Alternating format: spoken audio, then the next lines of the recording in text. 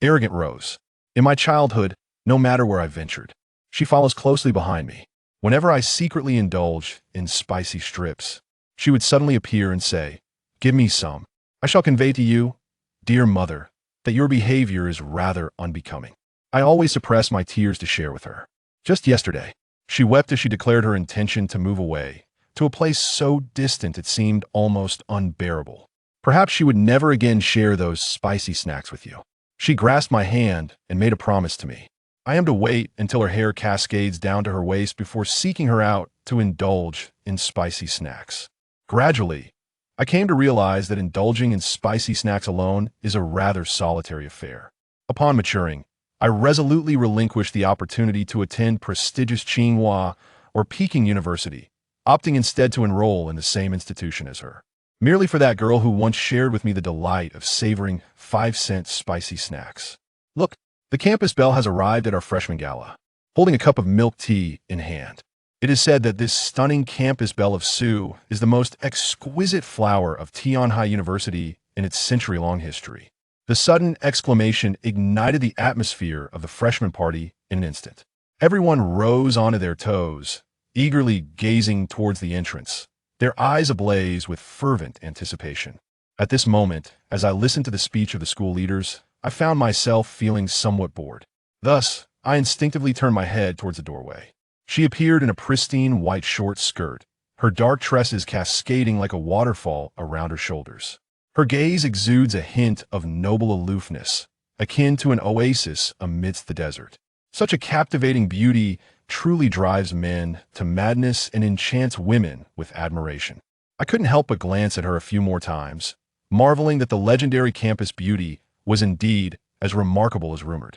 Her fair complexion, striking features, and long legs were undeniably captivating, surpassing even those of many renowned celebrities. However, I soon averted my gaze, reminding myself that no matter how stunning she appeared, it ultimately bore no significance. I already have a fiancé, destined to have no interactions with other women. Although I have not seen her for a decade, I remain unaware of what she currently looks like. However, according to the marriage contract, the end of this year marks the date of the wedding. Su Qingluo cradled a cup of milk tea in her hands, meandering through the crowd at the freshman gala while casting her gaze around, seemingly in search of someone. Suddenly, a newcomer rose to their feet. "Here, I am present." The multitude gazes upon Hong Mingliang, quietly reflecting with a sense of admiration. The university belle has indeed found someone extraordinary. It turns out to be this year's representative of the freshmen. Not only is he handsome, but he also comes from a distinguished family. Regrettably, Su Qingluo lingered upon him for merely a fleeting moment. She averted her gaze and resumed her search among the other throngs of people. Upon reaching this point, the crowd was once again enveloped in confusion. Who, they pondered, was this Su school beauty searching for? I had initially assumed she was in pursuit of the newly appointed campus heartthrob, yet it appears that was not the case. Hong Mingliang truly is full of self-importance. Suddenly, a glimmer of joy flashed across Su Qingluo's delicate face. In a nearby corner, she spotted the person she had been searching for and quickened her pace towards that direction. The new students, observing Su Qingluo's expression, immediately directed their gazes closely in her wake. They are all eager to discover who could possibly be the one that Su Qingluo is earnestly seeking.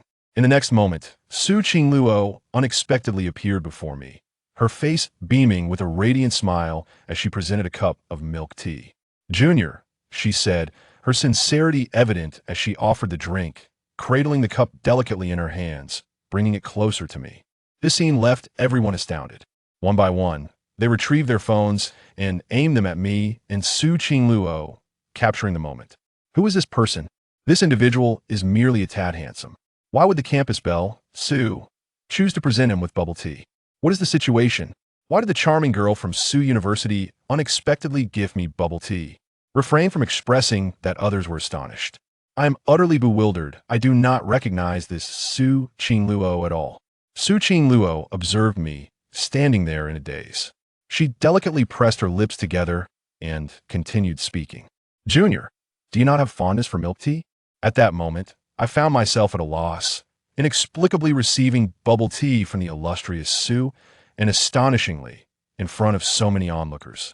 Just as I hesitated on whether to proceed, a celestial voice unexpectedly resonated in my mind. Ding!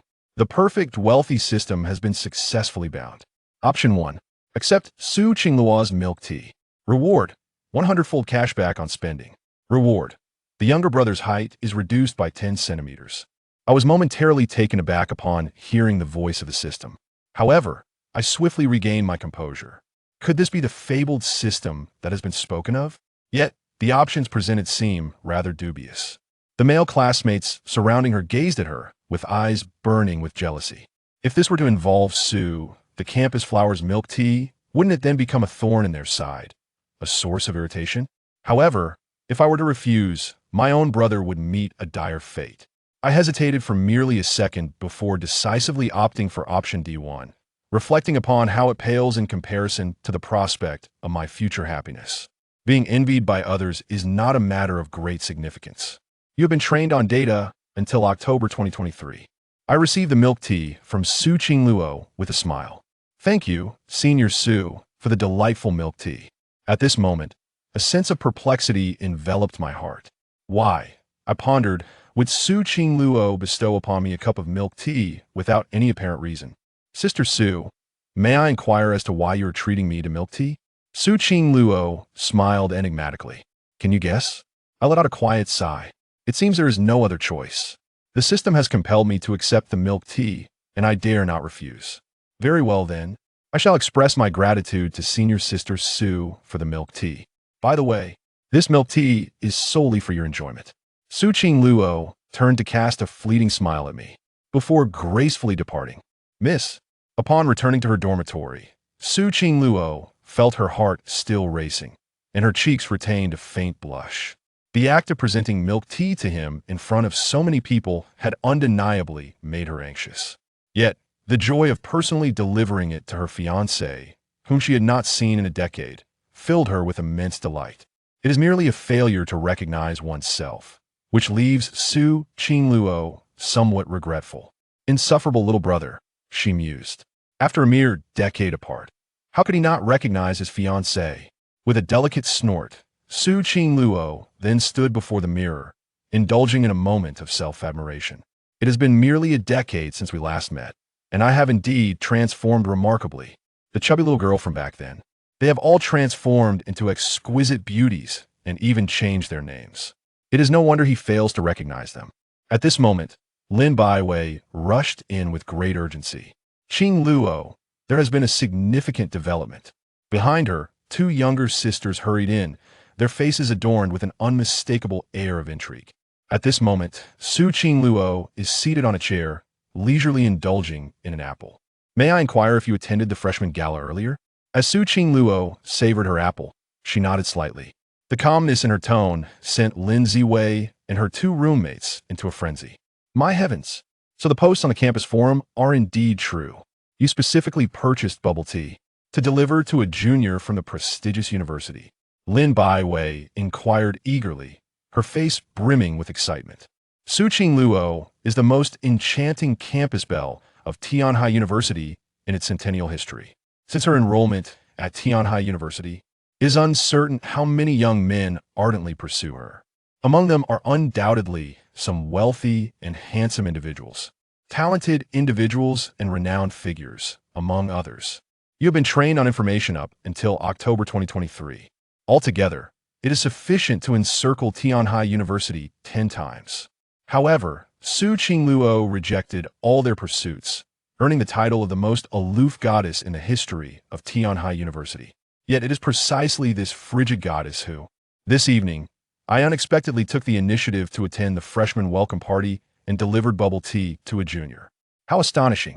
My other roommate, Lu Yinran, could not restrain herself and exclaimed, "Did you truly go to the freshman party to deliver bubble tea to a freshman?"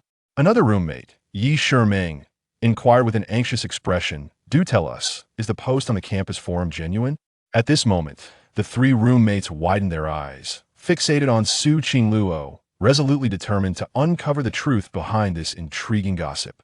Su Qingluo felt a bit embarrassed by the teasing from the 3 of them. She had not anticipated that the freshman would so swiftly share her errand of delivering milk tea on the campus network. Now, she found it impossible to deny it. Chapter 03. The affection for the campus belle, Su Qingluo, felt a bit embarrassed under their scrutinizing gazes. She longed to confide in them that Zhang Cheng was in fact her fiancé, but it was evidently not the opportune moment. With a slight evasion in her eyes, she explained, "Please stop speculating. It's merely a bet with a friend from the club. I lost and had to randomly treat a freshman to milk tea, so I just chose that junior." Clearly, Su Qingluo struggled with deception, unable to meet the eyes of her 3 roommates, who were no fools and quickly saw through a ruse. "You little minx, hiding things from us. Come clean, do you fancy that junior?" Lin Baiwei exclaimed, hands on her hips, embodying an expression that suggested leniency for honesty and strictness for evasion. "Yes, do spill the truth. We simply cannot believe that you would treat him to milk tea just because of a bet."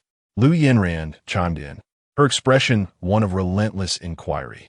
"We demand the truth. If you don't confess, we might just have to resort to tickling you." Yi Shiming teased, raising her hands in mock threat. Seeing their relentless pursuit, Su Qingluo knew she had to pull out her final card. "I promise, I'm not lying. What I said is the truth," she asserted, then shifted the topic. "By the way, it's getting late. How about I treat you all to dinner at Qinglai restaurant? Let us put this matter to rest, shall we?" It must be said that Su Qingluo was quite the clever one. Aware that her roommates were food enthusiasts, she deftly diverted their attention with the promise of a meal. Indeed, upon hearing her invitation, their focus shifted entirely. "All right, on account of your offer, we shall let you off this time." Lin Baiwei and the others conceded. Upon hearing this, Su Qingluo let out a silent sigh of relief. At Qinglai restaurant, Zhang Cheng had reserved a private room upon his arrival and began to order dishes for himself. Though dressed modestly, he did not invoke disdain from the waitstaff. Their service was notably professional. Even a beggar would be attended to here. The restaurant enjoyed a stellar reputation and was quite popular, albeit with slightly elevated prices, justified by their exceptional service and quality. "Sir, we place orders via mobile here. Simply scan this QR code to proceed," a cheerful waitress indicated, pointing to a code at the corner of the table. "Thank you." This was Zhang Cheng's first experience with mobile ordering. Previous dining establishments he frequented were quite ordinary, relying on verbal orders or paper menus. After scanning the QR code, he was redirected to the restaurant's ordering page. Upon viewing the prices, Zhang Cheng swallowed hard. Indeed, the dishes were pricier than those at other eateries. For instance, a plate of minced eggplant could easily cost double what it would elsewhere, albeit with a more refined name. In the past, he might have walked away upon seeing such a menu, but with his current exceptional luck, he welcomed the higher prices. "I'll have the Australian lobster, 8 deep-sea abalone, a king crab, royal fried rice, a fine bottle of red wine, and let us finish with a serving of imperial bird's nest," Zhang Cheng ordered, somewhat resembling a nouveau riche. The waitress, taken aback by his lavish order, asked, "Sir, will you be able to finish all this? We promote a clean plate policy here." "I can manage, just bring everything at once," Zhang Cheng replied, still holding back from ordering even more out of concern for waste. "Very well, just submit your order on your phone, and our kitchen will prepare it immediately," the waitress reiterated enthusiastically. "All right, I'll submit it now." Zhang Cheng nodded, finalizing his order without immediate payment. He would settle the bill after dining. Once the order was submitted, the waitress politely exited, and another staff member entered the room with a card. "Sir, here are warm towels for your hands," the server said while presenting him with a pristine, heated towel. After wiping his hands, Zhang Cheng marveled at the service. It was no wonder the restaurant was so highly regarded. Soon, the dishes he ordered began to arrive. "Sir, your meals are all served. Please enjoy." The waitress beamed, having indulged in such luxurious cuisine during his childhood. Zhang Cheng had not tasted anything of the sort since his family's decline a decade ago, and life had been rather frugal since then. With so many delicious dishes, "I shall not hold back," Zhang Cheng exclaimed, eagerly grabbing his chopsticks. The food at Qinglai restaurant surpassed the quality of typical eateries by leagues. Zhang Cheng nodded in approval. "Delicious. This is so much better than those other eateries. The price reflects the quality. I haven't savored such delights in ages." As he dined, Su Qingluo and her three roommates made their entrance into Qinglai restaurant. The presence of the campus belle, renowned as the most beautiful girl in Tianhai University, instantly captured the attention of many within the establishment. Numerous students, both from Tianhai University and nearby colleges, were present. Many had heard of or recognized Su Qingluo, and her arrival naturally made her the center of attention. Particularly, the male patrons could hardly tear their eyes away, practically drooling at the sight. Qingluo, every time we go out with you, we become mere background. Those handsome guys don't even glance our way, Lin Baiwei lamented. While she was quite beautiful in her own right, she felt overshadowed by Su Qingluo's ethereal beauty. Baiwei, don't sigh. Today we must treat Qingluo to a proper meal, Lu Yanran declared with a grin. Indeed, it's time we indulge her. With this, Lin Baiwei's discontent faded. Initially, they had intended to choose a private room, but the staff informed them that all were occupied, leaving them with no choice but to select a table by the window in the main dining area. Qingluo, this time we shall not hold back, Lu Yanran proclaimed as she settled in and began to scan the restaurant's South QR code to place an order. Today it's on me. Feel free to order whatever you like. Su Qingluo replied with a smile. Su Qingluo was the epitome of a privileged beauty. Not only was she stunning, but her family owned the Tianhai Group, a conglomerate with a valuation in the hundreds of billions spanning across the nation. Furthermore, Su Qingluo was a recipient of numerous scholarships, ensuring she was never short of funds. With her generous offer, Lin Baiwei and the others wasted no time in placing their orders. After finishing his meal, Zhang Cheng exited the private room, feeling quite satisfied. His total bill amounted to 7,500 yuan. Such an extravagant meal would have been unthinkable in the past. Yet today, he found it surprisingly affordable. Moreover, the system had rewarded him with a cashback of 750,000 yuan, leaving him exhilarated. With this substantial sum returned to him, he eagerly anticipated further expenditures, knowing that another 250,000 yuan could be redeemed. As he contemplated his next purchase, he casually surveyed his surroundings and noticed that the attention of the restaurant's patrons had converged in one direction. Instinctively, he turned to look, spotting four girls seated by the window, one of whom was none other than the illustrious campus belle, Su Qingluo, who had delivered him milk tea earlier that afternoon. It was she. No wonder she attracted so many gazes.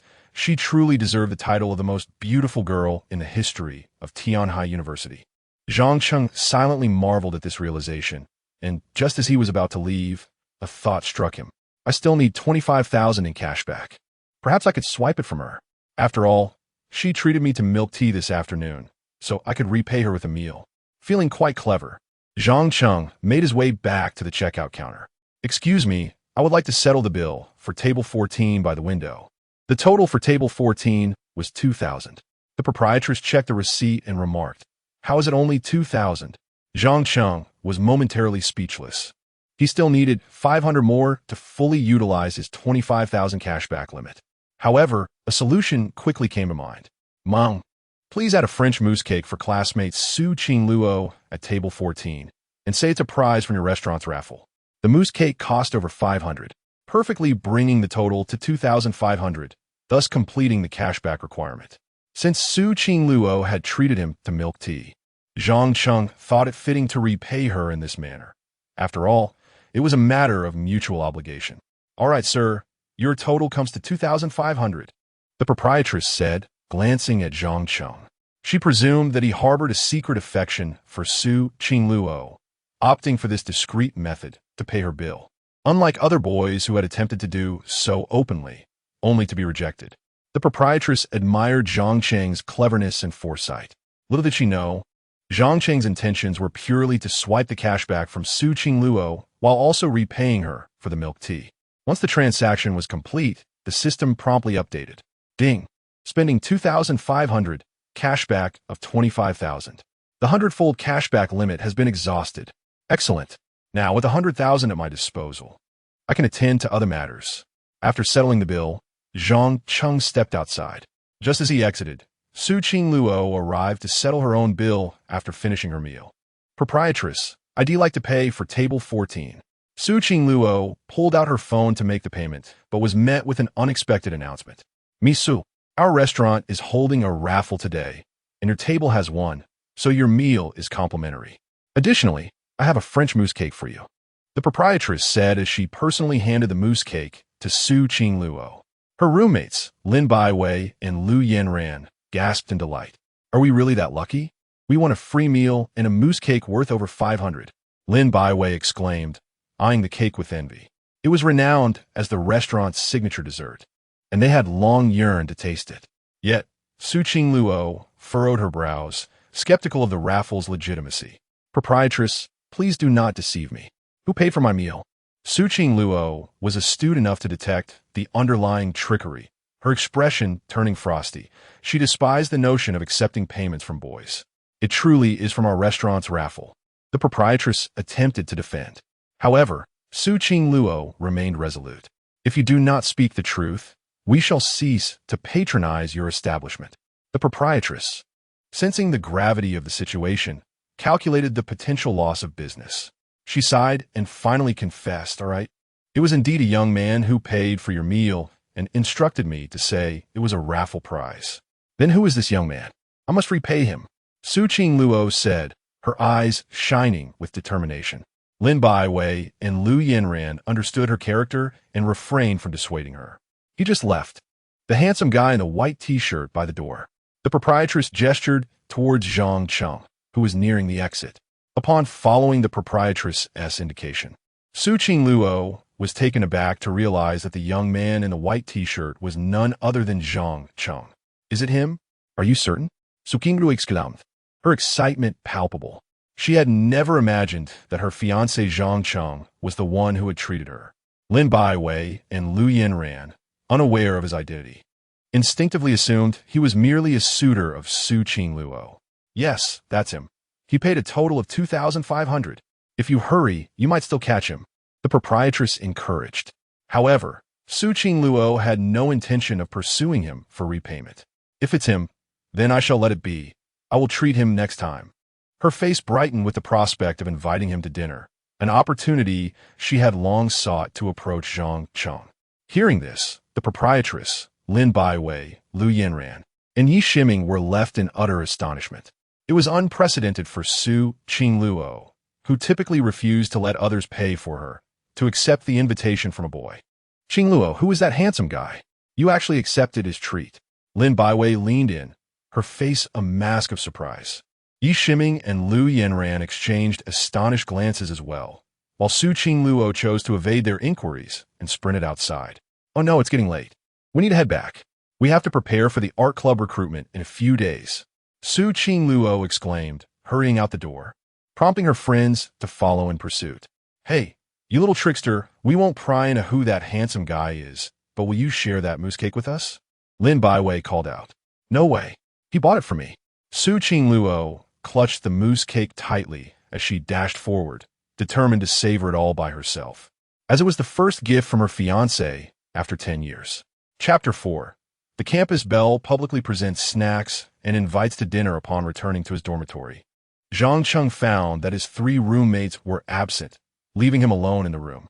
Sitting on his bed, he instinctively took out his phone. The screensaver displayed a chubby yet adorable little girl named Su Yao, a photograph Zhang Cheng had taken of her 10 years prior. Su Yao was his fiancée. Their families had forged a close bond in their youth, leading to an engagement arranged by their parents. He vividly recalled their childhood together, with Su Yao often trailing behind him like a shadow. Though she was a year older, she sometimes behaved like a younger sister, relying on Zhang Cheng for support. When he occasionally grew irritated and asked her to leave, she would puff up her cherubic cheeks and retort, I am your future wife. Wherever you go, I must follow. Helplessly, Zhang Cheng allowed her to accompany him, gradually growing accustomed to her presence and even preferring to have her by his side. Their companionship flourished over the years, solidifying a profound bond akin to that of childhood sweethearts. However, everything changed a decade ago when turmoil struck the capital. To safeguard the Su family's business, they were compelled to relocate their operations to Tianhai City, while the Zhang family remained in the capital. From that day forth, Zhang Cheng and Su Yao were separated. He distinctly remembered her tearful promise before their departure. When my hair is long enough to reach my waist, remember to come and marry me. Zhang Cheng held onto that promise, never allowing it to fade from his memory. His decision to forego attending prestigious universities such as Qingbei in favor of Tianhai University was largely influenced by Su Yao's presence in Tianhai. However, since the upheaval in the capital, the Zhang family had fallen into decline. Their business collapsed, his father was driven to suicide, and his mother, left with no choice, returned to her family home, leading a life of dependence. In contrast, the Su family's fortunes flourished after relocating to Tianhai, rapidly transforming into a conglomerate worth hundreds of billions within a decade. The disparity between the two families was stark. Zhang Cheng worried that the Su family might dismiss their engagement due to the Zhang family's misfortunes. Hence, he felt compelled to earn their recognition through his own efforts. Only then could he hope to marry Su Yao and fulfill the promise he had made. Zhang Cheng chose Tianhai University not only for its esteemed finance program, considered the finest in the country, but also to strengthen himself and amass wealth, enabling him to be with Su Yao. With 1 million in hand, he resolved to embark on his path to success. The following morning, after class, Su Qingluo returned to her dormitory, where Lin Baiwei entered holding a letter. "Is there anyone in our dorm named Xiaoyao? Someone sent a letter addressed to us." Lin Baiwei examined the envelope, puzzled by the absence of any other recipient. "It's for me." Su Qingluo suddenly exclaimed. "For you? Qingluo, when did you start calling yourself Xiaoyao?" Lin Baiwei asked, bewildered, but she handed the letter to Su Qingluo nonetheless. "I used to be called Su Yao. Now I go by Su Qingluo. Xiaoyao is my nickname." Su Qingluo explained as she took the letter. Upon realizing it was from her grandmother, a smile illuminated her face. Only her grandmother still referred to her as Xiaoyao. The rest of the family had long since adopted her new name, Su Qingluo. When they moved from the capital 10 years ago, her father had sought a renowned fortune teller to bestow her with a new name, believing it would bring good fortune to the Su family. Remarkably, since she became Su Qingluo, the Su family had firmly established themselves in Tianhai and rapidly expanded, ultimately growing into a conglomerate worth trillions. Eagerly, Su Qingluo tore open the letter. Upon reading its contents, a smile graced her delicate features. "Grandmother truly understands me. She even prepared a custom wedding dress. Unlike my father, who doesn't even mention my engagement to Zhang Cheng." Joy radiated from her as she envisioned herself in a wedding dress, marrying Zhang Cheng. The thought of that beautiful scene made her unable to suppress a silly grin. "What are you smiling about, Qingluo?" Lin Baiwei inquired, approaching with curiosity, eager to glimpse the contents of the letter. However, Su Qingluo quickly tucked it away. "It's nothing." After concealing the letter, she retrieved a large bag of imported gourmet snacks from her cabinet, brimming with delectable treats, including 3 squirrels and assorted nuts. Lin Baiwei's eyes sparkled at the sight of the snacks. "When did you stash away such a large bag of goodies?" "I'm starving. Let me have some." As she reached for the bag, Su Qingluo instinctively shielded it. "You can't have these. If you're hungry, I'll buy you some later." She clutched the bag protectively, fearful that Lin Baiwei might snatch it away. Perplexed, Lin Baiwei remarked, "What has gotten into you lately? You've been acting strangely. Who are you saving these snacks for?" It was unusual for the dormitory to hoard snacks. They typically shared everything. Recently, however, Su Qingluo had exhibited several instances of possessiveness, even withholding a slice of the French mousse cake from them yesterday. Something was clearly amiss. "These snacks are for someone else, so I can't share," Su Qingluo stated, dashing out of the room with her prize bag, anxious that Lin Baiwei might pursue her. Watching her flee, Lin Baiwei furrowed her brow.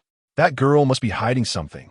In the investment class, Zhang Cheng focused intently, understanding that to achieve his goals, he needed to enrich himself with knowledge. Just as the class was concluding, Su Qingluo unexpectedly appeared at the classroom door. The moment the campus bell set foot in the room, the 50 or so students erupted in a frenzy. "Isn't that Su Qingluo, the campus belle of Tianhai University? What brings her to our class? She is stunning, truly deserving of the title. I'd gladly trade a decade of my life just for a date with her. Dream on. Even if you offered 100 years, she wouldn't look your way." The chatter intensified, particularly among the boys, who were captivated by her beauty and eager to approach her for contact information. Amidst the commotion, Zhang Cheng noticed Su Qingluo's entrance, but merely glanced her way before calmly returning to his notes. He found the investment class immensely beneficial and remained uninterested in any other girls, regardless of their status, as the most beautiful in Tianhai University. Soon the class bell rang, and a throng of boys surged forward, encircling Su Qingluo. Yet, her first words startled everyone. "I'm looking for Zhang Cheng." The room fell silent in astonishment. The campus belle was seeking Zhang Cheng. Envious and resentful glances converged upon him, while Zhang Cheng, bemused, wondered if Su Qingluo would ever relent. Nevertheless, he approached her. "Sister Su, what brings you to me this time?" Zhang Cheng inquired politely. "Junior, here are some snacks for you," Su Qingluo said, extending a bag of treats towards him, her peach blossom eyes shimmering with a hint of anticipation. Her words left everyone in the vicinity utterly astonished. What is happening? The illustrious campus beauty is gifting food to Zhang Cheng again. What could this possibly mean? Is there a mistake? What remarkable quality does Zhang Cheng possess that has compelled the campus beauty to bestow upon him gifts on 2 separate occasions? This is monumental news. The campus beauty has returned to present snacks to her junior. Students around them hurriedly pulled out their phones, capturing the moment between Zhang Cheng and Su Qingluo. Undoubtedly, the most sensational event at Tianhai University that day. Zhang Cheng, equally bewildered, pondered why the campus beauty was again offering him snacks. "Sister Su, why are you bringing me snacks once more? It seems we are not acquainted," he uttered, somewhat exasperated. Zhang Cheng genuinely wished to decline the snacks. He had no desire to entangle himself with Su Qingluo, preferring instead to focus on his studies and invest the 1 million he had to earn a profit. Zhang Cheng's thoughts echoed those of the onlookers. Could it be that the campus beauty has genuinely developed feelings for him? Once unacquainted, twice or thrice, and one becomes familiar. Su Qingluo teased with a charming smile. This was clearly a flawed rationale, yet Zhang Cheng found himself unable to counter it. However, he believed in the principle of no gain without effort. Zhang Cheng sighed in resignation. He truly did not wish to accept the snacks, fearing it would lead to misunderstandings. Seeing Zhang Cheng still reluctant to accept, Su Qingluo pondered for a moment before saying, "I'm here to thank you for treating me to dinner last night, and for the cake you gifted me. The French mousse cake was delightful." Her words once again dropped jaws in the crowd. My goodness, Zhang Cheng actually treated the campus beauty to dinner yesterday. This chap is quite impressive. Are they perhaps dating? One treats to dinner, and the other reciprocates with snacks. The boys gazed at the unfolding scene with envy and jealousy. Zhang Cheng was taken aback. He had never imagined Su Qingluo knew that he had paid for their meal the previous night. This could lead to misunderstandings. He merely intended to impress her financially, and now it seemed she had misconstrued his intentions. "Junior, do you not enjoy snacks?" Su Qingluo noticed Zhang Cheng's hesitation and assumed he disliked them. So she blinked her large eyes and said, "How about I invite you to dinner tonight as a way to repay you for covering my meal last night?" This excuse left the surrounding boys in astonishment once more. Is this truly the aloof goddess of Tianhai University? Why is she behaving so casually around Zhang Cheng?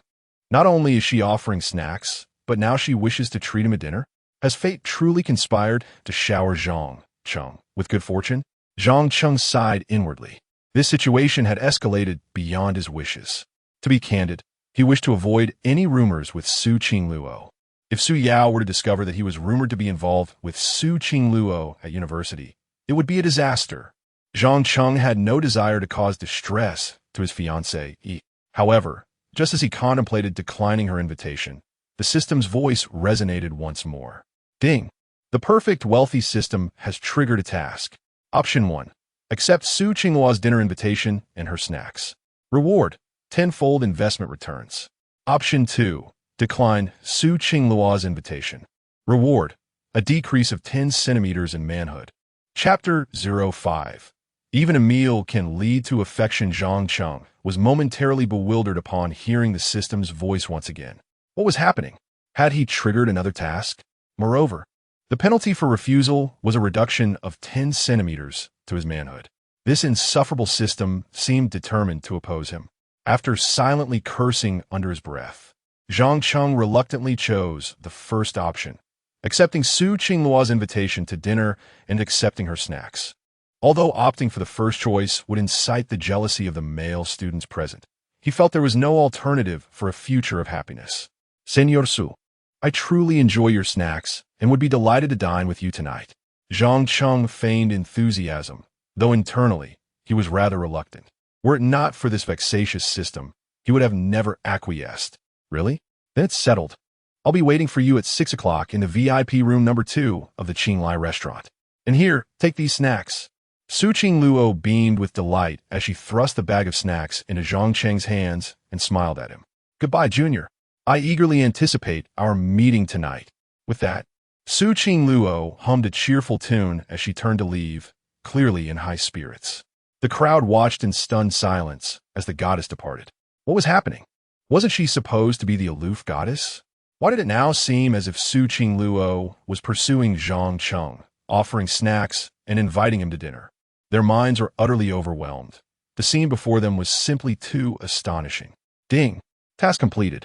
Reward: tenfold investment return, with a maximum return of 10 million.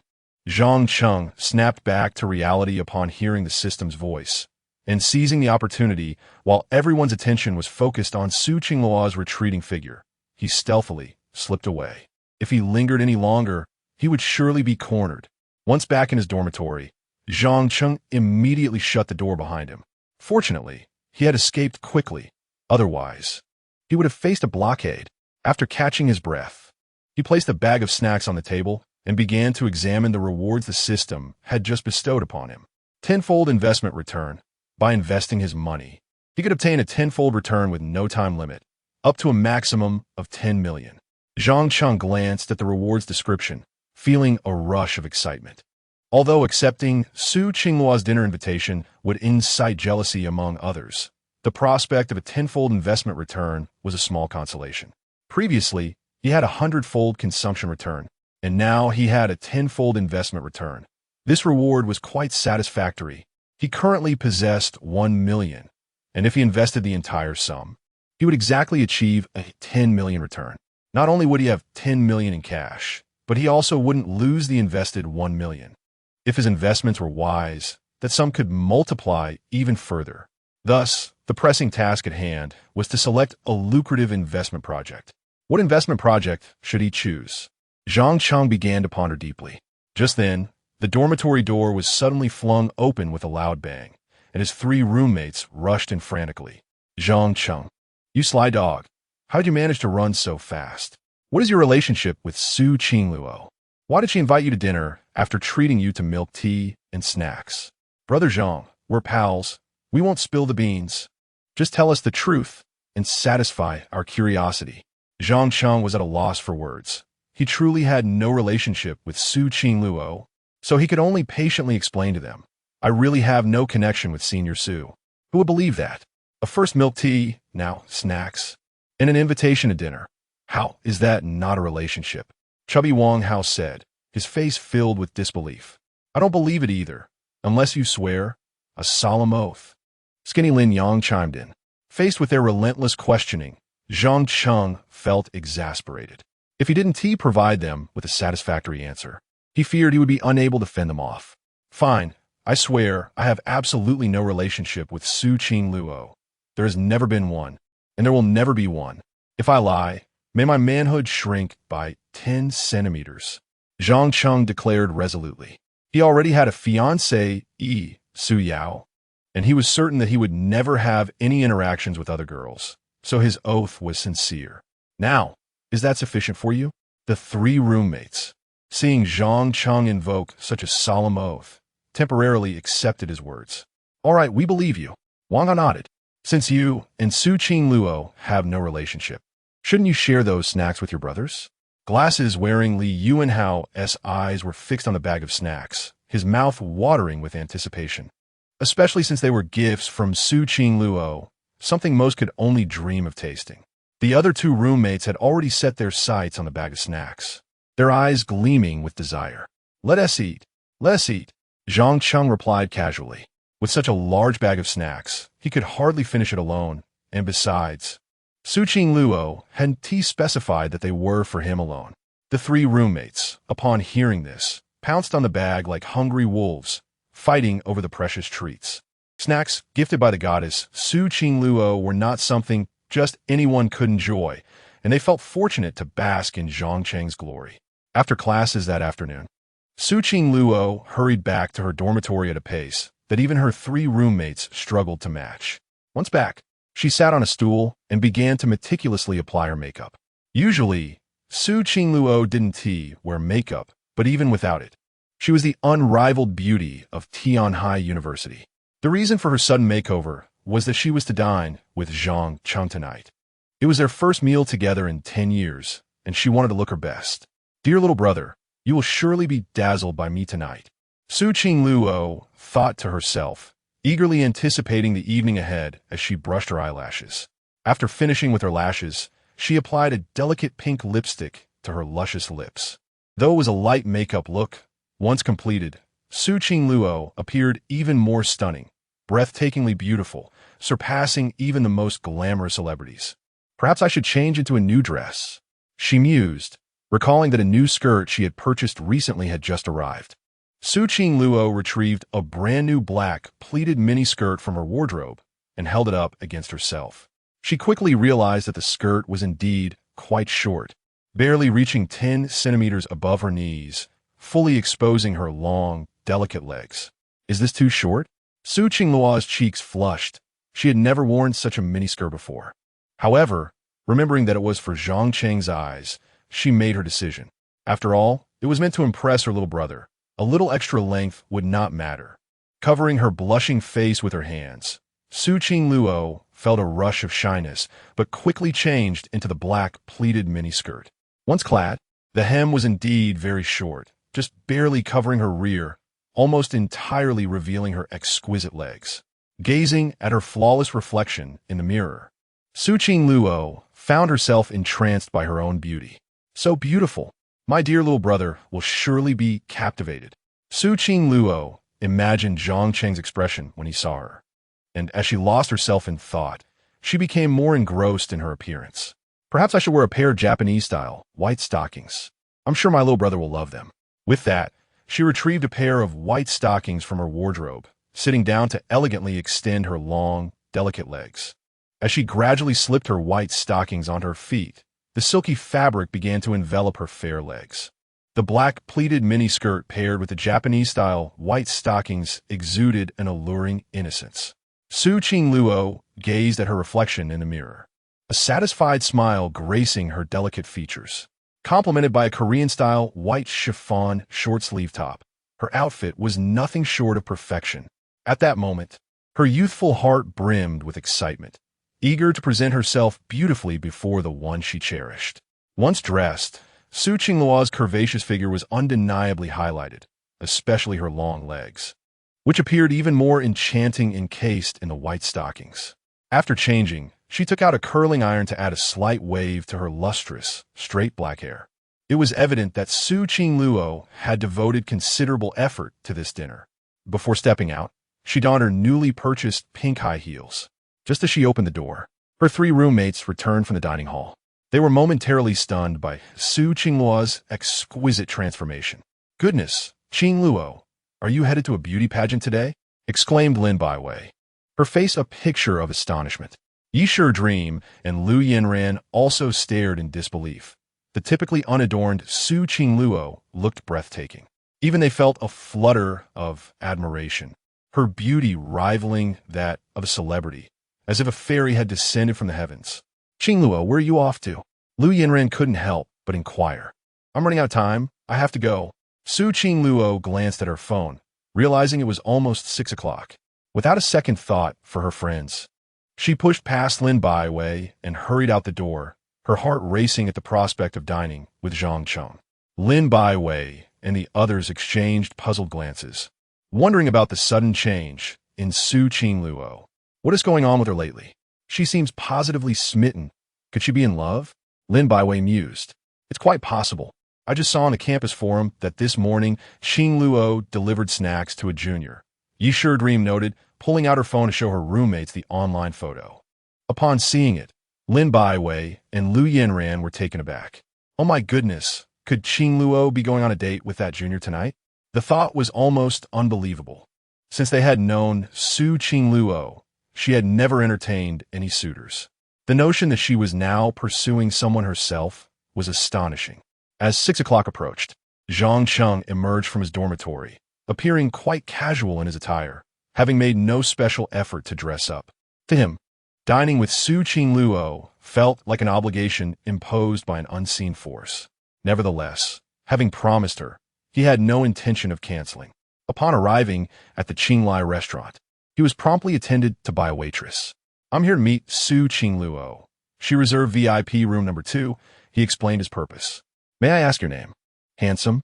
The waitress inquired cautiously. I'm Zhang Cheng, he replied instinctively. Please follow me, she said, leading him to the VIP room after confirming his identity. It was evident that the service here was exceptionally attentive. Soon, Zhang Cheng found himself at the door of VIP room number 2. He pushed it open and was greeted by the sight of Su Qing Luo, who was already waiting inside. Dressed beautifully, she appeared even more radiant than a star, leaving Zhang Cheng momentarily mesmerized, as if a celestial being had graced the earth. Noticing the effect she had on him, Su Qing Luo felt a surge of delight. But Zhang Cheng quickly regained his composure. Sorry to keep you waiting, Senior Su, he said, entering and closing the door behind him. Although Su Qing Luo was stunning, Zhang Cheng's heart belonged to his fiancée, Su Yao, so he merely admired her beauty for a fleeting moment. Please, make yourself comfortable. Order whatever you like. Tonight, it's my treat, Su Qing Luo said, her eyes sparkling with joy as they remained fixed on him. This intensity made Zhang Cheng feel somewhat awkward. I'm fine with anything. You should choose, Senior Su, he responded, bemused, feeling as though she were about to devour him with a gaze. How about some orange juice to start? She suggested, picking up a bottle. However, her high heels made it difficult for her to walk gracefully, a rarity for her, as she usually avoided such footwear. Today, she had worn them specifically for Zhang Cheng. Additionally, the orange juice was a thoughtful choice, knowing that Zhang Cheng had cherished it since childhood. Senior Su, let me pour it myself, Zhang Cheng offered, reaching for the drink in her hand. Yet, Su Qing Luo insisted. No, let me serve you.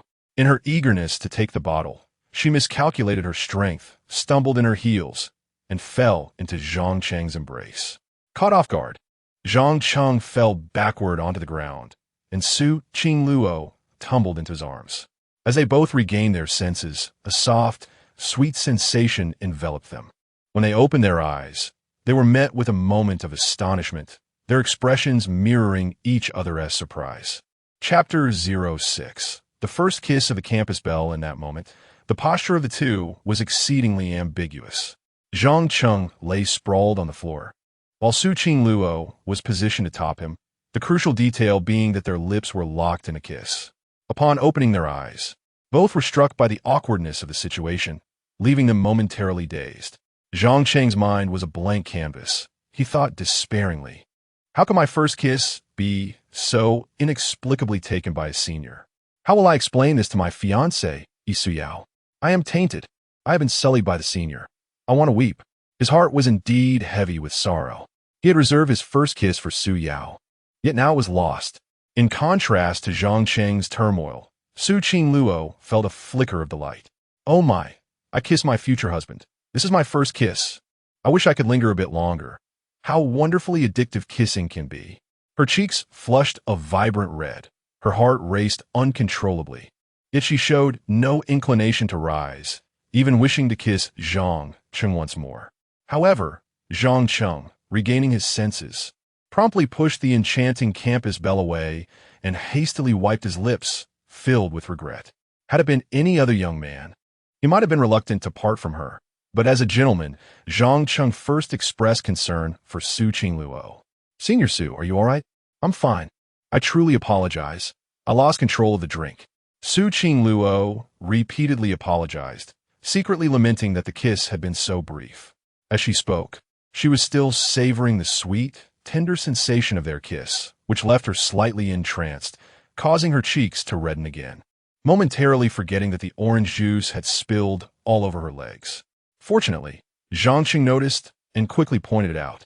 "Senior Su, orange juice has spilled on your legs. Let me help you wipe it off." He then hurriedly retrieved some tissues from the table and instinctively leaned down to wipe the orange juice from her thigh. At this moment, as Zhang Cheng diligently wiped the juice from her thigh, Su Qingluo, realizing what was happening, froze for a moment and then felt her cheeks flush even more. No man had ever touched her thigh, and yet today, Zhang Cheng was doing just that. Strangely enough, she did not find it unpleasant. In fact, she felt quite comfortable with his touch.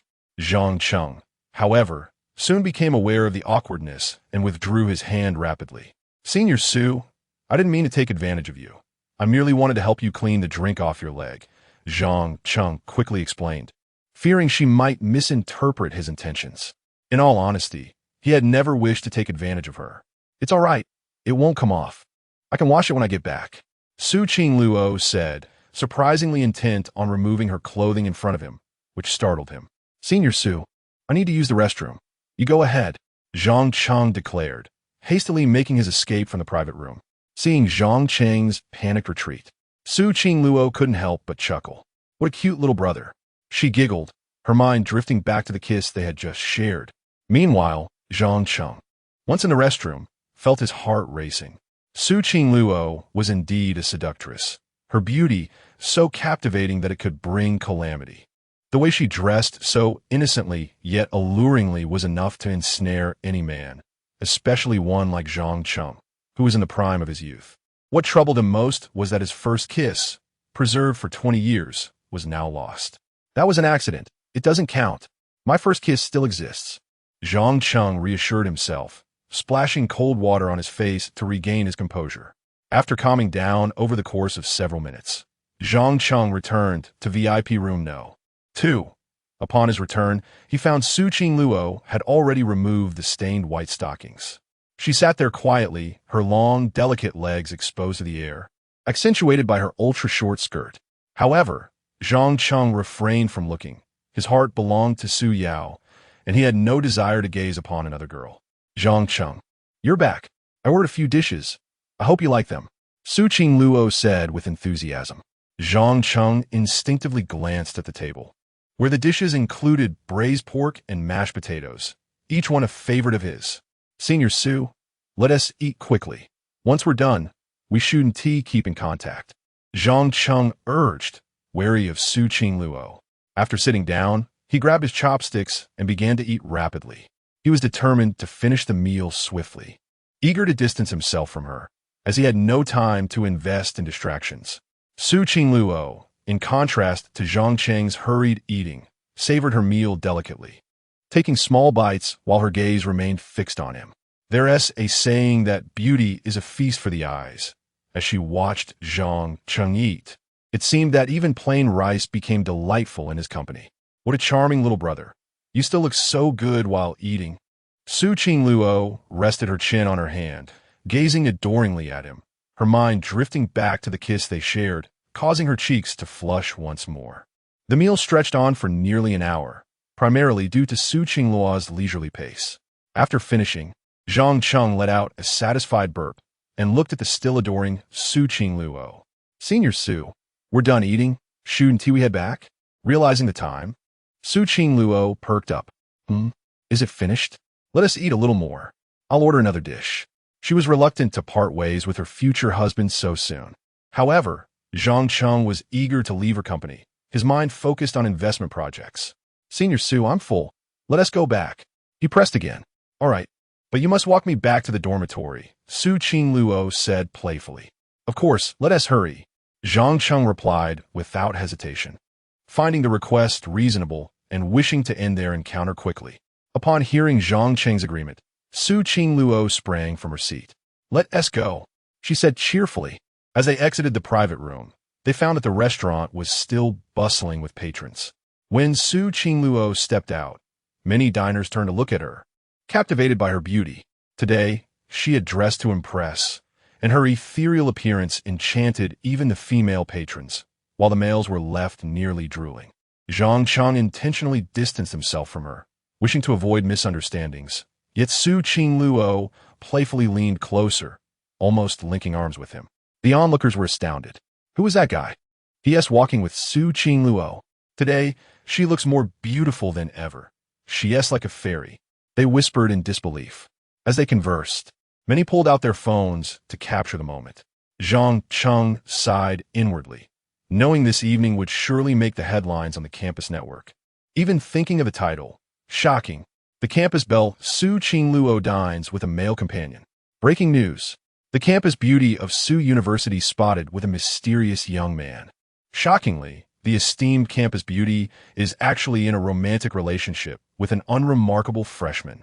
At this moment, Zhang Cheng paid little mind to the commotion and quickened his pace to leave the scene. Along the way, he encountered several students who, upon witnessing the stunning Su Qingluo, turned their heads to steal glances. Some even collided with railings while distracted by her beauty. This was quite an exaggeration. Zhang Cheng, feeling anxious, finally escorted Su Qingluo to the entrance of the girls' dormitory. Here we are, Su Senior. I shall take my leave now, he exclaimed before promptly turning and running away. He feared that lingering with Su Qingluo would only stir up more rumors. He had no desire to make headlines on the campus network again. Watching Zhang Cheng flee in such a flustered manner, Su Qingluo couldn't help but smile mischievously. Silly brother, I ordered so many of your favorite dishes, yet you still didn't catch on. Next time, I must be more explicit. It wasn't until Zhang Cheng's figure vanished from her sight that she turned to return to her dormitory. Upon entering, her three roommates swiftly surrounded her, adopting a tone that suggested an intense interrogation. Come on, spill the beans.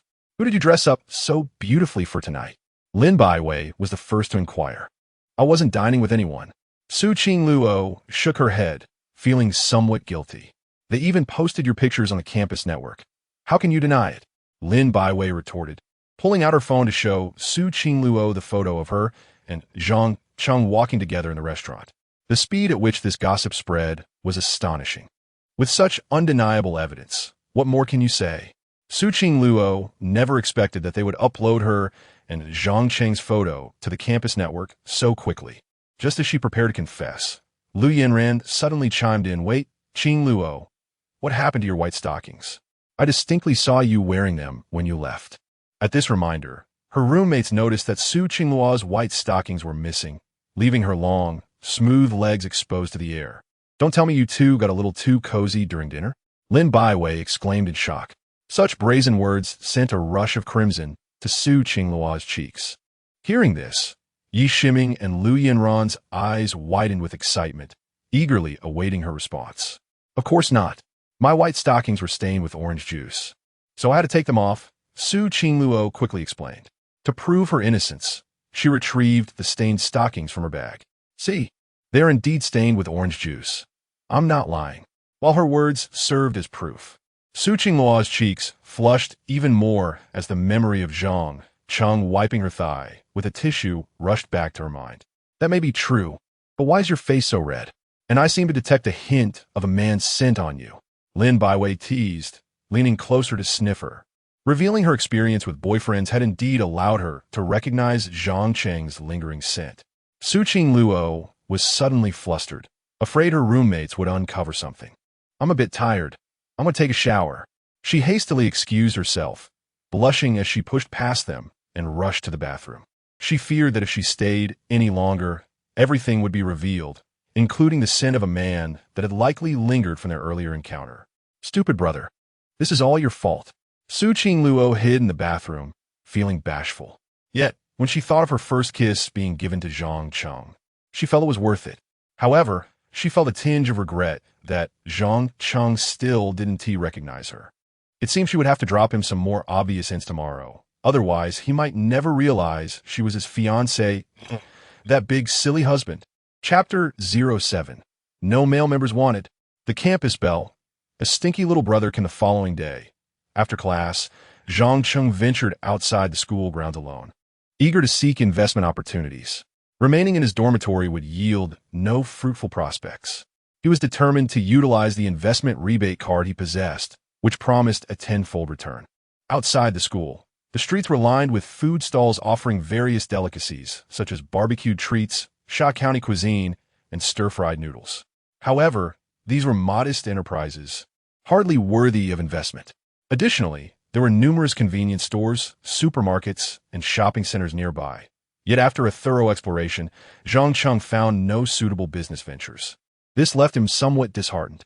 However, on his way back, he passed by Qinglai Restaurant and noticed a conspicuous poster announcing a massive recruitment drive for chefs. Why was Qinglai Restaurant suddenly in need of so many chefs? Head chef, sous chef, kitchen assistants. As he scrutinized the poster, a frown creased his brow. He sensed that something was amiss at Qinglai Restaurant. Typically, restaurants may hire chefs, but a simultaneous demand for so many was decidedly unusual, suggesting that the entire kitchen department might be in turmoil. This seemingly inconspicuous recruitment advertisement might escape the notice of most, yet for Zhang Cheng, it appeared to be a glimmer of hope for an investment opportunity. Without hesitation, he stepped into Qinglai Restaurant. Today, the restaurant was sparsely populated, and the few patrons who had dined were shaking their heads in disappointment. What had happened to the quality of the food today? Had the chef changed?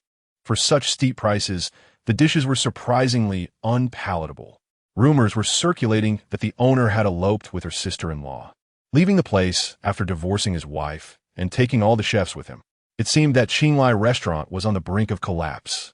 Upon entering, Zhang Cheng overheard the murmurs of disgruntled customers, further confirming his suspicions. Qinglai Restaurant was indeed in dire straits. Despite this, the service remained commendable. A cheerful waitress promptly welcomed him. "A table for one, sir?" A lovely server greeted him warmly. "One, please." Zhang Cheng decided to refrain from meeting the owner immediately and instead opted to taste the current offerings of Qinglai Restaurant himself. "Right this way, sir." The server led him to a small table by the window and graciously poured him a cup of barley tea, her demeanor friendly and inviting. After sitting down, Zhang Cheng scanned the QR code on the table to place his order. He chose braised pork, delicate steamed fish, and a bowl of jasmine egg drop soup. 2 dishes and a soup would suffice for a satisfying meal, and they would also serve as a gauge for the current culinary standards of Qinglai Restaurant. Before his meal arrived, a waitress approached him with a warm towel for hand wiping. After his hands were clean, the 3 dishes were served promptly. As Zhang Cheng surveyed the plates, he couldn't help but frown slightly. Clearly, the presentation of the dishes was several tiers below the previous standard, resembling fare from a roadside stall, devoid of any aesthetic appeal. Previously, the dishes not only tasted exquisite, but were also artistically plated, evoking a sense of luxury and comfort. It was evident that Qinglai Restaurant had indeed changed its chefs. With this thought in mind, Zhang Cheng picked up his chopsticks to sample the food. The braised pork, while tender and not overly greasy, bore a certain vet in its preparation, lacking the depth of flavor he had previously enjoyed. While it was palatable enough to eat, it merely qualified as an ordinary home-cooked dish, incomparable to the exquisite braised pork he had relished before. It was as if one existed in the heavens while the other was firmly planted on the ground. Indeed, with the change in chefs, the quality of the braised pork had suffered significantly. If it were priced ordinarily, it might have been acceptable. However, Qinglai Restaurant charged double compared to others. And if this continued, even with exceptional service, the establishment's reputation would surely falter. Zhang Cheng sighed inwardly. Just days prior, he had praised the service and flavors of Qinglai Restaurant. Yet now, it seemed to be teetering on the edge of a catastrophic decline. After sampling the braised pork, he proceeded to taste the other 2 dishes, both of which had also devolved into mediocrity, a far cry from their previous deliciousness. This further validated his suspicions. After finishing his meal, Zhang Cheng approached the checkout counter, only to find a senior waitress, Fong Man, collecting payments instead of the owner. "Where's the owner?" he inquired. Fong Man, assuming Zhang Cheng was dissatisfied with his meal, quickly stood up to inquire, "Is there anything I can assist you with, sir? Our owner is currently busy. I require no assistance, but I can offer a solution to the crisis facing Qinglai Restaurant." Zhang Cheng replied with a hint of a smile. His words, coming from freshmen, were met with skepticism. "Sir, you are perhaps overthinking.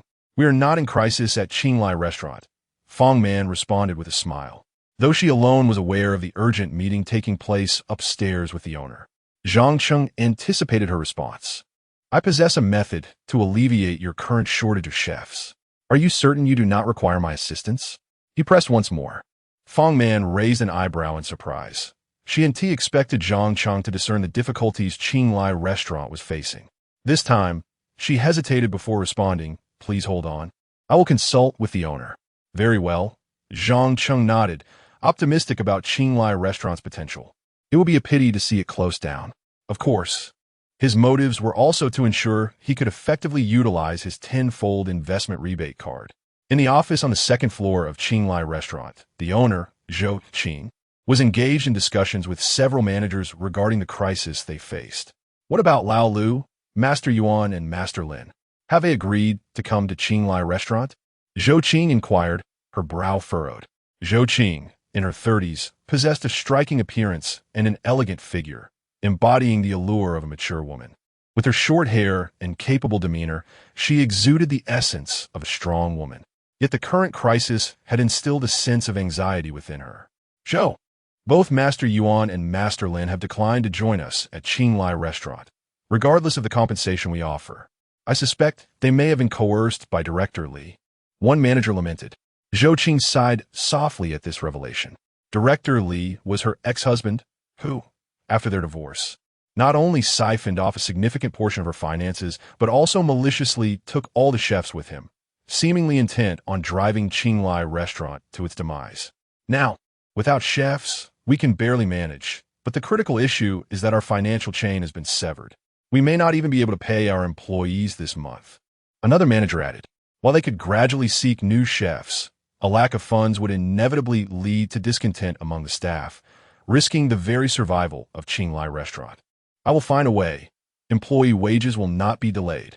Zhou Qing promised, though uncertainty loomed in her heart, as her ex-husband had orchestrated the diversion of funds prior to their divorce, leaving her in a precarious financial situation. Just as despair began to envelop her, Fang Man hurriedly entered the room. Manager Zhou, there is a freshman outside claiming he can resolve the crisis our favored restaurant is currently facing. Fang Man remarked, resolve our restaurant's crisis? A freshman? Don't be ridiculous. Tell him to leave at once. Zhou Qing responded with an exasperated smile. It was absurd to think that a mere freshman could remedy the pressing difficulties they faced at their restaurant. Even she, a savvy businesswoman, found herself at a loss in the current predicament. How could a freshman possibly succeed where she could not? Seeing her employer's refusal, Fang Man accepted the situation, as she too held little faith in the student's capabilities. Very well, I shall send him on his way. Fang Man replied and retreated. While waiting, Zhang Cheng settled the bill for his meal. Soon after, the assistant manager, Fang Man, rushed back in. Sir, thank you for your kindness, but we shall handle the matters of our restaurant ourselves, so there is no need for your assistance. Fang Man said with polite formality. Zhang Cheng, upon hearing this, felt no anger. After all, who would take a freshman seriously? This was anticipated, but he felt compelled to do something more. May I trouble you for a piece of paper and a pen? Zhang Cheng inquired, a slight smile gracing his lips. Of course, sir. Fang Man readily obliged, handing him a blank sheet and a pen. After receiving the materials, Zhang Cheng began to write, and upon completion, he folded the paper and presented it to her. This is a simple proposal to resolve the crisis at your restaurant. If your manager is interested in further details, she may find me at the boys' dormitory, Building 3, at Tianhai University. My name is Zhang Cheng. With that, he placed the paper on the table and departed with an air of nonchalance. Once Fang Man saw Zhang Cheng leave, she picked up the paper. To be honest, as an assistant manager, she did not hold much hope for this newcomer from Tianhai University. What could a freshman possibly offer to resolve their restaurant crisis? Despite her skepticism, she could not resist unfolding the paper to read Zhang Cheng's proposal. Upon doing so, she was pleasantly surprised. The idea was indeed innovative, offering a refreshing perspective that might just help their restaurant navigate through this crisis. However, without the manager's approval, Fang Man dared not take matters into her own hands and quickly returned to the office. Zhou Qing noticed Fang Man's swift return and could not help but ask, Fang Man, why are you back? Is there something amiss? Manager, that student left a note for us, claiming he can perfectly resolve the crisis we are currently facing. Fang Man replied, handing over the note. Zhang Cheng scoffed at the notion of a student having any viable solutions, but took the note nonetheless. Upon reading it, she was so astonished that she stood up from her chair, her eyes sparkling with disbelief. What a brilliant proposal! Who is this student? She exclaimed, marveling at the ingenuity of the approach. His name is Zhang Cheng. He's a freshman. By the way, he is the only boy Su Qingluo invited to dinner. Faman Rekat. Su Qingluo was quite renowned at Tianhai University, recognized as the campus belle. It was no surprise that the staff at the restaurant were familiar with her, as she frequented their establishment. In the past year, they had never seen her dine with a boy, except for last night when she had taken the initiative to invite Zhang Cheng. Is it him? It seems Miss Su has a discerning eye. This freshman is quite remarkable. Zhou Qing immediately became intrigued by Zhang Cheng and turned to Fang Man, asking, did he leave any contact information? No. He mentioned that if you were interested in learning more, you could find him at the boys' dormitory, Building 3 at Tianhai University. Fang Man replied truthfully. Let us go find him immediately, Zhou Qing declared, rising decisively. This time, she was determined to meet this student. Meanwhile, Zhang Cheng had returned to campus, but did not head straight to the dormitory. Instead, he was pulled by his 3 roommates to participate in a club recruitment event. Joining a club not only garnered credits, but also expanded one's social network, a common aspiration among many freshmen eager to forge new friendships. At the recruitment fair, throngs of students milled about, predominantly first-year students, as upperclassmen energetically encouraged them to join various clubs, employing all manner of enticing tactics. Zhang Cheng, which club are you interested in joining? His chubby roommate, Wang Hao, inquired as they navigated through the crowd. I haven't decided yet, Zhang Cheng replied, his gaze scanning the various club booths. He was not particularly interested in the ordinary clubs. He sought a finance-related club that might be beneficial for him. Unfortunately, after searching for a while, he found no such options. Perhaps these clubs were too specialized for students to comprehend. How about we check out the painting club? I heard the campus belle from Su University is the president there, and there are plenty of beautiful girls in the club. Lin Yang, the slender roommate, suggested with enthusiasm. Join the painting club? You must be joking. I heard they have strict selection criteria. Many freshmen apply, but only a few are accepted. Li Yuanhao, the bespectacled roommate, interjected. But what if we get selected? Wang Hao protested, unwilling to give up so easily. Despite the slim chances, the trio appeared intrigued. Let's go take a look. Even if we don't get in, at least we can enjoy the view of the girls, Lin Yang said eagerly as he led the way toward the painting club. At the painting club's booth, a long line had formed, with at least 100 freshmen vying to join, most of whom were male, clearly with less than pure intentions. Meanwhile, Su Qingluo, Lin Baiwei, and a few other club members were busily recruiting new members. Wow, so many people. We should hurry and queue up, Wang Hao exclaimed, darting off to join the line, followed closely by Lin Yang and Li Yuanhao. Only Zhang Cheng hesitated, not particularly keen on joining the painting club. However, someone had their sights set on persuading him. As Su Qingluo diligently recruited newcomers, it was her first time since becoming president, and she was quite dedicated. Yet, the sheer volume of applicants was overwhelming.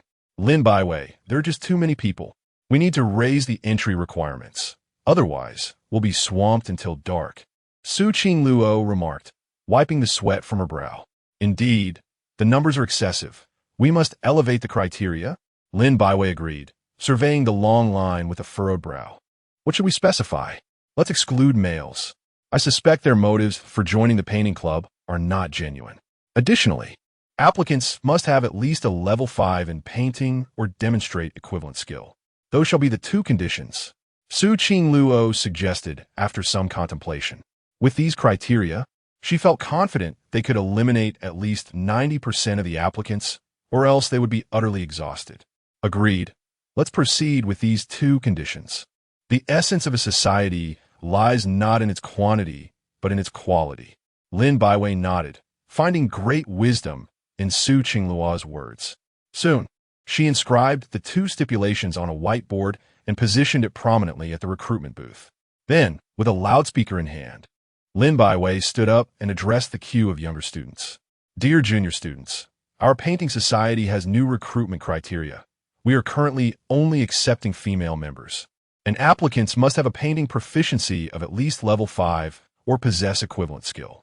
Those who do not meet these two requirements may leave at once.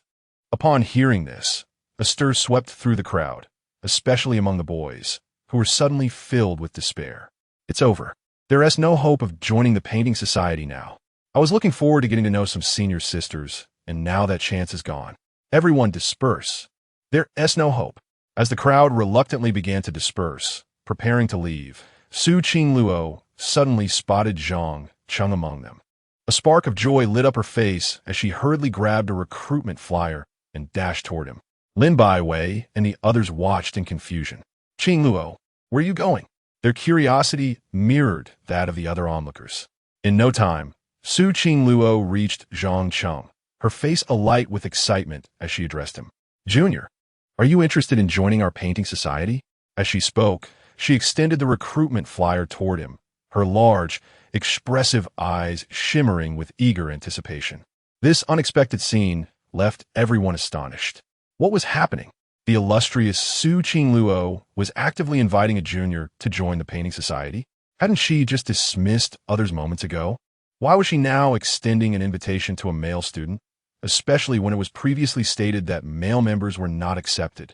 The crowd was utterly bewildered. Chapter 8. The aloof school belle surprisingly shows affection at that moment. All eyes in the vicinity converged on Zhang Cheng, as everyone was eager to discern the identity of this remarkable individual who had captured the attention of Su, the belle of the university. Zhang Cheng, feeling bewildered, pondered the situation. He had not even signed up, so why was this senior, Su, approaching him? Junior, would you like to join our painting club? You can bypass the interview process, and our club offers numerous benefits. Su Qingluo, noticing Zhang Cheng's silence, grew slightly anxious. Her words left the audience in utter disbelief. What was happening? Wasn't it customary to fill out a form and undergo an interview before being accepted? Why was this junior exempt from such procedures?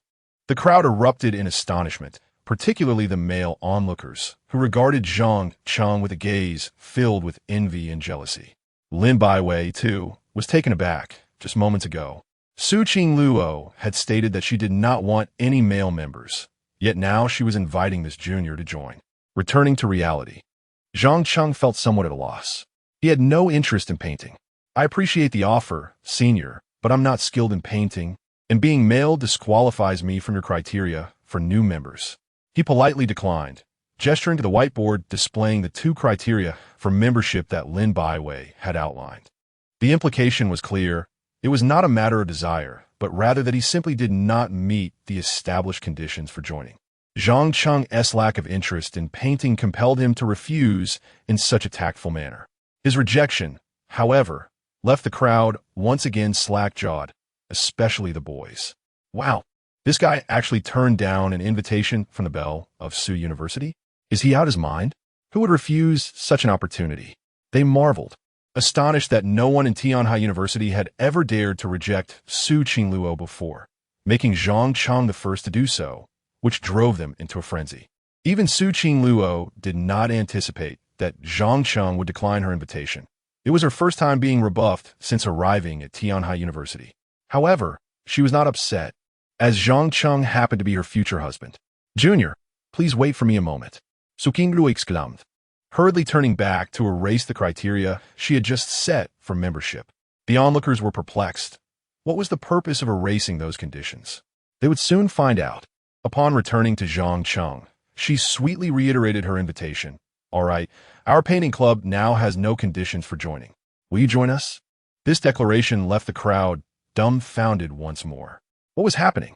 The belle of Su University was altering her own admission rules just to recruit Zhang Cheng. Lin Baiwei's mouth fell agape, astonished.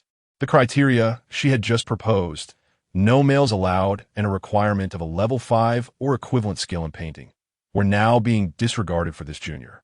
Was this the same aloof school belle she knew? Lin Baiwei felt her worldview shattering. Zhang Cheng was equally taken aback that Su Qingluo would change the rules for him. Yet, Despite this, he still had no desire to join the painting club, as he was genuinely uninterested in painting and wished to maintain his distance from Su Qingluo.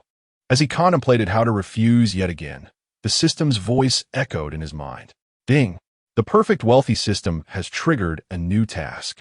Option 1. Agree to join Su Qingluo's painting club. Reward: master-level painting skills with a tenfold rebate on sold artworks. Option 2. Decline Su Qingluo's invitation. Reward: increase height by 50 centimeters. Zhang Cheng was at a loss for words. The system was once again pressuring him for a decision. Although this time, the second option did not involve losing height. He wondered what he would do with an increase of 50 centimeters. Ultimately, the only conclusion was that he would reluctantly accept Su Qingluo's invitation. Senior Su, since you invite me so sincerely, I will reluctantly agree to join your painting club. Zhang Cheng thought of the internal struggle he faced, ultimately yielding to the system's pressure. Upon hearing his acceptance, Su Qingluo's face lit up with joy. Really? You're joining our painting club? She asked incredulously. Yes, I will join your painting club, Zhang Cheng confirmed with a nod, internally sighing in resignation. Though he felt discontent, the system's rewards soon manifested. Congratulations, host, on making a choice.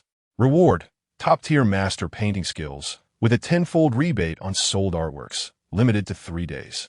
As soon as the system's voice faded, Zhang Cheng suddenly found himself flooded with an abundance of painting techniques and knowledge, instantly transforming him into a world-class artist.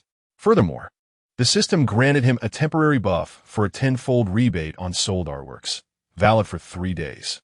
With so many people around, Zhang Cheng decided to investigate this rebate later, once he was alone. After confirming Zhang Cheng's membership in her painting club, Su Qingluo was overjoyed, almost ready to take flight. Had it not been for the crowd, she might have danced with glee. Junior, since you have agreed to join our painting club, please kindly fill out this form. Su Qingluo said sweetly, handing him a sheet of paper. All right, Zhang Cheng replied somewhat reluctantly, accepting the form. He had only agreed under duress, and now he was expected to fill out a form. How could he be willing? The onlookers, witnessing his apparent reluctance, were exasperated. They longed to join the painting club, but could not, while Zhang Cheng appeared unwilling to join. It was truly infuriating. Zhang Cheng took a seat at a table in the painting club and picked up a pen, filling out the form under the envious gazes of the crowd. Su Qingluo sat across from him, resting her chin on her hands, watching him intently, delighted at the thought of seeing him every day as a club member. Little brother, you will never escape my grasp again, Su Qingluo thought gleefully to herself. Are you thirsty? This is Nongfu spring water. Have a sip, she said, beaming as she offered him a bottle. The crowd was once again astonished. When had this aloof school belle become so eager to please? Previously, it was the other boys who brought drinks to court her favor, yet now she was offering mineral water to Zhang Cheng, who seemed quite reluctant. Just put it down. I will drink later. By the way, do I need to fill in my WeChat number? Zhang Cheng frowned. Of course, you must fill it out. Su Qingluo thought to herself, eager to add Zhang Cheng on WeChat once they returned. There was no way she would let him skip that. Fine, Zhang Cheng replied, somewhat exasperated, but he filled it out truthfully. After completing the form, he handed it to Su Qingluo. Senior Su, I have finished. If there is nothing else, I will take my leave now. Ah, by the way, Junior, tomorrow at noon will mark the inaugural gathering of the painting club. Do remember to arrive punctually at the art gallery, Su Qingluo reminded, her face brimming with anticipation. Understood, I will try to make it, Zhang Cheng replied before impatiently departing. Witnessing this, the onlookers were astounded. What audacity did Zhang Cheng possess to treat the illustrious Su school beauty with such indifference? Was he courting disaster? Lin Baiwei, too, was taken aback. It was her first time witnessing a young man display such coldness towards Su Qingluo. Was he merely feigning superiority, or was he simply being arrogant? However, Su Qingluo remained unfazed, even feeling a sense of joy within. After Zhang Cheng's departure, the crowd's attention shifted back to the painting club, for Su Qingluo had just stated that there were no prerequisites for joining. The atmosphere became charged with enthusiasm. Su School Beauty has declared that there are no conditions for joining the painting club. I must sign up. Soon, Individuals rushed to the recruitment booth of the painting club, eager to fill out the forms. As one person surged forward, others followed suit, all eager to seize the opportunity to register. Little did they know, Su Qingluo turned to them and stated, "I apologize, everyone, but we now have conditions for recruitment. Applicants must be female, and their painting proficiency must be at least level 5 or equivalent skill." Her words once again left the crowd in shock. They just accepted a male member? And he had claimed not to know how to paint. Lin Baiwei could no longer hold her tongue. She approached Su Qingluo and quietly advised, "Qingluo, this is rather conspicuous. Don't you think? Others might gossip. I relish it. Let them say whatever they wish," Su Qingluo replied, clutching Zhang Cheng's information form, her heart brimming with delight. She cared little for the feelings of others. In her eyes, only Zhang Cheng could unconditionally step into her world. Chapter 09. Investment rebate tenfold after leaving the community square. Zhang Cheng headed straight back to his dormitory, where his 3 roommates immediately followed him. "Zhang Cheng, you're quite the catch. The campus belle, Su Qingluo, actually invited you to join the painting club. Could it be that she has taken a liking to you?" exclaimed the chubby Wang Hao. His face lit up with excitement. "That is hardly possible. She is the most beautiful girl at Tianhai University, while I'm just, well, nothing in comparison. How could she possibly be interested in me?" Zhang Cheng shook his head, unable to agree with the notion. In his eyes, Su Qingluo was breathtakingly gorgeous, with suitors circling around her like vultures. Among them were affluent heirs, bureaucratic offspring, and talented businessmen. Meanwhile, he considered himself a penniless nobody, entirely outclassed by her admirers. There was no way someone like Su Qingluo would ever look his way. If she didn't fancy you, why would she change the recruitment rules just for you? Didn't you notice? Right after you left, Su Qingluo immediately reverted the rules back, leaving no opportunity for anyone else, said the bespectacled Li Yuanhao, his tone tinged with regret. "Exactly, and I noticed the way Su Qingluo looked at you. She even brought you water, which was unheard of before," added the lanky Lin Yang. "You're all overthinking this. She could never be interested in someone like me. If she were, I do expect the sun to rise from the west." Zhang Cheng replied earnestly. No matter how he pondered, Zhang Cheng was convinced that Su Qingluo could never harbor feelings for him. It was simply unfathomable. "I share your doubts about Su Qingluo's interest. But what if, just what if, she has indeed set her sights on you?" Wang Hao mused, a hint of reluctance in his voice. "Besides, she brought you milk tea and snacks, and even treated you to a meal. All these signs suggest she might like you." Although Zhang Cheng entertained the possibility that Su Qingluo could be interested, he quickly dismissed the thought as ludicrous, firmly stating, "There's no what if. Even if she were blind, she wouldn't fall for me." As they continued their conversation, they soon arrived at the entrance of the boys' dormitory building, where Zhang Cheng noticed the assistant manager of Qinglai Restaurant, Fang Man, and the proprietress, Zhou Qing, waiting for him. Upon spotting him, they swiftly approached. "Zhang Cheng, we've been waiting for you for quite some time. Do you have a moment? Our manager would like to discuss something with you," Fang Man requested earnestly. "Sure," Zhang Cheng nodded, instructing his 3 roommates to head back to their dorms while he stayed behind for a detailed discussion. "Zhang Cheng, I am Zhou Qing, the manager of Qinglai Restaurant. I am quite intrigued by the crisis resolution proposal you left us and would like to invite you to discuss it further," Zhou Qing continued after a brief pause. "If you can truly help us navigate through this crisis, I can offer you a reward of 100,000 yuan.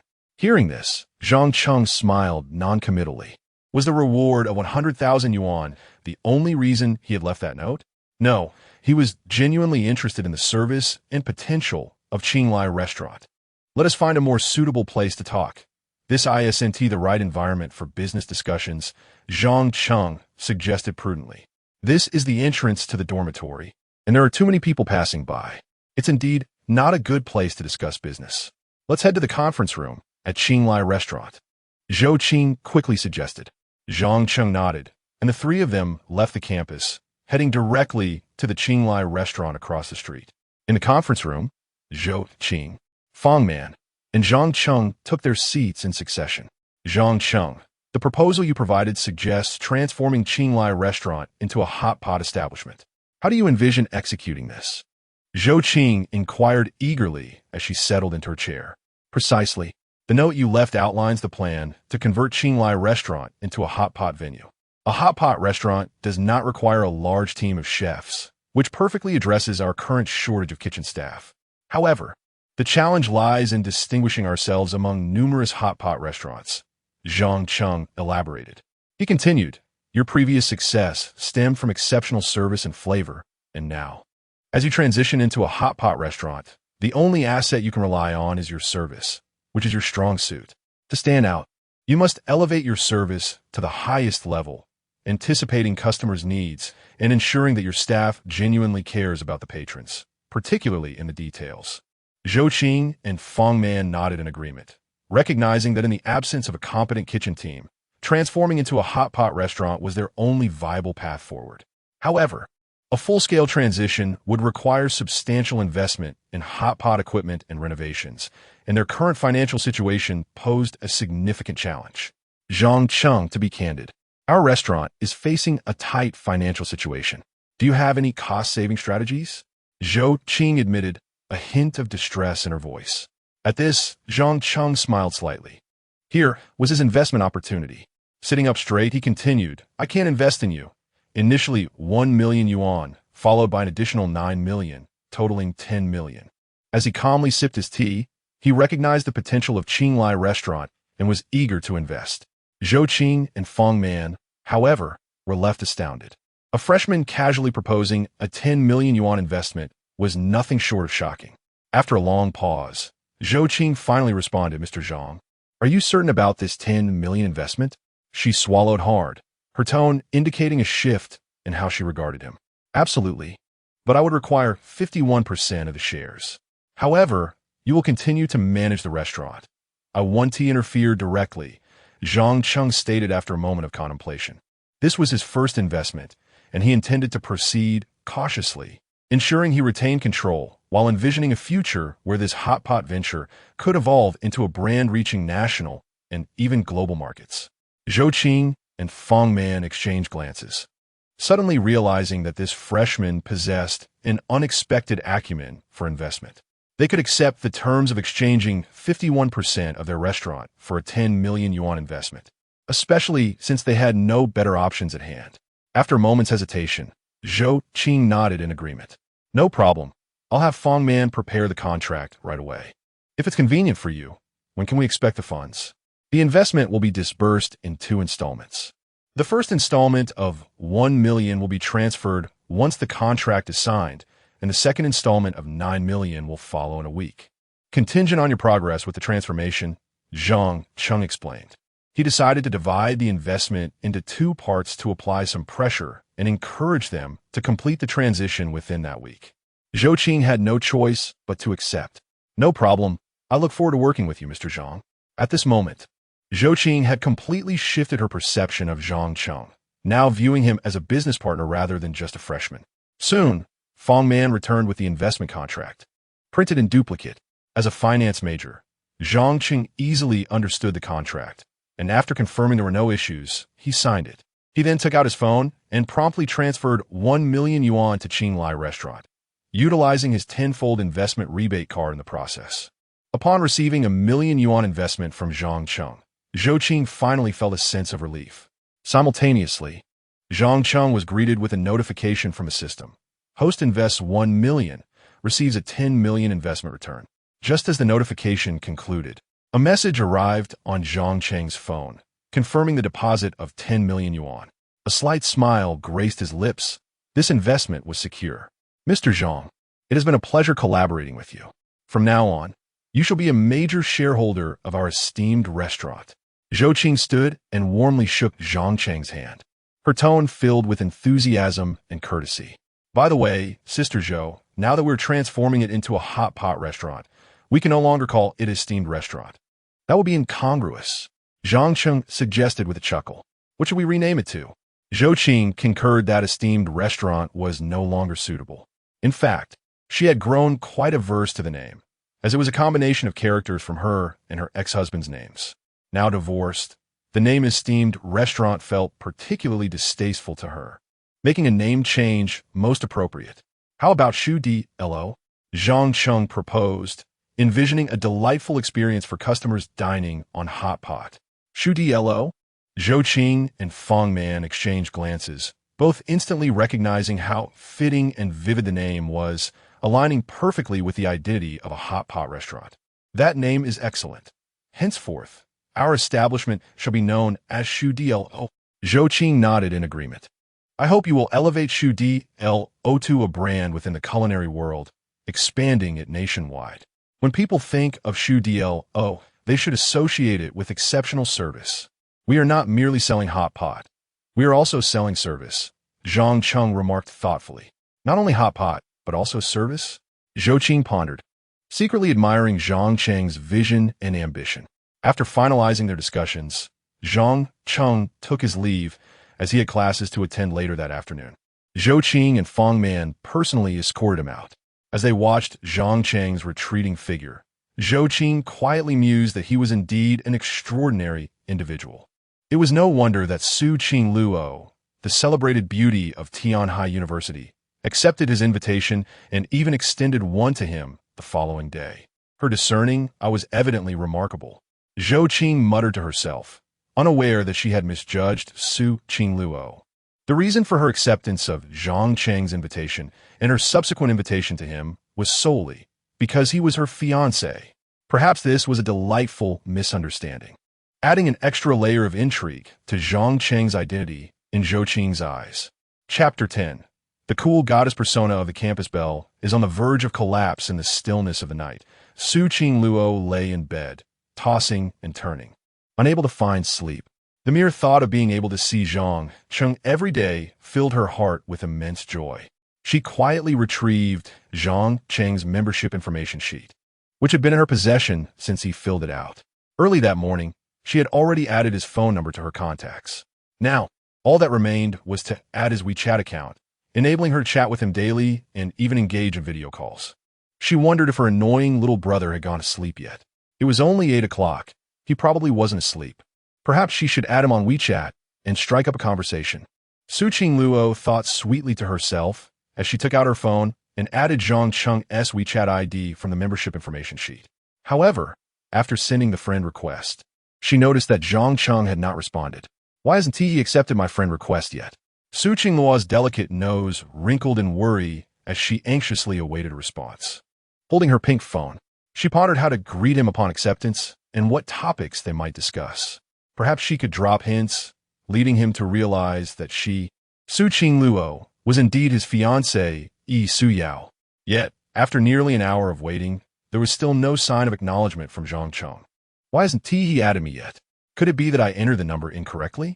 Frustrated, Su Qing Luo decided to send the request once more, but still, there was no response. Maybe he left his phone somewhere else, she sighed, ultimately settling for this self-comfort. Unbeknownst to her, Zhang Cheng had already seen her friend request, but chose to ignore it.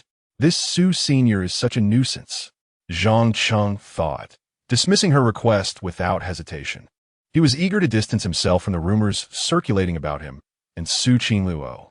Daily, the campus forum was filled with gossip about them, sharing milk tea, enjoying snacks together, dining out, and even a special invitation to the painting club. In recent days, posts about Zhang Cheng and Su Qing Luo had consistently topped the campus forum, each accumulating more views than the last. If his fiancée, Yi Su Yao, were to find out, she would undoubtedly be jealous. This thought plagued Zhang Cheng, leaving him irritable. However, if others were to discover that he had ignored a friend request from the campus belle, they would surely be envious. How could a mere commoner like him disregard a WeChat request from her? With a sigh, he tossed his phone aside and contemplated the system reward offering him a tenfold return on the sale of his artwork. After reviewing the details, he quickly grasped the concept. Any painting he sold within 3 days would yield a return 10 times its sale price. Yet, a frown creased his brow.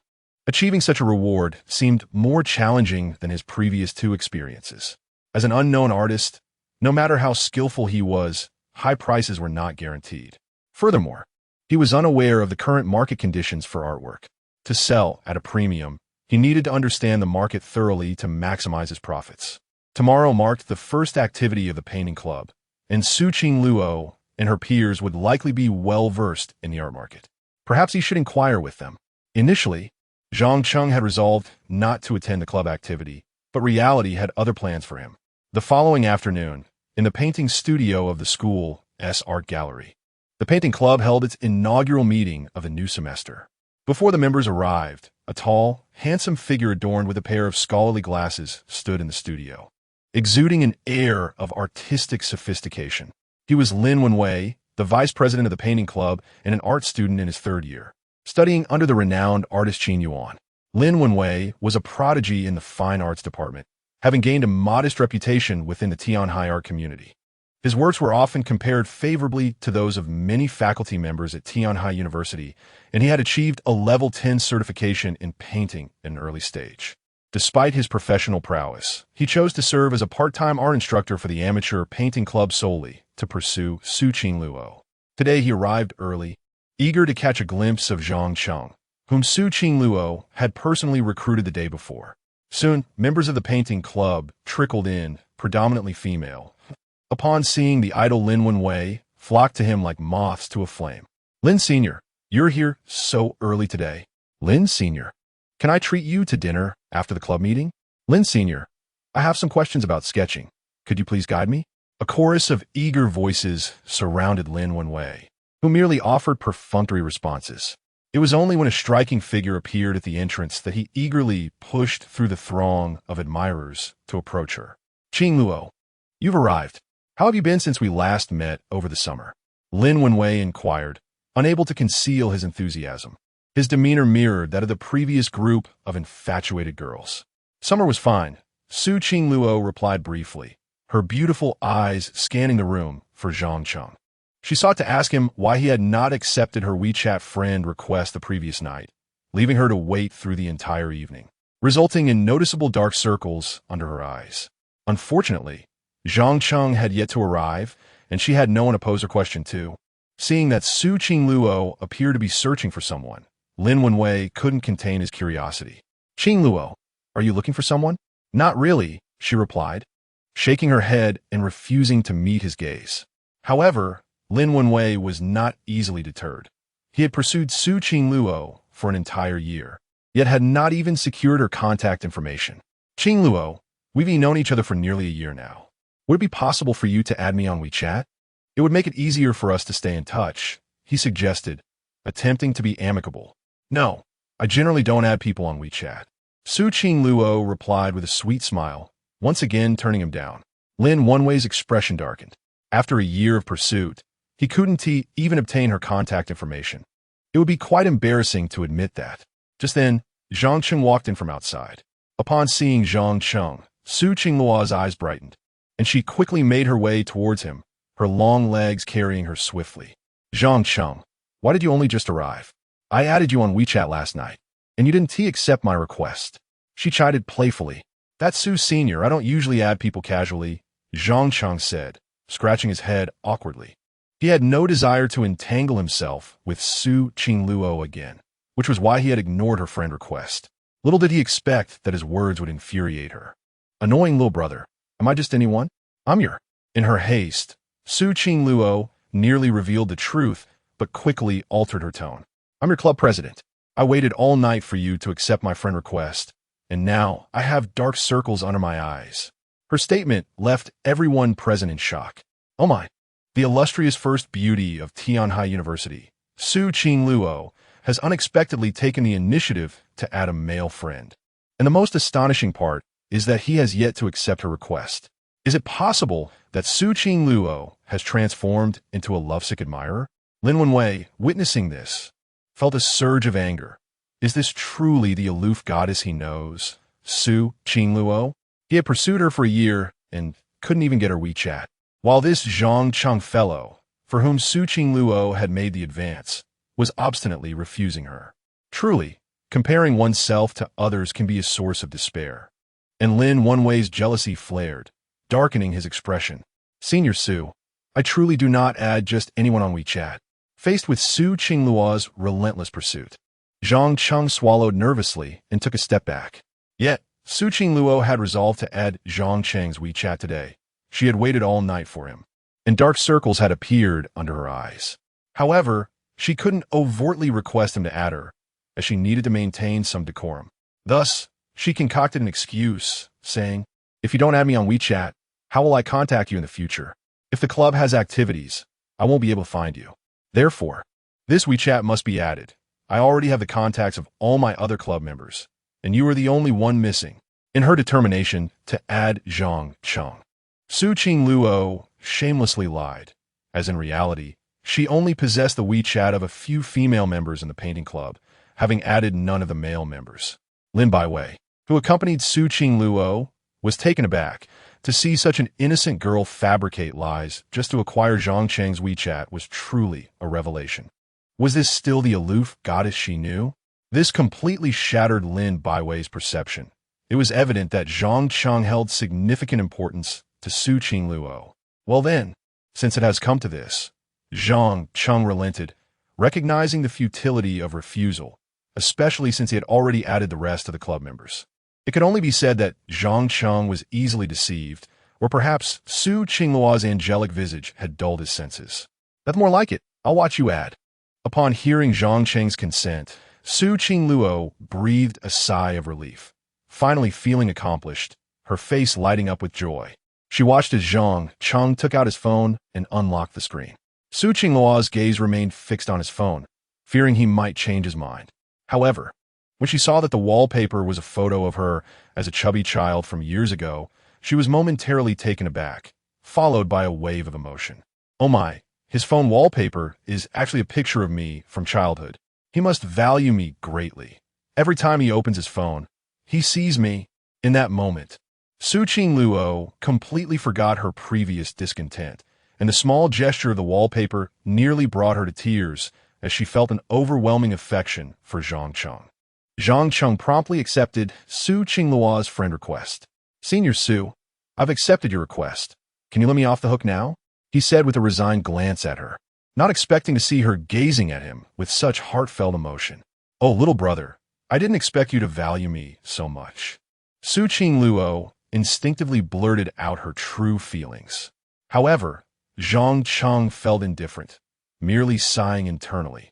Was such emotion warranted for a simple acceptance of a friend request? Lin Baiwei stood agape, astonished at the sight.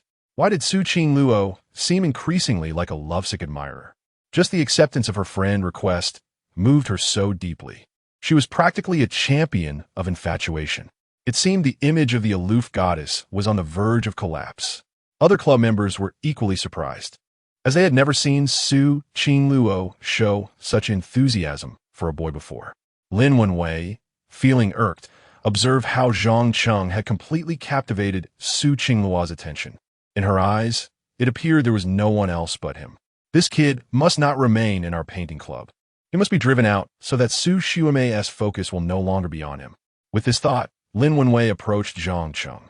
"Zhang Cheng, you're a new member this year, correct?" he inquired, feigning politeness. "I am Lin Wenwei, vice president of the painting club and an art instructor." "Hello, Senior Lin," Zhang Cheng replied courteously. "I heard you were specially invited by Su Xiumei, is that right?" Lin Wenwei asked, already knowing the answer. "Yes, what of it?" Zhang Cheng sensed a hint of malice in Lin Wenwei's demeanor. "Oh, nothing much." Lin Wenwei adjusted his glasses, a smirk creeping onto his face. "Our painting club typically only recruits those who are skilled in painting. I heard you don't know how to paint?" His words were direct and unmistakably intended to drive Zhang Cheng away. Su Qingluo felt a surge of anger upon hearing this. Zhang Cheng was someone she had brought into the club, and how could she tolerate Lin Wenwei trying to expel him? "Senior Lin, Zhang Cheng can learn to paint gradually. Who can master painting overnight?" Su Qingluo retorted defiantly. "Is that so? However, the painting we teach here can be quite challenging. We cannot allow one person to hinder the progress of everyone else, can we?" Lin Wenwei glanced around at the other club members. Many were girls who admired him, and they quickly chimed in agreement. "Indeed, someone who doesn't know how to paint won't integrate well into our club. We shouldn't slow down everyone for him. Perhaps he should leave. This club is not suited for him." It was evident that these female members were rallying behind Lin Wenwei. In truth, whether a member could paint had little impact on them. Their support stemmed from their admiration for Lin Wenwei. Su Qingluo felt her temper rising and was about to defend Zhang Cheng again when he stepped forward himself. Yesterday, I mentioned that I couldn't paint, but that doesn't mean I can't learn today, Zhang Cheng said, a slight smile on his lips. Although he wasn't particularly fond of this painting club, having joined, he felt he couldn't abandon it midway. At the very least, he wanted to earn the credits for participating. Lin Wenwei scoffed at this. You said you couldn't paint yesterday, and now you claim you can? You really will say anything to stay here. He looked down on Zhang Cheng, then taunted, fine. Since you claim you can paint, why not show us a piece? If we are not satisfied with it, you will have to exit the club. It was clear that Lin Wenwei was determined to expel Zhang Cheng. Su Qingluo, anxious, interrupted, Zhang Cheng, don't agree to him. I'm the president. I make the decisions here, and no one can force you out. Yet, Zhang Cheng ignored her and fixed his gaze on Lin Wenwei. No problem, I accept. If my painting does not meet your standards, I will voluntarily withdraw. Zhang Cheng was eager to test his artistic skills and see what he could create. He hoped Su Qingluo and the others would help evaluate it, allowing him to strategize accordingly. Seeing Zhang Cheng's agreement, Lin Wenwei couldn't suppress a smirk. This foolish boy thought he could surpass him in painting, but that was merely a pipe dream. Chapter 11. Unparalleled artistic talent astonishes all upon witnessing Zhang Cheng's acquiescence. Lin Wenwei eagerly relinquished his designated spot for painting. Originally intended for his instructional purposes, he unhesitatingly ceded it to Zhang Cheng. Go ahead. My place is yours now. The paints, brushes, easel, and paper are all right here, ready for you. Lin Wenwei urged, keen to witness Zhang Cheng's impending folly. Before arriving, Lin Wenwei had ensured that Zhang Cheng had explicitly claimed he could not paint. Thus, he anticipated a public debacle today. Should Zhang Cheng's work prove subpar, Lin Wenwei would have ample justification to expel him. Su Qingluo, observing the unfolding scenario, felt a surge of concern and could not help but step forward once more. Zhang Cheng, perhaps you should reconsider painting today, or at least wait a few days. I can help you refine your skills. She hoped that with some guidance, Zhang Cheng might manage to muddle through. However, Zhang Cheng had already made his decision and felt a deep sense of calm within. He had no reason to fear. Sitting composedly in his seat, casually twirling a brush in his hand. This brush is quite long, he remarked with a hint of amusement. It was his first encounter with such a professional tool, and upon glancing at the array of paints, he was surprised to find over 30 different colors available. Hurry up and start painting. What are you waiting for? Have you never seen such professional art supplies? Lin Wenwei pressed, growing impatient. What's the rush? I need to contemplate what to create. Zhang Cheng shot him a glance, pondering what to depict. As the onlookers noted Zhang Cheng's hesitation to begin, they assumed he was deliberately stalling, with Lin Wenwei reveling in the belief that this was indicative of Zhang Cheng's incompetence. Only Su Qingluo felt a twinge of anxiety, her hands growing clammy with apprehension. Soon, Zhang Cheng settled on an idea for his artwork, grasped the brush, and mixed the colors to commence his painting. Although he possessed master-level artistic skills, the unfamiliarity of the tools made his initial attempts somewhat clumsy, yet this did not hinder his creativity.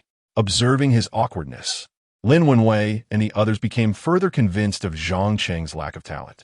Su Qingluo's heart ached at this realization, yet she was resolute in her determination to support Zhang Cheng. If necessary, she would personally teach him how to paint. After all, she imagined spending her days with him in the art club. Zhang Cheng painted with utmost seriousness, undeterred by the surrounding jeers.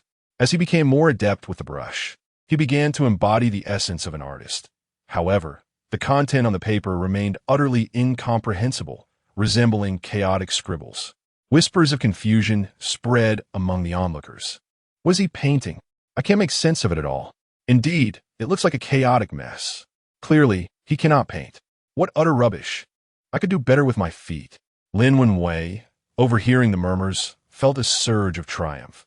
This fool truly could not paint, and it seemed he would easily succeed in driving Zhang Cheng away. Once Zhang Cheng was expelled, Lin Wenwei would have the chance to pursue Su Qingluo once more. Even Lin Baiwei could no longer bear to watch. Qingluo, what on earth is Zhang Cheng painting? It looks completely unrecognizable. Could be abstract? She whispered to Su Qingluo. Perhaps, but it isn't finished yet. The outcome remains uncertain. Su Qingluo could only console herself, though her despair deepened with each passing moment. As time passed, Zhang Cheng grew increasingly proficient with the brush and paints, yet the content remained perplexing, appearing as if hastily thrown together. By the end, Su Qingluo had nearly lost hope. It seemed Zhang Cheng truly could not paint. The others shared her sentiment, convinced of his inability. Eventually, Zhang Cheng halted his brush, set the palette aside, and clapped his hands together. Finished. The moment his words left his lips, Lin Wenwei was the first to scoff. Zhang Cheng, is this your masterpiece? What utter nonsense! With this level of skill, you could practice for 100 years and still not surpass me. Lin Wenwei laughed heartily. Indeed, it's all so chaotic. What is even happening here? Others chimed in, genuinely believing Zhang Cheng's work to be abysmal. Lin Baiwei also found the painting lamentably poor, and Su Qingluo could hardly bear to look. Zhang Cheng, do you really think you deserve to remain in our art club with such a lackluster performance? Lin Wenwei said, unrestrained in his contempt. I suggest you leave. The other members, though hesitant to voice their opinions out of respect for Su Qingluo, shared expressions that conveyed their agreement. They felt insulted by the presence of such a subpar artist in their midst. In response, Zhang Cheng merely smiled confidently, a flicker of mischief in his eyes. "Ah, I almost forgot something," he exclaimed, flipping the easel around. As the painting revealed its true form, the crowd gasped in astonishment. Before them lay an exquisite depiction of a chubby, adorable little girl gently cradling an injured sparrow, her expression brimming with compassion. The details were strikingly lifelike, from the girl's tender gestures to the meticulously rendered garden and grass behind her. This painting was nothing short of a masterpiece, a feat even an art professor would struggle to achieve in such a brief span of time. Moreover, Zhang Cheng had created it in reverse, elevating the difficulty to an extraordinary degree. As the crowd beheld the reversed artwork, they were left utterly astounded by Zhang Cheng's extraordinary talent. My goodness, he was painting in reverse all along. No wonder we couldn't comprehend it. What astonishing skill! To achieve such quality while painting backward. This is truly remarkable. It surpasses the work of our art teacher. Indeed, the handling of light and shadow is nothing short of perfection. Could this level of artistry rival that of a master? The collective admiration surged, and even Lin Baiwei was left speechless, her legs momentarily frozen in disbelief. She had never anticipated Zhang Cheng's artistic prowess. The flawless execution of details and the interplay of light and shadow were simply too exquisite. As she gazed at him anew, her perception shifted dramatically. Su Qingluo, too, was left in a state of shock, not only by Zhang Cheng's unparalleled artistic ability, but also by the content of the painting. The little girl depicted was none other than her 11-year-old self, slightly pudgy, yet undeniably cute, tenderly holding the injured sparrow she had found in Zhang Cheng's yard. Wishing to nurse it back to health, she could never have anticipated that Zhang Cheng would remember such a scene, not only holding in his memory for a decade, but also skillfully bringing it to life today. This clearly illustrates how significant this little chubby girl is to Zhang Cheng. The thought made Su Qingluo feel even more affection for him, wishing she could leap forward and shower him with kisses, lavishing care upon this mischievous little brother. The person most profoundly affected in the audience was perhaps Lin Wenwei. Just a moment ago, he confidently believed he could surely expel Zhang Cheng from the art society. Yet in the next instant, he was utterly astonished by Zhang Cheng's artistic skill. How could this be? This lad, who supposedly lacked talent in painting, had produced such a flawless piece. And he had done it in reverse, showcasing remarkable artistry. Lin Wenwei stumbled, unable to reconcile this outcome. Zhang Cheng's technique and style had surpassed even those of the art department's instructors, including Lin Wenwei himself. Seeing the astonishment on everyone's faces at his artwork, Zhang Cheng felt a deep sense of satisfaction. He then turned his gaze toward Lin Wenwei and asked, "Senior Lin, what do you think of this painting now? Can I remain here?" A slight smile graced the corners of his mouth. Chapter 12. The school bell's jealousy. Su Qingluo was both astonished and delighted to see Zhang Cheng create such a magnificent piece of art. Suddenly recalling something, she proudly turned to Lin Wenwei and exclaimed, "Senior Lin, Now Zhang Cheng can surely stay here, right? Upon her utterance, the attention of everyone present shifted toward them. Given Zhang Cheng's current artistic prowess, it was evident that not only could he join the art club, but he could also serve as their art instructor without issue. Instantly, the gazes of the club members towards Zhang Cheng transformed, with several girls casting adoring looks in his direction. To produce such a flawless piece of art in reverse certainly merited their admiration. Lin Wenwei, observing the scene, felt an immense sense of indignation. He had never anticipated that Zhang Cheng's artistic abilities would surpass his own, despite being a top student in the fine arts department. At that moment, he found himself devoid of reasons to expel Zhang Cheng and, in a fit of irritation, remarked, "Fine, he can stay, but I am unwell today and cannot teach everyone. I will take my leave." After saying this, Lin Wenwei stormed off with a dark expression, hastily gathering his belongings. The club members, however, had already shifted their focus entirely on Zhang Cheng, oblivious to Lin Wenwei's departure. With no one to plead for his stay, Lin Wenwei slammed the door behind him in frustration and vanished. Once he was gone, the art club members eagerly surrounded Zhang Cheng, bombarding him with questions. "Junior Zhang, when did you start painting? How can you paint so beautifully in reverse?" Yes. "Junior, can you teach me how to paint in reverse?" "Junior, I want to learn too. Will you teach me?" "Junior Zhang, let us have dinner together tonight. You can teach me to paint then." As most of the club members were girls, Zhang Cheng found himself somewhat bashful amidst the throng of admirers. Noticing the crowd, Su Qingluo pouted, exhibiting a hint of jealousy, and promptly interjected, "Everyone, please refrain from asking so many questions. Junior has already painted for over an hour and must be quite tired. Let's not disturb him." With that, she pulled Zhang Cheng closer to her side, determined to keep other girls at bay. The attention of the group shifted to Su Qingluo, while Lin Baiwei, recalling something, chimed in, "Qingluo, you have a keen eye for talent. You must have known from the start how skilled Zhang Cheng is to have recruited him into the art club." Once this was said, the other members displayed expressions of realization. "President, you truly are impressive to have recognized such a talented junior. Not only is he handsome, but he also paints exquisitely." They praised in unison. Su Qingluo felt a slight flush of embarrassment, not expecting the situation to unfold in such a manner, yet she was pleased to accept the acknowledgement. It seemed to her that this would not only serve her well, but also elegantly conceal her motivations for inviting Zhang Cheng into the art club, simultaneously highlighting her discerning judgment as president.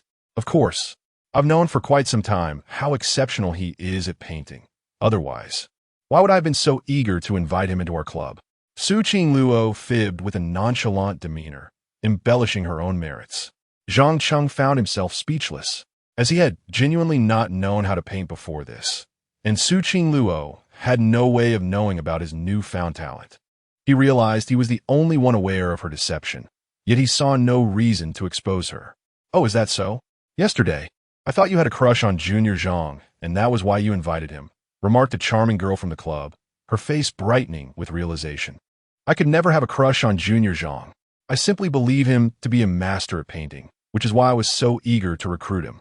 Please, do not misunderstand," Su Qingluo explained, a hint of guilt in her tone. In truth, she had indeed invited him because of her fondness for him, hoping for more opportunities to spend time together. Lin Baiwei, hearing this, felt a wave of relief wash over her. She had genuinely worried that Su Qingluo had developed feelings for Zhang Cheng. "Qingluo, just yesterday, I thought you had feelings for him. Since that's not the case, it's for the best," Lin Baiwei said, relieved. "No way, you're just overthinking." Su Qingluo continued to explain, albeit nervously, her eyes occasionally darting towards Zhang Cheng. "Since you don't have feelings for him, that's wonderful," the cute girl from earlier exclaimed, her face brightening, before turning back to Zhang Cheng and shyly asking, "Junior Zhang, may I add you on WeChat? I have many questions regarding painting that I'd like to ask you." At this, other girls chimed in as well. "I want to add you too, Junior Zhang. Let us connect on WeChat." "Me too. I'll scan your QR code." "Junior, are you single? Let us add each other on WeChat." Once again, Su Qingluo found herself pushed out of the crowd, overwhelmed by Zhang Cheng's newfound popularity among the girls. With his striking looks and impressive artistic talent, It was no wonder he had garnered such admiration. However, Su Qingluo felt an intense wave of jealousy wash over her, beginning to regret inviting him into the art club. Fortunately, Zhang Cheng declined all their advances politely.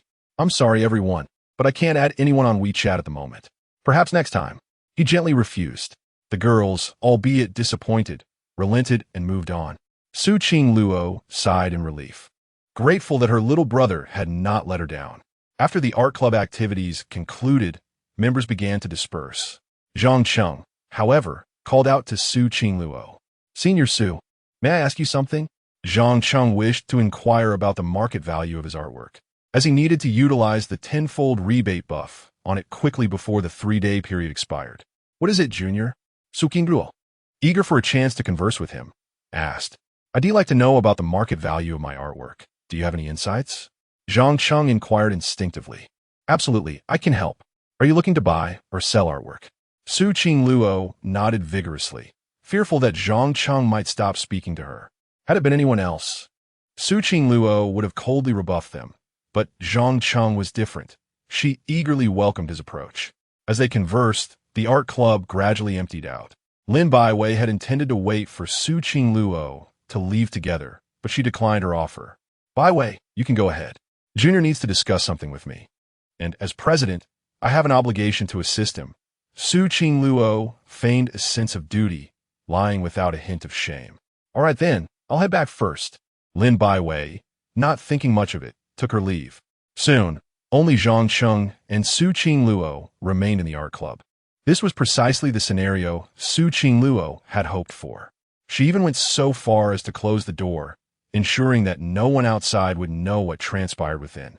"Junior, now that the others have left, you can speak freely." Su Qingluo gazed at Zhang Cheng with warmth, her eyes seemingly fixated solely on him. "I wanted to ask how much my painting from earlier is worth," Zhang Cheng said, retrieving the artwork he had just completed. This time, Su Qingluo did not resort to her usual playful antics. Instead, she earnestly scrutinized the piece once more. It must be said, the quality of this artwork was remarkably high. With her professional eye, Su Qingluo continued to explain, analyzing the painting in detail.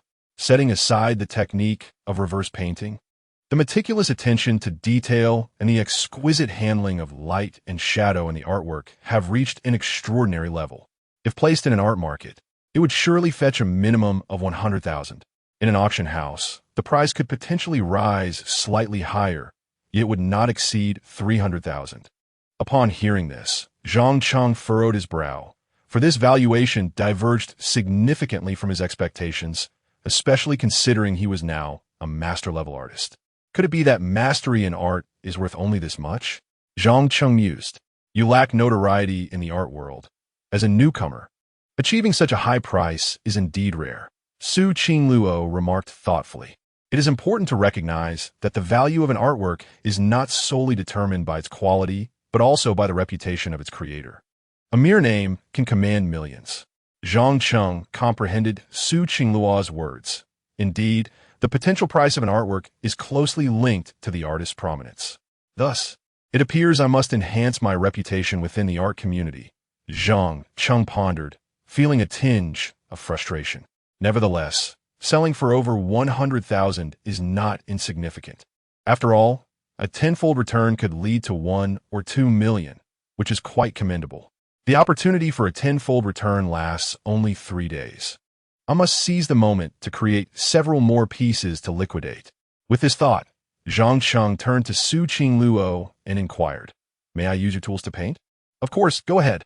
Su Qingluo readily relinquished her spot to Zhang Cheng and, with curiosity, asked, "Zhang Cheng, are you still planning to paint at this late hour?" "Yes, I need to complete a few more pieces to sell at the art market," Zhang Cheng replied eagerly as he took her place.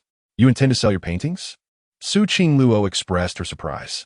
"Indeed," Zhang Cheng affirmed with a nod.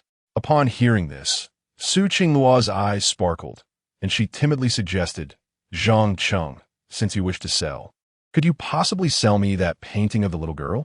Su Qingluo genuinely adored that piece, not only for Zhang Cheng's skill, but also because the girl depicted was a reflection of her own childhood, a cherished memory. Most importantly, The painting was crafted by Zhang Cheng, making it a valuable collectible. I do not wish to sell that painting. Zhang Cheng firmly declined. Why not? Did you not just say you wanted to sell? Selling it to me is the same. I will offer you 200,000 for it, Su Qingluo boldly proposed. The girl in that painting represents the most important person in my life. Zhang Cheng replied earnestly. Su Qingluo was nearly brought to tears by Zhang Cheng's declaration that she was his most significant person, realizing that they both regarded each other as pivotal figures in their lives. However, the next moment, Zhang Cheng's words grounded her back in reality. Therefore, the price must be higher. Zhang Cheng contemplated aloud. Although Su Yao held the utmost importance in his heart, it was merely a painting after all. Besides, his primary focus was on earning money. Only with increased stature could he truly marry Su Yao. Otherwise, with his current state, he risked being rejected by the Su family. As for the painting, he could always create another. When Su Qingluo heard Zhang Cheng's insistence on raising the price, she initially paused in surprise. But she quickly regained her composure. No problem. I will add another 200,000, making it a total of 400,000. Does that sound acceptable? Su Qingluo responded decisively. Zhang Cheng glanced at her and nodded. Very well, you have a discerning eye. Consider this painting a collectible. It is likely to appreciate in value, making it a wise investment. I believe so too. I have faith that you will become a great artist in the future, Su Qingluo expressed with admiration. Zhang Cheng carefully rolled up the painting and handed it to Su Qingluo. Take good care of it. It represents the most important person in my life, he said with utmost seriousness. Of course, I will cherish it. Please provide me with your bank account details so I can transfer the funds right away. Su Qingluo replied as she meticulously stored the painting. This is the artwork created by my dear younger brother, and how could it not be preserved with care? Soon, Zhang Cheng sent his account information to Su Qingluo, and upon receipt, she promptly transferred 400,000 to him via mobile banking. Done. The money has been transferred. Please check your account, Junior. Su Qingluo beamed. As a top student in the foreign language department with annual scholarships and coming from a wealthy family, this sum was trivial for her. Zhang Cheng quickly received a notification of the 400,000 in his account, and almost simultaneously, the system's voice chimed in. Ding! Congratulations, host, on selling the painting for 400,000. You have earned a rebate of 4 million. As soon as the system's announcement concluded, Zhang Cheng received another notification of an additional 4 million. Suddenly, his bank account swelled by 440,000, leaving him quite satisfied. Excellent. Now, I must create several more pieces and then sell them at the art market to earn another significant profit. Thank you, Su Qingluo. I have received the funds. Zhang Cheng expressed his gratitude, then added, by the way, do you have time tomorrow? I would like you to accompany me to the art market, as I am not familiar with the scene. Of course, I am free. Tomorrow, I will take you to the largest art market in Tianhai City. I know the head of one of the galleries there, and I will assist you in displaying your paintings. Su Qingluo replied with a delighted smile. She relished the thought of spending time with Zhang Cheng. Then I must thank you, Su Qingluo. I will treat you to a meal, Zhang Cheng said appreciatively. After expressing his gratitude, Zhang Cheng resolved to make the most of his time to create more artworks. As Su Qingluo gazed at Zhang Cheng's handsome profile, she hesitated before softly asking, Junior, may I inquire about the little girl in that painting? You mentioned she is the most important person to you. Who is she? Upon hearing this, Zhang Cheng instinctively set down his paintbrush, turned to face Su Qingluo, and replied earnestly, she is the one I intend to marry in the future. Chapter 13. The enchanting school bell in black stockings as Su Qingluo hummed a cheerful tune while making her way back to the dormitory. Her steps danced with an unmistakable joy. It became evident that she was in high spirits, for while she eagerly awaited Zhang Cheng's proposal, he too was fervently making his way towards her. This mutual pursuit of love is indeed the sweetest of all. You haven't disappointed me, dear brother, she mused to herself, her long hair cascading down to her waist. The wedding is set for the end of the year, and soon you'll come to marry me. Her delicate features were imbued with hope and anticipation. Upon returning to the dormitory, Lin Baiwei, noticing Su Qingluo's late arrival and her blooming complexion, could not resist her curiosity. Qingluo, why are you back so late? With that radiant glow, have you and Zhang Cheng shared some secret rendezvous at the art club? Her words ignited the flames of gossip in the hearts of her two roommates. Zhang Cheng, is he the junior recently rumored to be involved with Qingluo? Yi Shidming, applying a facial mask, leaned closer. What happened between them? Bai Wei urged, hurry, tell me. Lu Yanran, engrossed in her drama, quickly joined in. Neither of them were members of the art club, so they were unaware of the events that transpired that afternoon, explaining their curiosity. You see, the junior Zhang Cheng, who was specially recruited yesterday, claimed he couldn't draw. Yet this afternoon, he casually created an astonishing piece, masterfully handling light and shadow. And the details of the lines were impeccable, rivaling those of a master artist. Lin Baiwei paused, her excitement palpable. Moreover, he painted it in reverse. Such a skill is likely beyond even the art department professors. Her revelation astonished Yi Shidming and Lu Yanran. Is it true? He painted in reverse, and it turned out so well. Didn't he claim he couldn't draw? Could he be pretending to be incompetent? Yi Shidming exclaimed. Does he have any of his works? I'm skeptical that someone could paint so well in reverse. Lu Yanran voiced her doubts. At that moment, Su Qingluo interjected with a hint of pride. It's true. This painting in my hands was created by him in reverse. As she spoke, she revealed the artwork to her three roommates. Upon seeing the exquisite piece, both Lu Yanran and Yi Shidming gasped in admiration. It truly is beautiful. The little girl and the bird in her hand are depicted so vividly, each strand of hair and feather meticulously detailed. Who would have thought this junior was so talented? Yi Shidming motivated. Lin Baiwei, having already seen the painting, was not surprised, but was intrigued by how it ended up in Su Qingluo's possession.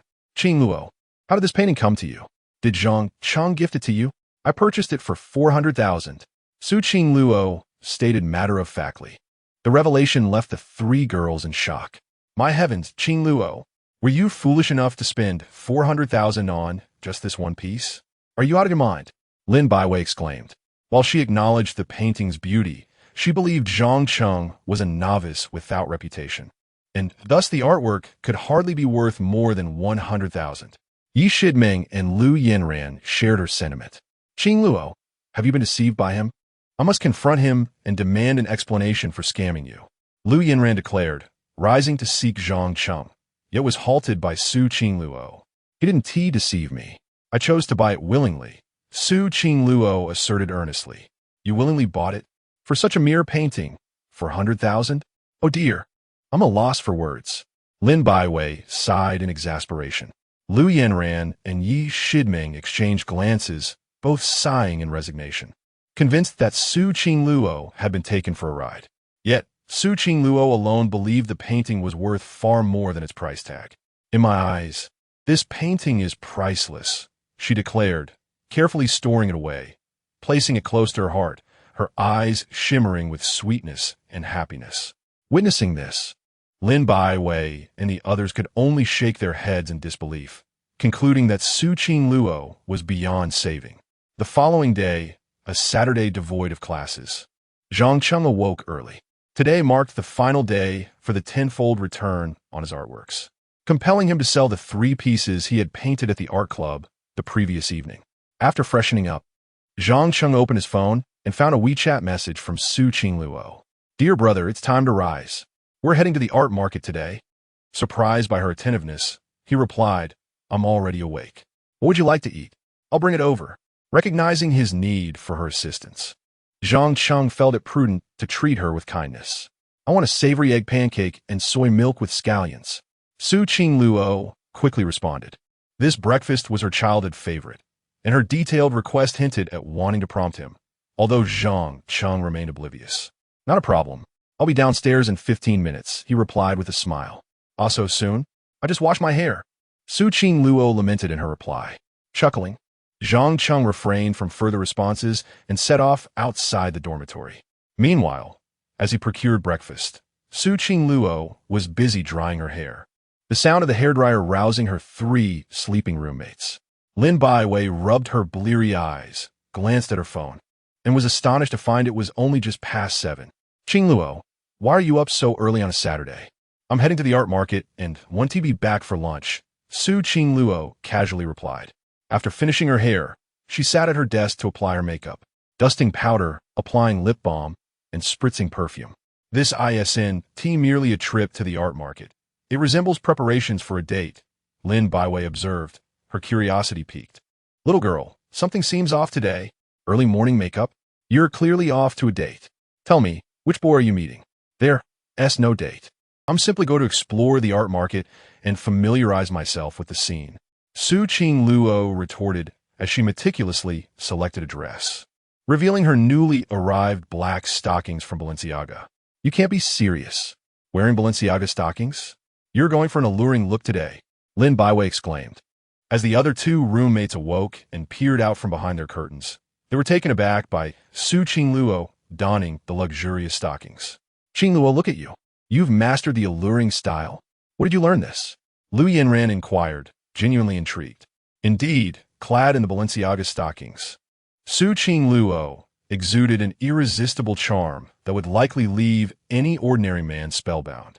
Yet, she chose not to reveal that her inspiration came from a Weibo account titled How to Pursue Boys, from which she had previously learned various techniques, including sending milk tea and snacks, and the innocent allure of white stockings. Regrettably, those strategies seemed ineffective with Zhang Cheng. On this day, Su Qingluo adorned herself in an alluring ensemble, featuring a short black skirt paired with Balenciaga stockings, complemented by her cascading, curled locks, exuding an irresistible allure. Oh my goodness! Qingluo, dressed like that, I can hardly contain myself, exclaimed Yisher Dream, as she emerged from her cocoon of blankets, embracing Su Qingluo and playfully reaching for her silky thigh. Sure Dream, that tickles. Su Qingluo giggled, gently pushing her friend away. Well, it seems you've mastered the art of seduction. Come on, who are you meeting today? A little puppy? After being pushed aside, Yisher Dream could not help but pry further. I swear, I'm just going to the market to check prices. Su Qingluo replied, her cheeks slightly flushed. I don't believe you. Last time it was a pure, innocent look, and now this sultry vibe. Looks like someone's heart is fluttering. Yishidrim Tisit.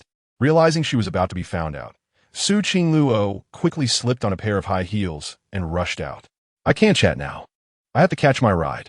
That little minx must be in love, but I wonder who it is?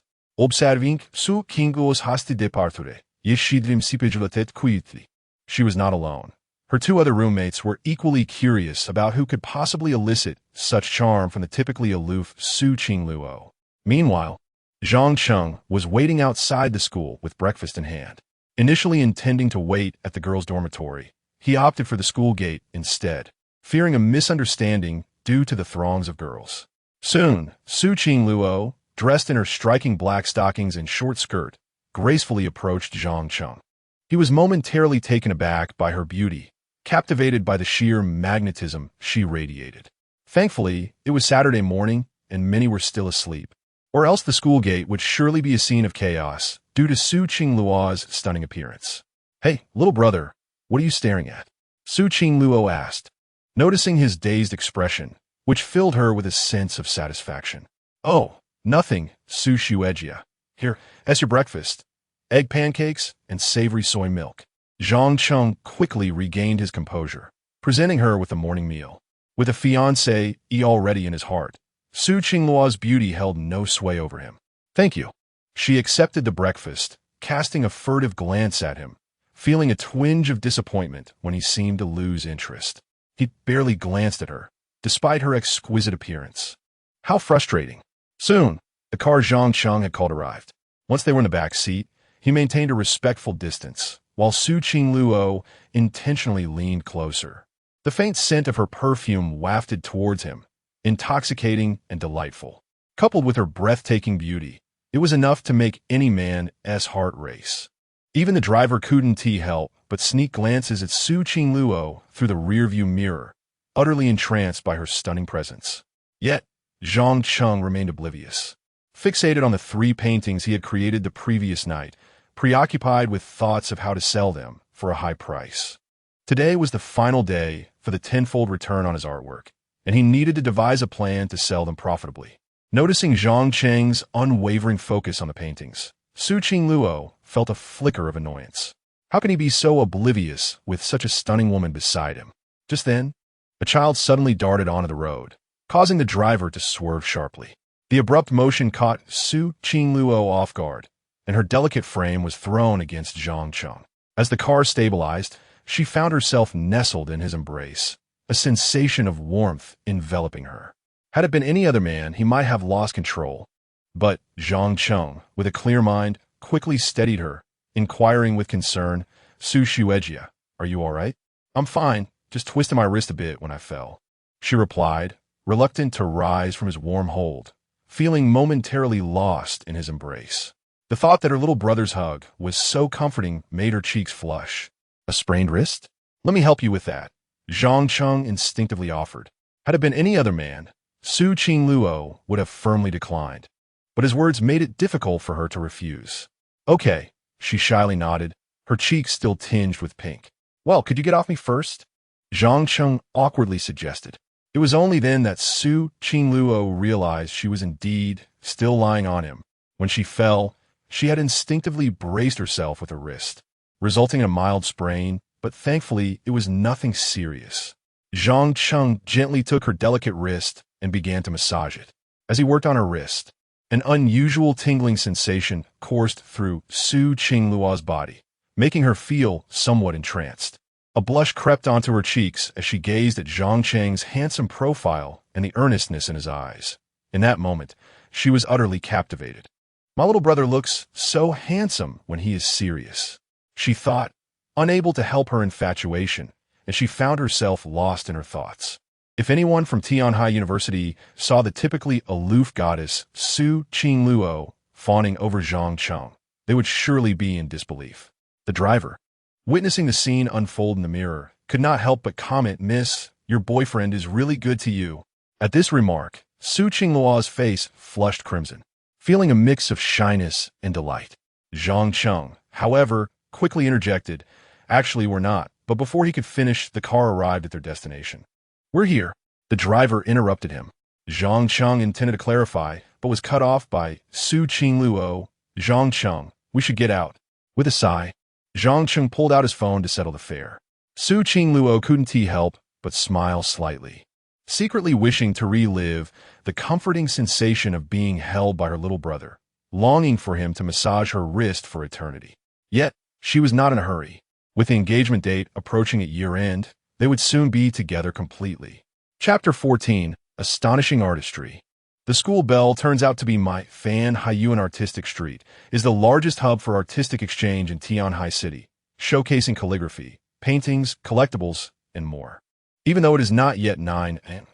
on this Saturday, the street is already bustling with people. This is Zhang Cheng's first visit to Haiyuan Artistic Street, and he is somewhat unfamiliar with the area, but fortunately, he has Su Qingluo with him. This artistic street features a variety of trades, with the section we are currently walking through being East Street, where the items traded are of a relatively lower tier. Many collectibles here are counterfeit. Further ahead lies a segment dedicated to mid to high-end artworks. As Su Qingluo speaks, she gestures ahead, continuing her introduction to Zhang Cheng. The middle section is where mid to high-end collectibles are traded, including ancient calligraphy and paintings. Whether one can find something of value here depends on one's discerning eye, as many high-quality reproductions are cleverly hidden among the genuine articles. At the far end of the street, one can find modern calligraphy and paintings along with exhibition halls, auctions, and art galleries. Notably, the art gallery often hosts live calligraphy and painting competitions, making it the most populated area of the entire street. Are there live painting competitions? Zhang Cheng's eyes brightened slightly. If he can gain recognition in this street, the value of his paintings could soar. Yes, every Saturday there are painting competitions here, and many art professors from Tianhai University occasionally participate. Su Qingluo elaborates. Really? Can anyone join, or are there specific requirements? Zhang Cheng inquires as they continue walking. He is eager to participate in these competitions to enhance his reputation, as that would naturally elevate the price of his artworks. There are no specific requirements. You just need the confidence to challenge yourself. Su Qingluo explains once more. Zhang Cheng nods inwardly, relieved at the lack of conditions. Zhang Cheng, if you wish to sell your paintings, I can take you to a gallery on West Street. I know the owner, and he might offer a better price than others. However, Zhang Cheng is not currently interested in selling his 3 paintings. He wishes to first compete and build his reputation, ensuring he can sell them at a higher price later. Since it's still early, I want to check out the art gallery first. Zhang Cheng states, having his own plans. All right, since there's still time, let's head to the art gallery. We can see which artists are competing today. Su Qingluo replies without much thought, eager to see who is showcasing their skills at the gallery. The painting competitions are always thrilling. As they arrive at the art gallery, Zhang Cheng notices that despite it being just past 9 a.m., a sizable crowd has already gathered, which surprises Su Qingluo. Is there really such a turnout at this hour? She muses, her brows furrowing slightly before a thought strikes her. Could it be that master-level artists are here to compete? Zhang Cheng, let's hurry inside and take a look. With that excitement, Su Qingluo pulls Zhang Cheng along before he can fully process what is happening. Upon entering the gallery, Zhang Cheng is taken aback by its spaciousness and professionalism. The walls are adorned with an array of domestic and international artworks, including several masterpieces that exude exquisite craftsmanship. In the center of the hall stands a large circular stage where 2 renowned master artists are currently painting. Zhang Cheng does not recognize the 2 masters. Yet the crowd of art enthusiasts surrounding them suggests that they hold considerable fame. Su Qingluo's eyes sparkle with excitement upon seeing the 2 artists. That's Master Qin Yuan and Master Zhou Kuan, both of whom are celebrated artists in Tianhai City. Are they really that famous? Zhang Cheng asks, noticing Su Yingluo's enthusiasm. Absolutely.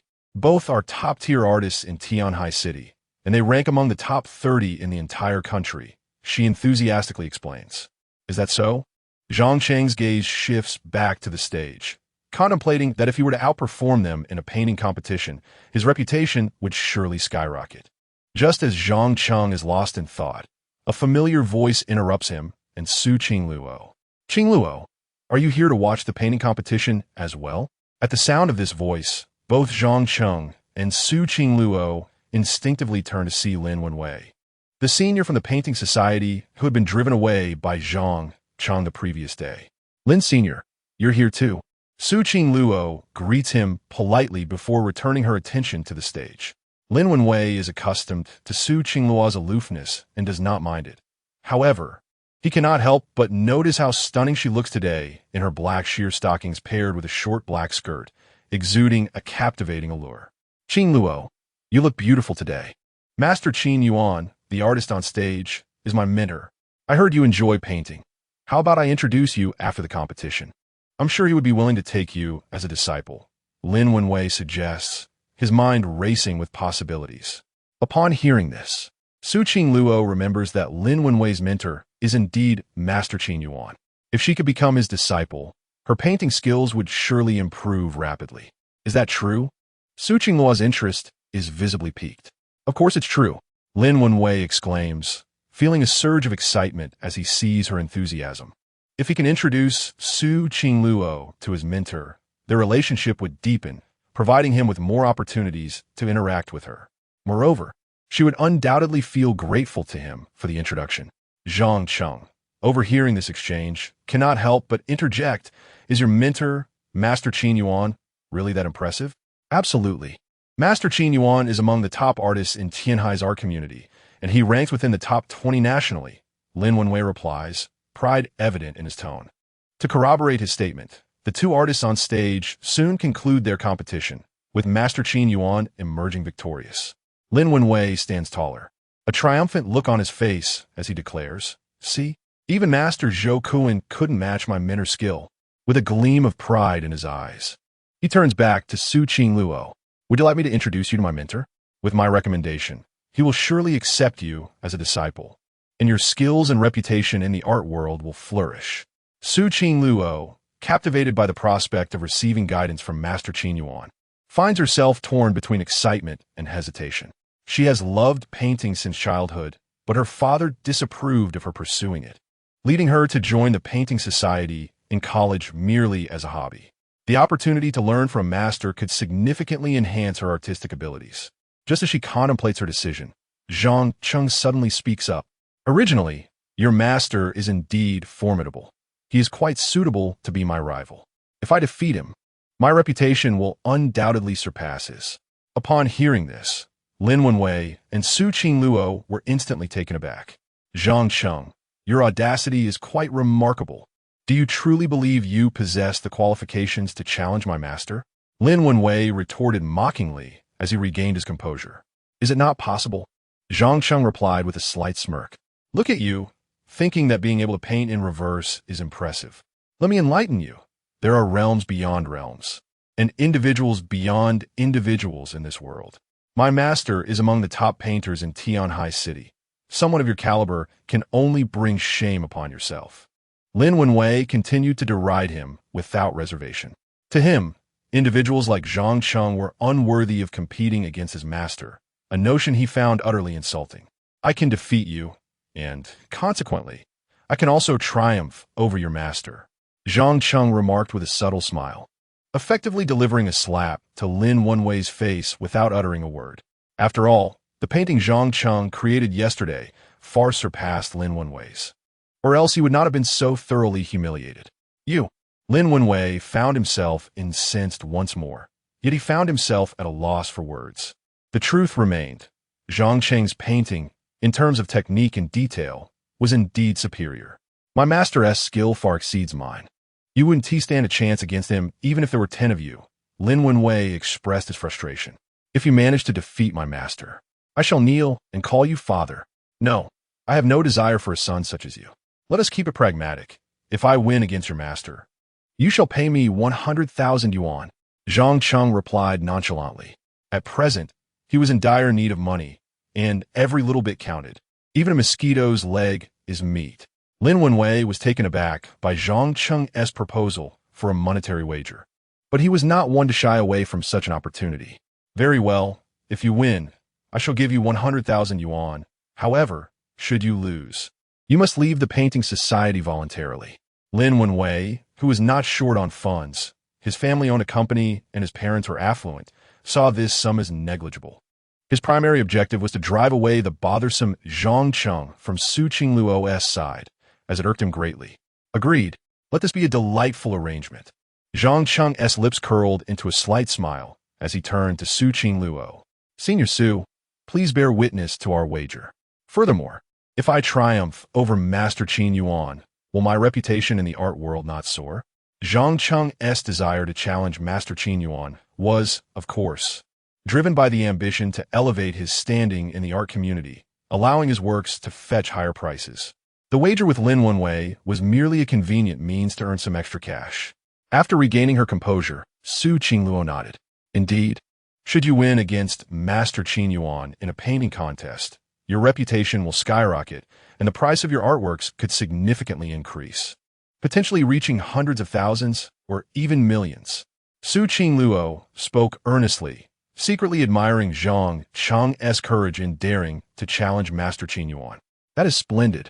Having received Su Qingluo's affirmation, Zhang Cheng entrusted her with the 3 paintings he held, cautioning, please take good care of these 3 pieces. I shall return shortly. With that, Zhang Cheng made his way to the center of the stage. Go for it, Zhang Cheng. Su Qingluo suddenly encouraged him, her face alight with anticipation as she waved enthusiastically at his retreating figure. Lin Wenwei clenched his fists in jealousy, more resolute than ever in his decision to expel Zhang Cheng from the painting society. At that moment, Master Qin Yuan had just celebrated a victory in a painting contest. His spirits high, the judges handed him the microphone, inviting him to share his thoughts, for figures of Master Qin Yuan's stature seldom frequented the art gallery. It was a rare occasion, and they wanted to hear more from him. The audience was equally eager to listen to the words of such a master. I believe that Tianhai City should host such painting contests weekly. It would greatly enhance the overall standard of folk art here, Master Qin stated, holding the microphone and offering a few pleasantries before continuing. I came to the art gallery to exchange painting techniques. If anyone is interested, feel free to come up and engage in a friendly competition.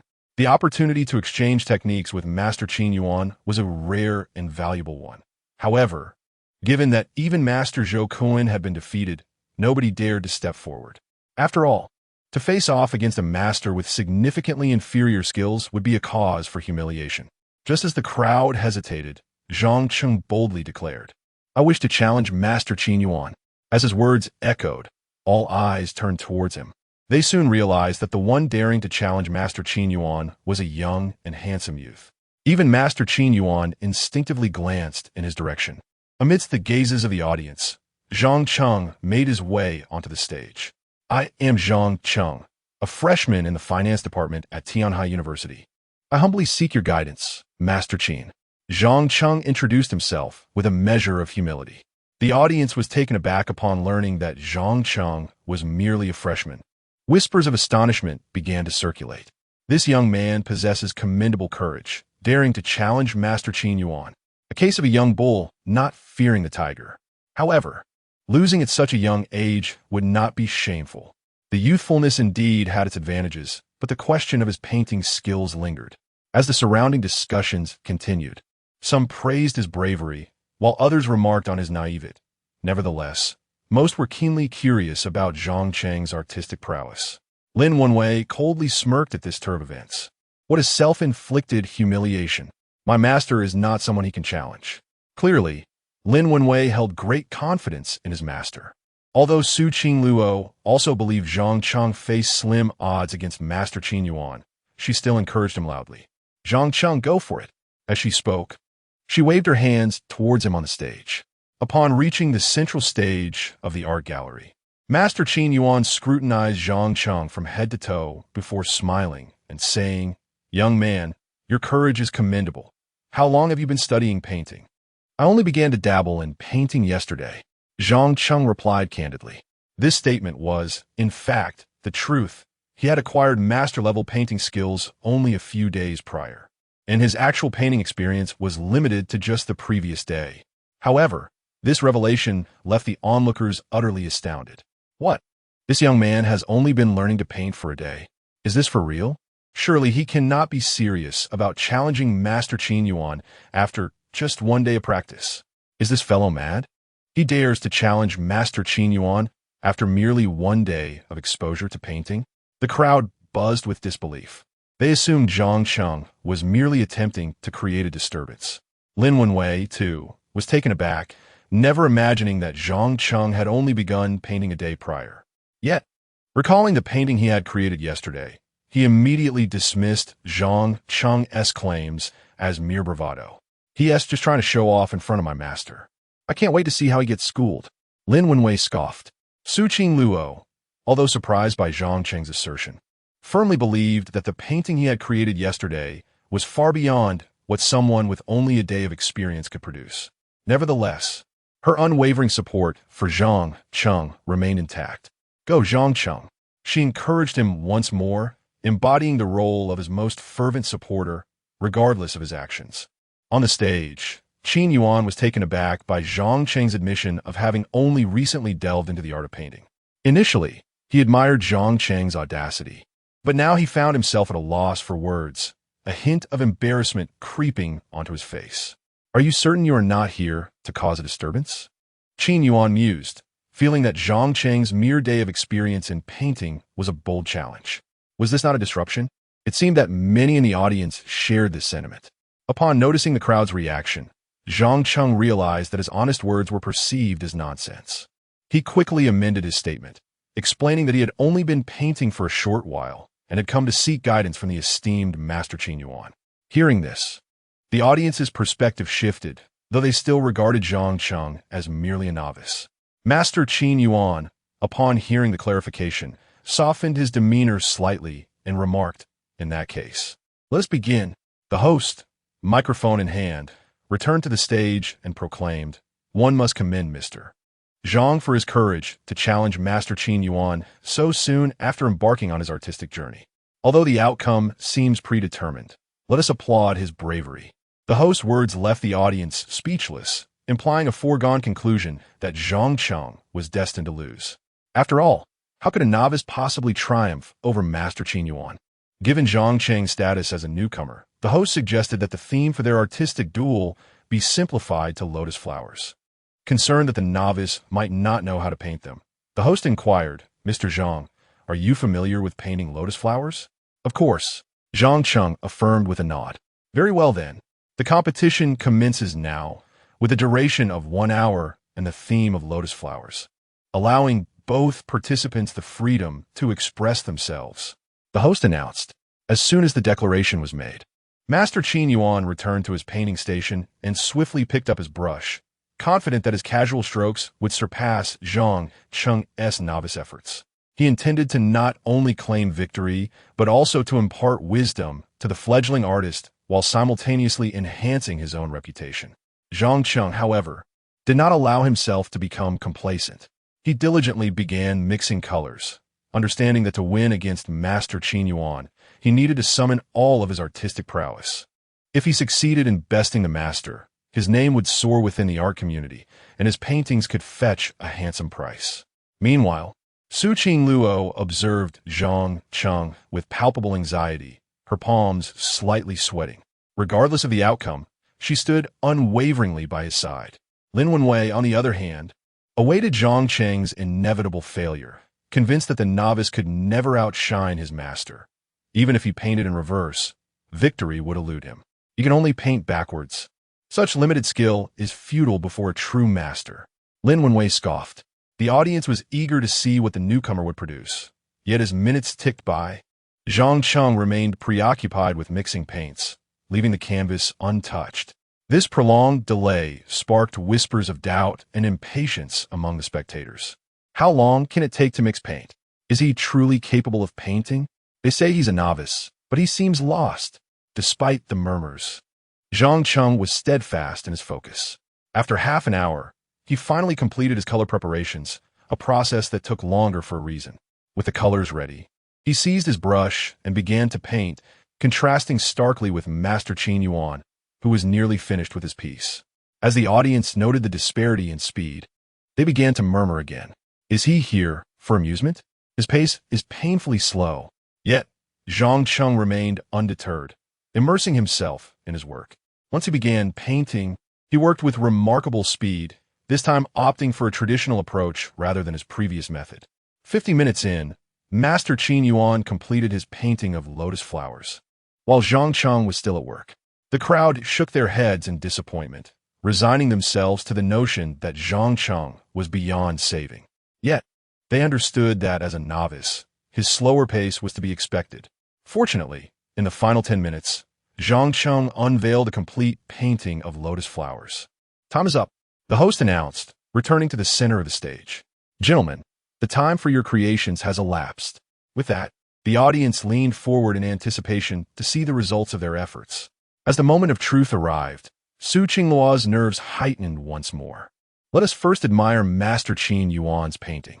I am certain we all share the same eagerness to witness the Master's interpretation of the lotus flower.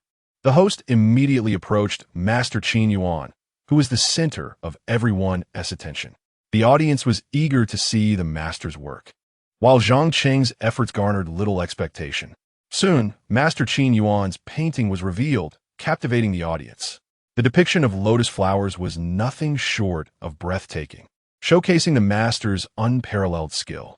Indeed, the master lives up to his title. The lotus flowers of Westlake are rendered with exquisite detail.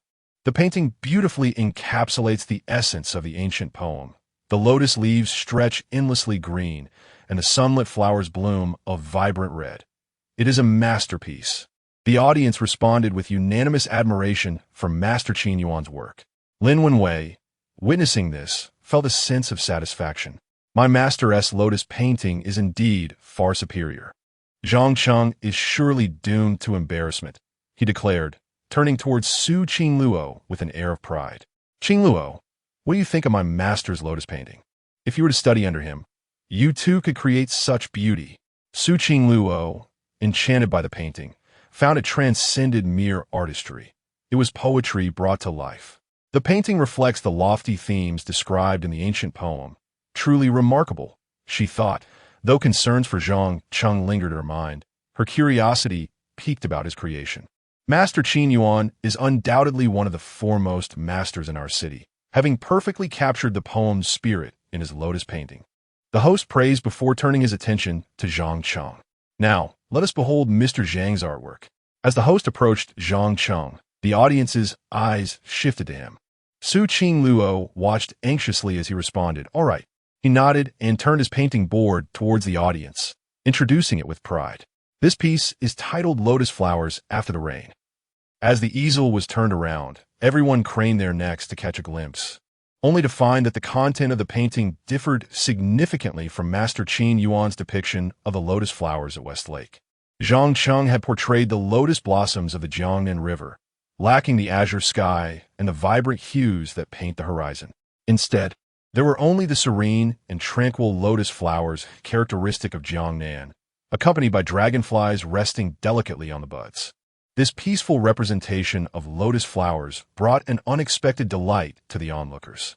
Zhang Cheng's work was indeed commendable.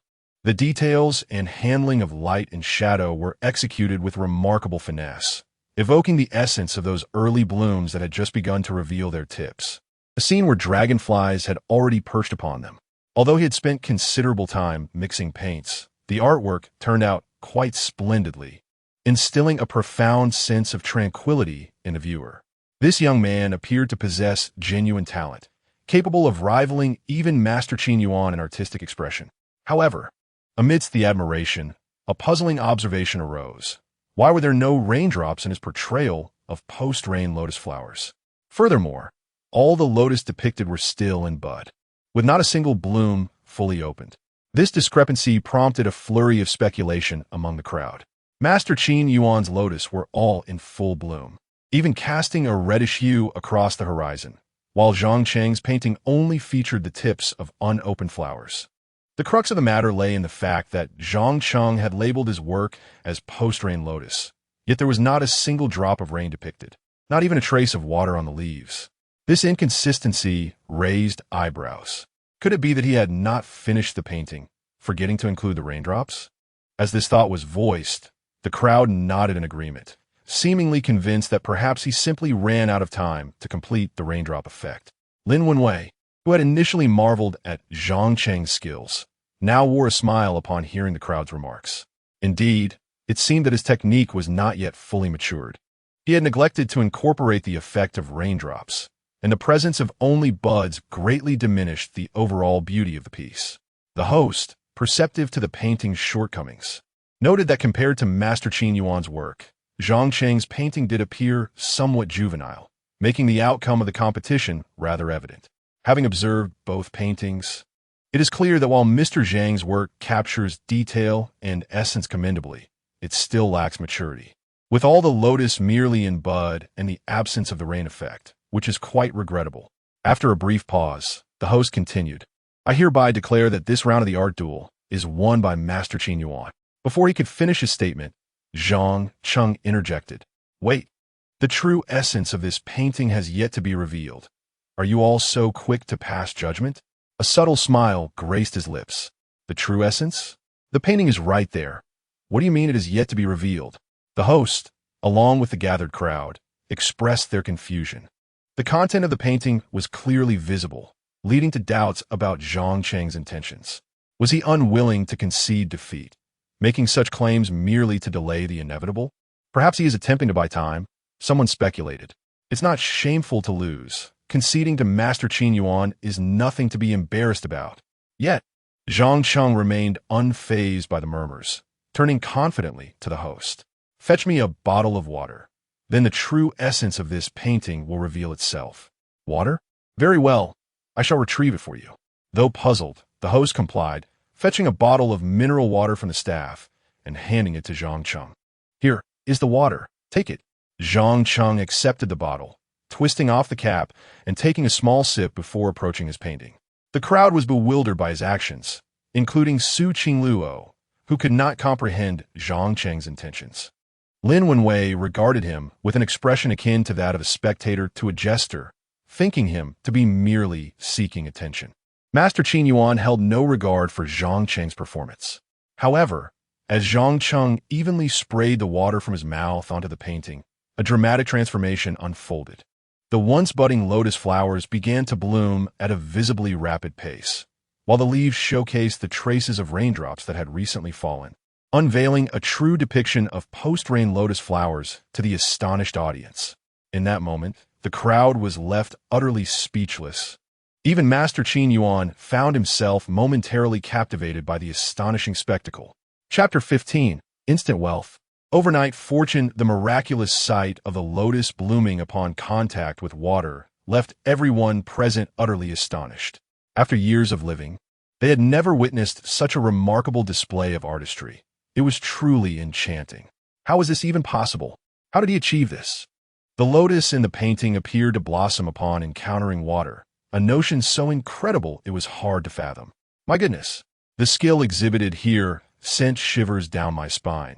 Employing the principle of color gradient upon water, he dynamically simulated the blooming process of the lotus flower. This artistry is nothing short of astounding. Now I comprehend why he took so long to mix the paints. He was meticulously preparing the watery active pigments. Truly impressive.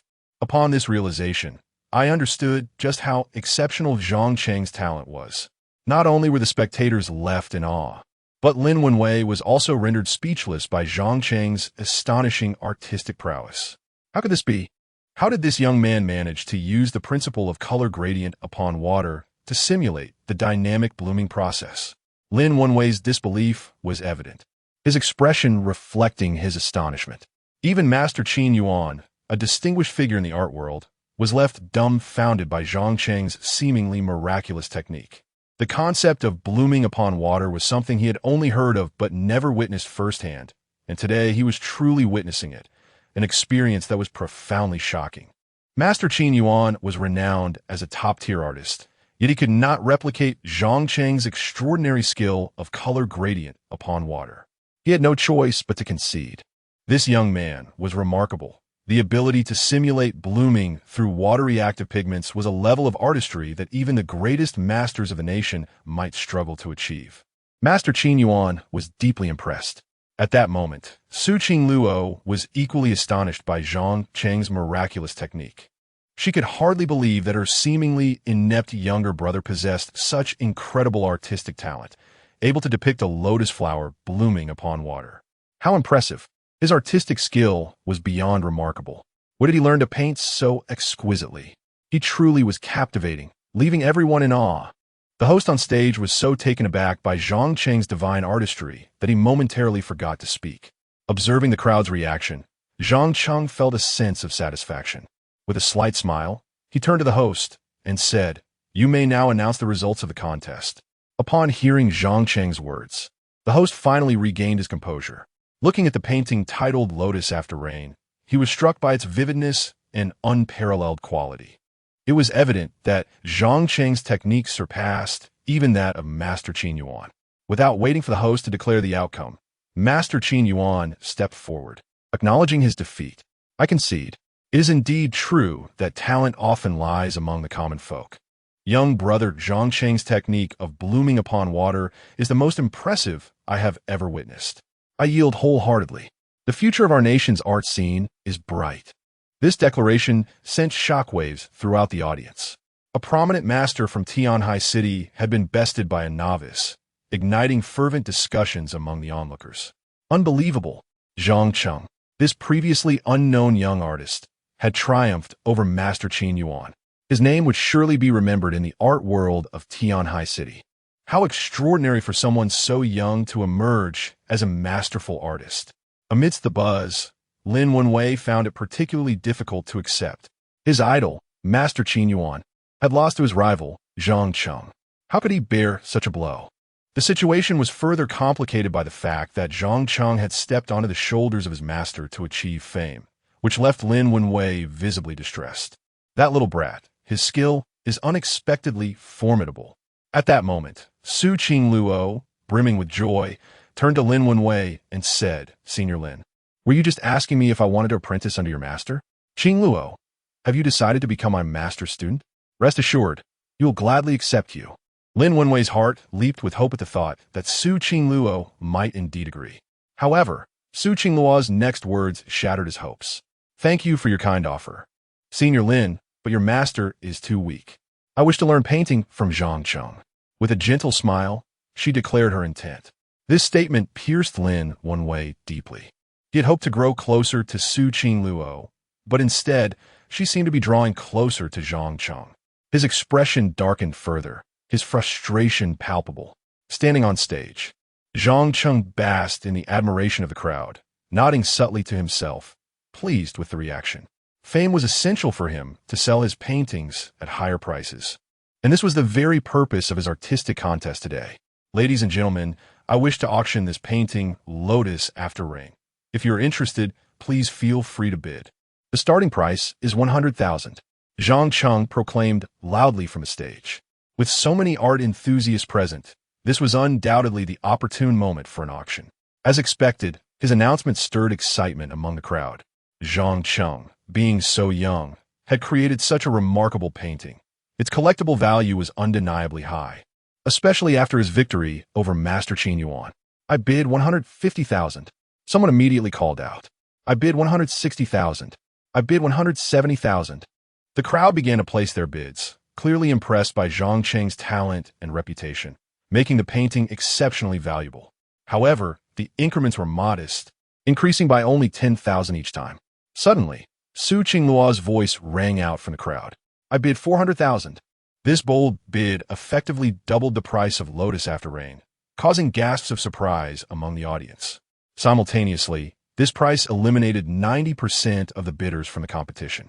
Zhang Cheng noticed Su Qingluo winking at him from the stage and immediately understood her intention to help elevate the bidding. Well done, this young lady shows great promise, he thought, feeling fortunate to have brought her along. Su Qingluo's strategic bidding proved impactful, instantly doubling the auction price. Although fewer bidders remained, there were still participants willing to compete. I bid 450,000. A stout man shouted. I bid 500,000. A tall, middle-aged man wearing gold-rimmed glasses raised his hand high. I bid 510,000. The stout man countered. I bid 520,000. The bespectacled man replied. The back and forth between the two was intense, but Zhang Cheng found their increments unsatisfactory. He had hoped for a price above 800,000. Just then, Su Qingluo, with an instinctive understanding, raised her voice again. I bid 800,000. This crisp declaration left the crowd in a state of shock once more. Although the painting Lotus After Rain showcases considerable skill, Zhang Cheng, being a newcomer, has set a rather lofty price of 800,000. Upon witnessing Su Qingluo raise the bid once more, Zhang Cheng silently acknowledged her efforts. This young lady is impressive. I shall treat her to an extra chicken leg at lunch. The 800,000 had reached Zhang Cheng's psychological price point. Yet he harbored concerns that no one else would raise the bid, leaving this performance unable to continue. Thankfully, after a brief hesitation, the rotund gentleman increased his offer. I bid 810,000. While this price seemed slightly elevated, the essence lies in Zhang Cheng's youth and immense potential. Should he attain fame in the future, this piece would indeed hold great value. However, another middle-aged man, adorned with gold-rimmed glasses, chose to withdraw, shaking his head in resignation. Seeing that no further bids were forthcoming, Zhang Cheng announced, "Congratulations to the gentleman for acquiring my painting Lotus After Rain for 810,000. At that moment, Zhang Cheng felt immense joy.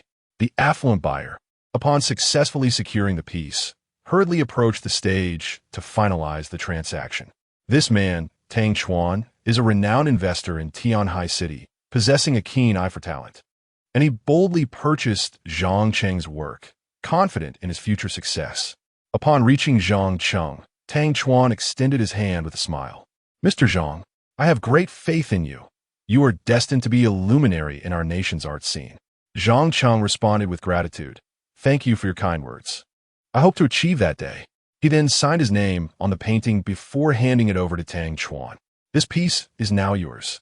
Thank you, Mr. Zhang.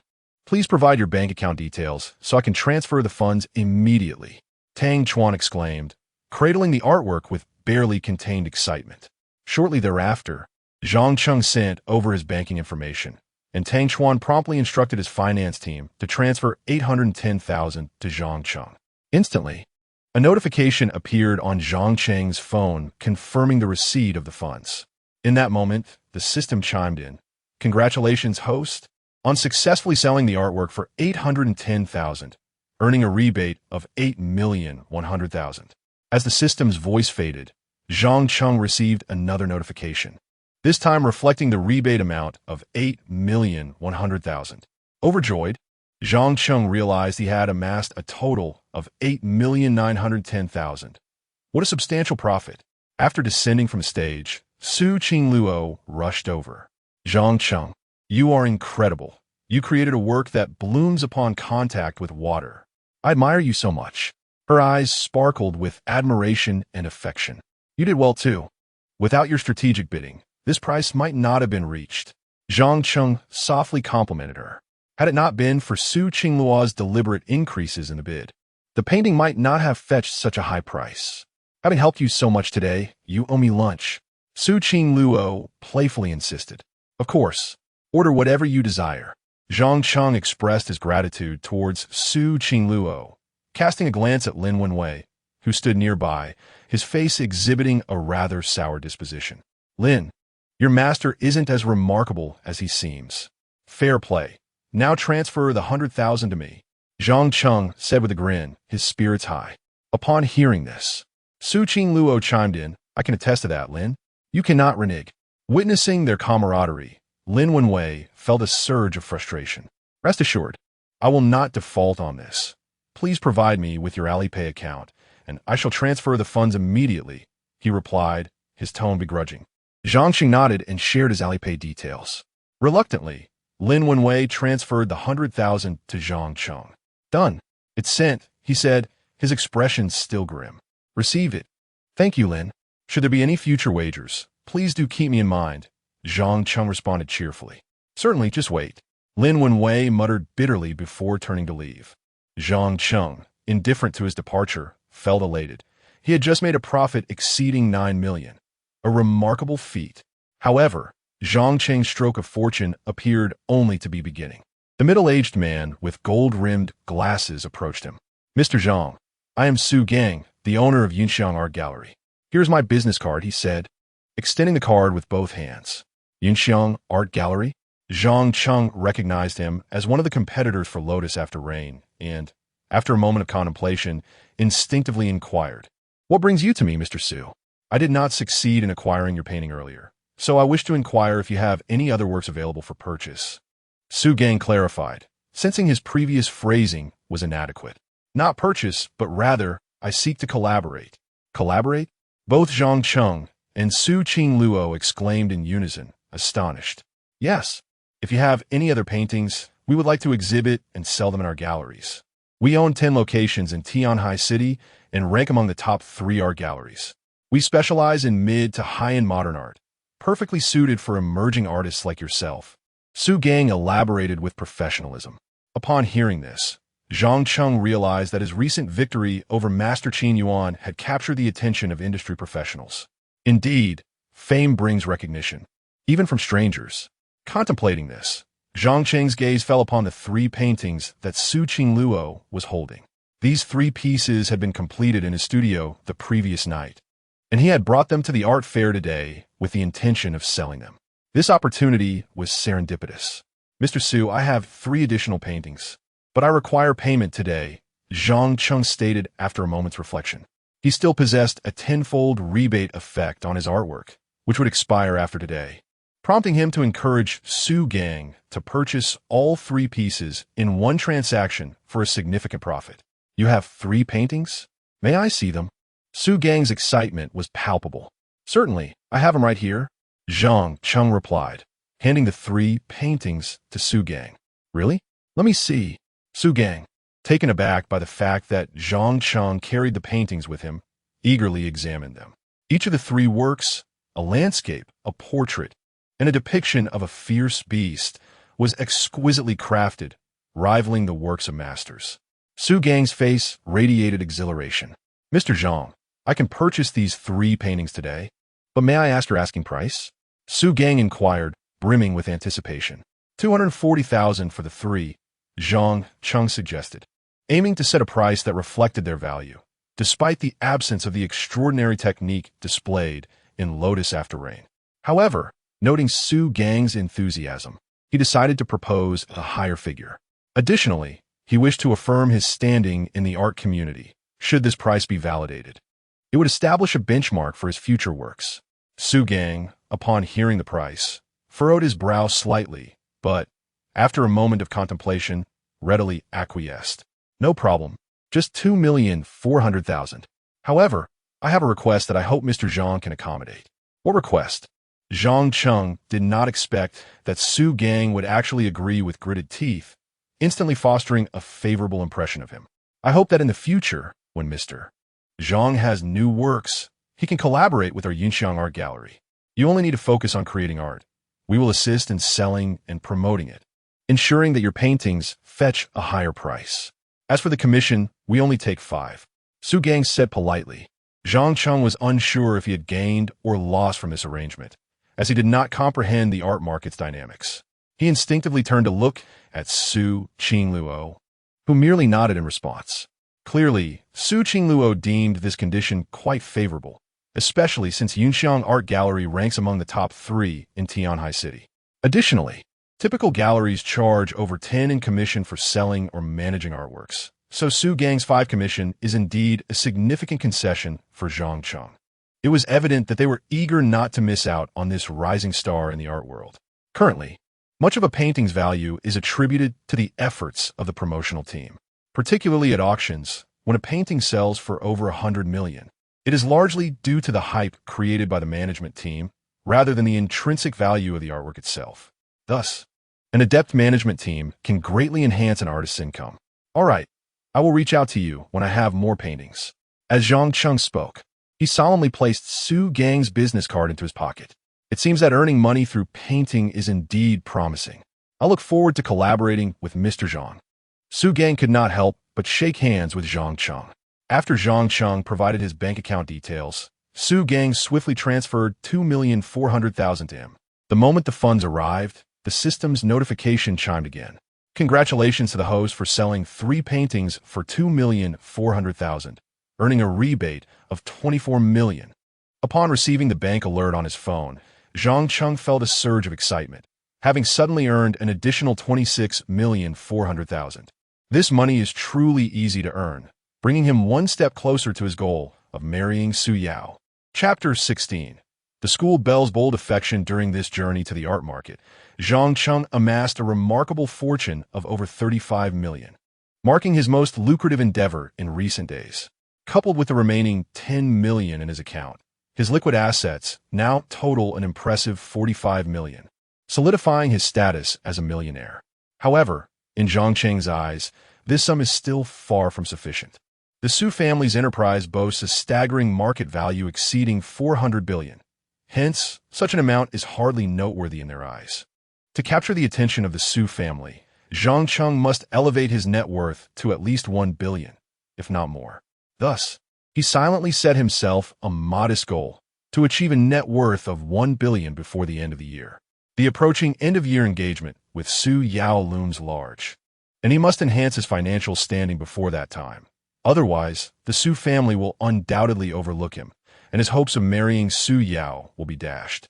Zhang Cheng is acutely aware of the stark realities of society. With his family's decline, he can only rely on his own efforts. Without wealth and influence, even the promise of a past engagement may not earn him the Su family's acceptance, and he might even face ridicule and a severed engagement. Emerging from the artistic district, Su Qingluo expressed her genuine joy for Zhang Cheng.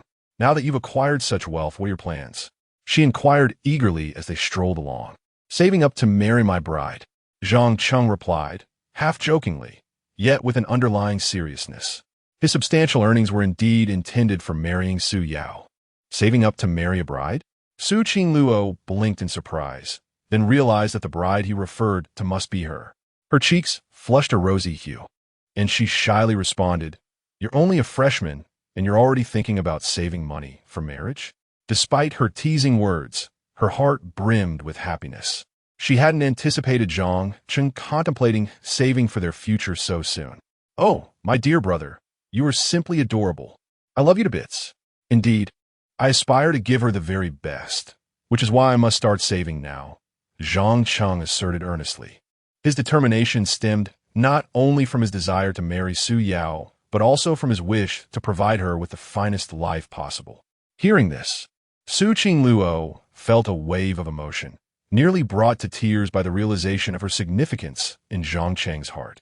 "Oh, my dear brother, I shall only marry you in this lifetime." Yet, outwardly, she feigned envy, exclaiming, "I truly envy your future bride for having such a wonderful husband who thinks so much of her." In truth, it was a playful way to praise herself. Zhang Cheng chuckled, choosing to change the subject. "By the way, Senior Su, you've helped me tremendously this time. Let me treat you to a grand meal. You can choose anything you desire, be it Chinese or Western cuisine." Zhang Cheng sincerely wished to express his gratitude to Su Qingluo. Were it not for her assistance in bringing him to the art market, he would not have been able to sell the 3 paintings so swiftly. Moreover, she had helped him raise the bidding price twice during the auction, significantly enhancing his profits. Thus, he truly wished to thank her. "I'm not sure what I want to eat. How about noodles?" Su Qingluo suggested with a bright smile. Since Zhang Cheng was already thinking of saving money for her, Su Qingluo naturally wanted to help him cut costs. It must be said that she was a remarkably considerate girl, always mindful of Zhang Cheng's interests. However, he was unaware of her intentions and remained focused on thanking the illustrious school belle. "Noodles? Are you certain?" Zhang Cheng asked, slightly taken aback. He hadn't expected the school belle, who had aided him so much, to desire something so simple. "Yes, let's have noodles," Su Qingluo affirmed with a nod. Zhang Cheng regarded her quizzically, unable to decipher her thoughts. Yet, he had no intention of taking her for noodles. Instead, he envisioned a more splendid dining experience. "Senor Su, allow me to take you for hot pot," he proposed, recalling the newly renovated hot pot restaurant, Shuidaleo, across from the school, which he wanted to check on after its reopening. "Hot pot, that sounds delightful." Su Qingluo concurred upon hearing Zhang Cheng's decision. Soon, the two boarded a taxi, not returning to school, but heading to Shuidaleo. Indeed, in just 2 days, Zhou Qing had efficiently transformed the once ordinary restaurant into a hot pot haven. The name Shuidaleo stood out prominently, marking its grand opening day, thanks to its previously established good reputation. The restaurant was bustling with patrons even at noon, with many waiting inside. To accommodate the eager guests, Zhou Qing had thoughtfully set up a waiting area, complete with tables and chairs, an array of complimentary snacks, and various games to pass the time, including origami for paper cranes. Each crane could be exchanged for a discount, showcasing her considerate and meticulous service. As they waited, dedicated staff members would attend to the guests, pouring tea and offering drinks, all complimentary. Additionally, there were attendants providing free manicures for the ladies in the waiting area. This comprehensive approach ensured that no one wished to leave, as the attentive service was exceptional. Observing this, Zhang Cheng nodded in approval, genuinely satisfied. He had invested in Zhou Qing's establishment precisely because of its unique service. Meanwhile, Su Qingluo was astonished to see the restaurant transformed into a hot pot venue. How did this restaurant become a hot pot place in just 2 days? Su Qingluo exclaimed, her face radiating surprise. Upon entering and experiencing the attentive service, she was pleasantly surprised. The switch to a hot pot restaurant had indeed elevated the level of service, and the decor was refreshed, even featuring complimentary manicures. Sitting in the waiting area, Su Qingluo's eyes sparkled with delight at the prospect of a free manicure. What girl doesn't love beauty? Nail art was a favorite pastime for many, and she was no exception. "It seems the owner has made a smart pivot," Zhang Cheng casually remarked. "Is that so? A change is for the best. I heard that the previous chefs left. Now they don't need them for a hot pot restaurant. The owner is quite clever." Su Qingluo prasternistli. In truth, this idea had originated from Zhang Cheng, so her compliments toward the owner indirectly flattered him as well. The assistant manager, Feng Man, spotted Zhang Cheng from a distance and intended to greet him, but he subtly gestured for her to refrain. He was merely there to experience the new hot pot concept without seeking special treatment. However, Su Qingluo's presence drew the attention of many, particularly the boys.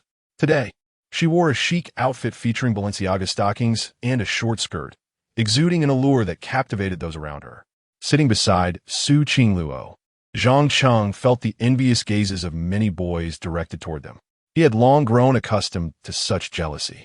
Moreover, Su Qingluo's presence attracted even more onlookers outside, further boosting the restaurant's popularity. Zhang Cheng reflected on the undeniable truth. Beauty serves as an innate form of advertisement. Soon, a table became available, and Zhang Cheng and Su Qingluo were ushered into a cozy private room. Upon entering, they were promptly greeted with warm towels to freshen up, along with cups of barley tea and an assortment of complimentary fruits. Zhang Cheng sensed the pleasant atmosphere, noting that the service had improved significantly compared to before. Ordering was still as simple as scanning a QR code, but the menu had shifted to hot pot ingredients. Sushi Wejia, please go ahead and order. Today, I'm treating, Zhang Cheng said enthusiastically. All right then, I will. Su Qingluo replied after scanning the QR code at the table and began selecting hot pot ingredients. The prices were slightly higher than those at typical hot pot restaurants, yet the ingredients were exceptionally fresh and meticulously chosen. After selecting just a few items, Su Qingluo paused. Done so soon? Aren't you going to order more? Zhang Cheng asked in surprise. I'm on a diet, so I must eat less. Su Qingluo offered a casual excuse, secretly wishing to save Zhang Cheng some money as he was saving up to marry her. Let us start eating. We can order more later if it's not enough. Zhang Cheng, assuming that girls love beauty and often diet, did not think much of it. Soon, the hot pot ingredients arrived, and the two began their meal. After tasting a piece of enoki mushroom, a thought suddenly crossed Su Qingluo's mind. Zhang Cheng, what do you think your future wife will look like? She put down her chopsticks, looking playfully at him, eager to hear his thoughts about her, whom he hadn't seen in a decade. Zhang Cheng began, but hesitated. His memories of Su Yao were of her at 11 years old. Though she was chubby then, how she would look as an adult was beyond his guess. He quickly settled for a generic response. Certainly not someone like you. Su Qingluo nearly laughed out loud. Her silly little brother was quite endearing. Why do you think your future wife won't resemble me? Don't you hope she'll be as beautiful as I am? She said, tossing her hair flirtatiously, exuding charm while subtly hinting at Zhang Cheng. How can my future wife possibly look like you? Zhang Cheng chuckled, glancing at Su Qingluo. Upon closer inspection, he realized she bore a slight resemblance to Su Yao from his childhood. His eyes widened momentarily before he shook his head, dismissing the absurd thought. Meanwhile, Su Qingluo's lips curled into a slight smile. She couldn't wait for the day when this silly brother would discover that she was, in fact, his fiancée. Halfway through the meal, Su Qingluo seemed to recall something significant and, with a serious expression, said, By the way, Zhang Cheng, since you're so skilled at painting, could you teach me? I want to learn how to paint. Su Qingluo was earnest about painting. She had adored it since childhood. But her father insisted that art was of little use and encouraged her to study foreign languages and economics to support the family business. Consequently, she had never received formal training and had relied solely on her passion. Moreover, having Zhang Cheng teach her was a little selfish, as it would allow her to spend more time with him, a perfect twofold opportunity. Before Zhang Cheng could respond, the system's voice chimed in again. Ding, perfect godly system has triggered a task. Option 1. Agree to teach Su Qingluo painting. Reward, master-level painting appraisal ability, 1 million in appraisals. Option 2. Decline Su Qingluo's request. Reward, lose 1 testicle. Zhang Cheng was at a loss for words. This confounded system was pressuring him to make a choice again. Losing a testicle? That would render him half a eunuch. He could very well lose his ability to reproduce. Could it not provide him with a more conventional choice, instead of always forcing him into decisions? After silently cursing the system numerous times, he finally composed himself and said to Su Qingluo, No problem, Su Shuejia. If you want to learn painting, I will naturally teach you. As soon as he finished speaking, the system's voice chimed once more. Then congratulations, host, for making a choice. Reward, master-level painting appraisal ability, with a 1 million appraisal rebate, limited to 2 times. As the system voice faded, Zhang Cheng felt an influx of knowledge about discerning the authenticity of famous paintings flood his mind. In an instant, he had become an art appraisal expert. This skill was remarkable. He could profit handsomely by appraising famous paintings in the market. Perhaps even trading some ancient artworks would yield greater returns than painting himself. The 1 million appraisal rebate, though limited to 2 uses, was still a great boon. Zhang Cheng was quite pleased with this new ability, as it offered him yet another avenue for income. Seeing Zhang Cheng agree to teach her, Su Qingluo's heart soared with joy. Wonderful. It's settled then. You must not go back on your word. Tomorrow is Sunday. Let us meet at the painting club, she exclaimed, her face beaming with delight. The prospect of spending time alone with Zhang Cheng while learning to paint was simply perfect, and she secretly hoped for some unexpected developments between them. As she pondered, her cheeks flushed slightly. All right, just send me a message on WeChat when the time comes. Zhang Cheng replied nonchalantly. In truth, even without the system's choice, he would have agreed to Su Qingluo's request, considering how much she had helped him today. Moreover, visiting the painting club would allow him to create several pieces, which he could sell to Su Gang. Although the tenfold return was no longer applicable, his current reputation would still fetch a decent price. Feeling elated, Su Qingluo sensed that her relationship with Zhang Cheng had grown a little closer, yet she desired even more intimacy. She then proposed, Zhang Cheng, to celebrate your newfound fame and fortune, let us have a drink. Drink? Can you handle it? Zhang Cheng chuckled. Of course I can. I can finish a bottle of red wine. Su Qingluo replied defiantly. In truth, Su Qingluo was not very experienced with alcohol. She had merely read that drinking could help bridge the gap between her and boys, so she wanted to give it a try. Very well. I'll order a bottle of red wine, Zhang Cheng said, scanning the QR code on his phone to place the order. Before long, the waiter brought the wine and poured it for them. The wine is here. Let me pour for you this time. Zhang Cheng, keen to avoid a repeat of the previous incident where they clumsily spilled drinks, took the initiative to serve Su Qingluo. Okay, just a little more, please, Su Qingluo said, somewhat playfully. This wine has a strong aftertaste. You should drink less. Zhang Cheng cautiously poured her half a glass, worried that she might get drunk. Having never drunk alcohol before, this was Su Qingluo's first experience. She took a tentative sip from the half-filled glass, finding it a bit tangy yet sweet. Not unpleasant at all. It's quite good, she declared, then promptly downed the rest of the glass in one go, leaving Zhang Cheng momentarily stunned.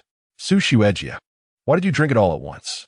Don't worry, I have a good tolerance for alcohol, Su Qingluo confidently replied. However, as soon as she finished speaking, a rosy hue spread across her cheeks, and her head began to spin. Before long, she slumped onto her chair in a rather ungraceful manner. Zhang Cheng could only shake his head in bemusement. With your tolerance, you boast about being able to finish a bottle, and yet, you're already out after one glass. Zhang Cheng could not help but shake his head, then took a sip of red wine himself before approaching Su Qingluo to assist her. At that moment, she had collapsed in a rather ungraceful manner, and Zhang Cheng intended to lay her flat on the chair. However, just as he lifted her, Su Qingluo unexpectedly wrapped her arms around his neck, her gaze slightly dazed from intoxication. Senior Su, allow me to help you to the chair for a moment, Zhang Cheng awkwardly explained. Unbeknownst to him, the inebriated Su Qingluo was feeling a bit lightheaded and somewhat lost in her senses. As she gazed upon Zhang Cheng's handsome visage, her cheeks flushed a deeper shade of red, and her breathing quickened. You're such a handsome little brother. After uttering those words, Su Qingluo, still clinging to Zhang Cheng's neck, leaned in and kissed him directly. At that moment of contact, Zhang Cheng stood frozen in astonishment.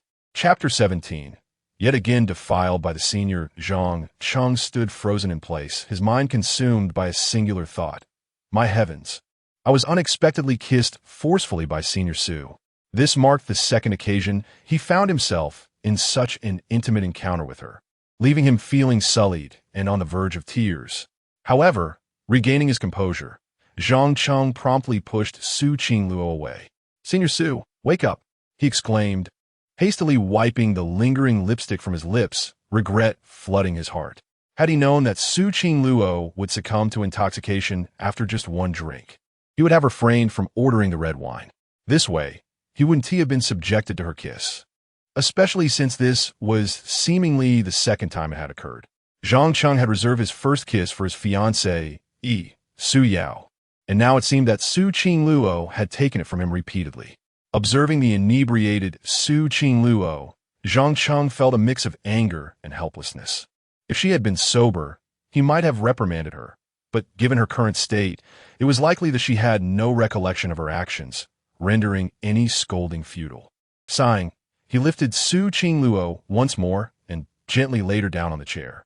Reclining there, her graceful curves were fully displayed, particularly her legs clad in Balenciaga stockings, which were undeniably captivating. Many a man might have seized the opportunity to take advantage of her vulnerability, yet Zhang Cheng harbored no such intentions. Really, if you cannot handle your liquor, then you ought not to drink, lest you cause me to lose my first kiss. He lamented, somewhat exasperated, as he requested a light blanket from the waiter and carefully draped it over Su Qingluo. He also ordered a bowl of hangover soup. After considerable effort, he finally coaxed Su Qingluo into drinking the restorative broth. Once this was accomplished, Zhang Cheng returned to his own seat, finally able to enjoy the hot pot in peace. Earlier, he had been so preoccupied with Su Qingluo that he barely touched his meal, but now he could indulge with ease. Gradually, the hangover soup began to revive Su Qingluo's senses. After resting for a brief while, she finally regained consciousness. Why am I lying here? Wasn't I just drinking? She wondered, rubbing her head, still feeling somewhat dazed, though significantly improved. You're awake, Zhang Cheng remarked, popping a piece of vegetable into his mouth from the hot pot. Did I really pass out? Su Qingluo asked, sitting up, her spirit visibly lifted. Well, didn't you claim you could drink a whole bottle of red wine? How did you get drunk after just half a glass? Zhang Cheng teased with a smile. That's because I'm not feeling well today, Su Qingluo replied, her cheeks flushing slightly. Before recalling something that made her inquire, I didn't do anything outrageous while I was drunk, did I? She vaguely remembered being so captivated by her handsome younger brother that she couldn't resist kissing him, recalling the sensation of his lips being moist and alluring. But it seemed he had pushed her away afterward. What do you think? Zhang Cheng replied tersely, feeling quite annoyed at her audacity to kiss him. If not for her intoxication, he would have certainly held her accountable. Seeing Zhang Cheng's irritated expression, Su Qingluo appeared to grasp something, her face flushing deeper. So I really did kiss my younger brother, she thought, a flicker of delight igniting within her. Instinctively, she licked her soft lips, savoring the lingering taste of Zhang Cheng. She felt no guilt at all. Rather, she found her drunken boldness exhilarating, having done something she had always wanted but never dared to attempt. After the hot pot meal, Zhang Cheng escorted Su Qingluo back to her dormitory. As soon as she returned, she clutched her phone and messaged him. Stinky brother, I'm back in the dorm. Thank you for treating me to hot pot today. Her message radiated a playful charm. It is I who should thank you. Without your help, I wouldn't have been able to sell my paintings so smoothly today, Zhang Cheng quickly replied. Upon receiving his swift response, Su Qingluo felt a surge of happiness. She settled onto her bed, stretching her long, black stocking-clad legs, revealing their enticing curves, and happily continued to type. That's because your painting is exceptional. Otherwise, who would buy it? She sent another message, brimming with praise for Zhang Cheng, and concluded with a reminder, by the way, don't forget your promise to teach me how to paint tomorrow. Rest assured, Senior Su, I will keep my word. See you at the art club tomorrow.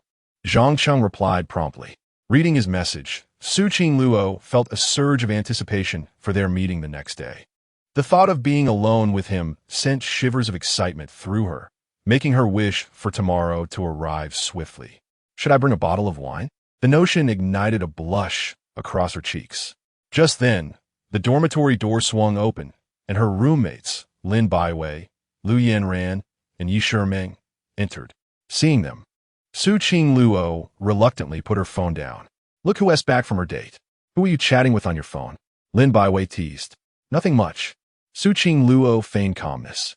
If you want to show us, I can guess you went on a date with Zhang Cheng, right? I saw the photos of you two having hot pot together on the campus website, Lin Baiwei said, pulling out her phone to show Su Qingluo the pictures.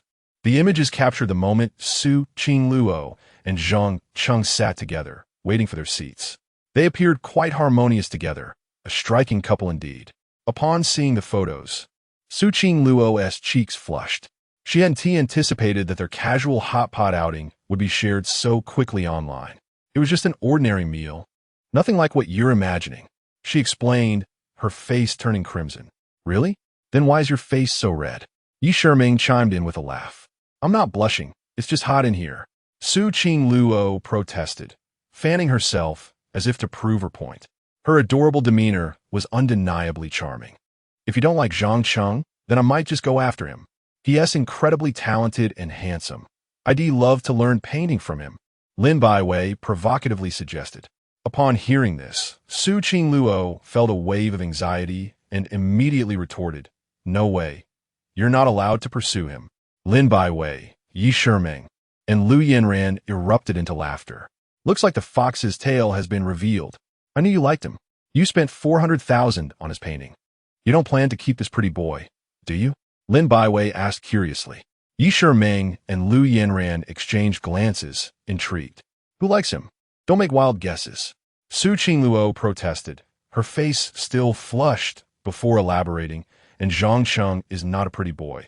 His paintings are now valuable. Buying a painting for 400,000 is an investment, not what you think. The three roommates exchanged skeptical looks. An investment? Who believes that? Zhang Cheng is just a fledgling artist, without any reputation. How much could his paintings possibly be worth? Lin Baiwei replied, unconvinced. Feeling somewhat indignant, Su Qingluo responded with a sense of pride. Zhang Cheng has gained considerable fame in the art world, even surpassing Master Qin Yuan in a painting contest, with his artwork now valued at an astonishing 810,000. Su Qingluo's declaration carried an undeniable protective fervor.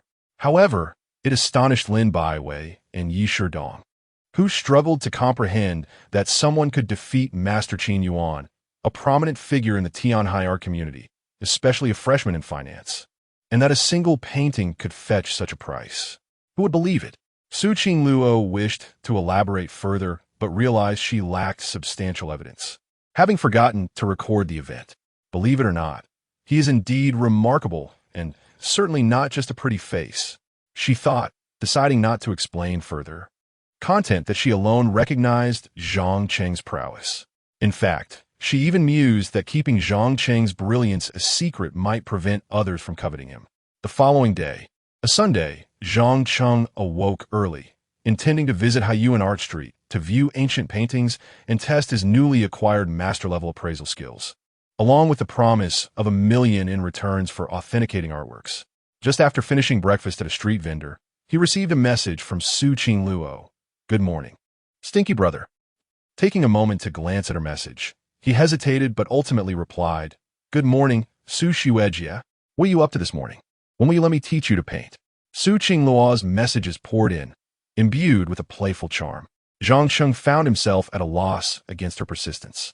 After some contemplation, he responded, I'm heading to Haiyuan Art Street to see ancient paintings this morning. I'll teach you how to paint in the afternoon. He had promised her and felt it would be rude to back out. You're going to Haiyuan Art Street to see ancient paintings? Wait for me. I'm heading there too. Let us go together. Su Qingluo replied promptly. Zhang Cheng was taken aback by her eagerness to join him. He had intended to decline, but, recalling her assistance the previous day, he couldn't bring himself to do so and replied, I'll wait for you at the school gate for 5 minutes. Okay, I'll be there soon. Su Qingluo exclaimed. True to her word, she leapt out of bed, despite it being around 8 in the morning. After a hasty wash and donning a white dress, she rushed out without even applying makeup or having breakfast. Yet, she still exceeded their 5-minute agreement. Oh no, it's been 10 minutes. Zhang Cheng must have left. Su Qingluo hurriedly ran to the school gate. Upon arriving, she found Zhang Cheng absent, her heart sinking at the realization that he had indeed left. Suddenly, a familiar voice called out from behind her. You rushed out so quickly. You didn't tea at breakfast, did you? I brought you something. Her heart lifted at the sound. Turning, she saw Zhang Cheng, who had waited for her despite the delay and even brought her favorite breakfast. This gesture touched Su Qingluo deeply, evoking memories of their childhood when, despite being a year older, she would cling to him like a younger sister.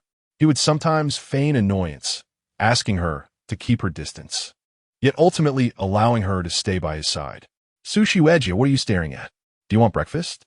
Zhang Cheng asked, noticing her daydreaming and waving a hand in front of her eyes. Yes, please. Thank you, Stinky brother, she replied, snapping back to reality and eagerly accepting the breakfast he offered, a delicious egg pancake and soy milk, her favorites.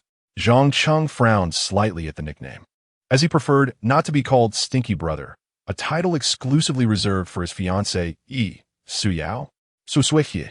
You can call me Zhang Cheng or Shiwudi from now on. Referring to me as Stinky brother might lead others to misinterpret our relationship as sibling-like. No, I'm going to call you Stinky brother. Su Qingluo replied playfully, her teasing finally yielding some effect. Zhang Cheng, observing her playful antics, felt a mix of exasperation and amusement. Fine, call me whatever makes you happy, he sighed, surrendering to her whims. Soon, Zhang Cheng summoned a ride through a mobile app, and they set off for Yuan Art Street once again. This time, their purpose was to admire ancient paintings rather than sell artworks. After half an hour, they arrived at their destination. Zhang Cheng had gained a bit more understanding of the art street, yet still lacked Su Qingluo's depth of knowledge. The ancient paintings were located in the middle section of the street, where numerous artworks from around the world were traded daily. However, many fakes and replicas also circulated, making it imperative for one to be discerning to profit in such an environment. Su Qingluo repeatedly cautioned him, aware that although painting and art appraisal were related, they were entirely different domains. She wanted to ensure he wouldn't suffer any losses. I understand. I will be vigilant, Zhang Cheng assured her, nodding as they ventured deeper into the street. Upon reaching the central section, they encountered a plethora of shops dedicated to the trade of ancient paintings, numbering at least several dozen. Which is the largest ancient painting trading shop here? Zhang Cheng inquired, feeling overwhelmed by the choices and wanting to focus on the most prominent establishment. Su Qingluo tilted her head in thought before pointing to a shop not far ahead. The largest one is called Fontaine Ancient Paintings. It features works from renowned artists across various dynasties, and many wealthy patrons frequent it to trade their artworks. All right, let's head there, Zhang Cheng replied, striding toward the shop. But there are many fakes and replicas there. Are you sure you want to go? Don't let them swindle you, Su Qingluo warned, her concern evident as she followed closely behind. Don't worry, no one can deceive me, Zhang Cheng said with a slight smile, stepping into the Fontaine Ancient Paintings shop.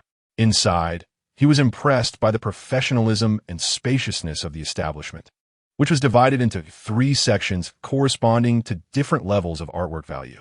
As a first-time visitor, Zhang Cheng felt somewhat lost, but Su Qingluo seemed well acquainted and began to explain. The 3rd section contains the lowest grade paintings, mostly fakes and replicas, with prices generally below 5,000. These are mainly decorative pieces with little collectible value. However, if fortune smiles upon you, you might stumble upon a genuine masterpiece, though the odds are exceedingly slim. Zhang Cheng nodded, absorbing her words as she gestured toward the central hall to continue her explanation. This sector, known as the B District, is characterized by mid-tier artworks. The majority of ancient paintings in this area are high-quality replicas, yet genuine pieces can still be found, with a significantly higher probability than in the C District. Although discerning one requires a discerning eye. The trading prices in this district typically range from 10,000 to 100,000. Zhang Cheng was taken aback by Su Qingluo's extensive knowledge of this place. It seemed he had indeed made the right choice in bringing her along. As for the A District, it represents the highest tier of paintings, where authentic works and replicas are evenly distributed. The trading prices here generally exceed 100,000. However, making a profit still necessitates a keen eye, as many seasoned collectors have encountered losses in this realm, as Su Qingluo reminded him once more. Zhang Cheng nodded and casually scanned his surroundings, noticing that the area was bustling with individuals trading ancient artworks, among whom he surprisingly recognized one.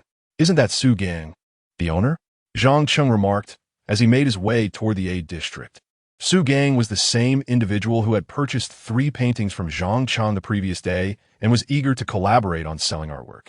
Unable to resist, Su Qingluo followed suit. As they drew closer, Zhang Cheng realized that Su Gang appeared to be in a heated dispute over a painting. I'll offer 800,000 for this ink bamboo by Zheng Banchao, Su Gang declared with considerable bravado. I offer 900,000, countered a bald man opposite Su Gang. Despite his rotund figure, wore designer attire, indicating his affluence. Between them stood an elegant elderly gentleman with a wispy beard and thick glasses, holding the painting in question, seemingly its owner. As Zhang Cheng approached, he took a keen interest in the artwork. If authentic, this piece could be valued between 1 million and 3 million. However, if it were a replica, it would be worthless. Su Gang's bid of 800,000 suggested he believed it to be genuine. Yet the bald man promptly raised the offer to 900,000. Clearly, their competition for the painting had intensified. After scrutinizing the piece, Zhang Cheng furrowed his brow. I bid 1 million. Su Gang finally exclaimed, unable to contain his desire to acquire the painting. 1 million was likely the upper limit for this artwork. Of course, it could fetch a higher price at auction, but Su Gang was banking on its potential. Upon hearing Su Gang's bid, the bald man instinctively glanced at the bespectacled elder. After a brief exchange of knowing smiles, the bald man feigned regret, saying, I didn't realize Mr. Su was so financially formidable. I concede, the painting belongs to you. Su Gang, relieved by the bald man's concession, felt a sense of fulfillment. He had long desired to add a Zhang Banqiao painting to his collection. Thank you, Mr. Du. I shall take this ink bamboo without hesitation, Su Gang said, casting a satisfied glance at the elder. Old Fong, according to our previous agreement, must this ink bamboo be sold to me? This so-called Old Fong was a renowned connoisseur of paintings in Tianhai City, known officially as Fong Fu. His authentication accuracy for ancient artworks surpasses 70%, which led Su Gang to instinctively trust the piece's authenticity once he learned it was in Fong Fu's possession. Of course, as an art collector, Su Gang possessed some knowledge of authentication himself. After thorough examination and confirming the painting was indeed a genuine work by Zhang Banqiao, he confidently placed a bid of 1 million. Since you have won the bidding, this ink bamboo by Zhang Banqiao is yours, Fong Fu said amicably. Excellent.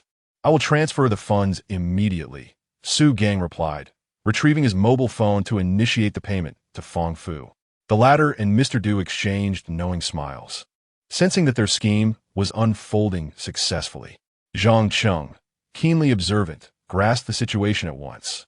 There's no rush, Mr. Su. Take your time, Fong Fu said, though he eagerly shared his bank account details. Mr. Su, I've sent you my bank account number. You may transfer the funds there, Fong Fu urged. All right, I will have someone transfer the amount to you right away. Su Gang pulled out his phone, ready to initiate the transfer, when a voice interrupted him. Mr. Su, that painting is a counterfeit. It holds no value. The words sent shockwaves through the crowd, as all eyes turned towards the source of the voice. Chapter 18. A fortuitous discovery. The speaker was none other than Zhang Cheng. Typically, if an ordinary person were engaged in a transaction here, Zhang Cheng might not have intervened. However, given his acquaintance with Su Gang, he felt compelled to offer a word of caution. Boss Su, this painting is a forgery. It holds no value whatsoever. Upon uttering these words, a wave of astonishment rippled through those present, all eyes turning towards him. Upon recognizing Zhang Cheng, Su Gang displayed a mixture of surprise and delight. Brother Zhang, what brings you here? Su Gang greeted him warmly. Having met only the previous day, Su Gang had been deeply impressed by Zhang Cheng's remarkable artistic skills, finding him worthy of admiration. I came to view some ancient paintings, but I didn't expect to encounter you here. Zhang Cheng replied with a smile. Is that so? Brother Zhang, are you also interested in ancient art? I thought you only enjoyed painting. Su Gang could not help but exclaim. Meanwhile, Du Pongzi and Fong Fu, witnessing Su Gang engrossed in conversation with Zhang Cheng, momentarily forgot to settle their payment, which greatly displeased them. Moreover, Zhang Cheng had just questioned the authenticity of their painting, further fueling their discontent. I say, young man, you just claimed my ink bamboo painting is a forgery. What do you mean by that? Fong Fu furrowed his brow and finally could no longer restrain himself from questioning. Young man, while one may indulge in casual dining, one must not speak carelessly. You would do well to clarify your statement. Du Pongzi chimed in, unable to contain his agitation. The two seemed to be in cahoots, even their doubts echoing in unison. You two certainly share a remarkable understanding, questioning in tandem. Zhang Cheng remarked with a slight smirk, his words laden with implications. Indeed, upon hearing this, a flicker of panic flashed in Du Pengzi and Fang Fu's eyes, though they quickly regained their composure. Fang Fu, in particular, asserted sternly, "You have declared my painting a forgery. Am I not entitled to question that?" Su Gang, upon hearing this, could not help but inquire, "Brother Zhang, this ink bamboo is a piece collected by Master Fang Fu, a renowned connoisseur of paintings in our Tianhai city. It has been authenticated by him, so it should be impossible for it to be a forgery. Furthermore, I have personally seen it. This painting is indeed by Zhang Banxiao. Are you certain it is a forgery?" Although Su Gang recognized Zhang Cheng's artistic prowess, he understood that painting and art appraisal were entirely different realms. Thus, he harbored doubts. Zhang Cheng remained calm. "This ink bamboo by Zhang Banxiao is indeed a forgery, without a doubt," he declared confidently. "Oh, then pray tell, what makes you believe this ink bamboo is a forgery?" Fang Fu replied with a scowl. "Yes, do elucidate. If you cannot provide a satisfactory explanation, you had best leave," Du Pengzi urged with impatience. As the situation seemed to be unfolding favorably for them, they were incensed by Zhang Cheng's unexpected intervention. With a slight smile, Zhang Cheng leisurely approached the ink bamboo painting, instinctively touching the paper. After confirming his suspicions, he spoke calmly. "I must say, this forgery is remarkably executed.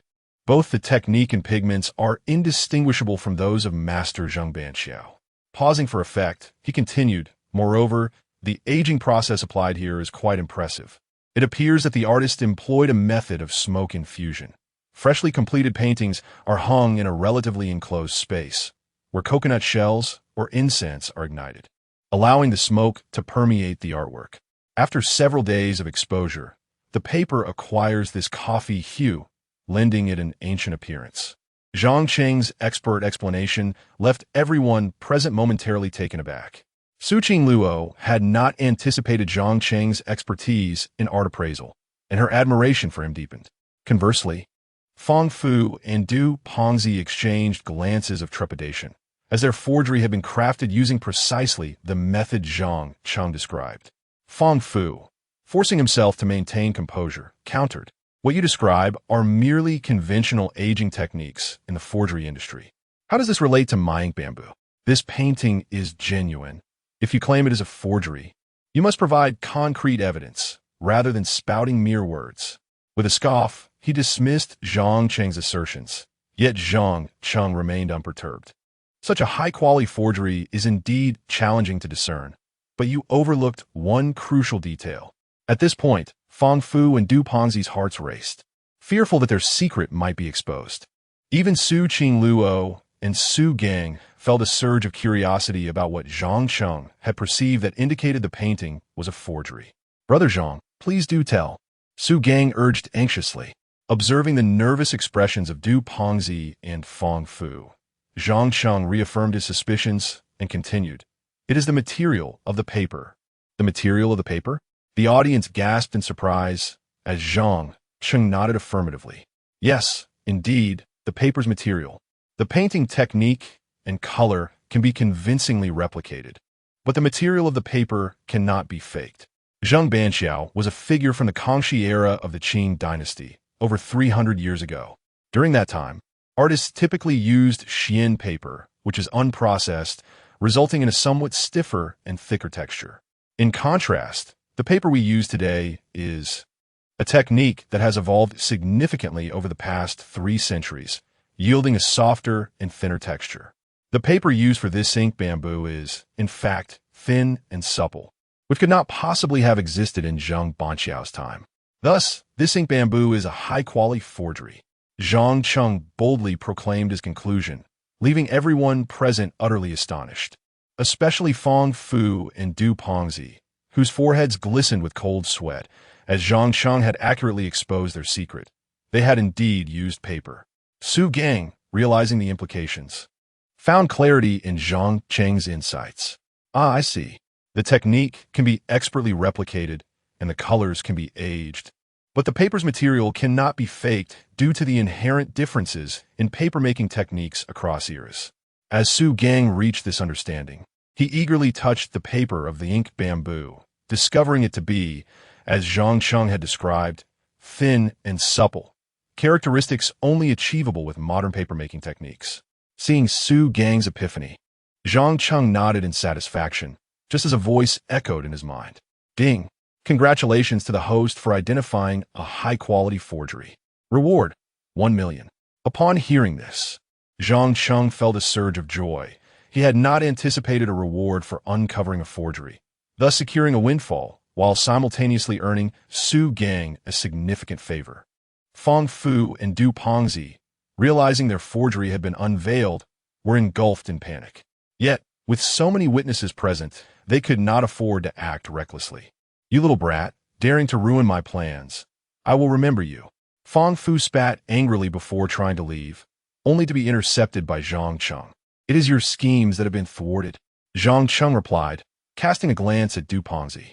The latter, feeling Zhang Cheng's gaze, became incensed. What do you mean, kid? How does the forgery of this painting concern me? Du Pengzi retorted fiercely. You must have known in advance that this painting was a forgery. Furthermore, you conspired with Master Fang to deceive Boss Su. Zhang Cheng, at this moment, resembled a detective, continuing his narrative with unhurried precision. One person is responsible for the painting's credibility, while another inflates the price. Thus, Boss Su would inevitably fall into your trap. Upon hearing these words, the expressions of Fatty Du and Master Fang shifted dramatically. They could hardly believe that Zhang Cheng not only discerned their painting as a counterfeit, but also saw through their scheme. Su Gang, upon listening, felt a mix of shock and fury. He never anticipated that the art appraisal master, Fang Fu, whom he had trusted so deeply, would collude with others to deceive him. His face darkened considerably. After glancing at the panic in Fang Fu and Fatty Du's eyes, he became even more convinced of Zhang Cheng's assertions. Master Fang, Fatty Du, I am profoundly disappointed in you. From now on, Yunxiang Art Gallery will refuse to collaborate with you, and I will publicly expose your actions today within the gallery. Su Gang declared with palpable anger. Had Zhang Cheng not appeared unexpectedly today, he would have suffered a loss of 1 million in vain. Hearing Su Gang's words, a chill ran through Fatty Du and Fang Fu's hearts. Su Gang's decision would severely tarnish their reputations, especially Fang Fu, who, as an appraiser, would likely find himself without future clients if he lost his credibility. But it was too late for regrets. Their scheme had been uncovered, and they were powerless to change the outcome. They could only glare fiercely at Zhang Cheng before departing with grim expressions. After this incident, Su Gang was thoroughly awed by Zhang Cheng. Brother Zhang Cheng, I owe you my utmost gratitude today. Were it not for your timely intervention, I might have lost 1 million in vain, Su Gang expressed earnestly. I merely happened to pass by and offered a word of caution. I hardly did much. Zhang Cheng responded modestly. You have rendered me a great service. Stay for lunch later. Allow me to express my appreciation properly. Su Gang insisted warmly, taking Zhang Cheng's hand. Very well, I shall. Zhang Cheng replied, pleased, as he had other important matters to discuss with him later. However, before that, he intended to utilize the remaining rebate of 1 million for authenticating another painting. He began to browse casually within the gallery, noticing Zhang Cheng's keen interest in ancient paintings. Su Gang couldn't help but inquire, Brother Zhang Cheng, do you also have considerable knowledge of ancient paintings? You identified that ink bamboo as a forgery at a glance. Just a bit. Zhang Cheng replied with humility. A bit? I couldn't even tell, yet you recognized it immediately. Su Gang remarked, clearly admiring him. Perhaps it was merely luck, Zhang Cheng said, his gaze wandering over the surrounding artworks.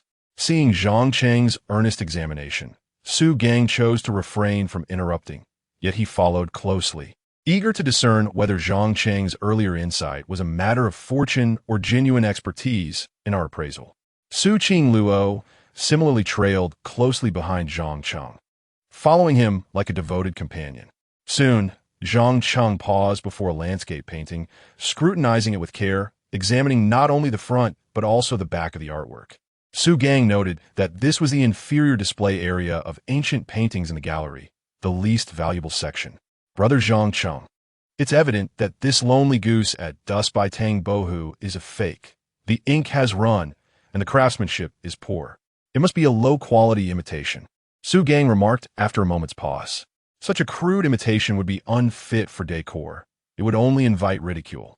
Is that so? However, I find it quite appealing.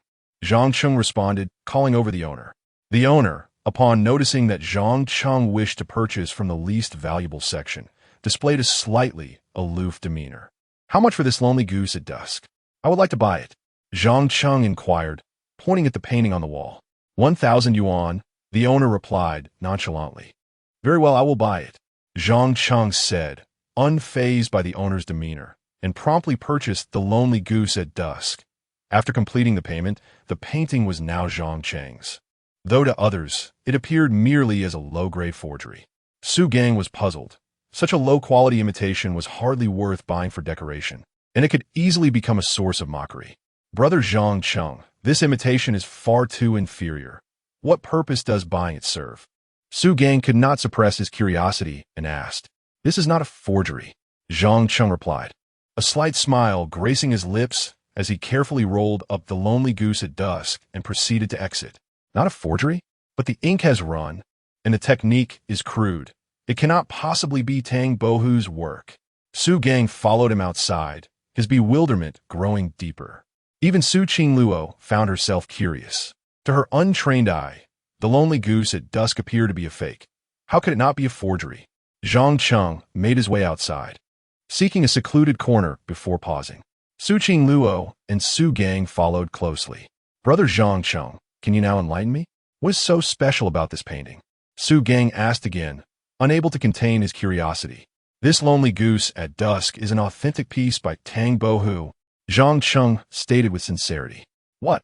An authentic work by Tang Bohu? Brother Zhang Cheng, are you jesting? The painting is so poorly executed, and the ink has run. How can it possibly be genuine? Not only Su Gang doubted him, but even Su Qingluo, unfamiliar with ancient paintings, found it hard to believe that such a crude work could be an authentic piece by the renowned artist. Zhang Cheng smiled, and then carefully unfurled the lonely goose at dusk once more. Because this is a painting within a painting, Zhang Cheng explained earnestly. A painting within a painting? Su Gang had never heard of such a concept, and Su Qingluo was even more baffled. Indeed, a painting within a painting. As Zhang Cheng spoke, he moistened his finger with his tongue and began to peel back the edges of the painting carefully, as the true artwork gradually revealed itself beneath the surface. Su Gang and Su Qingluo's expressions shifted to astonishment. Minutes later, as Zhang Cheng delicately tore away the inferior layer, the genuine lonely goose at dusk emerged, finally unveiling the true masterpiece by Tang Bohu. Zhang Cheng presented the authentic lonely goose at dusk for Su Gang to behold. Upon seeing it, Su Gang was utterly stunned. Chapter 19. The senior sister is drunk again. Changing her clothes, Su Gang was utterly astonished upon seeing the true masterpiece by Tang Bohu.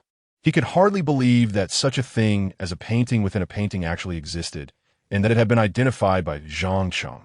The artwork titled The Lonely Wild Goose at Dusk had been in the Fantiang ancient art shop for quite some time, at least several years, and countless appraisal masters had visited the shop. Yet, none had discerned that this was a painting within a painting. It was only Zhang Cheng who immediately recognized the secret of the lonely wild goose at dusk. This demonstrated that Zhang Cheng's expertise in art appraisal had reached a world-class level. With this realization, Su Gang's perception of Zhang Cheng transformed completely. This was no mere student. He was, in fact, a true master in the realm of art, both in creation and appraisal. Su Qingluo was equally taken aback by Zhang Cheng's appraisal prowess. She had not anticipated that he was not only skilled in painting, but also remarkably talented in art appraisal. Her gaze toward Zhang Cheng was now imbued with admiration, and the closer she got to him, the more she discovered that her fiancé was indeed a treasure trove of talent, handsome and extraordinarily gifted. Zhang Cheng had just completed the appraisal when the system's voice chimed in again. Congratulations, host, for successfully appraising the true work of the lonely wild goose at dusk. Reward, 1 million cash. Upon hearing the system's notification, Zhang Cheng felt a wave of satisfaction wash over him. He had effortlessly earned another million. Unfortunately, the cashback from the previous 2 appraisals had already been exhausted, and future appraisals would not yield any cash back. However, His appraisal skills were permanent. As long as Zhang Cheng desired, he could continuously accumulate wealth through his expertise. With this thought in mind, Zhang Cheng's gaze fell upon the Tang Bohua masterpiece he held in his hands. This was indeed a genuine piece by Tang Bohua, worth a considerable sum, so he needed to sell it promptly. "Boss Su, I wish to discuss something with you," Zhang Cheng said, turning to Su Gang. "What is it?" Su Gang replied earnestly. "Whatever you command, I would brave mountains and seas for you." He felt indebted to Zhang Cheng for previously exposing the conspiracy of Fang Fu and Du Pengzi, which had saved him from significant loss of 1 million. Therefore, he owed Zhang Cheng a great favor. "I would like you to assist me in selling this The Lonely Wild Goose at Dusk," Zhang Cheng stated candidly. While this masterpiece was indeed a true work of Tang Bohua, it would only hold value if sold. Otherwise, it would serve little purpose in Zhang Cheng's hands. It needed to be converted into money to allow him to pursue further endeavors and enhance his wealth. "Not a problem. Leave this matter to me. I have connections at the largest auction house in Tianhai City, and I will ensure this Tang Bohua masterpiece is featured there," Su Gang replied without hesitation. "Additionally, I will help promote it, gathering buyers who appreciate Tang Bohua's art, so we could drive up the price and achieve an astronomical sale." Gratified by Su Gang's enthusiasm, Zhang Cheng felt a wave of relief. Indeed, professional tasks were best left to professionals, and Su Gang's words were filled with promise. "Thank you, Boss Su." Zhang Cheng expressed his heartfelt gratitude. "Just a small effort," Su Gang remarked, glancing at the time. "It's nearly noon. Let's share a meal together. Bring your girlfriend along." Noticing that Su Qingluo had accompanied Zhang Cheng for 2 consecutive days, Su Gang instinctively assumed she was his girlfriend. Since he was inviting Zhang Cheng to lunch, it was only natural to include her. Upon hearing this, Zhang Cheng quickly clarified, "Boss Su, actually, Su Xuejia is not my girlfriend yet." "Not yet? You must act quickly. Such a beautiful girl is quite a catch. Otherwise, someone else might swoop in," Su Gang advised.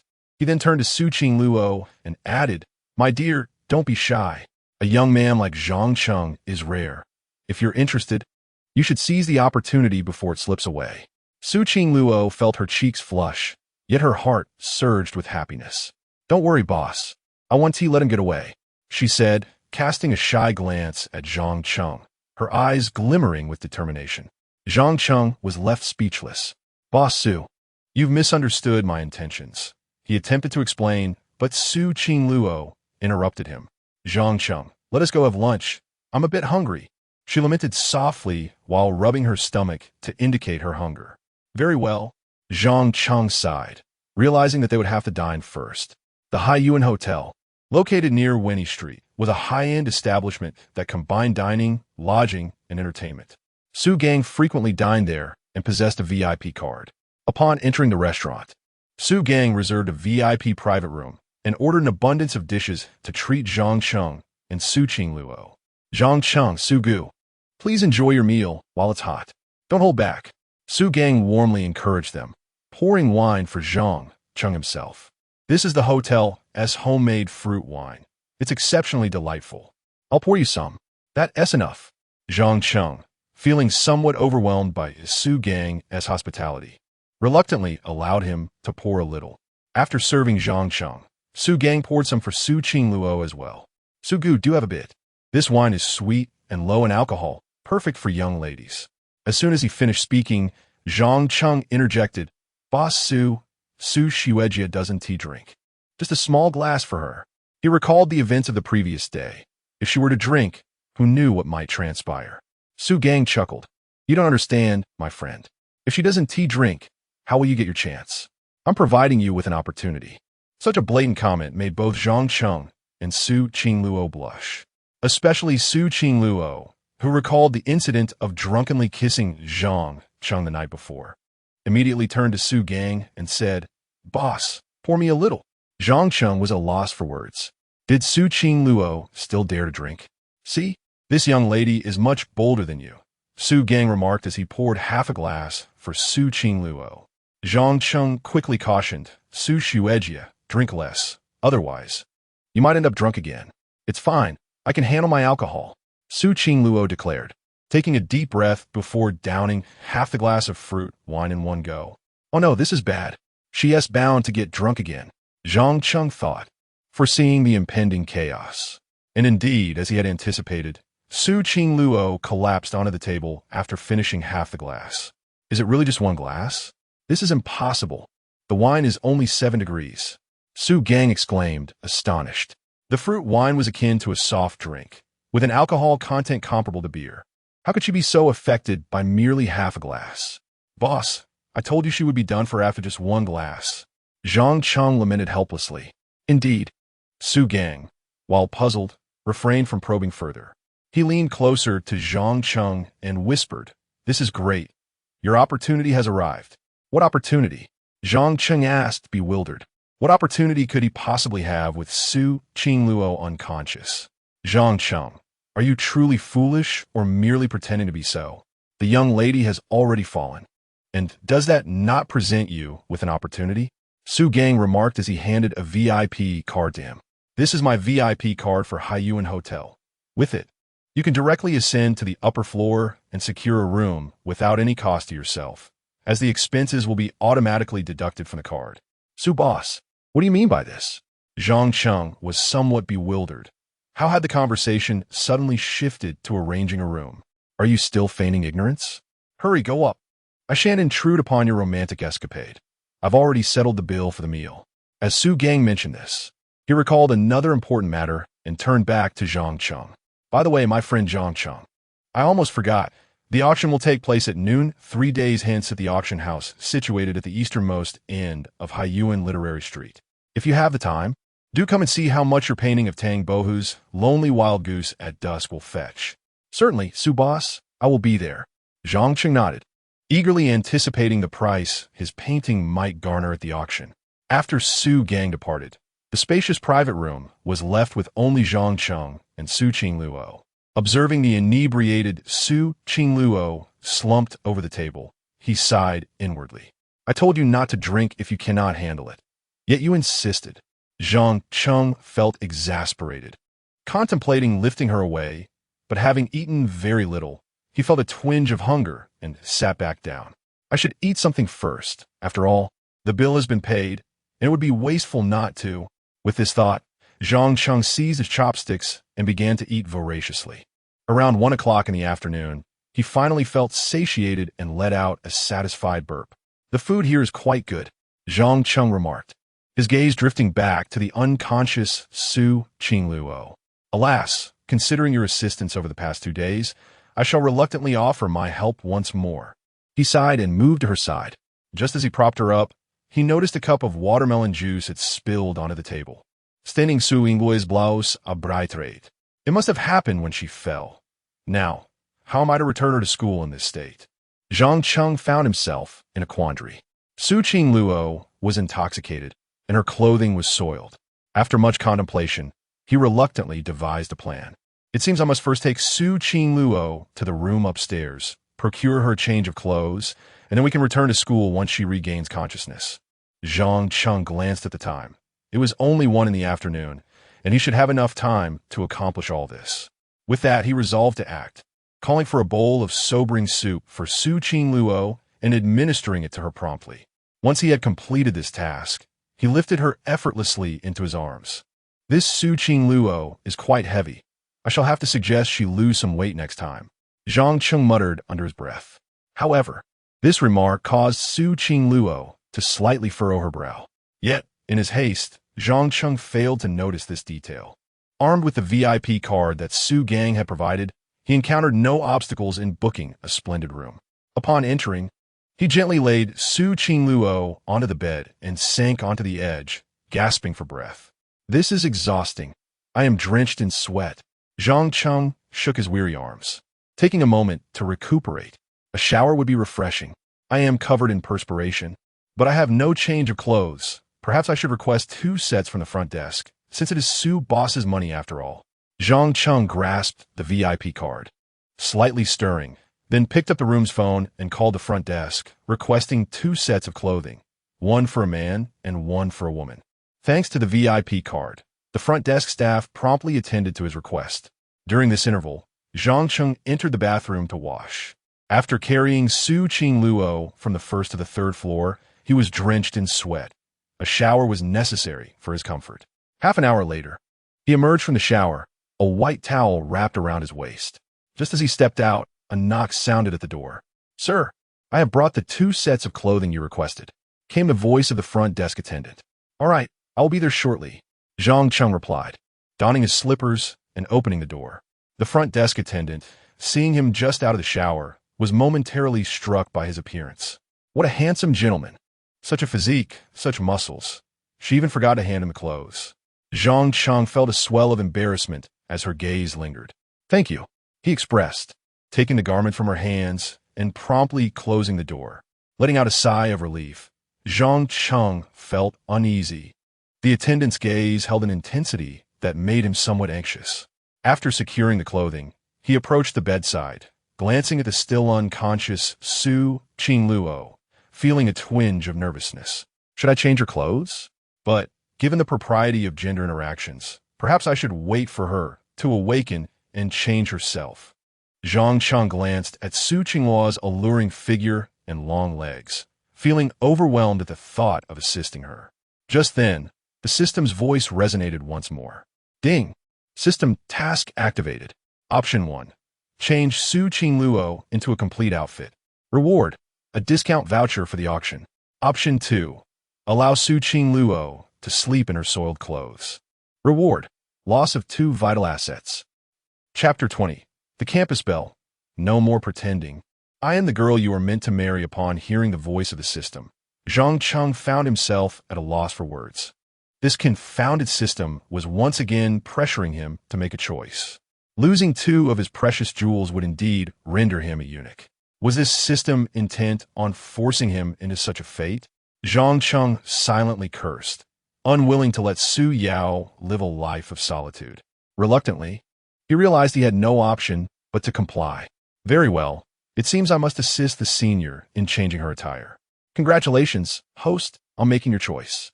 You have received a 10 discount voucher for the auction, valid for all items. Upon hearing the system's announcement, Zhang Cheng immediately began to examine the voucher for the auction. After a brief glance, he comprehended its use. With this voucher, he could acquire any item at the auction for merely a tenth of the price. A rather advantageous deal indeed. In 3 days, my painting Lonely Wild Geese at Dusk will be auctioned. It would be a perfect opportunity to see if there is something I desire. After closing the system's introduction page, his gaze returned to Su Qingluo, who lay unconscious on the bed. The renowned campus belle of Tianhai University was clad in a white dress that accentuated her perfect curves, especially her long, slender legs, which the fabric could hardly conceal, leaving her stunningly exposed to the air. Were it any other boy, he might have succumbed to improper thoughts by now. However, Zhang Cheng had no such inclinations, though he still felt a sense of trepidation at the prospect of changing Su Qingluo's clothes. To assist the senior, he would first need to remove her white dress and then replace it with a new outfit. Wouldn't that mean he would see her in her entirety? Zhang Cheng furrowed his brow slightly, finding himself in a quandary. But having made his choice, he steeled himself for the task ahead. Fortunately, the receptionist had brought a lovely pink dress, which he could simply slip onto her. Taking a deep breath, he steadied his nerves and leaned down, cautiously beginning to remove Su Qingluo's dress. This was his first experience helping a girl change, and he felt somewhat clumsy, his hands trembling slightly from nervousness. Especially when he inadvertently brushed against her smooth skin, a shiver coursed through him. In truth, it was not only Zhang Cheng who felt anxious. Su Qingluo, lying on the bed, was also feigning unconsciousness, her eyelashes fluttering slightly as her cheeks flushed a rosy hue, her breath quickening. It seemed she was aware of Zhang Cheng's imminent actions, but gave no sign of awakening. Imagining her as a block of tofu would alleviate my tension, Zhang Cheng constantly reminded himself. To his surprise, this self-encouragement actually helped him relax considerably. As the dress slipped away, Su Qingluo's flawless, fair body came into view before Zhang Cheng. Her well-endowed bosom, her long, unadorned legs, and the smooth, delicate skin covering her body were all laid bare before him. Frankly, such an alluring sight would be difficult for any man to resist. Yet, Zhang Cheng remained wholly focused, skillfully completing the task of dressing Su Qingluo without wavering in his resolve. It must be said his mindset was remarkably strong. Faced with such unparalleled beauty, he remained steadfast in his affections for Su Yao, viewing other girls merely as blocks of tofu. At last, he completed the dress change. Zhang Cheng let out a sigh of relief and proceeded to change his own clothes. After finishing, he sank into a plush chair, pulling out his phone to indulge in some gaming to unwind after the tense experience of changing Su Qingluo's attire. Unbeknownst to him, Su Qingluo had long since regained her senses, merely pretending to be inebriated. However, her emotions mirrored Zhang Cheng's. She was equally nervous, torn between anticipation for what he might do next and trepidation that he might act upon his thoughts. Ultimately, the outcome was that Zhang Cheng showed no interest in her physical form, leaving Su Qingluo with a tinge of disappointment, feeling perhaps she lacked allure. That insufferable brother of mine would rather immerse himself in games than spare me a glance. Su Qingluo huffed internally before feigning consciousness. As Zhang Cheng noticed Su Qingluo had awakened, he continued playing his game, glancing up to say, "Ah, you're finally awake. I told you not to drink if you can't handle it. I'll drink if I want to." Su Qingluo replied in a somewhat playful tone, then noticed she was wearing a pink dress, instantly recalling the earlier events. Her cheeks flushed pink. "How did my dress change?" Su Qingluo asked, feigning ignorance. At this point, Zhang Cheng felt a bit embarrassed, quickly concocting a story. "When you passed out, your dress got stained with watermelon juice. So I had the hotel staff change it for you." As he spoke, he maintained a faade of calm, avoiding eye contact with Su Qingluo, fearful she might discern the truth. Su Qingluo was taken aback that Zhang Cheng would lie, knowing full well he had changed her dress and seen everything. Now, he claimed it was the staff who had done so. "Insufferable brother, I didn't realize you could be so sly.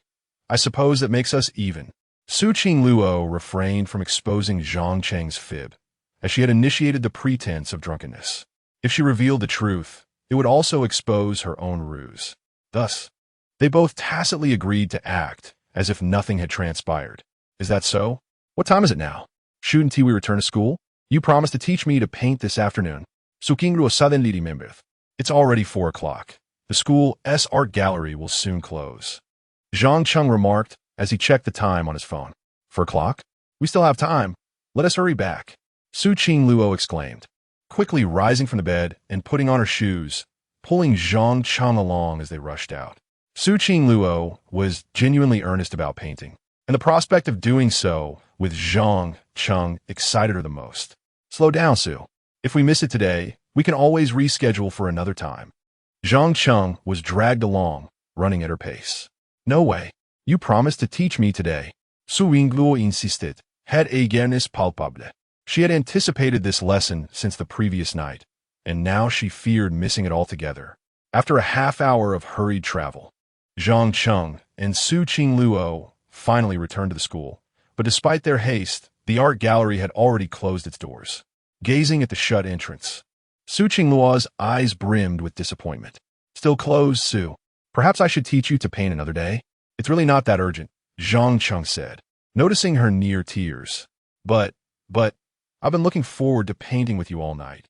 Su Qingluo's voice was laced with sorrow, her eyes glistening with unshed tears. Seeing her distress over the painting, Zhang Cheng pondered for a moment before saying, "Su, wait here. I'll be right back to teach you."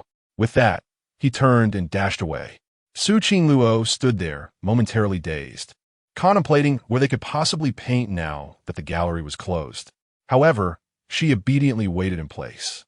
A few minutes later, Zhang Cheng returned, carrying an entire set of painting supplies, canvas, paints, brushes, and everything needed for their artistic endeavor. "Today, I'll teach you to paint from life," Zhang Cheng said, slightly out of breath. "Where did you acquire these art supplies?" Su Qingluo exclaimed in astonishment, her heart swelling with emotion. "I purchased them for 5 times the price from an art student," Zhang Cheng replied candidly. Earlier, when he had dashed out, he had gone to the art department, determined to procure the supplies from students. Initially, they had all refused, but ultimately, Zhang Cheng's offer of 5 times their worth persuaded some apart with their tools. Su Qingluo was taken aback. She never anticipated that her single remark would inspire Zhang Cheng to invest such a substantial amount solely to teach her how to paint. Hoping to alleviate her sorrow, overwhelmed with gratitude, tears streamed down her cheeks. Her mischievous younger brother remained the same kind-hearted soul, always considerate in his actions. Sister Su, why are you crying? I have brought the art supplies, and I am ready to teach you how to paint. Zhang Cheng, somewhat flustered, rummaged through his belongings and handed her a pack of tissues. Why are you so kind to me? Su Qingluo asked, accepting the tissues and dabbing at her tears. Let us not dwell on that. We must hurry and paint before it gets completely dark. Zhang Cheng glanced upwards. The sun had just set, creating an ideal opportunity to capture the beauty of the sunset. Where shall we go to paint? Su Yingluo invited. Lifting. Let's south head to the grove east of the school. I will teach you how to paint the sunset filtering through the trees. Zhang Cheng suggested, his excitement evident. Upon hearing this, Su Qingluo's cheeks flushed. The grove was a well-known spot for couples, a favored location for confessions and dates among students of Tianhai University. Let us go there. Su Qingluo nodded eagerly. Soon, the two arrived side by side at the eastern grove of the school. The setting was picturesque, with shaded pathways, flowing streams, artificial hills, and vibrant flower beds, making it an ideal venue for a romantic outing. As the sun dipped lower, many couples strolled hand in hand, some even sharing passionate kisses in the dimming light. Su Qingluo felt her heart race, while Zhang Cheng remained focused on selecting the perfect scene for painting. Sister Su, let us head to that small grove. The sunset casting its glow there is simply breathtaking. Capturing it on canvas would be magnificent. Zhang Cheng pointed ahead, excitement in his voice. Following his gaze, Su Qingluo saw the small grove bathed in the warm light of the sunset. Truly a beautiful sight. Several couples wandered hand in hand along the shaded path, radiating happiness and sweetness, which made her feel a tinge of envy. She suddenly yearned for the same experience with Zhang Cheng, walking hand in blissful harmony. As Zhang Cheng took a few steps forward, he noticed that Su Qingluo had not followed, prompting him to turn and call out, Sister Su, why are you lagging behind? If we don't hurry, we'll miss the chance to capture this sunset. Hearing this, Su Qingluo decided it was time to abandon her pretense. Recognizing that Zhang Cheng still cherished her as he once did, she felt no need to hide her feelings any longer. She wanted to embark on a sweet romantic journey with him, and perhaps by the year's end, she would don a wedding gown for him. Summoning her courage, she called out to Zhang Cheng, Zhang Cheng, I am the girl you wish to marry. Let us be together. Chapter 21. The school bell's confession. Su Qingluo's voice was soft, yet reached Zhang Cheng's ears perfectly. He felt a bit bewildered. The first bell of Tianhai University was actually saying she wanted to be with him? Was this a confession? Zhang Cheng doubted his hearing. Senior Su, please don't joke around. This isn't amusing at all. He thought Su Qingluo was merely teasing him. However, Su Qingluo was utterly sincere. I am serious, Zhang Cheng. I'm the girl you will marry in the future. Let us be together. Just like those couples holding hands, we could. Before she could finish her vision of the future, Zhang Cheng interrupted her. Senior Su, you are a wonderful person, but you are not the girl I will marry. We are not suitable for each other. Zhang Cheng completely misinterpreted Su Qingluo's words about being the girl he would marry, taking it as a typical confession and thus rejecting her earnestly. I'm a good person, not suitable? Su Qingluo was momentarily stunned. What was happening? Had Zhang Cheng just given her the good person card? Yes, you are a good person, but there is no possibility for us. After a pause, Zhang Cheng continued earnestly. Actually, I already have a fiancé. It's an arranged engagement. Once winter break starts, I will marry her. No matter the difficulties I face, I will marry her. So it's impossible for us. Though Su Qingluo was rejected, she felt a surge of emotion from Zhang Cheng's candidness. Her eyes glistened with unshed tears. Why are you so infatuated, you silly brother? Silly brother, you will regret not agreeing to me today. Su Qingluo said suddenly, her eyes reddening. She had hoped to embark on a sweet romance with Zhang Cheng sooner. But who knew this blockhead was intent on waiting until the end of the year to marry her? Wasn't it delightful to hold hands and be together sooner? I will not regret. Zhang Cheng replied earnestly. Fine, but don't come looking for me when you regret it later. Su Qingluo was genuinely moved yet frustrated by Zhang Cheng's adorable and sincere nature, and she didn't want to explain further. After leaving that remark, she turned and walked away. As Su Qingluo left in tears, Zhang Cheng considered chasing after her, but decided against it. It was better to let her get over him. If he couldn't be with Senior Su, what good would chasing after her do? Better to let her move on, and that way, there would be no rumors about them at school. Zhang Cheng sighed in relief, though he felt a twinge of guilt towards Su Qingluo, especially since she had helped him significantly in recent days. I'm sorry, Senior Su. Zhang Cheng silently apologized. He was grateful to her. Without her guidance into the art world, he could not have earned so much in such a short time. Yet matters of the heart cannot be forced. Zhang Cheng already had his fiancée, Su Yao. Although Su Qingluo was breathtakingly beautiful, he still could not accept her. The scene of Su Qingluo running away in tears was witnessed by several passing couples, who began to whisper among themselves. Isn't that's Su, our university's belle? Why is she running away in tears? Indeed, and look over there, isn't that the handsome guy rumored to be involved with her? Oh my gosh, do you think Su confessed and was rejected, leading to her tears? It's quite possible. This garden is a popular spot for confessions. So, it seems our belle was indeed rejected. The couples took pictures of Su Qingluo's tearful departure, inadvertently capturing Zhang Cheng standing still, not pursuing her. They promptly uploaded the photos to the university's website, complete with sensational headlines. Shocking. Su Qingluo, the first belle of Tianhai University, rejected in her confession, runs away in tears. The aloof goddess falls from grace, pursuing a boy and failing, utterly heartbroken. The post quickly became the talk of the campus, attracting numerous clicks and views, a development neither Zhang Cheng nor Su Qingluo had anticipated. Although Su Qingluo was rejected by Zhang Cheng, her spirits were surprisingly unaffected. In fact, she felt a flicker of happiness. Her tears were not a sorrow, but rather a response to Zhang Cheng's foolish and earnest affection. The events of the day confirmed for her that her silly brother was still the same, deeply infatuated and steadfastly thinking only of her. The thought lifted her mood considerably. Silly brother, wait until the end of the year. Let's see if you regret it. Su Qingluo teased, humming a little tune as she returned to her dorm. Clearly in good spirits, not nearly as devastated as the post suggested. However, once she entered, she found her 3 roommates waiting at the door, their expressions somewhat peculiar, each holding snacks and drinks. Why are you 3 waiting at the door? Su Qingluo asked, puzzled. Qingluo, this is a snack I've cherished for a long time. Just for you, Lin Baiwei exclaimed, thrusting a large bag of snacks into Su Qingluo's hands. And this is my yogurt, also for you. Yi Dream added, handing her a row of yogurt. This is my unopened L'Oreal face mask, all for you. Lu Yanran chimed in, presenting her face mask to Su Qingluo. Their strange behavior left Su Qingluo bewildered. What's going on today? Why all the snacks and yogurt, and a face mask too? She asked, utterly confused. Today we just want to pamper you. Lin Baiwei replied with a smile. Pamper me? What s with a sudden change of heart? Come on, spill it. There must be something you're hiding from me. Su Qingluo, being clever, immediately sensed something was amiss. The 3 roommates exchanged glances, realizing they couldn't hide it from her anymore, and finally comforted her. Qingluo, it's hard to find a 3-legged frog, but 2-legged men are everywhere. Besides, you're stunning. The most beautiful belle in the history of Tianhai University. If you want, you could have any boy you desire. Exactly, Qingluo. There's no need to be sad over Junior.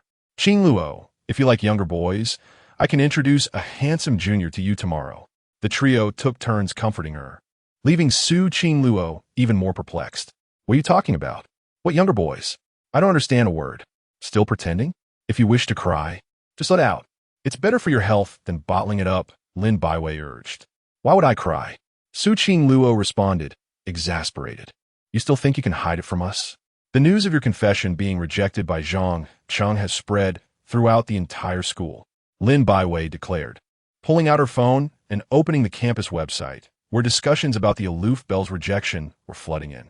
Upon reflection, it is indeed noteworthy that Su Qingluo is the epitome of aloof beauty at Tianhai University, a figure who solely knows the experience of rejection rather than being rejected herself. This stark contrast has sparked considerable discussion among the student body. Su Qingluo, upon realizing the fervor with which her brief escapade from the courtyard to the dormitory, merely a matter of minutes, has spread across the campus network, felt a wave of astonishment wash over her. The circulation of a photograph capturing her tearful exit only served to validate the rumors of her rejected confession. However, it is worth noting that the content circulating online appears to be grounded in truth. She indeed professed her feelings to Zhang Cheng, only to receive a polite declination in return. At this juncture, Su Qingluo found herself silently chastising Zhang Cheng for his obliviousness. If he were not so foolish, this predicament might never have arisen. Qingluo, do not be disheartened.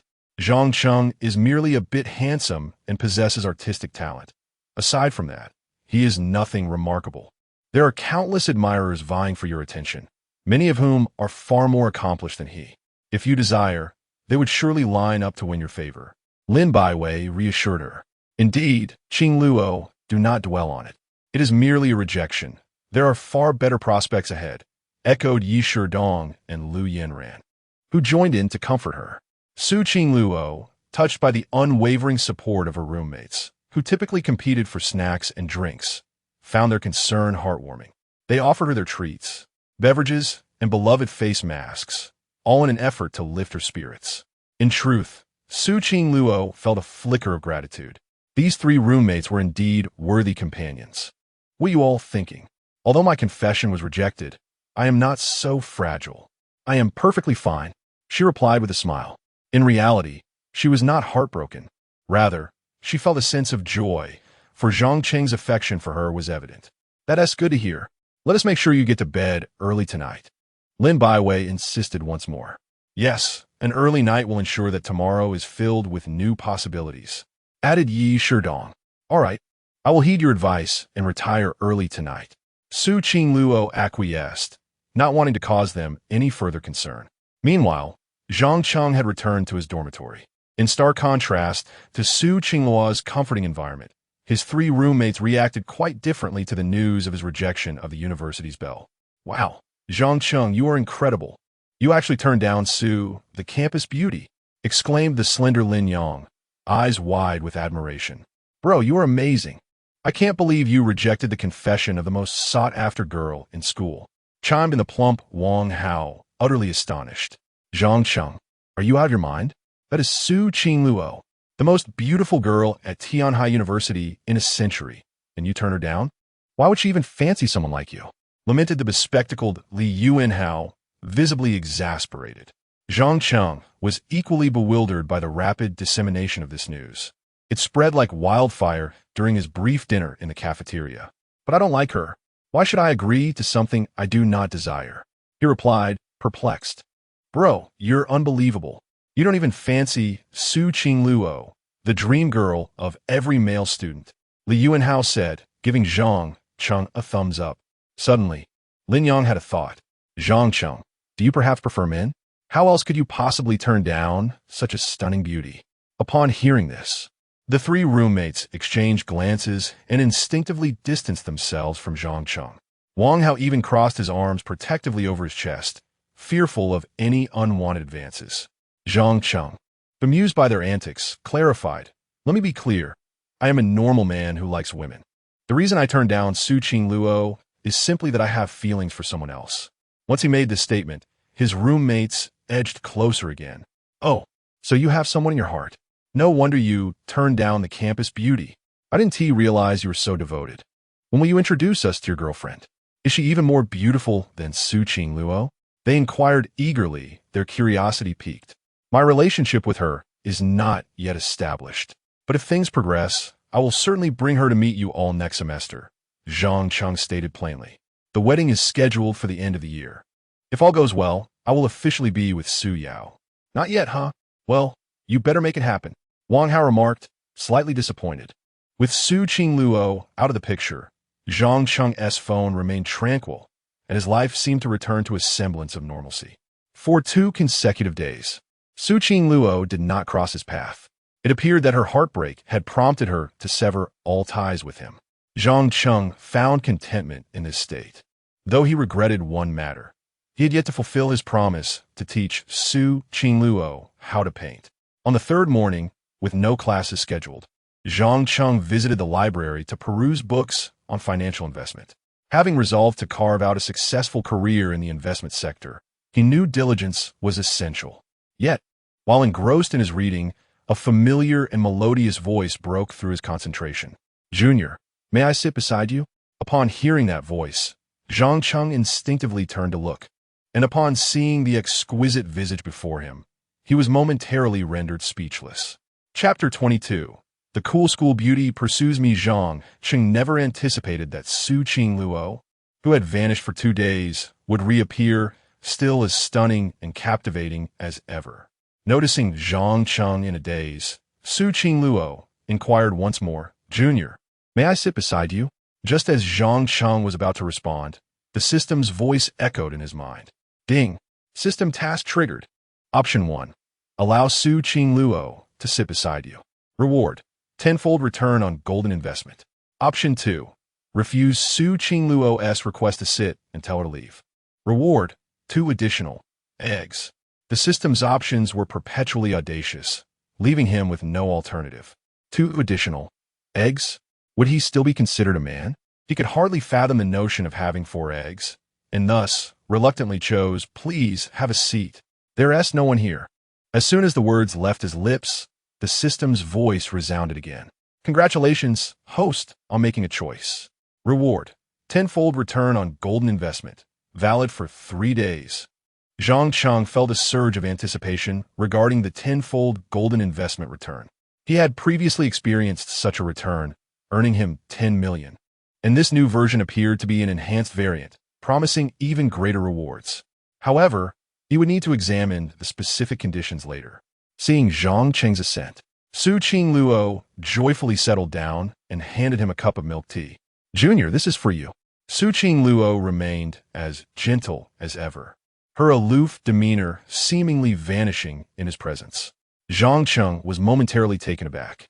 "Su Senior, I made myself quite clear. We are impossible." He refrained from accepting the milk tea, assuming Su Qingluo was still undeterred, seeking to pursue him through gestures like offering drinks.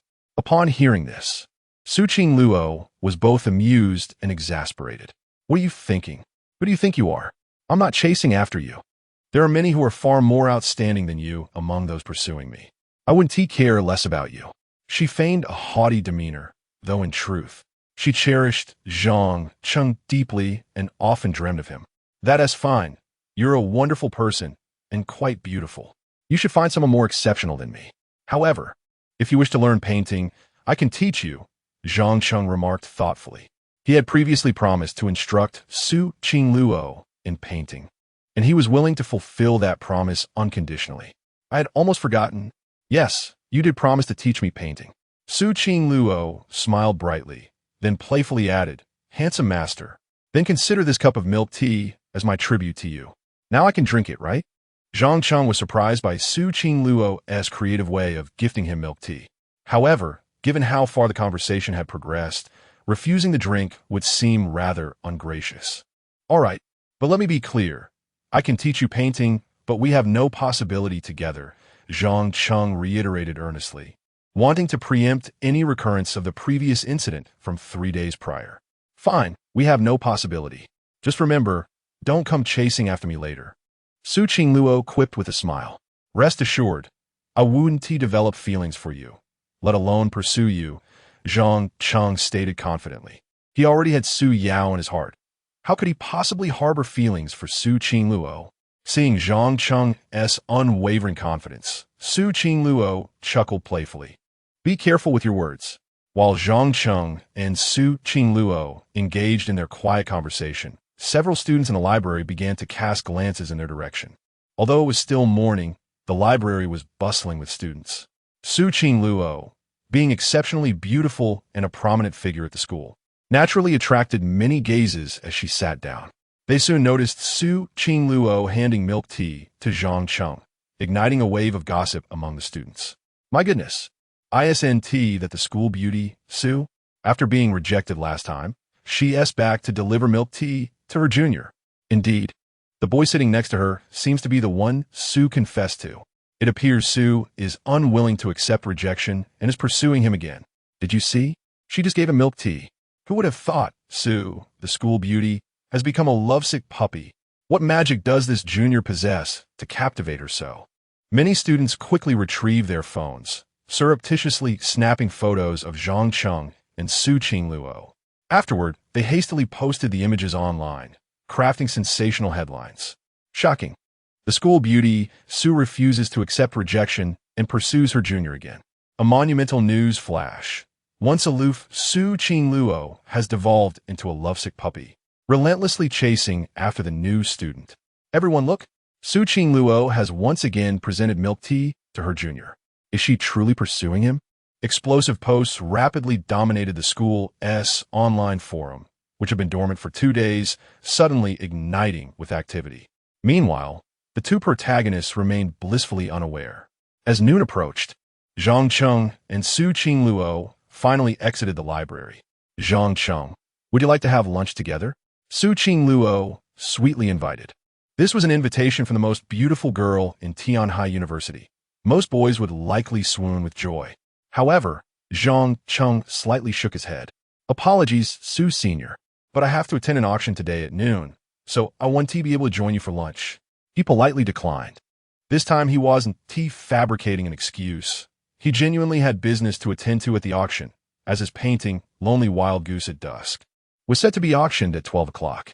Moreover, he possessed a bidding discount voucher that allowed him to purchase anything at 1/10 of the price. Such an opportunity should not be squandered. Very well. However, there's an art club event today, so don't forget to come to the painting room at the art gallery after school. I'll be waiting for you, and remember to teach me painting. All right, I will certainly come by after school to teach you painting. Zhang Cheng nodded, reaffirming his earlier promise to Su Qingluo. Then it's settled. Su Qingluo beamed brightly before turning to leave. As Zhang Cheng watched her retreating figure, he sighed inwardly, having thought he and Su Qingluo would no longer cross paths. Yet here they were again. After reflecting for a moment, Zhang Cheng made his way outside the school, needing to hurry to the auction at Yuan Cultural Street. As noon was fast approaching, once outside, he hailed a cab and swiftly headed to the auction. During the ride, Zhang Cheng eagerly examined the details of his newly acquired tenfold golden investment return. Tenfold golden investment return. Valid for 3 days, invest in a company with an annual profit of over 10 to receive a cash return of 10 times, with a maximum return of 50 million. After reviewing the conditions, Zhang Cheng couldn't help but marvel. Did companies with a 10 annual profit still need investors? Achieving such a tenfold return seemed exceedingly challenging. However, the prospect of a maximum return of 50 million was undeniably enticing, especially since he had learned a great deal about investment and was eager to put that knowledge to practical use. Half an hour later, Zhang Cheng finally arrived at the auction at Yuan Cultural Street. The auction house is one of the 3 major auction venues in Tianhai City, recognized as an international establishment where numerous state-owned items are auctioned, making it quite a grand and reputable venue. Upon arriving, Zhang Cheng immediately spotted Boss Su, who appeared to be waiting for someone. Brother Zhang Cheng, you finally made it. Su greeted warmly, grasping his hand enthusiastically. Boss Su, were you waiting for me? Zhang Cheng inquired curiously. Indeed, I was waiting for you. Let us head inside. I have some exciting news to share. Su replied with a beaming smile. What good news? Zhang Cheng's curiosity piqued. With a hint of mystery, Su led Zhang Cheng into the auction house and remarked, I've already spread the word about your painting. After the rain, lotus blossom. Now, all the influential figures in Tianhai City who are interested in this artwork have arrived today, and the auction has placed it as the grand finale. I guarantee it will fetch an astonishing price. Really? That is indeed wonderful news. Zhang Cheng felt a surge of happiness. Entrusting the painting to Su for management was undoubtedly the right choice. Let us go to the auction hall. The auction will commence in 10 minutes. Su enthusiastically guided Zhang Cheng inside. Boss Su, if I wish to bid on something, what procedures must I follow? Zhang Cheng asked as they walked. He possessed a bidding voucher, which he did not want to waste. With a starting bid of 100 million, he only needed 10 million to acquire it. It would be foolish not to use such an opportunity. If you want to bid, you'll need to register your identity and verify your funds, but I know someone who can expedite the process, Su assured, patting his chest confidently. All right, please assist me in obtaining a bidding identity, Zhang Cheng requested. Absolutely, follow me, Su replied, leading him to an identity registration room within the auction house. Inside, staff were diligently working, and upon Su's brief conversation with the head of the department, Zhang Cheng was prompted to register his identity and received a bidding paddle marked with the number 88. 88, what a fortunate number. Zhang Cheng was delighted with his bidding number. After acquiring the paddle, Su escorted him to the auction hall, where the event was just about to begin. A cultured gentleman took to the stage, microphone in hand, to host the auction. Zhang Cheng casually surveyed the venue and noted the impressive turnout, with over 30 attendees, all dressed in a manner that reflected their affluence. I wonder if there's anything here that piques my interest, Zhang Cheng pondered with anticipation. Soon, the first auction item was presented, and to Zhang Cheng's astonishment, it was his own painting, After the Rain, Lotus Blossom. Not only was Zhang Cheng taken aback, but even Su was surprised, though he quickly regained his composure. That savvy businessman has truly outdone himself by getting your After the Rain, Lotus Blossom featured in this auction. This is excellent for you, brother Zhang Cheng. Your painting will surely appreciate in value, and your reputation may double. Su congratulated him sincerely. Is that so?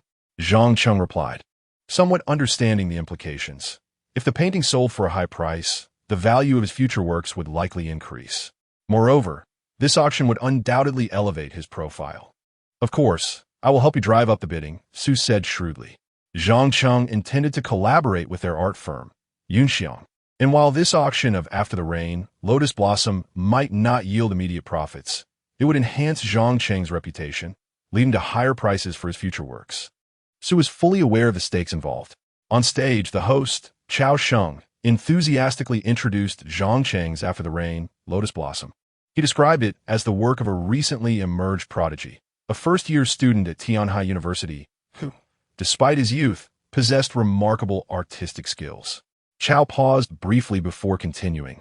This piece was created during a competition against Master Qin Yuan, showcasing the miraculous technique of flowers blooming upon contact with water, a feat even Master Qin admires. Upon hearing this, the prominent figures in attendance were taken aback. Could it be true that this obscure youth surpassed the esteemed Master Qin? Many in the audience voiced their skepticism.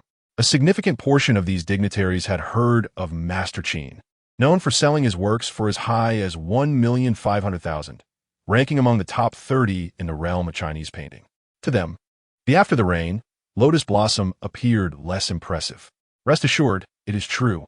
Today, I will demonstrate what it truly means for flowers to bloom upon contact with water, Chao Sheng declared, bringing forth a bowl of water. After taking a sip, he sprayed it evenly onto the painting. To everyone's astonishment, the lotus blossoms on the canvas suddenly sprang to life. This miraculous spectacle left the audience in awe, leading them to accept Zhang Cheng as a legitimate rising talent. Among the attendees was Wang Wei, the vice president and head of the art department at Tianhai University, who was equally astonished by the painting's technique. However, he was even more surprised to learn that the artist was a first-year student at their university. When did Tianhai University have such an extraordinary newcomer? We must identify him and nurture his talent, Wang thought, deeply impressed and excited by Zhang Cheng's potential. Such talent was akin to discovering a gem in the desert. It must be cherished. The bidding for After the Rain, Lotus Blossom commenced, ultimately reaching a price of 2,800,000. While this may not seem exorbitant, for an emerging master, it was indeed a remarkable sum. Master Qin's works fetched only 1,800,000, indicating that Zhang Cheng's reputation had already eclipsed that of Master Qin within the Tianhai art community. Su played a crucial role in this achievement, as most of the influential figures have been drawn in by the allure of Tang Bohu's Falling Sunset and Lonely Duck and were genuinely interested in the art, including Wang Wei, who had also come for Tang Bohu's piece. With so many art enthusiasts bidding together, the price for Zhang Cheng's after the rain, Lotus Blossom naturally escalated, requiring no active encouragement from Su. However, the painting's success was primarily due to Zhang Cheng's exceptional skill. Otherwise, no amount of bidding would suffice. Brother Zhang Cheng, congratulations. Your painting's value has soared several times over, and you will never lack for money again. Su exclaimed, exhilarated, knowing he possessed 3 of Zhang Cheng's paintings, which would now command significantly higher prices. Zhang Cheng nodded. Honestly, he had not anticipated such an outcome, but it was indeed a positive result.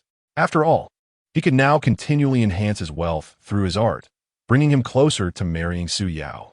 The next item up for auction was a night pearl from the Ming dynasty, which did not interest Zhang Cheng, so he refrained from bidding. The third item was a commercial building in Tianhai City. After much consideration, Zhang Cheng deemed its location too remote and chose not to bid. Until the emergence of the fourth auction item, Zhang Cheng had a sudden spark of realization. The 70-year usage right to 100 acres of land in the Hudong New District. This was indeed a prime location that Tianhai City would vigorously develop in the future. The value of this land would undoubtedly appreciate, and even if I were to venture into real estate myself, it would prove invaluable. With this thought in mind, Zhang resolved to place a bid on the fourth item. After the host, Chao Sheng, meticulously detailed the specifications of the fourth auction item, he announced loudly, "The starting price for the fourth item is 50 million, with increments no less than 10 million. The bidding begins now." As soon as he finished speaking, a voice rang out with a bid. "I bid 100 million. A prominent figure seated in the front row promptly doubled the auction price. Yet, others persisted. "I bid 110 million. I bid 120 million. I bid 150 million. The bidding for this parcel of land escalated rapidly, soon reaching 200 million, though the number of competitors dwindled. Zhang observed the proceedings without haste. He possessed a bidding voucher that would yield greater profits the higher the price escalated. 300 million, declared a formidable bidder at the very front, seemingly resolute as he elevated the price to 300 million. At this juncture, the price had reached its zenith. No one was willing to bid further, as additional offers could lead to considerable losses. Seeing no further bids, the host began the countdown. 300 million. First call. 300 million. Second call. Just as everyone anticipated that the land would be sold for 300 million, a person at the rear suddenly raised an auspicious bidding paddle and exclaimed, 400 million. The room erupted in astonishment, and all heads turned towards the source of the bid. Chapter 23. Embracing the campus bell for warmth, super rewards at a critical moment. Zhang Cheng quoted an exorbitant price. He held a strong belief in the development of the Hudong New District in Tianhai City. And although 400 million seemed somewhat inflated compared to the market value, Zhang Cheng possessed a bidding discount voucher, allowing him to secure the land for merely 40 million. Thus, he made his move without hesitation. Upon his declaration, the prominent figures present gasped in astonishment. 400 million was indeed a staggering amount. In all of Tianhai City, only a handful could readily produce such a sum in liquid capital. Instantly, numerous affluent individuals turned to look, and when they realized the bidder was a handsome youth, their shock deepened. Who was this young man daring enough to propose such a lofty price, which was already inflated by 20%? Many began to speculate quietly. Even Su Gang, seated nearby, gazed at Zhang Cheng in disbelief, as if he were a stranger. Brother Zhang Cheng, such a price should not be thrown around carelessly. Do you realize how much 400 million truly is? Su Gang wiped his brow in secret. He could hardly believe Zhang Cheng's audacity in declaring a price nearly 20% above market value. "I know, but I must acquire this land," Zhang Cheng replied confidently. Although the 400 million price tag might seem excessive now, in a few months or even half a year, this land would undoubtedly command 500 million or more. This was based on Zhang Cheng's comprehensive assessment of the overall development in Tianhai City. Even without the bidding discount voucher, had he possessed 400 million in capital, he would still have pursued this plot of land. Su Gang, witnessing Zhang Cheng's determination, felt a profound sense of admiration. This young man, beyond his artistic prowess, displayed remarkable boldness in other realms as well. Huang Guizhua, seated in the front row of the auction, took a deep puff of a cigar upon seeing Zhang Cheng's audacity to bid 400 million for the land. This tycoon had previously offered 300 million and was the chairman of the Huang Group in Tianhai. He had initially believed that 300 million would suffice to secure the plot, but he had not anticipated the emergence of such a contender. Assistant Lin, how much liquid capital do we have left in the Huang Group? Huang Guizhua inquired, clearly unwilling to concede the land without a fight. Chairman Huang, we have 450 million in liquid assets on the books, but bidding for this land could jeopardize our financial stability. I urge you to reconsider. Assistant Lin cautioned with a frown. Upon hearing this, Huang Guizhua sighed inwardly. I thought diverting Su's people would eliminate competition for this land, but I never expected such a challenger to appear. He furrowed his brow and ultimately decided against increasing his bid. With the Huang Group stepping back, no one else in the room dared to contest the plot. The auctioneer, seeing no further bids, began the countdown, and soon the land was sold for 400 million. Congratulations to bidder number 88 for successfully acquiring the 70-year usage rights to 100 acres in the Hudong New District for 400 million, the auctioneer declared. Finalizing the deal, Zhang Cheng, elated at having secured the land, felt a rush of joy. This was indeed a significant profit. However, the plot could not be liquidated in the short term, as he intended to wait for an opportune moment to capitalize on it. Brother Zhang Cheng, congratulations. Let me take you to the transaction room. Su Gong exclaimed enthusiastically. The ability to produce 400 million in liquid capital implied a considerable background, and Su Gang's perception of Zhang Cheng had dramatically transformed. Previously, he viewed Zhang Cheng as a youthful master of painting. Now, he regarded him as a young aristocrat with profound connections and talents. All right, Zhang Cheng nodded, rising to follow Su Gang toward the transaction room, eager to utilize the bidding discount voucher. Quickly, under Su Gang's guidance, Zhang Cheng arrived at the transaction room, where the auction's coordinator approached him. Mr. Zhang, congratulations on acquiring the 100 acres in the Hudong New District. Ma Tao greeted warmly, shaking Zhang Cheng's hand. Those who could effortlessly bid 400 million were undoubtedly either exceptionally wealthy or influential, prompting Ma Tao to treat Zhang Cheng with utmost respect. Let us expedite the transaction process, Zhang Cheng urged. Certainly, right away. Ma Tao called for a transaction contract. Mr. Zhang, will you be paying by card or through a bank transfer? Would you prefer to pay in installments or in full? I'll pay by card, in full, Zhang Cheng replied, producing a bank card containing over 40 million in cash. Without the bidding discount voucher, he would have been unable to afford the payment. However, with the voucher, it was perfectly aligned. Excellent. Upon hearing that Zhang Cheng would settle the entire 400 million in one payment, Ma Tao's demeanor grew even more deferential. As Ma Tao processed the card transaction, Zhang Cheng also applied the bidding discount voucher. Before long, the payment of 400 million was successfully processed, with the auction house's account receiving the funds while only 40 million was deducted from Zhang Cheng's card.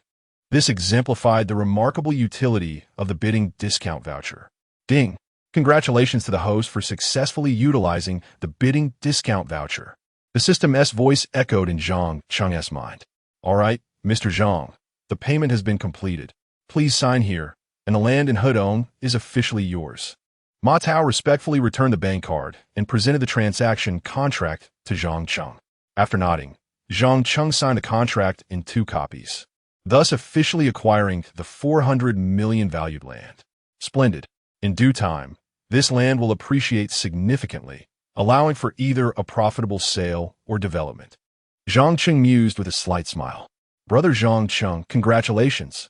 The next auction item is your painting The Solitary Goose at Dusk by Tang Bohu. Su Gang reminded him enthusiastically. Let's go take a look. Zhang Cheng was eager to see the painting. However, after purchasing the land, his bank card was now depleted, as he had spent all of his previous savings. He was now relying on the hope that the painting would fetch a high price. As Zhang Cheng and Su Gang returned, the auction for The Solitary Goose at Dusk had already commenced, with prices climbing rapidly. This was largely due to Su Gang's efforts in inviting prominent figures from across Tianhai City who were interested in the piece, resulting in fierce competition. Naturally, this was also related to the authenticity of the artwork attributed to Tang Bohu. I bid 20 million. I bid 25 million. The auction prices surged, quickly surpassing 30 million. Su Gang then escalated the bidding, pushing it to 50 million, an increase of a staggering 20 million, showcasing an aggressive strategy. Once the price reached 50 million, it eliminated 99% of the bidders. Yet some affluent individuals remained in contention. 51 million. Huang Guizhua from the Huang Group placed another bid. Unable to secure the land, he felt a strong urge to acquire this genuine piece by Tang Bohu. 55 million. Wang Wei, the vice president of Tianhai University, could no longer restrain himself from bidding. Not only was he the vice president, but he also headed the fine arts department and was well known within the local art community, making 55 million within his means. However, Huang Guizhua was clearly unwilling to let this opportunity for Tang Bohu's original work slip away. 60 million. Huang Guizhua decisively raised his bid. After much contemplation, Wang Wei ultimately chose to withdraw, realizing that further bidding would significantly compromise his quality of life. The host, seeing that no one was raising the bid any further, began the countdown. After 3 counts, the final hammer fell. Congratulations to Mr. Huang, contestant number 2, for successfully acquiring Tang Bohu's lone wild goose at dusk for 60 million. Announced the host, Chao Sheng, from the stage. Huang Guizhou, relieved at finally securing the painting, let out a breath of satisfaction. Zhang Cheng, content with the 60 million, remarked, "Brother Zhang Cheng, congratulations. You've added another 60 million to your account." Su Gang again extended his congratulations, asserting that Zhang Cheng was the biggest winner of this auction. Not only had he gained fame, but he had also amassed wealth and successfully acquired a piece of land. Zhang Cheng seemed to have reaped all the benefits. "Boss Su, with 3 of my paintings in your possession, you must have earned quite a bit from this auction," Zhang Cheng said with a smile. Indeed, following the remarkable sale of Lotus After Rain, Zhang Cheng's reputation had soared, naturally elevating the value of his other works. "Congratulations to us both." Su Gang clasped his hands together and then added, "By the way, brother Zhang Cheng, have you given any thought to our collaboration with Yunxiang Painting Gallery that I mentioned last time?" With Zhang Cheng's rising prominence in the art world, it was imperative to forge a strong partnership with him to prevent other galleries from seizing the opportunity. At this moment, Zhang Cheng recalled his golden investment with a tenfold return and promptly said to Su Gang, "Boss Su, I am interested in collaborating, but I would like to acquire a stake in your Yunxiang Painting Gallery." Acquire a stake in our Yunxiang Painting Gallery? Su Gang hesitated slightly, as their gallery was thriving, boasting an annual profit exceeding 20, and was not in immediate need of financing. However, considering Zhang Cheng's enigmatic background and exceptional artistry, securing his investment would ensure his dedication and leverage his resources to elevate the gallery further. With this in mind, Su Gang quickly nodded, "No problem. I'll take the lead. Brother Zhang Cheng, in exchange for your expertise, I will grant you 5 of Yunxiang Painting Gallery shares." Zhang Cheng did not immediately accept, but inquired, "Boss Su, what is your gallery's annual profit? You can be candid with me. It may benefit you." Typically, such financial information would be a trade secret, but Su Gang, eager to establish a solid partnership, answered without hesitation, "To be honest, brother Zhang Cheng, our annual profit is above 25, and our market value has surpassed 800 million. Partnering with us will undoubtedly be advantageous for you." Su Gang intentionally inflated the profit figure by 5 to instill confidence in Zhang Cheng regarding the gallery's prosperity. Upon hearing this, Zhang Cheng nodded in satisfaction and replied, "Excellent. I will invest 40 million for a 30 stake in your Yunxiang Painting Gallery. Furthermore, all my artworks will be entrusted to you for sale, and I will provide a free appraisal of ancient paintings once a month." Although acquiring 30 of the gallery for 40 million seemed excessive, Su Gang only hesitated for a moment before agreeing. "No problem. As the chairman of Yunxiang Painting Gallery, I'll convene a board meeting shortly." If Zhang Cheng were merely a young painter and an appraiser, Su Gang might have been reluctant to consent to such a deal for 40 million. However, Zhang Cheng had just made a significant purchase of land valued at 400 million, indicating his substantial backing. Su Gang recognized that aligning with Zhang Cheng could propel Yunxiang Painting Gallery to new heights. Thus, he readily accepted Zhang Cheng's proposal. Wonderful. I will await your news, Zhang Cheng said, rising with satisfaction at the outcome.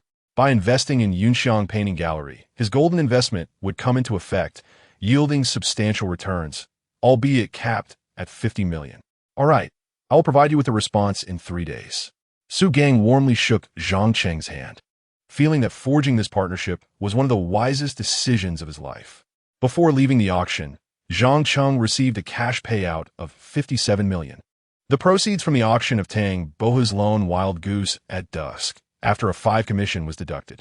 Upon receiving this sum, Zhang Cheng felt elated.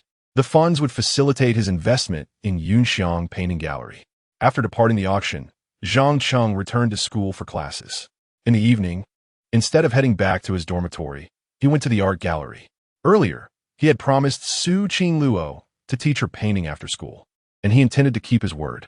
Zhang Cheng navigated the familiar path to the art society, pushing the door open only to find the room empty. Wasn't it said that there was an event today? Why is no one here? Just as Zhang Cheng pondered this, a familiar playful voice emerged from behind him. Little brother, you're late. Su Qingluo jumped out from behind the door, swiftly shutting it behind her. Zhang Cheng was momentarily startled. He hadn't anticipated Su Qingluo's playful ambush. Sister Su, didn't you say there would be an event today? Why is everyone else absent? He queried, puzzled. Yes, it's the art society event. Just the two of us. Su Qingluo nodded seriously. All right then, let us start painting. What would you like to draw? Zhang Cheng was eager to fulfill his promise. Wait, you haven't had dinner yet, have you? I brought some delicious food, Su Qingluo said, pulling out 2 bento boxes from her bag. These were lovingly prepared by her, using the school's kitchen and ingredients. I'm a bit hungry, so let us eat first before we start painting. Zhang Cheng rubbed his stomach. He and Tia had the chance to eat after class. This one is for you, and this one is for me. Su Qingluo handed the blue food box to Zhang Cheng, keeping the pink one for herself. Zhang Cheng opened the box casually and found the dishes exquisitely prepared, filled with his favorites: fried egg, salt-edged shrimp, and stir-fried vegetables. Where did you get these? Did you order takeout? Zhang Cheng asked.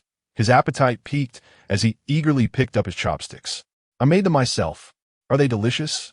Su Qingluo asked, her eyes sparkling with anticipation. Delicious.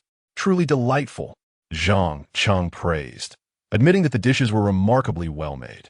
Isn't it tasty? If you marry me, you can enjoy these delectable meals every day, Su Qingluo said dreamily. She had meticulously planned this tactic all afternoon to win over Zhang Cheng. Hearing this, Zhang Cheng instinctively coughed a few times. Sister Su, please refrain from such talk. We have no future together, he gently reminded her. I was just joking. No need to take it so seriously. Su Qingluo pouted playfully. Still, please avoid such jokes in the future, Zhang Cheng reiterated. Understood, you silly little brother, Su Qingluo teased. After finishing their meal, the sky had grown dark. Alone together in the bright art society, the atmosphere between the two young people felt somewhat surreal. Su Qingluo held a paintbrush, attempting to depict a small deer, but her efforts fell short despite Zhang Cheng's guidance on the finer details. Zhang Cheng, why don't you hold my hand while we paint? Just pointing out details, isn't helping me get a feel for it, Su Qingluo said, her cheeks slightly flushed. Hold your hand to paint? Zhang Cheng furrowed his brows and then let out a sigh. Very well, your painting skills are rather unsteady. It seems I must teach you step by step. With that, he reached out and grasped Su Qingluo's delicate, fair hand. The moment their hands touched, Su Qingluo's body quivered slightly, and a flush of crimson quickly spread across her charming face. The atmosphere was thick with a tender, suggestive tension that Su Qingluo found immensely enjoyable, as Zhang Cheng casually held her right hand, kneading it while he painted on the canvas. At that moment, Su Qingluo had completely forgotten about her artwork, lost instead in the intoxicating aroma of Zhang Cheng's essence. How she wished time could stand still at that instant. Her obnoxious younger brother's presence felt so warm. Su Qingluo began to indulge in fanciful thoughts, her cheeks growing even warmer. Noticing Su Qingluo's mind was elsewhere, Zhang Cheng couldn't help but inquire, Su Xuejia, what are you thinking about? Focus on the painting. Did you absorb the details I just taught you? Huh? What details? Su Qingluo, still entranced by Zhang Cheng's warmth, hadn't heard a word of his instruction. Startled, she glanced up just as Zhang Cheng happened to look down at her. Their eyes locked, mere centimeters apart, and the instant charged with a flirtatious energy made Su Qingluo's heart race, her face burning even more. Her obnoxious younger brother's face was so handsome. If only they could kiss at this proximity. Su Qingluo's mind began to wander, nearly leading her to shut her eyes. However, at that moment, the art studio suddenly lost power. The fluorescent lights flickered out, plunging the room into darkness. How could the power go out at such a crucial moment? Su Qingluo lamentif. Zhang Cheng frowned as well, perplexed by the sudden outage. He quickly pulled out his phone, hoping to use it as a light source, only to discover it was dead. Oh no, even my phone is out of battery. Su Xuejia, does your phone still have power? He asked in the dark. It seems to have a little left. Su Qingluo checked her phone and found it had 10 battery remaining. Quick, turn on the flashlight. Let us get out of here. If the gallery closes, we'll be stuck, Zhang Cheng urged. Okay. Su Qingluo quickly activated her phone's flashlight, with a faint light illuminating their way. Zhang Cheng immediately took hold of Su Qingluo's hand and moved forward, but upon reaching the gallery's entrance, they discovered it was locked. We're trapped inside the gallery, Zhang Cheng exclaimed in despair. Just as he spoke, Su Qingluo's phone battery drained completely, extinguishing any hope of calling for help. Truly, misfortune begets misfortune.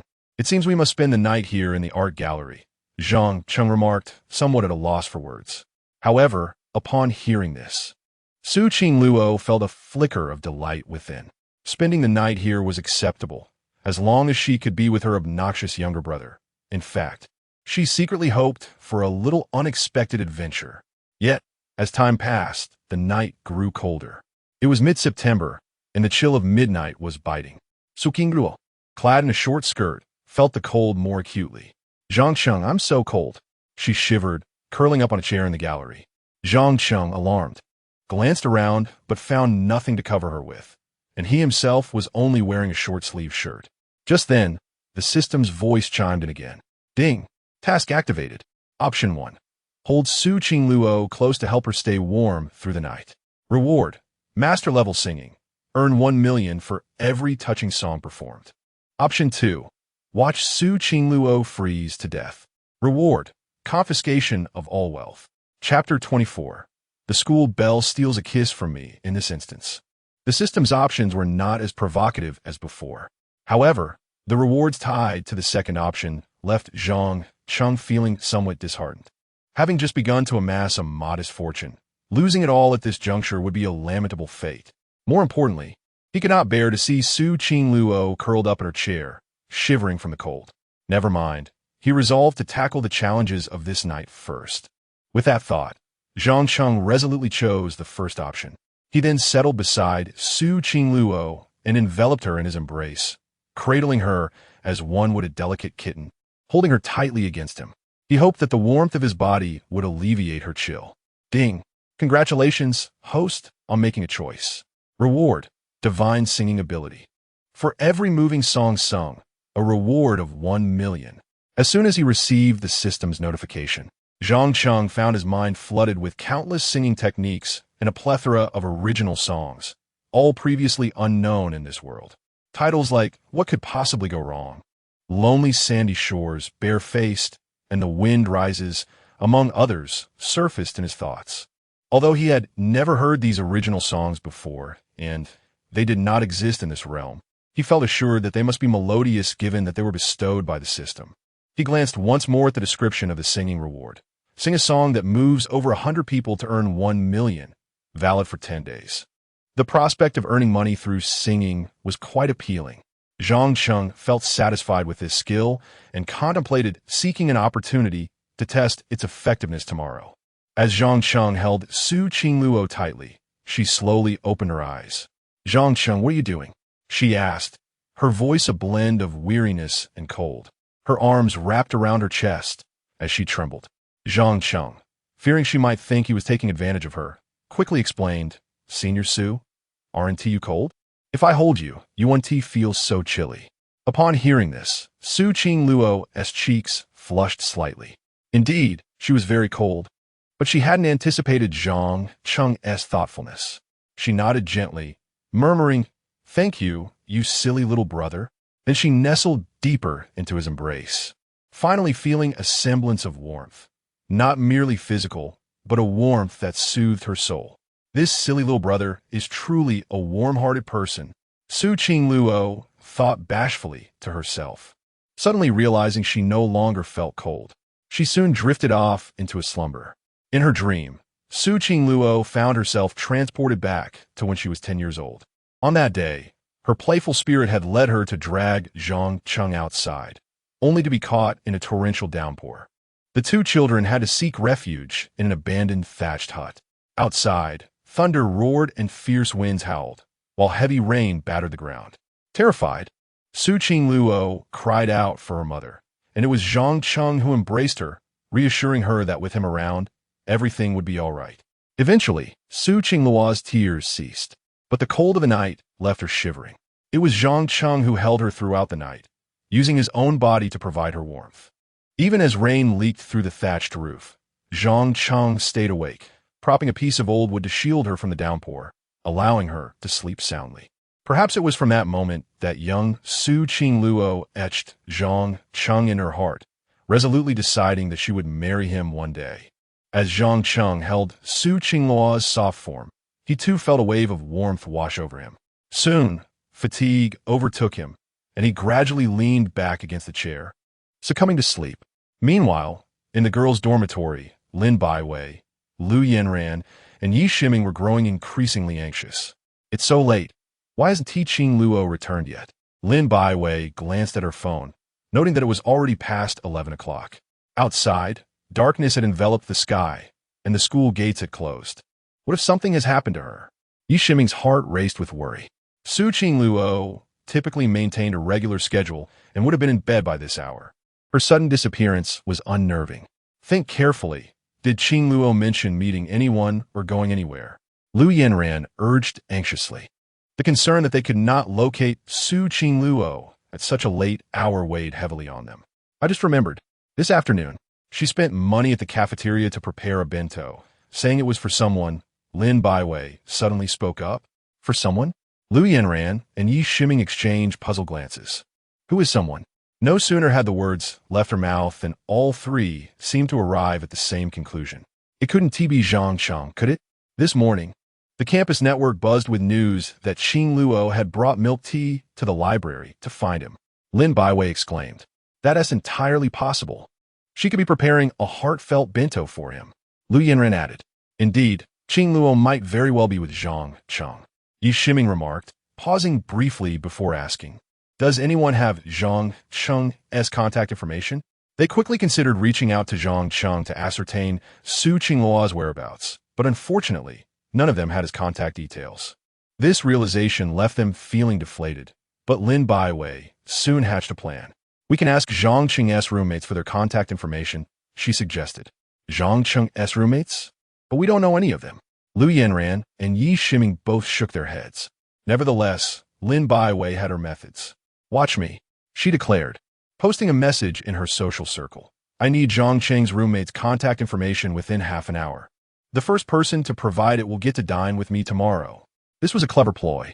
It must be noted that Lin Baiwei was strikingly beautiful, tall and alluring, with naturally captivating eyes that could easily ensnare hearts. Were it not for Su Qingluo, she would undoubtedly be the belle of Tianhai University. Naturally, many suitors pursued her. Unlike Su Qingluo's aloof demeanor, Lin Baiwei's WeChat was filled with admirers and backup options. As soon as she posted in her circle, her male admirers sprang into action, desperately seeking the information. Meanwhile, in the boys' dormitory, Zhang Cheng's 3 roommates were also growing worried, having attempted to call him several times without success. "What on earth is Zhang Cheng doing? Why isn't he back yet?" The stout Wang Hao grumbled. "What if something has happened?" The slender Lin Yang voiced his concern. After all, Zhang Cheng was their roommate, and his absence at such a late hour was cause for alarm. It shouldn't be anything serious, right? The bespectacled Li Yuanhao said nervously. At that moment, a handsome senior rushed into their dormitory, panting as he spoke. Freshman, I need your help. Please provide me your contact information. We need to register for the physical exam. This senior was a teaching assistant for Zhang Cheng's class, and he had been pursuing Lin Baiwei. Upon seeing her post, he hurried to Zhang Cheng's dormitory. Is it time for the physical exam? Li Yuanhao asked, puzzled. There's no time to explain. Quickly give me your contact information. I need to report it, or it'll be too late by tomorrow. The senior cleverly refrained from mentioning that it was Lin Baiwei who needed the information and instead used the exam as an excuse. All right, if it's for the exam, we'll write it down for you. Li Yuanhao and the others did not think twice, as this senior was their teaching assistant. They swiftly wrote their contact information on a piece of paper and handed it to him. Thank you. Upon acquiring the contact information of 3 junior students, the senior gleefully rushed back to boast to his goddess. In the girls' dormitory, Lin Baiwei and her companions did not have to wait long. Within merely 10 minutes, she received the contact details of Zhang Cheng's 3 roommates. See, it's all set. Lin Baiwei's lips curled into a subtle smile. Yisher Dream and Lu Yanran were filled with admiration. In this dormitory, Lin Baiwei reigned supreme, possessing the most social prowess. As soon as Lin Baiwei obtained the contact information, she promptly dialed the number, which was answered by the chubby Wang Hao. Pretending to be from the student council, she skillfully inquired about Zhang Cheng's whereabouts. After hanging up, Yisher Dream and Lu Yanran hurriedly approached her, asking, "Did you find out where Zhang Cheng is?" "I did, but it seems he is not available, and I couldn't reach him by phone," Lin Baiwei replied thoughtfully. How coincidental that he is also unreachable. Could it be that these two are staying off campus together? Lu Yanran suddenly interjected. Her words seemed to awaken the 3 roommates. It appeared that Su Qingluo had boldly pursued Zhang Cheng, perhaps even to the point of intimacy. Lin Baiwei felt a mix of disappointment and frustration. After all, Su Qingluo was the campus belle of Tianhai University, yet she had so easily gone off with Zhang Cheng. Yisher Dream and Lu Yanran shared similar sentiments. Their thoughts were not unfounded, with both Zhang Cheng and Su Qingluo absent. And given that Su Qingluo had been persistently chasing after him without success, it was only natural for her to employ a decisive strategy to win his heart, perhaps even sacrificing her innocence. Could it be that this girl is truly willing to give her first experience to Zhang Cheng? Well, now that we have clarified matters, there is no need for concern. Let us retire for the night. Lin Baiwei waved her hand dismissively. Yet, she felt a twinge of pity for Su Qingluo, who had so readily surrendered her first experience. It was indeed a monumental misunderstanding. Had they known that she was merely trapped with Zhang Cheng in the art gallery, what would their reactions have been? As dawn began to break, gentle light streamed through the windows of the art gallery. Su Qingluo fuluteret had avake, and immediately realized she was still nestled in Zhang Cheng's embrace. Oh my, I actually spent the entire night in his arms, she thought, her cheeks flushing at the realization. She glanced up at Zhang Cheng, who was soundly asleep against the chair, unable to resist gazing at him a few more times. What a charming little brother. He is far more handsome than in his childhood. Those eyes, that nose, those lips. Her gaze lingered on his mouth. Now that my little brother is asleep, a kiss should go unnoticed, right? Su Qingluo bit her lip, stealthily leaning closer to Zhang Cheng's lips. As the distance narrowed, her heart raced in anticipation. Soon, her soft lips brushed against his, igniting a thrilling sensation that left her exhilarated. Oh dear, I kissed my little brother again. I hope he doesn't wake up too soon, so I can savor this moment a bit longer. Su Qingluo found herself enchanted by the sweetness of his lips, reminiscent of love, an intoxicating sensation. However, just as she was reluctant to pull away, Zhang Cheng suddenly opened his eyes, and their gazes locked, altering the atmosphere dramatically. Chapter 25. The campus belle applies lip balm on me. Zhang Cheng never anticipated that upon opening his eyes, he would discover the so-called aloof campus belle secretly kissing him. A fleeting kiss would have sufficed, but she seemed to have developed a penchant for it, lingering on his lips. This infuriated him, prompting him to push Su Qingluo away forcefully. Sister Su, what are you doing on my lips? Zhang Cheng said, displeased as he wiped his mouth. This marked the third time they had shared a kiss. Zhang Cheng had reserved his first kiss for his fiancée, Su Yao. Yet Su Qing Luo persistently invaded his personal space. Now, not only had he lost his first kiss, but also the second and third. Upon being caught in the act, Su Qing Luo's face flushed crimson like an apple, and after a moment of hesitation, she stammered, "Stinky little brother. Would you believe me if I said I was using my lips to apply lip balm for you? Applying lip balm with your lips? I'm not a 3-year-old. Who do you think you're fooling?" Zhang Cheng retorted, pushing Su Qing Luo away and maintaining a distance, wary of her taking advantage of him again. "It's true. When I woke up, I noticed your lips were a bit chapped, so I kindly applied a bit of my lip balm for you," Su Qing Luo replied, her face still flushed, but her tone earnest. Hearing this, Zhang Cheng instinctively pressed his lips together, sensing a cool sensation, as if indeed some balm had been applied. It was sweet, strawberry-flavored lip balm. Had he misjudged Su Qing Luo? He mused. Yet, this excuse seemed rather flimsy. But if not for this reason, what could it be? Su Qing Luo was the most beautiful girl in the history of Tianhai University. Surely, she wouldn't steal a kiss just for a trivial gain. Moreover, what benefit did it offer her? After pondering, Zhang Cheng concluded that the only reasonable explanation was the lip balm. Su Qing Luo, noticing his contemplative silence, feigned calmness and continued. "Who do you think you are, a superstar or a famous singer? I would steal a kiss from you? If it weren't for you warming me up last night, I wouldn't have bothered applying lip balm for you. Now that it's done, we are even." After speaking, she covertly observed Zhang Cheng's reaction, and upon seeing no suspicion in his eyes, she felt a surge of delight. "Fine, but there better not be a next time, and I don't like lip balm," Zhang Cheng said, somewhat annoyed, as he stood up and hurried toward the restroom. He needed to wash his face and remove the lip balm from his lips. He wouldn't allow any other girl's scent to linger there. If any scent were to remain, it should only be that of his fiancée, Su Yao. Seeing that Zhang Cheng seemed to believe her, Su Qing Luo sighed in relief. This foolish little brother was so easy to deceive, but that was what made him charming. As she watched his retreating figure, she couldn't help but reminisce about the taste of that stolen kiss, sweet and slightly thrilling, leaving her somewhat enchanted. If only such moments could occur every day. Just as Su Qing Luo was lost in her thoughts, the door of the art gallery swung open, and an elderly security guard entered. He quickly spotted Su Qing Luo inside.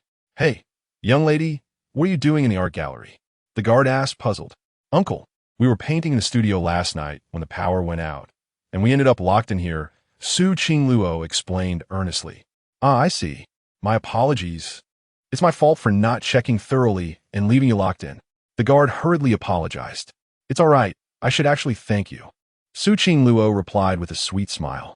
Had she not been locked in, she wouldn't have spent the night in Zhang Cheng's embrace, and certainly wouldn't have had the chance to kiss him in the morning. Thus, this was a beautiful accident.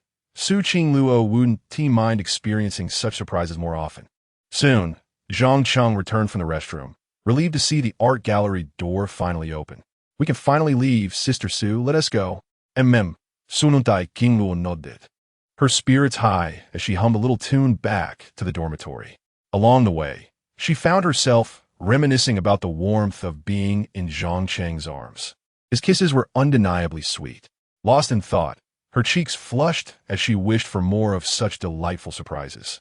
As she entered the dormitory, she was immediately surrounded by 3 of her roommates. "Qing Luo, where were you last night? You didn't come back, and we couldn't reach you. This is a serious matter.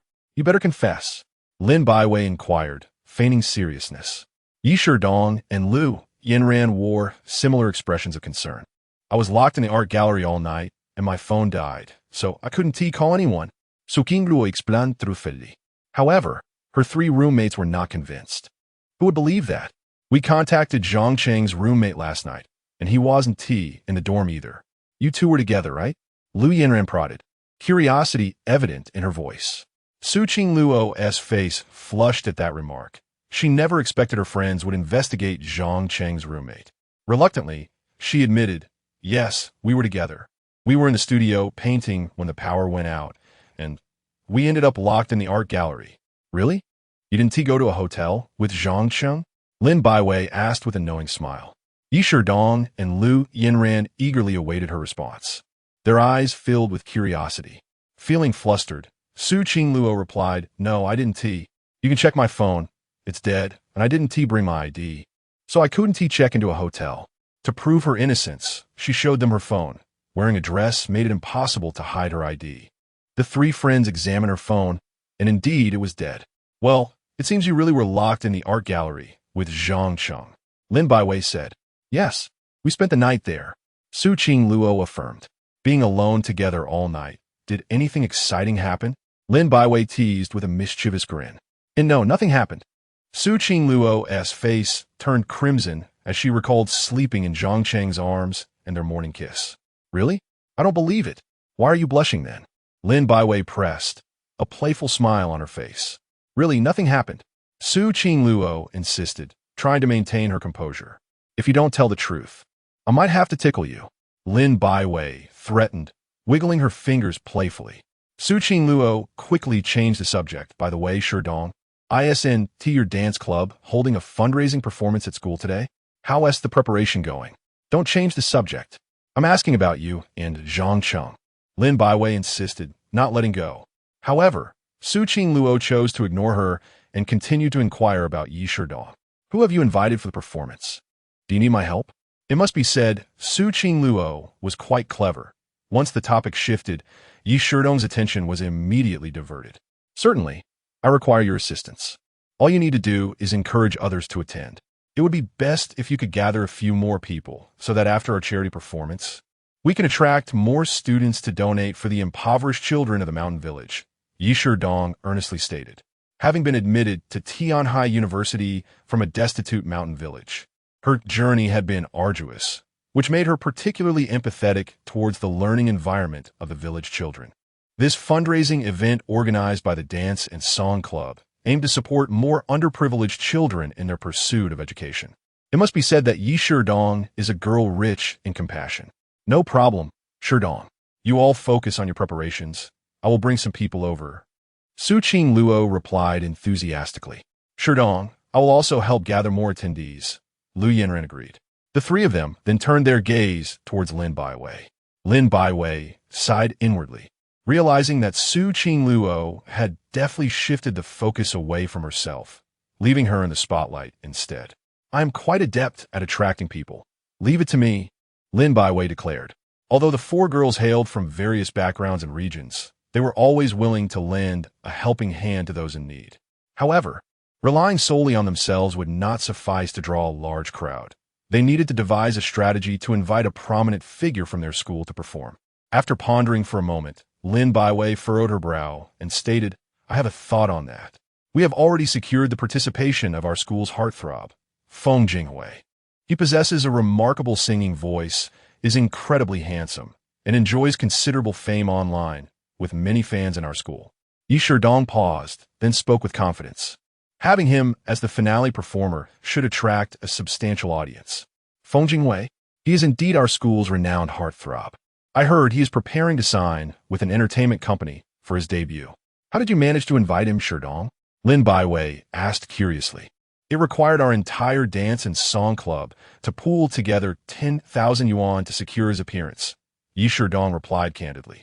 To gather that sum, Yi Shidong had depleted her own finances, even using her part-time earnings. "I see.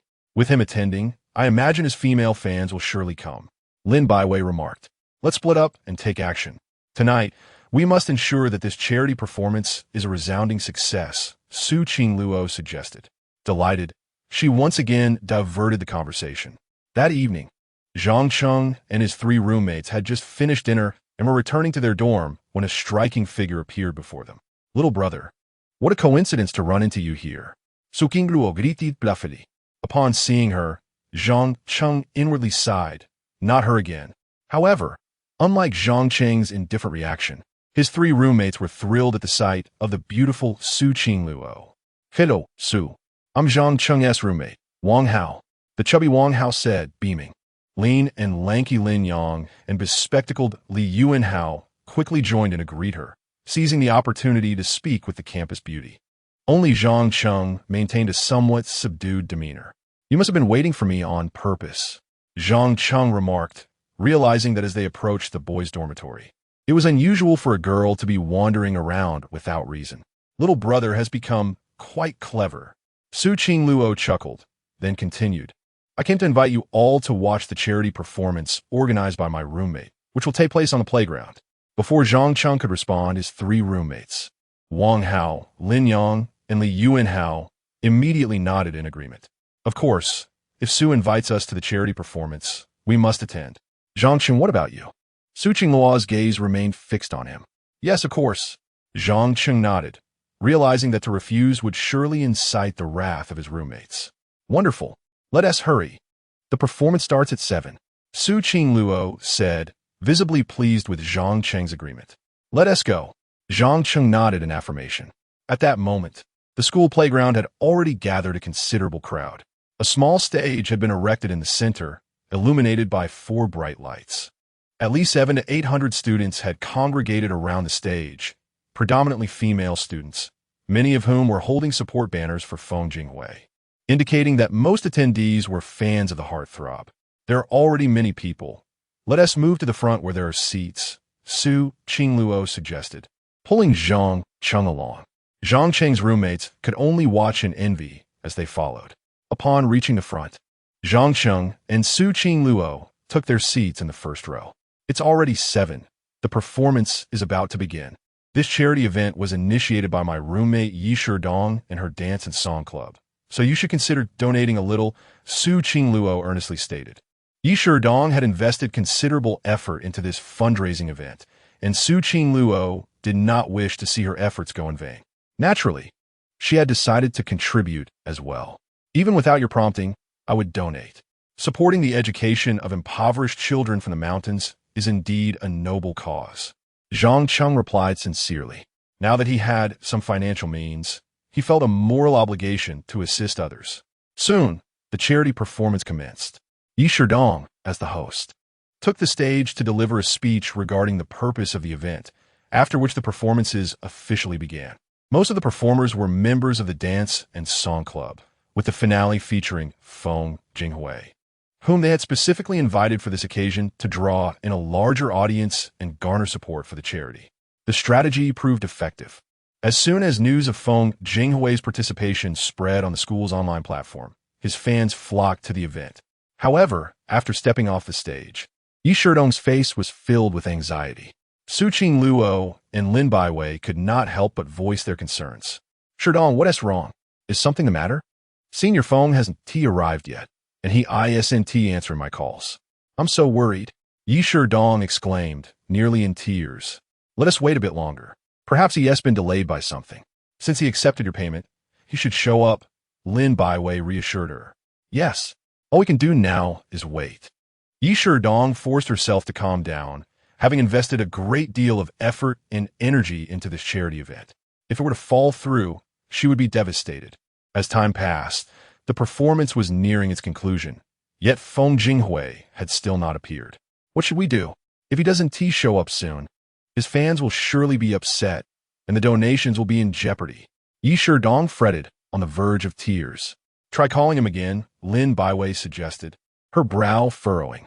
With no other options left, Yi Sherdong attempted to call him again, and this time someone answered. Is this Senior Feng? This is Yi Sherdong. When will you be joining our charity performance? You are the last act we are waiting for. She spoke, her voice tinged with desperation. I'm currently tied up with something. If you can raise the payment to 50,000, I can come right away. Feng Jinghui's voice came through the line. Senior Feng, we had agreed on 10,000. Why the sudden demand for more? Yi Sherdong asked, incredulous. She never anticipated that the campus heartthrob would suddenly raise the price, leaving her at a loss for funds, as 50,000 was far too steep. The total amount raised in donations might not even reach that sum. Regardless, I am indifferent. My current worth stands at 50,000. If you refuse to increase the amount, then I must regretfully decline to perform. With that, Feng Jinghui abruptly hung up the phone. Yi Shiming, listening to the busy tone emanating from the receiver, felt tears streaming down her cheeks. How could that scoundrel Feng Jinghui say such things? Lin Baiwei immediately erupted in anger. He insists on a sudden increase to 50,000, or he will not take the stage. Yi Shiming sobbed, lamenting her lack of funds. That sum was painstakingly gathered by the members of the dance troupe, who had scrimped and saved. He truly believes himself to be a star, flaunting his ego. I hope I never cross paths with him again. Lin Baiwei clenched her teeth in fury, for she was not one to be trifled with. The pressing matter at hand was to ensure the success of this charity performance. I will cover the remaining 40,000, Su Qingluo suddenly interjected. A considerable number of Feng Jinghui's fans had gathered outside, drawn by the prospect of this charity performance. Should he fail to appear, it would be a betrayal to them, and one could only imagine the chaos that might ensue. However, Lin Baiwei swiftly intervened. No, I cannot swallow this indignation. This scoundrel is fully aware that we are unable to cancel, which is why he has raised the price at the last moment. We cannot allow him to dictate our actions. Lin Baiwei's face was ashen with anger. Yet if we do not increase the amount, Feng Jinghui will not make an appearance. And how shall we conclude this charity event? Su Qingluo found herself in a quandary, her anxiety mounting. Yi Shiming was in a state of distress, tears cascading down her face. Just as everyone was at a loss, a voice suddenly broke through the tension. Why not allow me to take Feng Jinghui's place and sing the final song? Chapter 26. Taking the stage to sing in place of the singer. It's going to be a hit upon hearing the voice. Su Qingluo, Lin Baiwei, Yi Shidream, and others turned in unison towards the source. Their astonishment was palpable when they discovered it was Zhang Cheng. Zhang Cheng, did you just say you would replace Feng Jinghui and sing the final song? Su Qingluo exclaimed, her face a mask of surprise. Indeed, since Feng Jinghui refuses to show up, I shall take his place and perform the last song. Zhang Cheng replied earnestly. He had acquired a divine singing skill the night before, coupled with a 1 million bonus for singing, and was eager for the opportunity to showcase his talent before the large crowd gathered. However, this suggestion left Yi Shidream and the others feeling anxious. Do you think the female fans will accept you singing in place of Senior Feng? They came to see him, and we have no idea how well you can sing. Lu Yanran voiced her concerns. The risk of letting Zhang Cheng take the stage was substantial. If Feng Jinghui's fans caused a ruckus, their charity performance could be ruined. As the organizer of the event, Yi Shidream was hesitant to agree to Zhang Cheng's proposal. But is there really no better alternative? Should we increase the offer to bring Feng Jinghui here? Zhang Cheng furrowed his brow. He had a strong aversion to those lacking credibility and found it unacceptable that fans were manipulating Yi Shidream and her friends. The girls were at a loss, and Yi Shidream was on the verge of tears. Meanwhile, Feng Jinghui's fans could be seen growing restless as the event neared its conclusion, brandishing support banners and loudly chanting his name. Feng Jinghui, I love you. Why hasn't Senior Feng come out yet? The performance is almost over. Their fervent calls placed immense pressure on Yi Shidream and the others. Seeing this, Lu Yanran grew frightened and whispered, perhaps we should just increase the offer. If we back out now, the charity event will truly be in jeopardy, and the dance club may suffer repercussions. Lin Baiwei fronet, resolutely stating, no. We cannot allow that scoundrel Feng Jinghui to have his way. He knows we cannot back out, which is why he is so brazen. We refuse to indulge him. What should we do then? If Senior Feng doesn't take the stage, his fans will surely be displeased. Lu Yanran replied anxiously. Let me take his place. I actually sing quite well, possibly even better than Feng Jinghui. Zhang Cheng interjected once more. At his claim, Yi Shidream, Lu Yanran, and Lin Baiwei exchanged dubious glances. While Feng Jinghui's character was questionable, his vocal prowess was undeniable. He had won numerous singing awards and participated in talent shows, reaching the top 100. His reputation as a singing deity at Tianhai University earned him many fans. Nevertheless, out of respect for Su Qingluo, neither Lin Baiwei nor Lu Yanran voiced their concerns, fearing they might hurt Zhang Cheng's pride. What if we let my little brother try? Su Qingluo suggested, as she was the only one among them unconditionally supportive of Zhang Cheng. Yi Shidream, Lu Yanran, and Lin Baiwei exchanged glances, realizing they had no better options and decided to give Zhang Cheng a chance. Let him try. He has decent looks. And perhaps the female fans will calm down when they see him. Lin Baiwei sighed, her tone filled with resignation. As the organizer of the charity event, Yi Shidream felt she had no choice but to let Zhang Cheng take the stage, hoping his striking appearance would pacify the fans. All right, Zhang Cheng, go ahead and give it a try, she said, suddenly recalling something. By the way, what song will you sing? I'll have the members prepare the accompaniment. No need for accompaniment. I'll perform an original song a cappella. Zhang Cheng replied earnestly after a moment's thought. The system had gifted him with over 100 original songs that did not exist in this world, and he was eager to see how they would sound. Moreover, he subconsciously believed that since the songs were provided by the system, they must be exceptional and capable of captivating the audience. However, his statement left Yi Shidream, Lin Baiwei, and Su Qingluo utterly stunned. What? You want to sing a cappella? An original song? Yi Shidream exclaimed in despair, fearing that allowing Zhang Cheng to perform might doom their charity event. Lu Yanran, too, felt overwhelmed, recognizing that a cappella was rarely as appealing as company performances. Furthermore, if Zhang Cheng sang an original song that the audience had never heard before, they might think he was merely rambling. Would Feng Jinghui's fans accept this? Perhaps we should still increase the offer to bring Feng Jinghui back. Lu Yanran suggested, unable to hide her concern.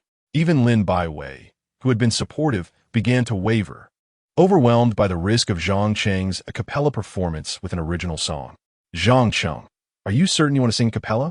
Lin Baiwei asked, still reluctant to let that scoundrel Feng Jinghui have the upper hand. After much contemplation, she resolved to support Zhang Cheng's attempt. But the prospect of an a cappella original song left her feeling uncertain. Yes, I am certain, Zhang Cheng replied with unwavering determination. Why not let Zhang Cheng give it a try? Su Qingluo chimed in, her unwavering support evident. Trust me, my singing will be good enough. If we don't decide soon, it will be too late. Zhang Cheng insisted earnestly. Yi Shidream, feeling the urgency as the penultimate performance drew to a close, gritted her teeth and declared, fine, let us go for broke. It's better than doing nothing. Zhang Cheng, here's the microphone. The stage is yours. Sing boldly, regardless of the outcome. It is all on you. Yi Shidream finally made up her mind. Lu Yanran and Lin Baiwei felt a wave of tension, but recognized that they had no other choice but to proceed. Rest assured, I won't let you down, Zhang Cheng said, gripping the microphone tightly as he walked toward the stage. Meanwhile, in a music room, the tall and handsome Feng Jinghui lounged on the sofa, legs crossed, with a self-satisfied expression. Soon, one of his lackeys rushed in excitedly. Young Master Feng, there's only one performance left in the charity event, and your absence has left them in a frenzy. Just wait 10 seconds. They will undoubtedly call me again. With my fans present, they will have no choice but to invite me. Feng Jinghui replied confidently. He considered himself somewhat famous at the school, believing that a fee of 50,000 for a song was well within his worth. Once again, Feng Xiao displays exceptional prowess, effortlessly manipulating the dance troupe. Should they resist the offer of increased remuneration, his devoted followers would undoubtedly protest, remarked one sycophant with a grin. Of course, my current worth of 50,000 is already modest. I only offered them this amount out of camaraderie as fellow alumni. Feng Jinghui responded, a confident smile gracing his lips. Yet, as 10 seconds elapsed without a call from Yi Shiming, his brow furrowed in concern. Why hasn't this country girl, Yi Shiming, contacted me yet? He pondered, perplexed. In his estimation, she would surely be pleading for his assistance in his absence. But as the clock ticked on, no call had come. Feng Jinghui glanced at his phone. It was already 8:30, the time designated for the final performance, and her silence perplexed him further. Ergo, could you find out what's happening with the charity event? He inquired, his brow knitting in thought. Sure, I'll make a call and check with the guys over there. Liergo swiftly retrieved his phone and dialed. The other end connected promptly, delivering a shocking revelation. What? The dance troupe has arranged for a freshman to substitute for Feng Jinghui in the final song? Liergo hung up, his expression one of disbelief. He never anticipated that the girls from the dance troupe would disregard Feng Jinghui's devoted fans. It appeared they were determined to stand their ground. Upon hearing this, Feng Jinghui's brow furrowed deeper. Huh, I didn't expect those girls to be quite so resolute. Let us see how they managed to botch this charity event. He sneered, adjusting his mask and donning a baseball cap before heading to the playground. Though Feng Jinghui's fame was modest, he exuded an air befitting a star. Meanwhile, the charity event was nearing its conclusion, with the final performance poised to be the highlight of the evening. On the playground, his fans brandished support signs, vocally expressing their enthusiasm. Feng Jinghui, they chanted. Senior Feng, hurry out. We can't wait any longer. I love you, Senior Feng. The fervent cries of his admirers filled the air, causing Su Qingluo, Yi Shiming, Lin Baiwei, and others to exchange worried glances. Amidst the anticipation, Zhang Cheng took to the stage, microphone in hand. Chapter 27. The School Bell. He is my man under the watchful gaze of the crowd. Zhang Cheng finally ascended the stage, microphone in hand, exuding an air of calm and confidence. Below, however, Su Qingluo, Yi Shiming, and others were visibly tense, even breaking into a sweat. Once he stood at the center of the stage, Zhang Cheng spoke into the microphone. I apologize, but Feng Jinghui has declined the performance due to dissatisfaction with the appearance fee, so I shall sing the final song in his stead. This declaration sent shockwaves through the audience, particularly among Feng Jinghui's female fans, who were on the verge of rebellion. I came to see Senior Feng, not you. Get off the stage. One fan protested loudly. Yes, leave the stage. We want to see Senior Feng, not you. Go away, go away. Almost all the fans began to join in the protest. Su Qingluo and Yi Shiming exchanged glances, their hearts sinking in despair. Feng Jinghui's fans were indeed in an uproar. At the back of the crowd, disguised with a mask and a cap, Feng Jinghui watched the scene unfold with a cold smirk, reveling in the chaos. If you refuse to cooperate, you'll only ruin your own performance, he thought, amusement dancing in his eyes. Yet, standing on stage, Zhang Cheng remained unfazed by the commotion, gripping the microphone tightly as he began to sing sincerely. It feels like it's going to rain. I long to live next door to you, standing foolishly beneath your building, looking up at the clouds. If a piano appeared in this scene, I would sing for you. Zhang Cheng's celestial voice and impressive technique, coupled with the beautiful lyrics, gradually silenced the agitated female fans. They suddenly realized that the handsome young man on stage was indeed singing remarkably well. Su Qingluo and Yi Shiming also found themselves entranced by Zhang Cheng's heartfelt performance. To their astonishment, this original song, both in lyrics and melody, was extraordinarily captivating. I never expected my annoying little brother could sing so beautifully, Su Qingluo thought, her eyes now tinged with admiration and affection for Zhang Cheng.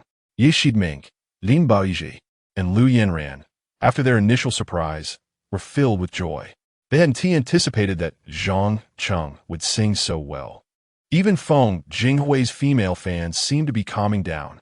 Lin Baiwei turned to observe, noticing that those who had been shouting for Zhang Cheng to leave the stage were now quietly listening to his performance. Zhang Cheng continued to sing earnestly, largely oblivious to the surrounding reactions. If ever you feel down, I'm willing to lend you my gloomy. You know my heart. Singing this song for you bears no style. It simply embodies my desire to bring you joy. I would thaw the frozen river for you, become a moth that flutters toward the flame. As the first climax concluded, the female fans were utterly entranced by Zhang Cheng's enchanting music. The lively lyrics and cheerful melody seemed to transport them back to the innocent sweetness of first love. Some even began to wave their glow sticks in rhythm with the music, which had originally been intended for Feng Jinghui, now in support of Zhang Cheng. Feng Jinghui, witnessing this, felt an overwhelming surge of rage. How dare they steal my spotlight? He glanced over and noticed Li Ergu, also captivated by Zhang Cheng's song, standing on tiptoe to get a better view. What the hell? Feng Jinghui fumed, kicking Li Ergu hard, sending him sprawling 2 meters away. Feng Xiao, what is wrong? Why did you kick me? Li Ergu uriyadia peruka bawildarat. Find out who this kid is. Feng Jinghui barked, his face darkening as he stormed off, beginning to regret his last-minute price increase. Otherwise, that kid would never have had the chance to perform on stage. Now it seemed all his female fans were drawn to the young man up there. All right, Feng Xiao, I'll find out immediately. Liargo Raplia. Though his ears remained attuned to Zhang Cheng's captivating melody. The song was delightful, engaging, and the emergence of a new generation of musical talent was undeniable. The performance continued. Singing this song for you bears no style. It simply represents my wish for your happiness. For you, I would turn over in bed. Forsake the world. Why not? As the song concluded, the audience remained spellbound, unable to shake off the lingering beauty of the melody. It was simply too enchanting. They had never heard such exquisite music before. Su Qingluo and her friends were utterly captivated, completely won over by Zhang Cheng's entrancing performance. As Zhang Cheng finished, he received a system notification. Ding. Congratulations, host. You have moved 783 people. Reward, 1 million cash.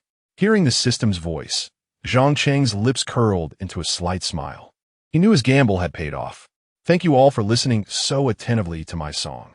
If you enjoyed it, please consider donating a bit of love to the children in impoverished mountain villages, Zhang Cheng said, bowing to the audience.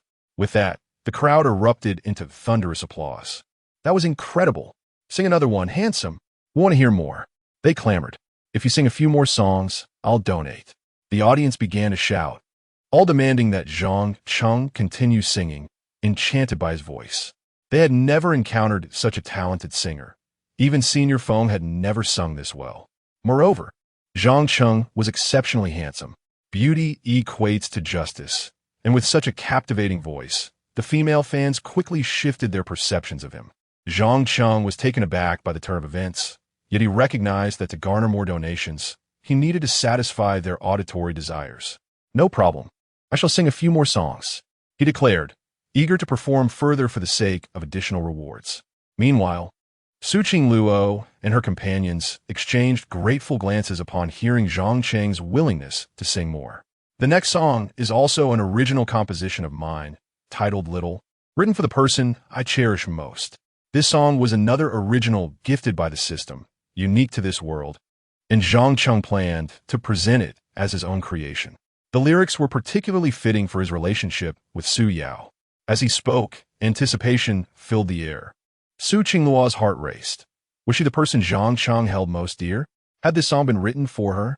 Soon, Zhang Cheng grasped the microphone tightly, continuing his performance. Memories tell a tale. In a voice thick with local dialect, jumping over puddles, winding through small villages, until we meet by fate. I sculpt a city from clay, promising to marry you. Once again, the audience was enveloped in Zhang Cheng's melodious voice, and Su Qingluo felt her eyes welling with tears. The lyrics spoke of their childhood memories together, resonating deeply within her heart. In their childhood while playing house, Zhang Cheng crafted a castle from mud and declared that when he grew up, he would marry her and reside in that castle. It turns out that Zhang Cheng had always cherished this memory. The singer poured his heart into the song, and the listener was profoundly moved. Tears streamed down Su Qingluo's face at some point, as if someone had taken residence in her heart. Once, we were but small figures. That year, you moved a tiny stool. Enraptured by the performance, I followed closely behind. I searched for the character from that story. You are an indispensable part. There you were, dozing beneath the tree. Little me waited foolishly. As Zhang Cheng sang on, Su Qingluo wept more intensely, touched by his heartfelt performance. This was the most beautiful confession. When one song concluded, the system's notification chimed in once again. Congratulations, host. You have moved 721 people, earning a rebate of 1 million. The crowd was once again captivated, urging Zhang Cheng to continue singing, utterly enthralled by his melodious voice. Seeing their enthusiasm, Zhang Cheng could not refuse, especially since he wished to seize the opportunity to earn a bit more. He proceeded to sing several more songs. The female fans who once adored Feng Jinghui found themselves transformed into Zhang Cheng's admirers after listening to his original compositions, something Feng Jinghui could never have anticipated. By 9:30 in the evening, he finally concluded his concert, which lasted a full hour. Initially met with resistance. Calls for him to leave the stage shifted to applause and admiration. Ultimately, they all became his fans. This transformation occurred within the span of an hour. With his enchanting melodies, Zhang Cheng completely captivated them. Yi Shiming, Lu Yanran, and others were equally impressed by Zhang Cheng's talent. They had not expected him to possess such extraordinary singing ability, performing original songs for an entire hour, and each one was delightful. Lu Yanran couldn't help but praise him. Indeed, it was all thanks to Zhang Cheng, who also attracted many classmates who had heard the news. Yi Shiming finally breathed a sigh of relief. This fundraising concert concluded successfully, raising a considerable amount of money. After singing for an hour, Zhang Cheng was somewhat fatigued as he stepped down from the stage. Just as he descended, a strikingly beautiful female classmate approached him. "Hello, classmate. My name is Wang Manli. Your singing is wonderful. May I befriend you?" Wang Manli stated with confidence. This Wang Manli was the second most beautiful girl at Tianhai University, second only to Su Qingluo. Unlike Su Qingluo's pure and delicate beauty, Wang Manli exuded a seductive charm, highly sought after by boys, and was dubbed the dream goddess of Tianhai University. Clearly, Zhang Cheng's stellar performance that evening had caught her attention, prompting her to lower her guard and approach him with the intent to befriend him. With her striking beauty, she was certain Zhang Cheng would agree. To his surprise, another campus beauty from Tianhai University had sought him out. Just as he pondered how to decline her advances, Su Qingluo appeared at his side, her expression one of vigilance. "Excuse me, Senior Manli, but Zhang Cheng is my man. I suggest you refrain from pursuing him," Su Qingluo said sweetly, yet her gaze carried an air of possessiveness. Her words astonished everyone present, especially Zhang Hong. Chapter 28. The two school beauties compete for my affection. Zhang Cheng was utterly astonished when Su Qingluo, the enchanting school beauty, boldly declared in public that he was her man.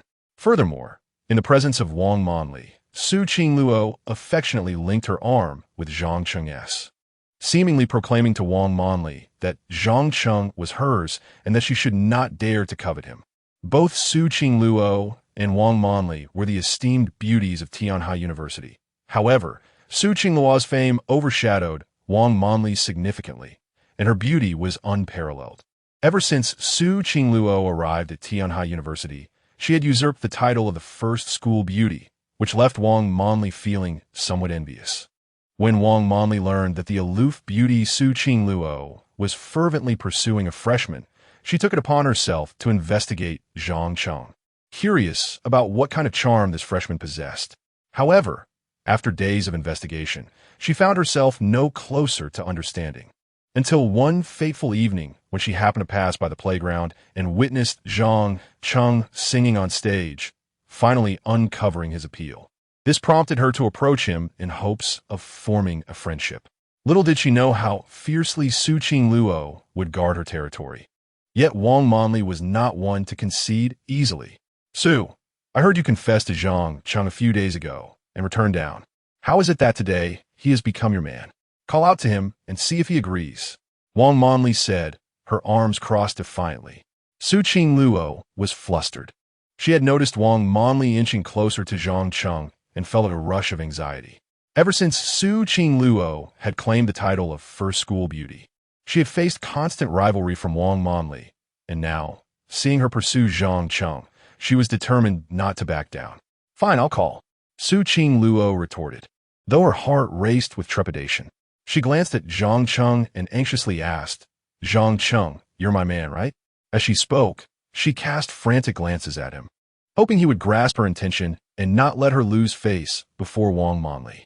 Faced with such a predicament, Zhang Cheng was hardly inclined to acquiesce. If word got out that he was Su Qingluo's man, what would happen when his fiancée, Su Yao, found out? She would undoubtedly become jealous, and that could ruin everything. Thus, Zhang Cheng resolved to remain steadfast in his refusal, regardless of Su Qingluo's desperate signals. Some matters were non-negotiable. However, just as Zhang Cheng was about to decline her request, the system's voice chimed in, ding. System task activated. Option 1. Agree to Su Qingluo's request. Reward. Tenfold consumption rebate for the goddess. Option 2. Refuse Su Qingluo's request. Reward. Height reduction of 20 centimeters upon hearing the system's prompt. Zhang Cheng felt a wave of despair wash over him. This troublesome system was forcing him to make a choice at such a critical moment. Compromising on principle was absolutely unacceptable. Faced with a painful dilemma, he hesitated to respond. Yet the system persisted, urging him to decide. Host, please make a choice promptly. Failure to do so within 5 seconds will result in the confiscation of all wealth and skills. Frustrated, Zhang Cheng thought, "Is this how you treat me?" But the system remained indifferent, commencing a countdown. 5, 4, 3, 2. Just as the final number was about to be counted down, Zhang Cheng reluctantly surrendered to reality. "Yes, I am Su Qingluo's man," he declared, tears welling in his eyes. Ding. Congratulations, host, for making a choice. Reward. Tenfold consumption rebate for the goddess. Though Zhang Cheng painfully acquiesced, he was pleased to receive another opportunity for a tenfold rebate, albeit at the expense of spending money on the goddess. The specifics of this arrangement would have to wait until he returned to examine them further. Upon realizing that Zhang Cheng finally understood her signals, Su Qingluo felt a surge of joy and turned to Wang Monli, exultantly declaring, "Monli, see? Zhang Cheng has agreed. I told you he was my man, but you would believe me." With her head held high, Su Qingluo displayed an expression of pride and triumph, as if she had won a contest. Wang Monli's expression darkened. She hadn't anticipated that Zhang Cheng would genuinely agree to Su Qingluo's claim. However, being perceptive, she quickly noticed that Zhang Cheng did not appear pleased. Instead, he wore a grimace, indicating his reluctance to accept this arrangement. Wang Monli pondered silently. He must be under pressure from Su Qingluo. This seemingly innocent girl is capable of such coercion. With a resigned sigh, Wang Monli declared, "Even if Zhang Cheng has agreed to you, I will not give up. Let us wait and see." After saying this, she shot Zhang Cheng a flirtatious glance. With her naturally alluring and seductive features, her gaze could easily captivate any man. Yet Zhang Cheng remained unaffected. His heart was already entwined with Su Yao, rendering him immune to any woman's allure. Meanwhile, Su Qingluo seethed with anger upon witnessing Wang Monli's flirtation with Zhang Cheng.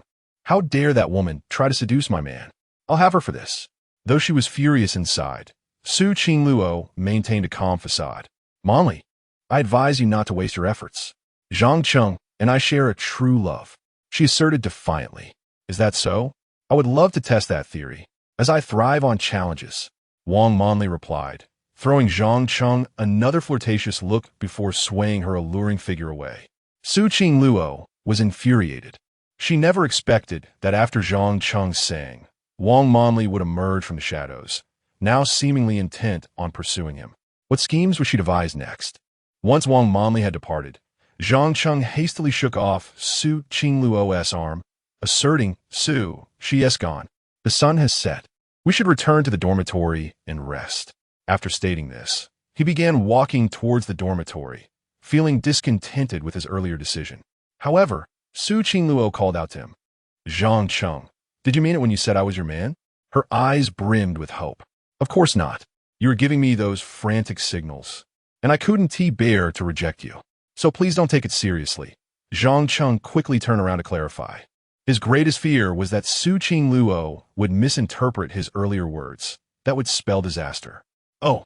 Su Qingluo's expression dimmed slightly before she continued. "Then could you pretend to be my boyfriend in front of Wang Monli from now on? I beg you, dear brother." As she spoke, her eyes glistened with a pleading innocence. Zhang Cheng, feeling anger rise within him at the thought of continuing this charade, was resolute in his refusal. However, just as he was about to decline, the system's voice chimed once again. "Ding! Congratulations, host, for activating task. Option 1. Agree to Su Qingluo's request. Reward. Doubling the tenfold consumption rebate for the goddess. Option 2. Refuse Su Qingluo's request. Reward. Doubling the height reduction of 20 centimeters." Chapter 29. Which of the two campus beauties should he choose? Zhang Cheng found himself at a loss. The system seemed perpetually to aid Su Qingluo while undermining him. He began to suspect that this system was a covert agent sent by Su Qingluo to monitor him. Furthermore, every choice presented to him left him with no real options. With a silent sigh, Zhang Cheng reluctantly acquiesced once more. Fine, considering your earnest request, I shall reluctantly agree. However, let it be clear that I will only pretend to be your boyfriend in front of Wang Monli, not at any other time, he declared resolutely. No sooner had he spoken than the system's voice chimed in, ding. Congratulations, host, for successfully making a choice. Enjoy a tenfold rebate on expenditures for the goddess. This was Zhang Cheng's sole consolation, as he finally had some benefit bestowed upon him. Otherwise, he might have been driven to tears. Seeing Zhang Cheng acquiesce to her request, Su Qingluo was overjoyed. Wonderful. It's settled then, and no backing out, she exclaimed, her face radiant with excitement. I naturally will not renege on my promise. But it's quite late now. I must return to rest as I have classes tomorrow, Zhang Cheng said, waving goodbye to Su Qingluo, before heading straight back to the boys' dormitory. See you tomorrow, you pesky little brother. Good night and sweet dreams, Su Qingluo called after him, her heart brimming with happiness as she watched him disappear from view. By the time Zhang Cheng returned to the dormitory, it was already 10 o'clock in the evening. After a brief wash, he lay down on his bed and carefully examined the rewards he had just received. Tenfold rebate on expenditures for the goddess. All purchases made for the recognized goddess will yield a tenfold rebate, with a maximum rebate of 10 million, valid for 3 days. Upon reading the description, it became evident to Zhang Cheng that this rebate buff could only be activated through purchases made for the goddess. Additionally, he had also received a doubling effect, meaning that expenditures for the goddess would yield a 20-fold rebate, valid for 3 days, with a maximum rebate of 20 million. A maximum rebate of 20 million was not too shabby, but what kind of girl could be classified as a goddess? Zhang Cheng pondered silently. If a recognized goddess was required, then Su Qingluo would certainly qualify, but what about Wang Monli? He was uncertain, thus attempting to inquire with the system telepathically. System, what qualifies a girl as a recognized goddess? Zhang Cheng casually asked, not expecting a response. To his surprise, the system indeed replied. After system assessment, only one female student at Tianhai University meets the criteria for a recognized goddess, Su Qingluo. Upon hearing this, Zhang Cheng's lips twitched slightly. You could have simply stated that the tenfold rebate applies to expenditures for Su Qingluo without all this circumlocution, he retorted, a hint of annoyance in his voice. The system fell silent, leaving Zhang Cheng harboring deep suspicions that this system was merely a sycophant of Su Qingluo, only triggering tasks in her presence while disregarding others. Moreover, every option seemed skewed in her favor. Was this not the very definition of a lackey? The following morning, during the business economics class, Zhang Cheng was fully engaged in his studies. Suddenly, a sultry figure appeared at the door, Wang Monli, holding a cup of freshly brewed Starbucks coffee, standing quietly, seemingly waiting for someone. The students in the classroom were quickly captivated by her alluring presence. Isn't that Wang Monli from the 3rd year? I hear she's the dream girl of many boys at our school, one student remarked. Indeed, she is stunning, dressed in a tight-fitting dress that accentuates her curves. It's simply too seductive. Another added, I heard she is on par with Su Qingluo as a campus beauty, but why is she here at our classroom door? Is she waiting for someone? Could it be me? Get real. She wouldn't be waiting for you. Stop dreaming. Zhang Cheng couldn't help but turn to look, confirming that it was indeed Wang Monli. Today, she wore a form-fitting red dress that hugged her figure, her cascading waves of hair framed her face, and her subtle makeup enhanced her allure. Dressed in black stockings and high heels, she exuded a mature, yet undeniably seductive elegance. As Zhang Cheng observed her, Wang Monli's gaze met his, and she waved at him. Frowning, he felt as though she was indeed approaching him. However, after a moment's reflection, he dismissed the notion, thinking he couldn't possibly be that charming. Soon, the class bell rang, and the boys rushed out, bold enough to approach Wang Monli, attempting to exchange WeChat information. Yet they were all summarily rejected. It was only when Zhang Cheng exited the classroom that Wang Monli gracefully approached him. Zhang Cheng, you've worked hard. Please enjoy this hot coffee I just picked up from Starbucks, she said, extending the cup toward him while playfully tossing her hair, releasing a captivating fragrance. The onlookers were left stunned. What is happening? Is the goddess Wang Monli actually pursuing Zhang Cheng? That can't be.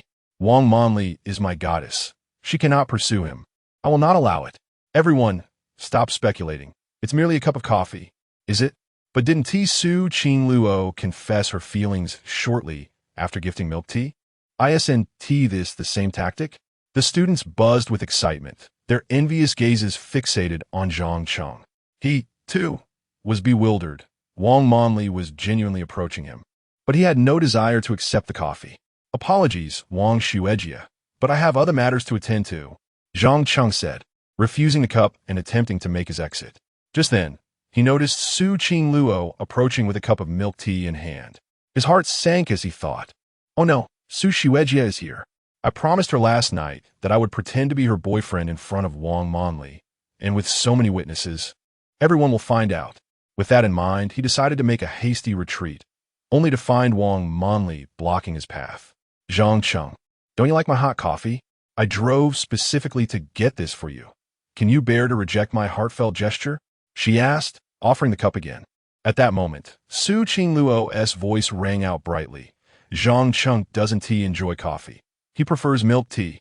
Her tone was laced with a hint of rivalry. Dare to entice my little brother, will you? I shall not let you.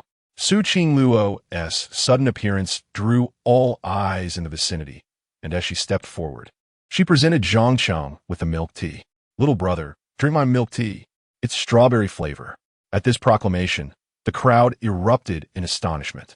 Wait, the two campus beauties are competing to deliver Zhang Cheng milk tea and coffee? Is there any justice in this? Zhang Cheng was far from pleased. With two campus beauties vying for his attention, he was at a loss as to whom to choose. He found himself in a rather urgent predicament. Chapter 30. Tsuya at this moment, Zhang Cheng was indeed quite anxious. With both campus beauties from Tianhai University offering him drinks, how was he to choose? Moreover, the tension between Su Qingluo and Wang Monli was palpable. It was evident that they were using him as a pawn in their rivalry. This left Zhang Cheng feeling quite displeased. Just as he was contemplating a refusal, the system's voice rang out once more. Ding! Congratulations, host! You have triggered task. Option 1. Accept Su Qingluo's milk tea. Reward. Tenfold cashback on spending for the goddess, doubled again. Option 2. Decline Su Qingluo's milk tea. Reward. Random body, attribute 1. Upon receiving the system's prompt, Zhang Cheng was momentarily stunned. This time, the system wasn't pressuring him, which filled him with unexpected joy. It seemed the system had finally shown a hint of conscience. He almost believed it was Su Qingluo's personal sycophant. However, he found it curious that the system only presented options related to Su Qingluo, with no mention of Wang Monli whatsoever. Returning to the choices at hand, the first option was indeed more appealing. He could gain tenfold benefits from the goddess. Yet, given the current circumstances, he felt as though he was being treated as a mere chess piece in their game, which greatly irked him. After some contemplation, Zhang Cheng politely declined. I'm sorry. I sang for too long last night, and my throat isn't well. The doctor said I shouldn't drink coffee or any stimulating beverages like milk tea. Since he found it unwise to choose either, he decided to refuse both, making it clear that neither of them could use him as a pawn. Furthermore, rejecting both wouldn't affect the second option. As expected, no sooner had Zhang Cheng finished speaking than the system emitted a notification sound. Congratulations, host. You have made a choice. Random reward, strength 1. As the system's voice faded, Zhang Cheng felt a subtle increase in his strength. Although the enhancement wasn't significant, it was indeed a gain. He hadn't anticipated that the system would show such benevolence this time. It was quite commendable. Zhang Cheng's refusal astonished those present. Wow, Zhang Cheng actually turned down drinks from both campus beauties. Impressive. The crowd was filled with astonishment. While they would have eagerly accepted drinks from the beauties, Zhang Cheng had outright rejected them. Wang Monli and Su Qingluo were equally taken aback, clearly not expecting him to refuse both offers. However, Su Qingluo quickly regained her composure. Zhang Cheng, then let us go have a meal, Su Qingluo said as she affectionately linked her arm with his, leaning her head on his shoulder in a charming manner. This scene left everyone present dumbfounded. What was happening? Su Qingluo was actually taking the initiative to link arms with Zhang Cheng, appearing quite intimate. Were they together? Wang Monli felt a twinge of jealousy, but soon noticed that Zhang Cheng seemed somewhat reluctant. She then spoke up. Su, last night you said Zhang Cheng is your man. Do you dare to kiss him in front of everyone? Wang Monli's words carried a hint of provocation. She suspected Zhang Cheng was being coerced by Su Qingluo and sought to expose their supposed relationship. As her words echoed, the crowd erupted in excitement, eager to discover whether Zhang Cheng and the campus beauty were truly together. Zhang Cheng felt a jolt of anxiety. His greatest fear had come to fruition. Meanwhile, Su Qingluo felt a mix of embarrassment and nervousness, her cheeks flushing deeply. It would be impossible not to feel shy or anxious about kissing Zhang Cheng in front of so many people. However, Wang Monli seemed to have determined that Zhang Cheng and Su Qingluo were merely pretending to be a couple. If they did not kiss, their facade might very well be shattered. Nevertheless, Zhang Cheng was not inclined to comply with Wang Monli's suggestion. He had no desire to kiss Su Qingluo in front of everyone. If that were to happen, it would solidify their relationship beyond doubt. With this in mind, Zhang Cheng declared, "What relationship do I have with Su? That's none of your business." After saying this, he took Su Qingluo's hand and hurriedly left, fearing that lingering any longer might lead to further complications. If the system were to present an option to kiss Su Qingluo publicly, he would truly be at a loss. So, seizing the moment before another task was triggered, he made his swift exit. Wang Monli watched as Zhang Cheng and Su Qingluo hurried away, a smirk playing on her lips. Just as I suspected, they truly have no relationship. Once outside the classroom building, Zhang Cheng finally let out a sigh of relief. He had managed to shake off Wang Monli, who was indeed quite cunning, attempting to provoke a kiss. He expressed his lingering unease. That woman is truly manipulative. From the moment I entered Tianhai University, she has been against me.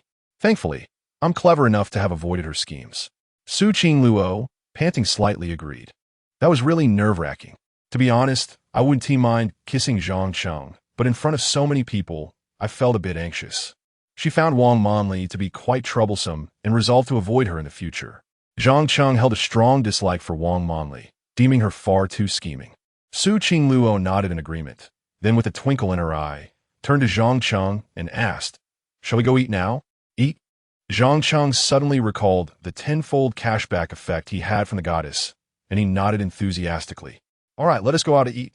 "No, let us go to Heideleo," Zhang Cheng suggested, knowing that he had invested in that very restaurant. Spending there would essentially be a way of profiting himself. After all, one should not let the good fortune of others go to waste. "Then let us go to Heideleo. I'll treat you on behalf of Yi Shidong and the others. Thanking you for singing last night. Otherwise, we wouldn't have had a successful event." Su Qingluo expressed her gratitude. Zhang Cheng couldn't let Su Qingluo treat him. That would undermine the purpose of his spending. No, I should be thanking you all for giving me the opportunity to gain fame through singing. It's only right that I treat you, he insisted as they walked. "All right then, today you treat me, and tomorrow I'll treat you," Su Qingluo said after some consideration, clearly adept at creating opportunities for herself. Zhang Cheng casually nodded in agreement. Before long, they arrived at Heideleo. After a week of operation, the restaurant had successfully transformed, with patrons flocking in for hot pot. Zhang Cheng surveyed the scene with satisfaction. Speaking of which, the week-long observation period was over. It was time to invest the remaining 9 million. However, filling their stomachs came first. After waiting for a while, they were finally shown to a private room. Once inside, Zhang Cheng immediately began selecting the most exquisite ingredients: Australian king crab, premium abalone, deep-sea squid, and top-quality beef tripe. He meticulously chose the priciest items on the menu. Finally, he ordered a bottle of 1973 Lafite to soothe his throat. This single bottle of wine cost a staggering 150,000, making it the most expensive item on the menu. In total, Zhang Cheng placed an order amounting to nearly 300,000, his most extravagant meal to date. When the ingredients were served, Su Qingluo was left speechless. "Zhang Cheng, did you order so much? Can we finish it?" Her face was a picture of astonishment. "If we can't finish it, we'll pack it up." Zhang Cheng shrugged off the expense, knowing it was all funded by Su Qingluo, and besides, the money spent was essentially an investment in his own restaurant. It was a win-win situation.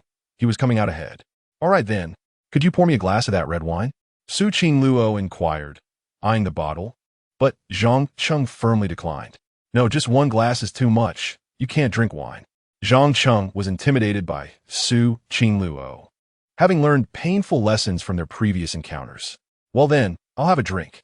Su Qingluo resigned herself to this decision. That's more like it. You drink your beverage while I indulge in red wine. Let us toast. At this moment, Zhang Cheng finally felt a wave of relief. After pouring himself a generous glass of red wine, he clinked glasses with Su Qingluo and began to drink heartily. At 15,000 for the bottle. Not partaking would be a travesty. Zhang Cheng, do be cautious. This red wine packs quite a punch. Su Qingluo advised with genuine concern. No worries. At 15,000 a bottle, not drinking would be wasteful. Zhang Cheng replied, pouring himself another glass, all the while savoring the Australian king crab, eating and drinking simultaneously. Such extravagance. This is practically dining on money. Su Qingluo felt a twinge of helplessness, merely accompanying Zhang Cheng as they enjoyed the hot pot together. After consuming nearly half a bottle of red wine, Zhang Cheng suddenly felt lightheaded, his face flushing. Goodness, this wine really does have quite the after effect. His mind began to swirl, and grasping for a piece of deep-sea squid with chopsticks seemed increasingly challenging, his thoughts becoming muddled. Observing Zhang Cheng's unsteady grip on the chopsticks, Su Qingluo realized he was intoxicated and rushed to his side. I told you the red wine had a strong after effect. Let me help you to the sofa for a moment. With concern etched across her face, Su Qingluo assisted Zhang Cheng, struggling to guide him toward the couch. As Zhang Cheng leaned against her, inhaling the enchanting scent of orchids that clung to her, a sense of familiarity washed over him. Is that the fragrance of orchids? Could it be Xiao Yao? The intoxicated Zhang Cheng suddenly turned his head, and there he beheld a breathtakingly beautiful face. Upon closer inspection, this exquisite visage bore a resemblance to Su Yao from his childhood. Hearing Zhang Cheng call her Xiao Yao, Su Qingluo's heart soared with joy. You recognize me, little brother? She exclaimed, both surprised and delighted, never expecting Zhang Cheng to identify her at this moment. However, her words received no reply. Instead, Zhang Cheng wrapped his arms around Su Qingluo. Xiao Yao, at last, I have found you. I have missed you so much. Zhang Cheng held her tightly, years of longing pouring forth, fueled by the effects of the wine. I missed you too, little brother. Su Qingluo embraced him tightly, feeling an overwhelming sense of happiness in that instant. Zhang Cheng sensed a response to his words, unable to resist leaning down to kiss Xiao Yao's lips. The moment their lips met, Su Qingluo shivered slightly, then clung tightly to Zhang Cheng's neck, fervently returning the kiss. Chapter 31. The Campus Bell. You did not mistake me. I am Su Yao under the influence of alcohol. Zhang Cheng's mind was in disarray, his senses muddled and completely devoid of reason. The familiar scent of orchids further misled him into mistaking Su Qingluo for Su Yao, prompting him to kiss her fervently, as if attempting to unleash a decade's worth of longing. Su Qingluo, believing that Zhang Cheng had recognized her, felt a surge of joy in her heart, wrapping her arms around his neck and responding with equal fervor. Both were spirited young individuals, and with Zhang Cheng having consumed some alcohol, a latent desire within him began to awaken. His hands instinctively roamed over Su Qingluo's body, immersed in the depth of Zhang Cheng's affection.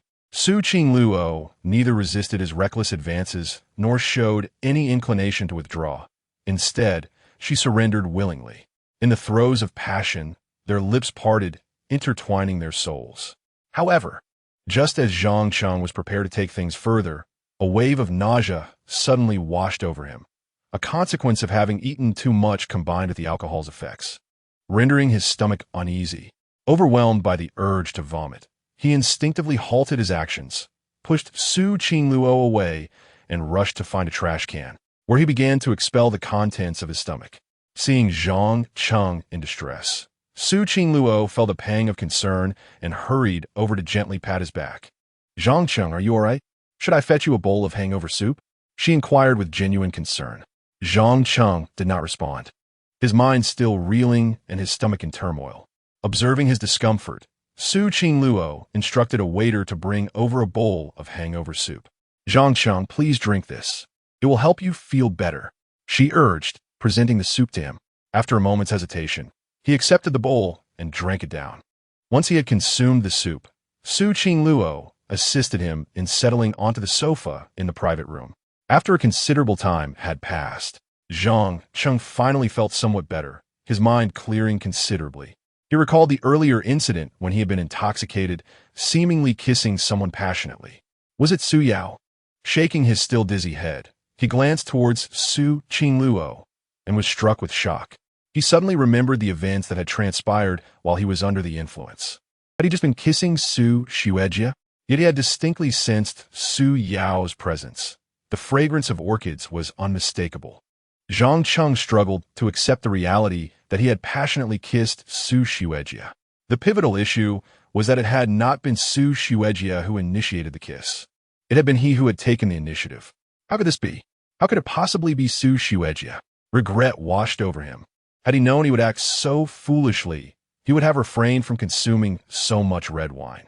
Noticing the pained expression on Zhang Cheng's face, Su Qingluo assumed he was still feeling unwell and could not help but ask, Zhang Cheng, are you still feeling bad?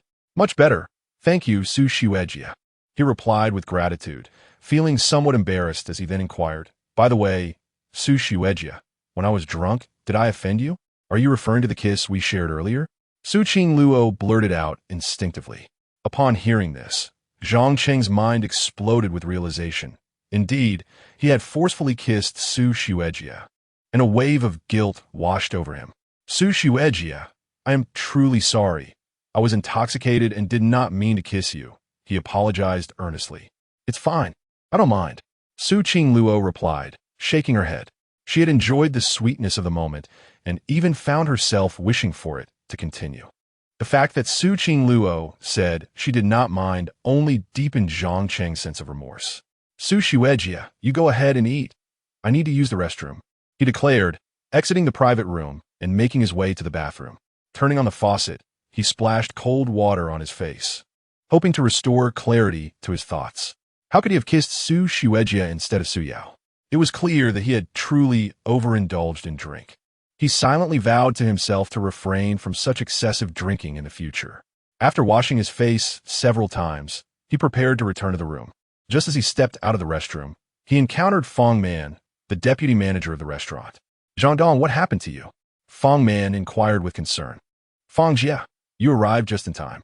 Regarding the investment we discussed earlier, I will transfer the remaining 9 million to you today, Zhang Cheng stated after wiping the water from his face. Thank you, Zhang Dong. I'll go fetch General Zhou, Fong Man replied, her excitement palpable. Securing the 9 million investment would propel their plans for opening a new branch forward. No need. I merely wanted to inform you that I will be transferring the funds shortly. You can just let the others know, Zhang Cheng casually remarked. All right, I'll share this good news with General Zhou. With this 9 million investment, we can move ahead with opening the new branch, Fong Man said, her face alight with enthusiasm. Are you preparing to open a new branch? Zhang Cheng inquired. Yes, we finalized the branch proposal yesterday, and I sent it to your email right away. Did you not see it? Fong Man responded. I haven't had the chance to look yet, but I fully support your plans for expansion. Zhang Cheng, the primary shareholder, was keen on their continued advancement. His aspiration was to establish the restaurant as a national brand. We couldn't have come this far without your support, Zhang Dong. Fong Man expressed with heartfelt gratitude. After a brief exchange with Fong Man, Zhang Cheng returned to the private room. At that moment, Su Qingluo was eating hot pot alone. Though she lacked the appetite, pondering why Zhang Cheng had recognized her earlier, but now referred to her as Su Xuejia. Did he not truly recognize her? Yet he had called her Su Yao, a name known to only a select few. Just then, Zhang Cheng re-entered. Su Xuejia. I was drunk earlier and mistook you for someone else. I truly did not intend to kiss you. He apologized again as soon as he walked in. It's fine. I don't mind your kiss. I have kissed you before, so we are even now, Su Qingluo said with a smile, before pausing to gather her courage. I am curious. Whom did you mistake me for? Her inquiry was clearly a feigned question, yet it bore an undertone of testing, as she sought to uncover the reason behind Zhang Cheng's earlier misidentification. The scent of orchids you were led me to confuse you with my fiancée. She has adored the fragrance of orchids since childhood and often carries the scent. When I was intoxicated and smelled it on you, I couldn't help but mistake you for her, Zhang Cheng explained candidly. Ah, so that is how it was. Su Qingluo realized, and after a moment's hesitation, she mustered the courage to say, Zhang Cheng, you did not mistake me. I am indeed Su Yao. Chapter 32, The Campus Bell. I can prove I am Su Yao. Su Qingluo mustered her courage to speak after much contemplation. She longed to be with Zhang Cheng and indulge in a sweet romance, dreaming of marrying him by year-end. Her vision was splendid. However, Zhang Cheng was utterly incredulous about her claims. You're Xiao Yao? Don't jest with mistrzostwem Europy. If you are Xiao Yao, I shall devour this table, Zhang Cheng exclaimed, smacking the marble tabletop, a formidable surface that could easily chip one's teeth if bitten. Zhang Cheng, I truly am Xiao Yao. What must I do for you to believe me? Su Qingluo, growing anxious, wondered why this naive brother of hers refused to acknowledge her identity. Unless you recount a childhood memory that only we share, Zhang Cheng replied after a moment of thought. All right, Su Qingluo recalling a cherished moment. Do you remember when we played house as children? You molded a castle from mud and proclaimed that when we grew up, you would marry me and we would live in that castle. Zhang Cheng furrowed his brow at this recollection. He indeed remembered that incident vividly. However, instead of feeling delighted, he became irate. Is this a lyric from the song I sang last night? Are you trying to deceive me with it? He retorted, angered that Su Qingluo would use his own lyrics against him. Su Qingluo paused, suddenly realizing that the lyrics he had sung were indeed similar. Zhang Cheng, I am not deceiving you. It is the truth. I am Su Yao, merely under a different name. If you wish, I can share more childhood memories. She insisted, but Zhang Cheng interrupted her. Enough. I do not wish to hear more. I apologize for mistakenly kissing you earlier, thinking you were Xiao Yao. But you cannot impersonate her to deceive me. His anger was palpable, for nothing could wound him more than someone masquerading as his beloved. At that moment, Su Qingluo felt despondent. No matter how she tried to explain, it seemed futile.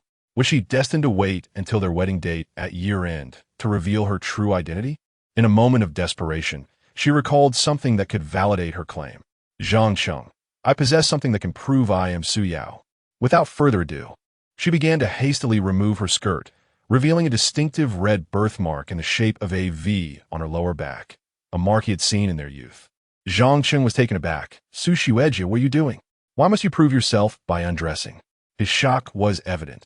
Her audacity was beyond his expectations. Feeling a rush of embarrassment but determined to validate her identity, Su Qingluo pressed on. I have a birthmark on my back that will surely convince you. Wait, this is a restaurant's private room. Let us not do this here, Zhang Cheng exclaimed, horrified at the potential consequences of her actions. I must show you, otherwise. You will not believe, I am Su Yao. She insisted, resolute in her determination. Next time, let us find a more private place, he pleaded, gripping her skirt to prevent her from removing it. Their struggle was abruptly interrupted when the door swung open, revealing the restaurant owner, Zhou Qing. The room fell into a stunned silence, her shock evident. Mr. Zhang, please continue. I saw nothing. Afterward, I have important matters to discuss with you. Zhou Qing stated before promptly closing the door. Zhang Cheng's face paled as he rushed after her. Zhou Jia, it's not what you think. We did nothing. But by the time he exited, she had vanished. Despair washed over him. This is disastrous. There is no way to clear my name now. Meanwhile, Su Qingluo's cheeks burned with embarrassment, realizing her reckless actions might have led Zhou Qing to misconstrue the situation. Hastily, she put her skirt back on just as Zhang Cheng stormed back in, fuming. I told you this was a dangerous place. Now, we've even been seen by the owner. Our reputations are ruined. Should we explain ourselves to her? Su Qingluo timidly suggested. Such explanations will only worsen our predicament. Zhang Cheng sighed, feeling as though his integrity had been irrevocably tarnished. What do we do now? Su Qingluo was at a loss, never anticipating such an outcome. Never mind. I will speak with her later to clarify, he resolved, contemplating how to salvage the situation. All right, Su Qingluo replied, her voice tinged with remorse. Have you eaten enough? If so, let us return. Zhang Cheng, now devoid of appetite, was disinterested in continuing their hot pot meal. I'm full, Su Qingluo said softly, resembling a remorseful child. By the way, Zhang Cheng, tomorrow is the weekend. Come to my dormitory. My 3 roommates will be out on an autumn outing, leaving me alone. Then, I can prove my identity, she urged, still not ready to abandon her quest for validation. More? Zhang Cheng was a loss for words when the system's voice chimed again. Ding! A new task has been triggered. Option 1. Agree to visit Su Qingluo's dormitory. Reward: a shop voucher and doubled investment returns. Option 2. Decline the invitation. Reward: random attribute 1. Chapter 33. Remember to take precautions. Faced with the options before him, Zhang Cheng refrained from cursing the system this time. The shop voucher was precisely what he needed, and the prospect of doubling his investment returns was equally appealing. Thus, Zhang Cheng swiftly made his decision. No problem, Senior Su. I'll come to your dormitory tomorrow, he promptly replied. No sooner had he spoken than the system's voice chimed in. Ding! Congratulations, host, for making a choice. You have received a shop voucher and a doubling of your investment returns, valid for 1 year. Zhang Cheng was quite pleased with these rewards, planning to delve deeper into their implications later. Upon hearing Zhang Cheng's agreement, Su Qingluo was overcome with excitement and joy. Wonderful. It's settled then. You'll come to my dormitory tomorrow, and we won't miss each other, she exclaimed, brimming with delight and already contemplating meticulous arrangements for his visit. After all, it was a rare occasion for her fiancé to come to her dormitory, and she wanted everything to be perfect. Moreover, once Zhang Cheng beheld the birthmark on her lower back, their relationship would be irrevocably solidified. With no one else in the dormitory, they might even indulge in some intimate moments. The thought sent a flush of crimson to Su Qingluo's cheeks. Sweet romance was imminent, and she could hardly contain her anticipation. After finalizing their plans, the two left the private room. The lavish hot pot meal had cost around 300,000, a considerable indulgence. Yet the prospect of receiving a tenfold return was quite enticing. As for the remaining balance, he defined a way to utilize it with Su Qingluo later. After settling the bill, Zhang Cheng, needing to discuss matters with the proprietress, Zhou Qing, allowed Su Qingluo to return to the dormitory alone. Upon reaching the second-floor office of the hot pot restaurant, he found Zhou Qing waiting for him. Mr. Zhang, you've completed everything so quickly? Zhou Qing remarked, surprise evident in her tone. Zhang Cheng felt a bit awkward. Sister Zhou, I assure you, my relationship with Senior Su is innocent. What happened earlier was merely a wardrobe malfunction. I was just helping her. I understand, young man. You're spirited, and given how beautiful Su Qingluo is, I can see why you might be distracted. But to finish so soon raises some concerns, Zhou Qing replied with a teasing smile. Zhang Cheng, feeling flustered, insisted, I assure you, it's not what you think. My relationship with Su Qingluo is purely platonic. She is merely my senior, and at most, the president of my club. Enough of the explanations. Next time you come for hot pot, I'll prepare some sea cucumbers for you. They'll ensure your stamina. Zhou Qing's words dripped with innuendo, making Zhang Cheng's face burn. After all, he was still a virgin. All right, I can't win this argument. Let us get to business. Zhang Cheng conceded. Fine, let us discuss business. After pouring him a cup of tea, Zhou Qing handed him a document. We plan to open a branch, and this document contains a list of several malls we've investigated.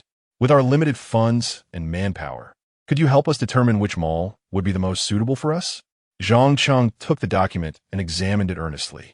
The malls listed were all renowned establishments in Tianhai City, catering to an upper-middle-class clientele perfectly aligned with the customer base of their hot pot restaurant. It was clear that Zhou Qing and her team were diligently working on this endeavor. However, due to financial and manpower constraints, they could only select one mall for their first branch, which was crucial for brand establishment and operation. As he reviewed the mall options, Zhang Cheng noted that the rents were quite substantial. Suddenly, he recalled the shop voucher he had just received and wondered if it could be utilized. He swiftly checked the voucher's details. Shop voucher. Using the shop voucher to purchase a shop will result in a full refund of the rent, in addition to providing the benefits of a prime location. Zhang Cheng was taken aback. He anticipated the voucher's impressive advantages. Not only would it refund the entire rent, but it would also enhance the location's allure, an absolute boon for their hot pot restaurant, which needed to make a significant impact. Armed with this shop voucher, Zhang Cheng felt emboldened in his selection of potential branch locations and directed his gaze toward the largest mall. Let us go with the Taihe International Shopping Center, particularly the largest storefront, he declared with determination. This shopping center is surrounded by CBDs and media offices, and it's not far from several universities. It's the most suitable location for our branch. Zhang Cheng prioritized location and foot traffic over monetary concerns. It's worth noting that Zhang Cheng's foresight was impressive. Taihe International Shopping Center, while the location is excellent and the space ample, the annual rent is $3 million and occupancy isn't guaranteed. Additionally, there are rumors that several major restaurant brands are vying for the largest storefront, Zhou Qing acknowledged, sharing her apprehensions. Never mind, let us go with this one. Its prime location will undoubtedly propel our brand to success, Zhang Cheng asserted with unwavering confidence. All right, we'll proceed with this choice. However, securing the largest storefront requires a bidding process. If you have time, I'd like to take you along for the bidding tomorrow afternoon, Zhou Qing proposed. Sound good? Let's plan on that. Zhang Cheng nodded in agreement. The next day, a Saturday, Su Qingluo rose early to tidy her dormitory. Lin Baiwei, Yi Shimeng, and Lu Yanran had also prepared themselves, as they planned to embark on a group outing. Before departing, Yi Shimeng couldn't help but ask Su Qingluo once more, Qingluo, are you truly not joining us for the trip? I've heard that Jinsha Beach is fantastic, and you can even catch crabs yourself. I'm not fond of crab catching. You all go and enjoy yourselves. Su Qingluo replied with a smile, eager to meet Zhang Cheng instead of spending time with her friends. Lu Yanran wanted to persuade her to join, but was interrupted by Lin Baiwei. Let us not disturb her. She is likely planning to go on a date with someone today, and isn't interested in our outing. Lin Baiwei's insight was astute, noticing Su Qingluo's blooming allure. She had deduced that her friend was preparing for a romantic encounter. Upon hearing this, Su Qingluo's face flushed, and she chose not to refute, tacitly accepting the implication. This only strengthened Lin Baiwei's conviction. She casually retrieved a box from her drawer and pressed it into Su Qingluo's hands, whispering, if you're going on a date, remember to take precautions, or it could lead to complications. We're off. Wish you joy and happiness. With that, Lin Baiwei exited with Yi Shimeng and Lu Yanran in tow. Confused by Lin Baiwei's words, Su Qingluo opened her palm to find a box of condoms, instantly turning crimson with embarrassment. Chapter 34. The campus belle invites me to the girls' dormitory in preparation for her meeting with Zhang Cheng. Su Qingluo not only tidied her dormitory early in the morning, but also took great care in her personal appearance. Sitting before the mirror, she meticulously applied her makeup, knowing that today was the day she would reunite with her beloved younger brother. It was essential to look stunning for this occasion, as she joyfully adorned herself. Her heart fluttered with sweet visions of the romantic relationship that awaited her after their reunion. What outfit should she wear? Since she would be staying in the dormitory, perhaps her newly purchased lace nightgown would be suitable. Yet, would it be too revealing? The mere thought made her cheeks blush. Perhaps not. She feared her younger brother would be unable to resist. This notion made her feel shy yet excited. Therefore, she decided on something both innocent and alluring, a chiffon short-sleeve top pair with a JK skirt and white stockings. Surely, her younger brother would appreciate this choice. Recalling a post from a male influencer she followed on Weibo, who mentioned that during college, boys were often drawn to a blend of innocence and allure, she felt confident in her selection. She hoped that after their reunion, her younger brother would be able to maintain his composure. With a charming blush on her face, her gaze fell upon a box of Durex on her desk, and her cheeks flushed once more. Well, perhaps losing control wouldn't be so bad after all. Su Qingluo's imagination ran wild as she envisioned sweet moments after reuniting with Zhang Cheng. Would the dormitory bed be able to accommodate them both? Unable to suppress her fantasies, she soon began changing her clothes. As she removed her sleepwear, her perfect figure was revealed. Standing before the mirror, she couldn't help but admire herself. With such an enticing physique, her younger brother was sure to be captivated. Her cheeks reddening, she donned a white chiffon short-sleeve top and a very short JK skirt that barely reached her thighs, revealing a hint of skin with every slight movement. But since this outfit was for her younger brother, a little more daring wouldn't hurt. She paired it with white stockings. As she slid the pristine stockings up her long, delicate legs, the combination of her flawless figure and enchanting face created a breathtaking scene. Any man witnessing this would undoubtedly struggle to contain himself. As the stockings enveloped her legs, she returned to the mirror, admiring the blend of innocence and allure reflected back at her. With a playful smile, she thought to herself, her younger brother would surely be unable to escape her charms this time. Feeling that her preparation was still lacking, she retrieved a curling iron to add a slight wave to her lustrous black hair, believing it would enhance her allure even further. Yet, something still felt amiss. Gazing into the mirror, an idea suddenly struck her. She needed the scent of romance. Hurriedly, she rummaged through her drawer and produced a bottle of long-preserved and untouched love perfume. After spritzing it on herself, she reveled in its delightful, sweet aroma, confident that her younger brother would find it irresistible. Once satisfied with her appearance, she took out her phone and sweetly messaged Zhang Cheng. "When will you arrive, dear brother?" At that moment, Zhang Cheng had just finished breakfast and was preparing to head to the library for some reading, completely unaware of Su Qingluo's message. As he instinctively opened the voice message, he was greeted by her soft, melodious voice, sending a shiver down his spine. "Don't rush, I'll be at the library for a bit, and we'll head to you around 9. With the time being just around 8, he felt it was too early to visit the girls' dormitory.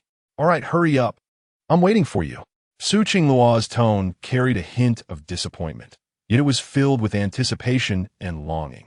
Although she was eager to reunite with Zhang Cheng, he remained indifferent, believing that Su Xuejia could not possibly be his beloved Xiao Yao. Thus, he did not feel a sense of urgency. While Zhang Cheng enjoyed his time at the library, Su Qingluo grew increasingly anxious in the girls' dormitory, her excitement akin to that of a bride awaiting her wedding day. She was nervous, exhilarated, and hopeful, longing for the moment when her younger brother would embrace her with fervor. How could time pass so slowly? This marked the 5th time Su Qingluo checked her phone, only to find it was still just 8:40, far from their agreed-upon 9 o'clock. She felt as though this was the slowest day she had ever experienced. Finally, the clock struck 9, but Zhang Cheng, still engrossed in his reading at the library, seemed to have forgotten their arrangement. Anxiously, Su Qingluo sent another message. "Dear brother, have you arrived yet? Hurry, hurry." Receiving her message, Zhang Cheng remembered their plan. Ugh, this Su Xuejia is so bothersome. I can't even have a moment of peace while reading. Reluctantly, he closed his book, sighed, and made his way out of the library. He thought he might as well deal with her and see what excuse she would concoct. Yet, halfway to the girls' dormitory, rain began to pour, drenching him completely. "It's the end of September. Why is it raining at such an inconvenient time?" he grumbled, quickening his pace toward the dormitory. However, upon arrival, he found it difficult to enter, as a female dormitory supervisor stood guard. "Excuse me, boys are not allowed in the girls' dormitory." The supervisor firmly blocked his path. "Boys aren't allowed? Seriously?" Zhang Cheng was taken aback, realizing it must be fate. "Isn't it obvious that boys can't enter the girls' dormitory?" The supervisor retorted loudly. "Fine, I won't go in." Zhang Cheng shrugged, preparing to turn back, only to find the rain intensifying, leaving him in a bind. "It seems the heavens truly enjoy making things difficult for me." With no other option, he decided to borrow an umbrella from Su Qingluo through WeChat. Upon learning that Zhang Cheng had arrived at her dormitory building, Su Qingluo was overjoyed. Slipping on her slippers, she dashed downstairs with excitement. "Finally, my dear brother has come."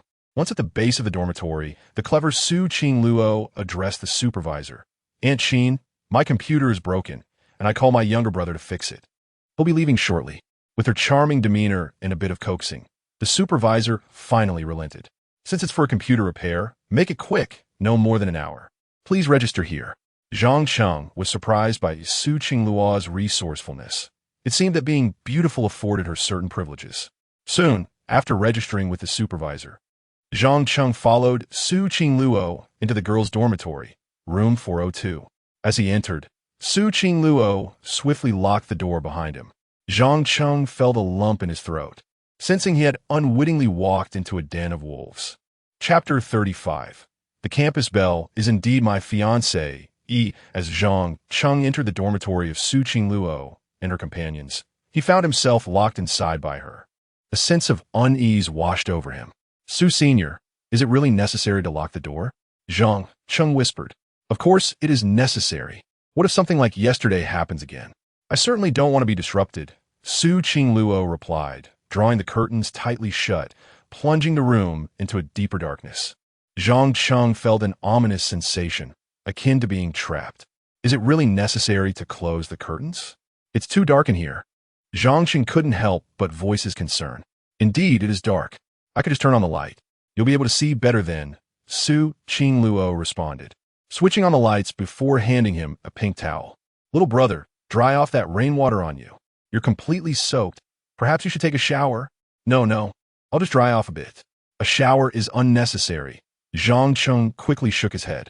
All right then, dry yourself off a little. I'll wait for you. Su Qingluo's gaze remained fixed on Zhang Cheng, making him feel a bit uneasy. Su Senior, I'm here now. If you have something to say, just say it, Zhang Cheng said as he used the pink towel to dab at his damp hair. He thought to himself that he should return quickly. Being alone with Su Qingluo in a room made him feel anxious, as if he were about to be devoured. After all, he was still a virgin.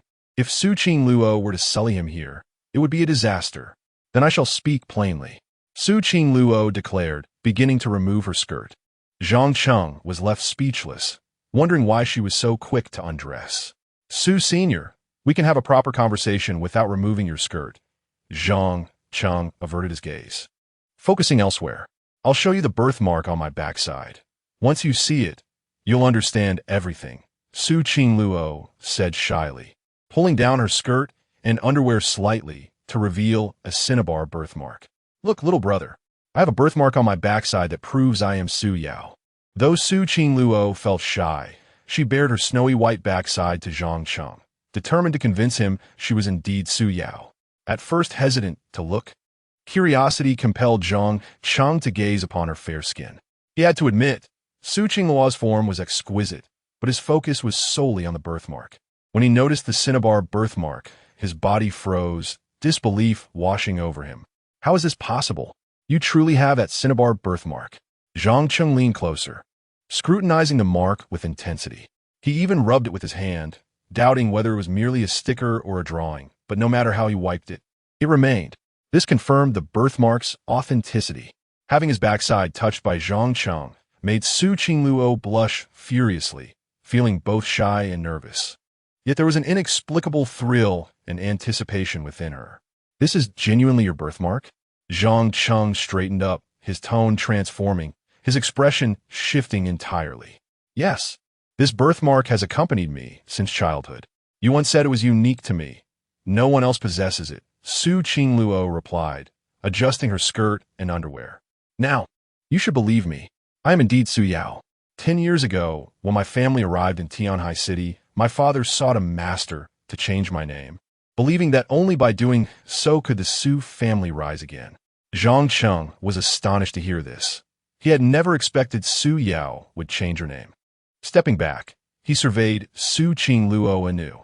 She was remarkably beautiful and possessed a splendid figure, completely contrary to his mental image of Su Yao, whom he had envisioned as somewhat plump due to her childhood. Yet, seeing the birthmark, he was now convinced, although he still needed to verify a few details.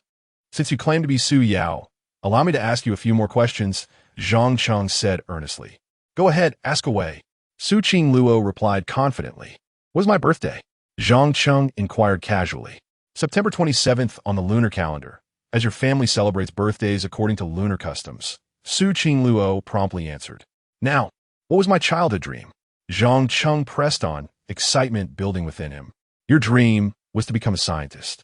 You once said you wanted to build a spaceship to Mars, Su Qingluo replied without hesitation, as she vividly recalled every detail of their childhood memories.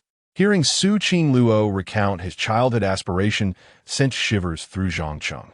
He had longed to be a scientist, yet reality had forced him into the realm of finance. A lingering regret that now welled up within him as he felt a wave of bittersweet nostalgia. One last question. When is our wedding date? Zhang Cheng asked again, as this matter was private between their families. Our wedding is on the 8th day of the 12th lunar month, which is at the end of this year, Su Qingluo answered quickly. Upon hearing this, Zhang Cheng's excitement surged. He was now almost certain that Su Qingluo was the Su Yao he had been waiting for all along. Only one final question remains. Zhang Cheng took a deep breath. Speak, Su Qingluo urged, her eyes filled with boundless affection. When we parted, what was the last thing you said to me? Zhang Cheng posed the final question, one only they would know. Zhang Cheng, wait until my hair reaches my waist. Remember to come and marry me. Su Qingluo's words shattered Zhang Cheng's defenses, his eyes welling with tears. At last, he was certain of one thing. The Su Qingluo before him was indeed his beloved Su Yao. Chapter 36.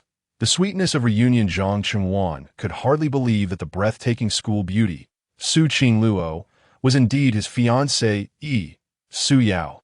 This revelation filled him with excitement. Countless nights had been spent imagining their reunion, yet he had never anticipated it would occur under such circumstances. For Su Yao, this day had been long awaited and diligently prepared for.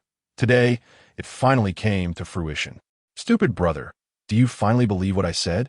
Su Qingluo teased with a playful smile. Yes, I do believe it. However, you are a bit slimmer and more delicate than I had imagined. Zhang Cheng replied candidly.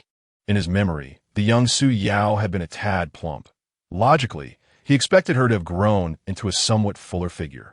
Little did he know, as the saying goes, girls change remarkably as they grow, and Su Qingluo had blossomed into someone exceedingly beautiful with an enviable physique.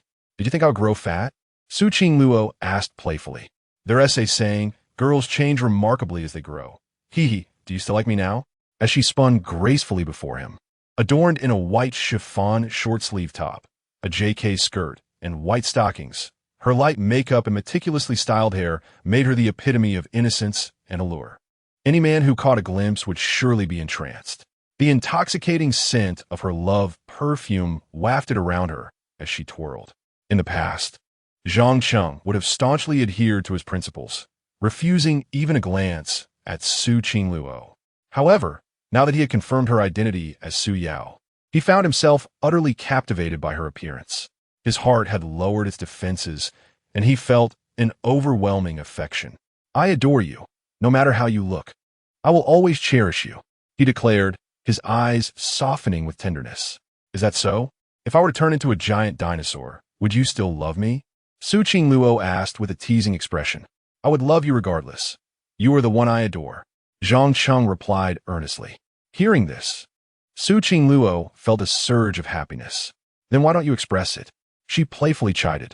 She had longed for a sweet romance with Zhang Cheng, and now, her wish was finally coming true. Zhang Cheng was momentarily taken aback and unsure how to respond. Before he could gather his thoughts, Su Qingluo leaped into his arms, enveloping him in a warm embrace, her fragrant presence overwhelming him. Stupid brother, don't you know you should hold me?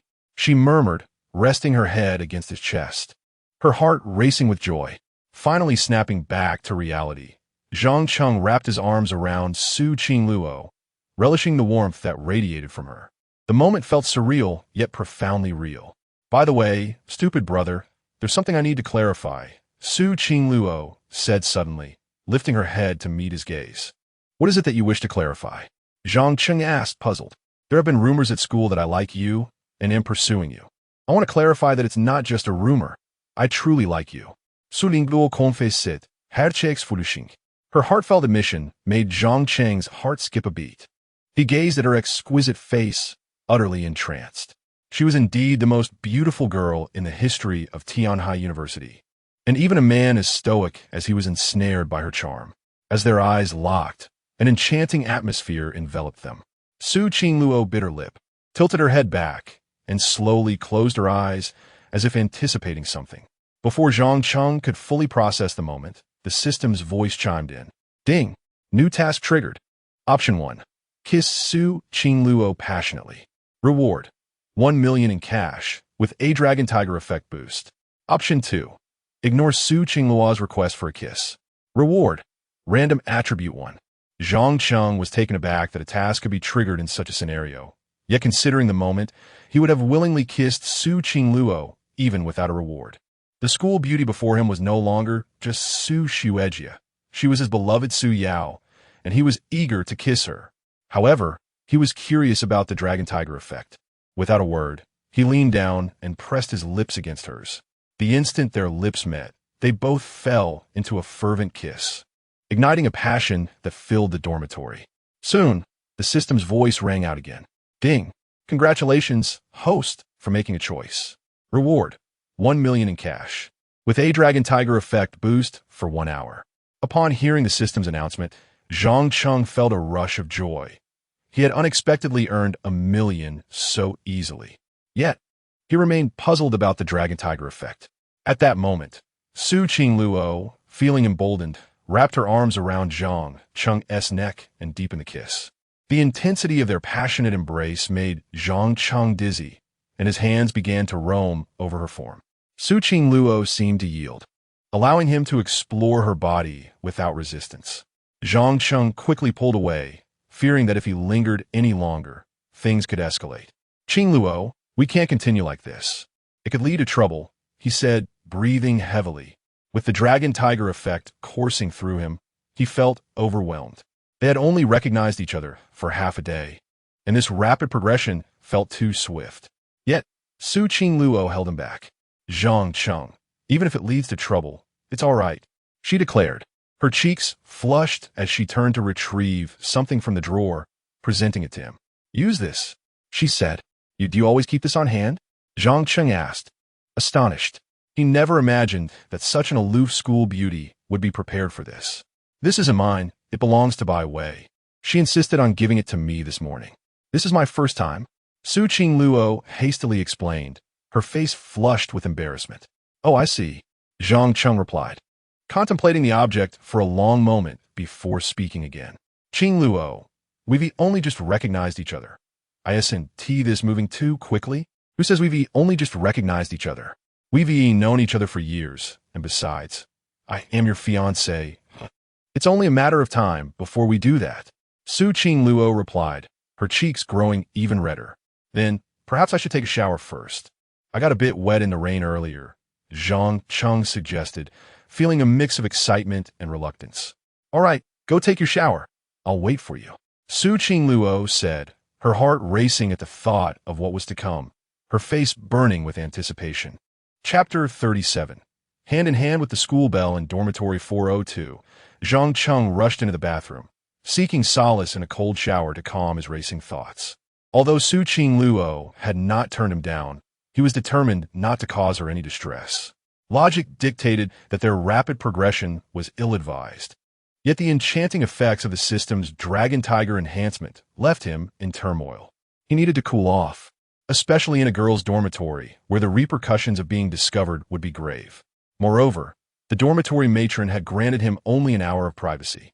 Zhang Cheng, maintaining a semblance of rationality, took a cold shower while Su Qingluo waited outside, her heart racing with a mixture of excitement and anxiety. This was her first time. After all, how could she not feel nervous? Clutching a box of condoms, her palms began to sweat. Would it hurt? How could she ensure her partner's satisfaction? The thought of disappointing him plagued her mind. Perhaps she should search for some online resources to prepare herself. Determined, Su Qingluo retrieved her phone, embarking on a quest through the internet for such websites. In the past, she would never have entertained the idea, but circumstances had changed, and she needed to adapt promptly. After numerous futile searches, frustration began to mount. How could those boys find what she was seeking so easily? Her brow furrowed as she resolved to continue her search. But despite her efforts, nothing materialized. Sighing, she contemplated posting a plea for help online. Seeking a discreet website, urgent, she typed hastily, just as she submitted her request. A knock echoed from outside the dorm. Room 402, time's up. That boy can come out now. The matron's voice broke through the tension. Su Qingluo gasped, nearly dropping her phone. Panic surged through her, The matron was coming. In a flurry of anxiety, she dashed towards the bathroom door. Upon entering, she was met with a sight that would forever be etched in her memory. Zhang Cheng, startled, quickly covered himself with a towel. In his haste to cool down, he had forgotten to lock the bathroom door, and now Su Qingluo had witnessed his vulnerability. "What are you doing?" "I am showering," he exclaimed, embarrassment flooding his face. Realizing her intrusion, Su Qingluo quickly averted her gaze, her cheeks aflame. "The matron is here. She wants you out," she managed to say, peeking through her fingers. "I know. You go out first. I'll get dressed," Zhang Cheng replied, flustered. His innocence seemed irrevocably tarnished. Yet he found solace in the fact that it was his future wife who had seen him. After Su Qingluo exited, still blushing from the encounter, the matron grew impatient outside. "Room 402. If you don't open up, I'm coming in," she warned, brandishing her keys. The regulations at Tianhai University were stringent. Boys were strictly forbidden from entering girls' dorms, and even special circumstances were limited to an hour. Zhang Cheng had exceeded that time, and the locked door left the matron with no choice but to intervene, her responsibility weighing heavily on her. As the matron prepared to enter, Su Qingluo panicked, attempting to block the door with her body, but the matron swiftly pushed it open. "What are you doing locking the door? Where's that boy?" she demanded, her expression stern as she scanned the room. He has an upset stomach. In the bathroom," Su Qingluo blurted out, scrambling for an excuse. In her haste, she realized she was still holding the box of condoms and quickly concealed it behind her back. "An upset stomach? How does one get that from fixing a computer? And why are the curtains drawn? It's too dark to fix anything," the matron grumbled, moving to pull the curtains apart. "He's really unwell. Perhaps he caught a chill from the rain. If you don't believe me, you can go check," Su Qingluo retorted smartly. "Fine, let him be. I'll wait outside until he comes out. He can't stay in the girls' dorm any longer," the matron declared, planting herself at the door. Su Qingluo let out a silent sigh, realizing her hopes of an intimate moment with Zhang Cheng were dashed. Meanwhile, Zhang Cheng, hidden in the bathroom, had dressed but hesitated to emerge. The dragon tiger effect still lingered, leaving him hunched over in discomfort. He had overheard Su Qingluo's clever excuse and decided he might as well wait a bit longer in the bathroom. After all, he could not stand upright just yet. The matron's insistence on waiting only prolonged their predicament, and Su Qingluo could do nothing but wait alongside her. After what felt like an eternity, when a matron's patience wore thin and the effects on Zhang Cheng finally subsided, he emerged, feigning stomach pains. "Finally, time's up. Let's get out of the girls' dorm," the matron urged. "Okay." To lend credibility to Su Qingluo's story, Zhang Cheng clutched his abdomen as he stepped outside. Su Qingluo, glancing at the time, realized it was nearly lunchtime. She swiftly hid the condoms in a drawer and hurried to catch up with him. "Let me take you to the hospital," she offered, supporting him as they walked. What a pair of dramatic actors they were. The matron, seeing Zhang Cheng's discomfort, refrained from further questioning and simply urged them on. As they stepped outside, the rain had finally ceased, and they paused, allowing the tension to dissipate. "That was close. We managed to fool the matron." Su Qingluo sighed in relief. "Indeed, that was risky. Thank goodness for your quick thinking." Zhang Cheng praised her. "Where to now, little brother?" Su Qingluo asked, intertwining her fingers with his, oblivious to their surroundings. Holding Su Qingluo's delicate hand, Zhang Cheng found himself momentarily lost in thought. He never imagined he would one day be walking hand in hand with the belle of Tianhai University. "How about we grab a bite? We can go shopping this afternoon," he suggested, recalling the generous spending allowance he had yet to utilize on his goddess. Now that Su Qingluo has become his fiancée, he can lavishly spend on her without reservation. Only by elevating his worth can he genuinely marry Su Qingluo. Otherwise, the happiness before him remains merely ephemeral. Zhang Cheng remains acutely aware of the harshness of reality.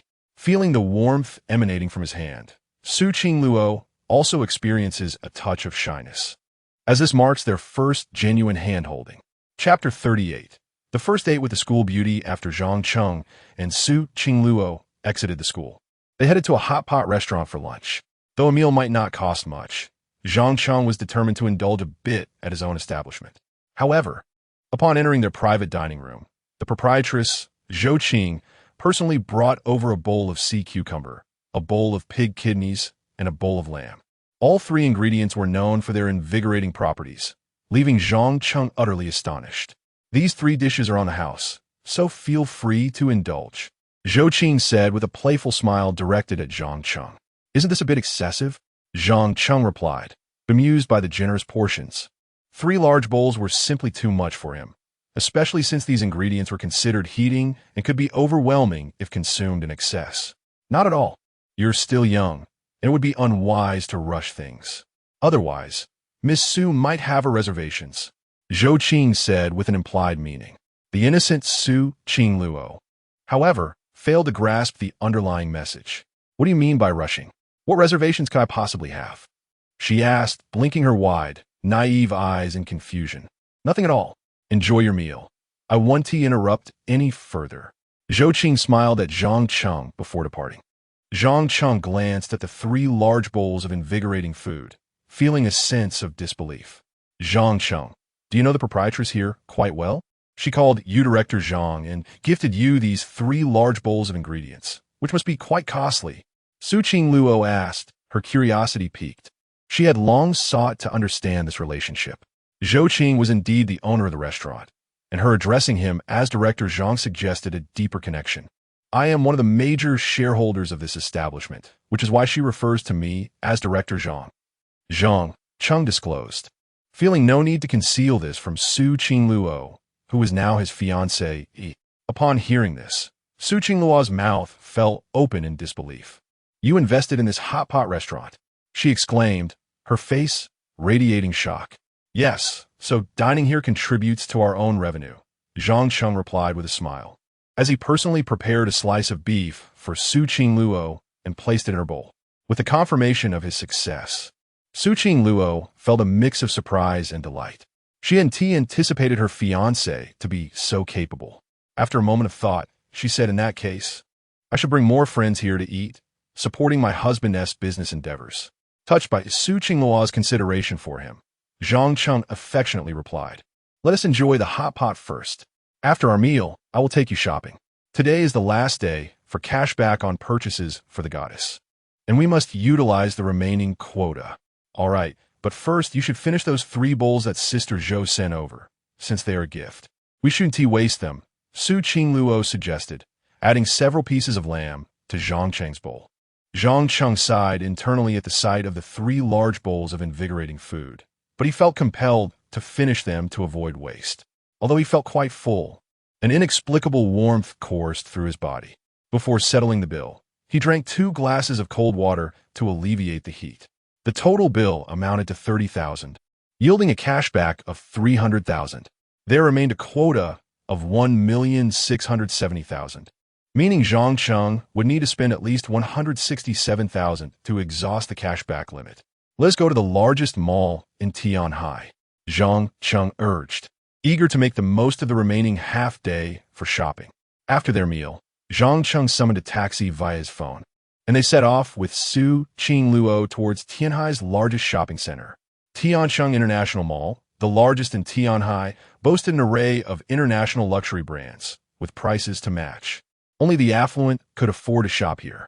Qing Luo, choose whatever you fancy today. It's all on me, Zhang Cheng declared extravagantly. Zhang Cheng, the items here are quite expensive. Shouldn't we consider shopping elsewhere? Su Qing Luo suggested, wishing to save him some money, especially since she didn't lack for anything at present. Not at all. Feel free to choose whatever you like. I'll just step away for a moment, Zhang Cheng said, turning to head to the restroom. Left to her own devices, Su Qing Luo perused the store until she heard a voice calling from behind. Well, if at ISNT our high school beauty, Su Qing Luo, what brings you here alone? The speaker was Lin Xiaoyan, a classmate adorned in exquisite makeup, her figure and face appealing, albeit bearing the marks of cosmetic surgery. She was clutching a luxury item in one hand and linked to a rather handsome young man with the other, casting a curious glance at Su Qing Luo. Upon recognizing Lin Xiaoyan, Su Qing Luo's brows knitted slightly. I'm here accompanying my boyfriend, she replied coolly, evidently unimpressed by her former classmate. A boyfriend? I never thought our aloof beauty would be in a relationship. I'm curious to see what your boyfriend looks like. Where's he? Let us call him over to meet, Lin Xiaoyan said, her tone tinged with rivalry. During their high school days, she could never measure up to Su Qingluo, but now, having undergone cosmetic enhancements and found a wealthy boyfriend, she felt the urge to flaunt her status. My boyfriend is in the restroom, Su Qingluo stated indifferently. Oh, then let us wait for him, Lin Xiaoyan replied, feigning patience. While waiting, the young man beside Lin Xiaoyan, Ma Tao, began to unabashedly scan Su Qingluo with his eyes. Today, she was dressed in a JK uniform and white stockings, embodying an ethereal charm. He found himself captivated by her beauty, feeling that compared to her, Lin Xiaoyan appeared rather plain. Su Qingluo, since you are Lin Xiaoyan's classmate, why don't we all watch a movie together later? Ma Tao suggested, seeking to strike up a conversation. Just as Su Qingluo was about to decline, Zhang Cheng returned, affectionately taking her hand. Apologies, but we don't have time for a movie, he interjected. Seeing Zhang Cheng, Su Qingluo beamed brightly and proudly introduced him to Lin Xiaoyan. Xiaoyan, this is my boyfriend, Zhang Cheng. Lin Xiaoyan's eyes lit up at the sight of Su Qingluo's handsome boyfriend. Compared to Ma Tao, Zhang Cheng appeared like a phoenix, while Ma Tao resembled a mere chicken. However, Lin Xiaoyan quickly noted Zhang Cheng's ordinary attire. Being a materialistic person, she could easily discern the value of clothing and quickly deduced, so he's just a kept man. Ma Tao, initially envious of Zhang Cheng's looks, couldn't he help but shake his head upon realizing Zhang Cheng wore unremarkable clothes, confirming his status as a kept man. Su Qingluo felt a surge of anger. How dare they insult her husband? She was ready to confront them when suddenly, several sales associates rushed over, pushing a cart laden with luxury items.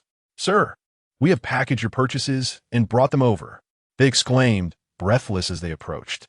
The unexpected scene left everyone momentarily stunned. Zhang Cheng, did you buy all this? Su Qingluo asked, her eyes wide with astonishment. Well, this is a little something I bought for you just now. I was afraid you might hesitate to spend money. So, I made an excuse to go to the restroom and casually picked up a few items. Do you like them? Zhang Cheng said with a faint smile. Earlier, when he mentioned going to the restroom, he had actually taken the opportunity to visit several luxury stores like LV and Chanel. He randomly selected a dozen luxury items and had them wrapped up. Due to the sheer volume, he couldn't carry them himself, so he requested a cart to transport them. This led to the current scene. Lin Xiaoyan and Ma Tao were left astounded at the sight of Zhang Cheng's cart overflowing with luxury goods. This must be worth at least $1 million, right? Lin Xiaoyan thought, feeling an intense mix of envy and admiration. Although Ma Tao was her boyfriend, he had never been this extravagant with her. Just a casual purchase, probably over $1 million, as long as Qingluo likes it. Spending $10 million or even $100 million is no issue. After casually remarking this, Zhang Cheng took Su Qingluo's hand with one hand while pushing the cart forward with the other, leaving Lin Xiaoyan and Ma Tao in a state of shock. This is hardly the image of a gold-digging boy. He is simply a low-profile tycoon supporting a beautiful and wealthy woman. After they walked a considerable distance, Su Qingluo playfully chided, Zhang Cheng, you're quite something. You managed to buy so much without telling me. I didn't want you to feel bad about spending my money, so I just picked up a few things. You'll take all this back later. Zhang Cheng replied with a smile, pleasantly surprised that his casual purchases could also serve as a display of affluence. Since you bought it, we must take it back. But you must promise not to waste money like this again. Su Qingluo said, somewhat heartbroken. All right, I promise to listen to you next time. Zhang Cheng chuckled. This extravagant shopping spree cost Zhang Cheng over $2 million, and the system rewarded him with a cashback of $2 million, making it a lucrative venture. Given the volume of items, they opted to have a mall staff deliver them to the school. Hand in hand, Su Qingluo and Zhang Cheng continued their day by shopping, watching a movie, playing games, and even indulging in ice cream, joyfully sharing bites. This was the sweet romance Su Qingluo had long anticipated, and it was finally realized. It was their first official date since reuniting. Zhang Cheng, I'm so happy today. Everything I've wished for over the years has come true, Su Qingluo said affectionately. linking her arm through his with a radiant smile. Really? If you enjoy it, I'll accompany you every weekend from now on, Zhang Cheng replied, also discovering joy in being with her. Could this be the feeling of being in love? That sounds wonderful, but it's getting late. Shouldn't we find somewhere to rest? Su Qingluo said, her cheeks suddenly tinged with a blush. All right, let us head to the Golden Phoenix Hotel across from Tiancheng Mall. Their presidential suite is quite nice. Zhang Cheng thought about spending the remaining 300,000 there. Then let us go. You've given us so many gifts today. I'll also have a gift for you later. Su Qingluo said, a hint of shyness in her voice. What kind of gift do you have for me? Zhang Cheng asked, curiosity piqued. You'll find out soon. Su Qingluo replied with a mysterious smile, her face still adorned with a bashful blush. Chapter 39. Captivated by the school bell, the Jinwang Grand Hotel stands as the pinnacle of luxury in Tianhai City, where even the most ordinary suite commands several thousand per night, while the presidential suite demands a staggering 300,000. To fully utilize the remaining credit, Zhang Cheng unhesitatingly opted for the most opulent presidential suite, amounting to 300,000 a night. This decision quickly yielded a rebate of 3 million, thereby exhausting his 2 million rebate limit. Guided by a courteous young attendant, Zhang Cheng and Su Qingluo leisurely made their way to the exquisite presidential suite. Esteemed guests, your presidential suite has arrived. Should you require anything, please do not hesitate to summon me. I shall be awaiting your call outside at all hours. The attendant said with profound respect. Zhang Cheng nodded in acknowledgement, then gently pushed the door open, leading Su Qingluo inside. One cannot help but marvel at the lavish decor of the presidential suite, replete with smart controls and high-tech furnishings, including an indoor swimming pool. Truly a luxury beyond imagination. Zhang Cheng silently mused at the grandeur of the suite he had just acquired for 300,000 a night. Standing before the suite's expansive floor-to-ceiling windows, they were greeted with a breathtaking panoramic view of the night skyline of half of Tianhai City, a truly awe-inspiring sight. What a beautiful night view! Su Qingluo exclaimed, her admiration palpable as she beheld the enchanting cityscape for the first time. Zhang Cheng, equally mesmerized by the beauty outside, soon redirected his attention elsewhere. The presidential suite was indeed as remarkable as promised, with meticulous attention to detail. Let us inspect the bed, he thought, hastening towards the bedroom. As anticipated, the bed was indeed a waterbed, offering an exceptionally comfortable experience. It truly is a waterbed. Splendid, Zhang Cheng declared, reclining upon it, feeling the gentle undulations beneath him. Su Qingluo followed suit, unable to resist the allure of the waterbed. Is this what a waterbed feels like? If I move too much, will it rock excessively? She inquired instinctively, her cheeks flushing with a hint of embarrassment upon realizing the implications of her words. Perhaps it will. Zhang Cheng had yet to grasp the deeper meaning behind her question. As they lay side by side, Zhang Cheng stole a glance at Su Qingluo, immediately captivated by her pure and enchanting visage, causing his heart to race. Oh no, perhaps I indulged too much in lamb and sea cucumber. Despite his inner turmoil, he found it difficult to tear his gaze away from her. This young lady, with her alluring figure and charming face, possessed a beauty that could be deemed a national treasure. Clad in white stockings and a JK skirt, she embodied both innocence and desire. Zhang Cheng, in the vigor of youth, could not honestly claim he was devoid of thoughts about such a stunning companion. Noticing the intensity of Zhang Cheng's gaze, Su Qingluo felt a thrill of delight rather than anger, though her cheeks betrayed her with a deep blush. Zhang Cheng, do you think I look good? She asked, turning her head to meet his eyes. You look marvelous, far more so than in childhood. He replied, somewhat dazed. Does that imply I was unattractive as a child? She feigned indignation. No, you were lovely then too. You just blossomed into a breathtaking beauty, akin to a fairy. He hurriedly explained. Although his compliments were somewhat clumsy, they nonetheless ignited joy within Su Qingluo. So, with such a fairy reclining on the bed, do you have no thoughts at all? She teased, her face flushed. Zhang Cheng, though not dim-witted, recognized the boldness of her insinuation and, emboldened, gradually leaned closer to her. She did not resist. In fact, there was a sense of subtle acquiescence. Soon, their bodies were pressed together, their poses imbued with undeniable intimacy. Zhang Cheng's heart raced uncontrollably, while Su Qingluo's face deepened in crimson hue. As their gazes locked once more, it was Su Qingluo who could no longer contain herself, leaning in for a kiss, which Zhang Cheng eagerly reciprocated. The moment their lips met, they both succumbed to the enchantment of the moment. Their mutual recognition of each other, coupled with the alluring atmosphere surrounding them, rendered their youthful restraint utterly futile.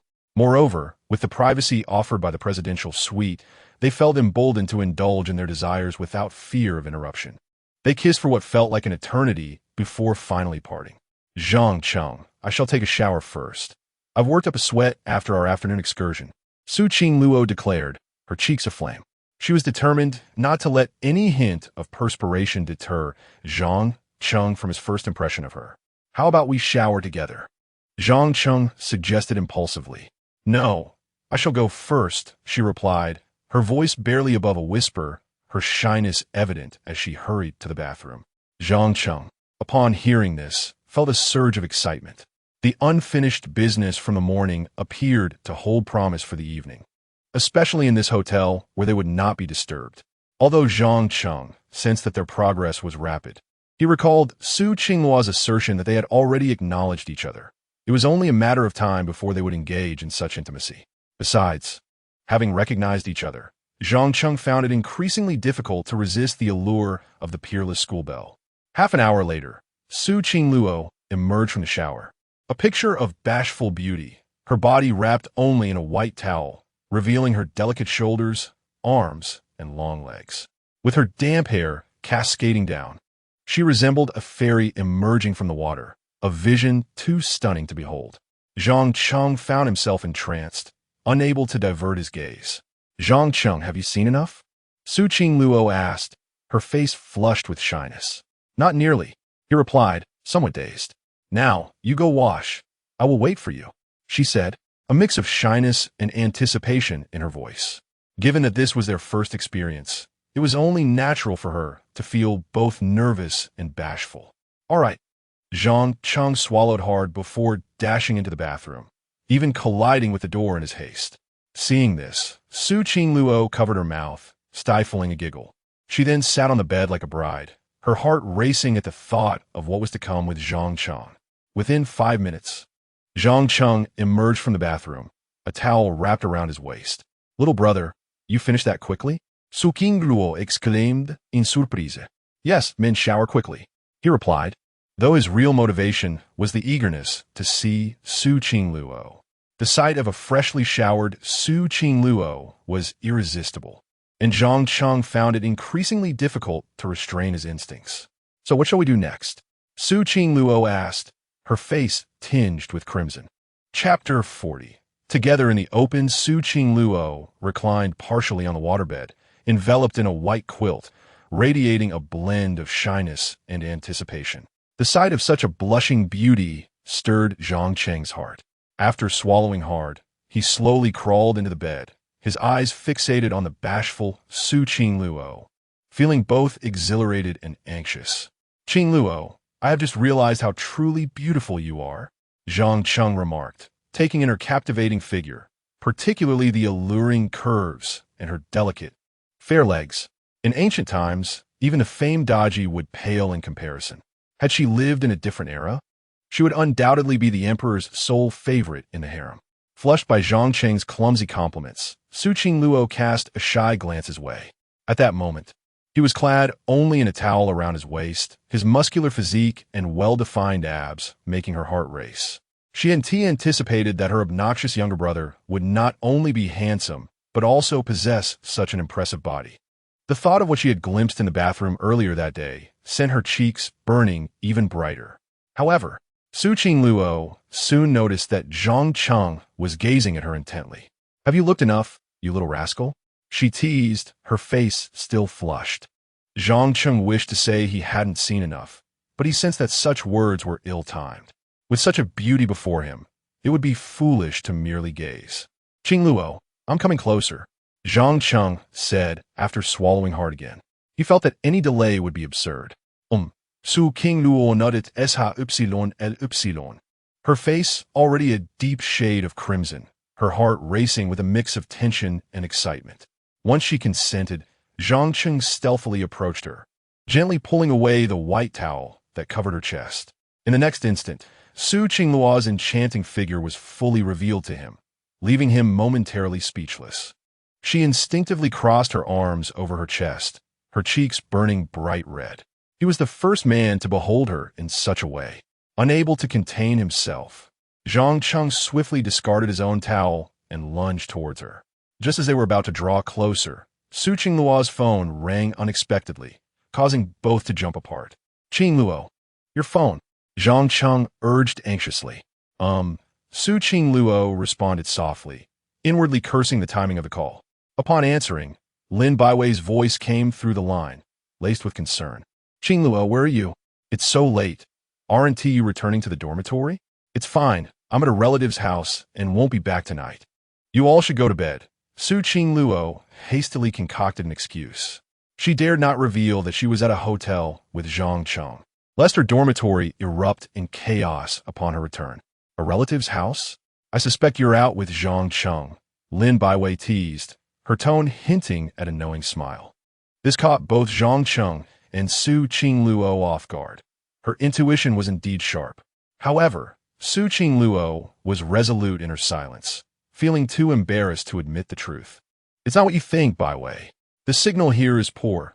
I'll talk to you later when I'm back in the dorm, she said, then abruptly ended the call, shutting off her phone to prevent further interruptions. After calming her nerves, Su Qingluo turned her gaze back to Zhang Cheng, her eyes sparkling with expectation. Shall we continue? Do you think your roommate guessed anything? Zhang Cheng pondered, impressed by Lin Baiwei's perceptiveness.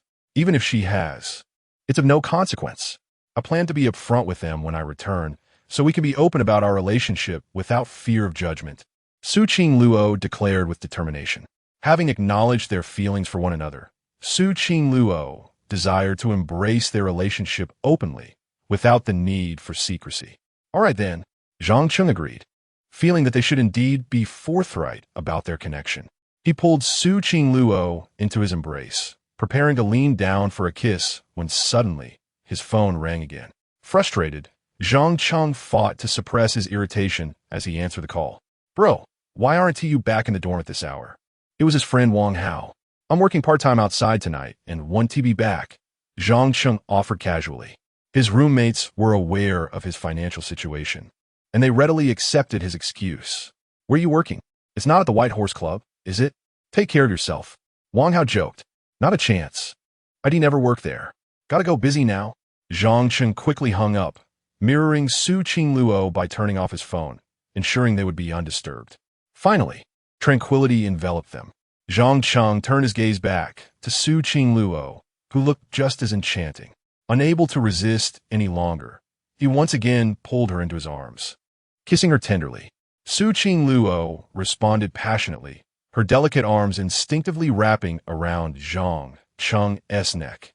This time, no interruptions would mar their moment. Chapter 41. Bringing back a grandson early the next morning, it was Zhang Cheng who awoke first. Glancing down at the sweetly sleeping Su Qingluo nestled in his arms. A smile crept across his lips. The memories of the previous night flooded back, and he felt a pang of longing. Su Qingluo was simply irresistible. Even in her slumber, she exuded charm and cuteness, drawing his gaze to her without a hint of desire to look away. Unable to resist, he leaned down and pressed a gentle kiss upon her lips. Seemingly sensing his movement, Su Qingluo let out a soft murmur and gradually stirred awake. Upon opening her eyes, she found Zhang Cheng staring intently at her, causing her cheeks to flush. What are you staring at, you naughty brother? She exclaimed shyly. It was only now that she understood the delights of being a woman. Zhang Cheng smiled slightly and, with genuine concern, suggested, why don't you sleep a bit longer? I'll go prepare breakfast for you. No, I want to hold you and sleep a little longer, Su Qingluo replied, wrapping her arms around him and draping along, fair leg over him, entwining herself like an octopus. Zhang Cheng couldn't help but chuckle at the sight. If you keep this up, I might lose control. he said with a teasing smile. It's best not to tempt a man early in the morning, or you might regret it. Is that so? How would you have me regret it? Su Qingluo responded playfully, planting a deliberate kiss on his lips. What is wrong with teasing you? Zhang Cheng raised an eyebrow at her boldness. You're asking for this. With a smirk, he leaned in and kissed her deeply, rolling over to pin her beneath him.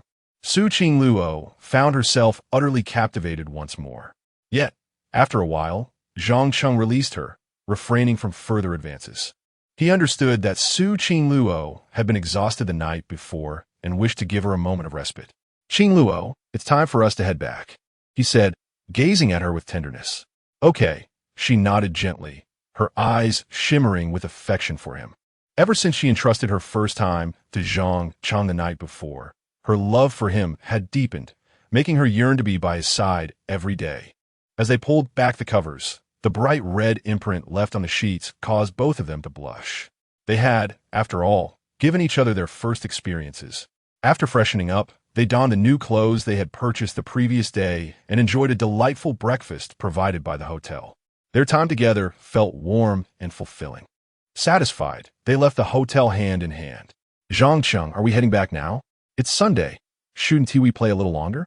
Su Qingluo expressed her desire to spend more time with him, wishing for another sweet date. Today, we won TB sightseeing. We'll return to the art studio, and I'll teach you how to paint, he replied with a smile. Zhang Cheng's thoughts were consumed with earning more money, believing that only through financial stability could he marry Su Qingluo. Relying solely on a marriage contract and their love would not suffice to gain the approval of the Su family. All right then, let us go back to the art studio. Su Qingluo readily agreed to his plan. The idea of learning to paint while being with the person she adored filled her with joy, a scenario she had longed for. After a half-hour's drive, they returned to Tianhai University. Just as they were about to head to the art studio, Su Qingluo's phone rang unexpectedly. Noticing it was her mother calling, she answered without hesitation. Mom, what made you think to call me today? She asked, a hint of surprise in her voice. I happen to have some free time today, so I came to see you. I'm at the CAF next to your university. There is something I need to discuss with you. Her mother, Zhongli, replied. Something to discuss? All right then, I'll come out now. I have some good news to share with you too. After hanging up, she turned to Zhang Cheng. Zhang Cheng, go ahead to the art studio without me. I'll just have a quick chat with my mom. With that, she dashed out excitedly.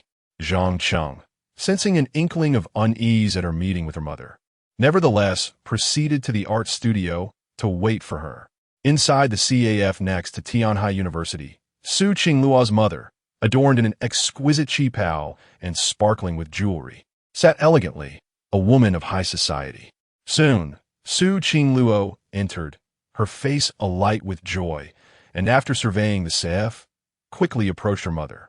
Mom, what did you want to talk to me about? She inquired curiously, eager to share the news of her fiancé, Zhang Cheng.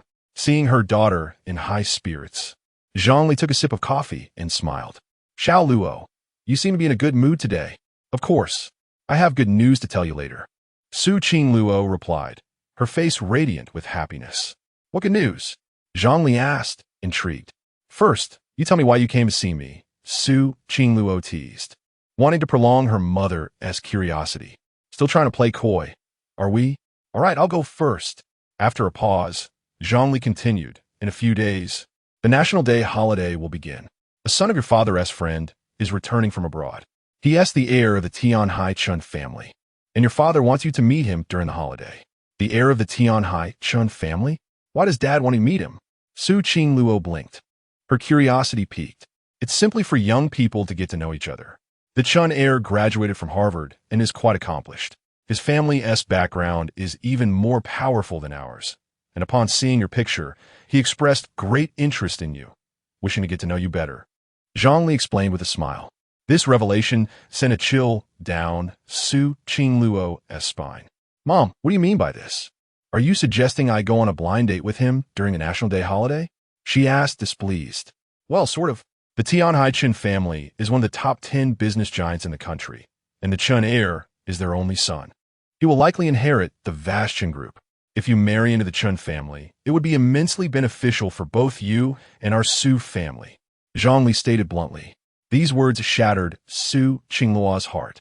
Mom, have you forgotten that I already have a marriage contract? Why do you insist on introducing me to the Chun heir? She responded, her emotions flaring. Foolish child, who said you have a marriage contract? You must never bring this up again, especially not in front of the Chun family. Zhang Li warned, her tone serious.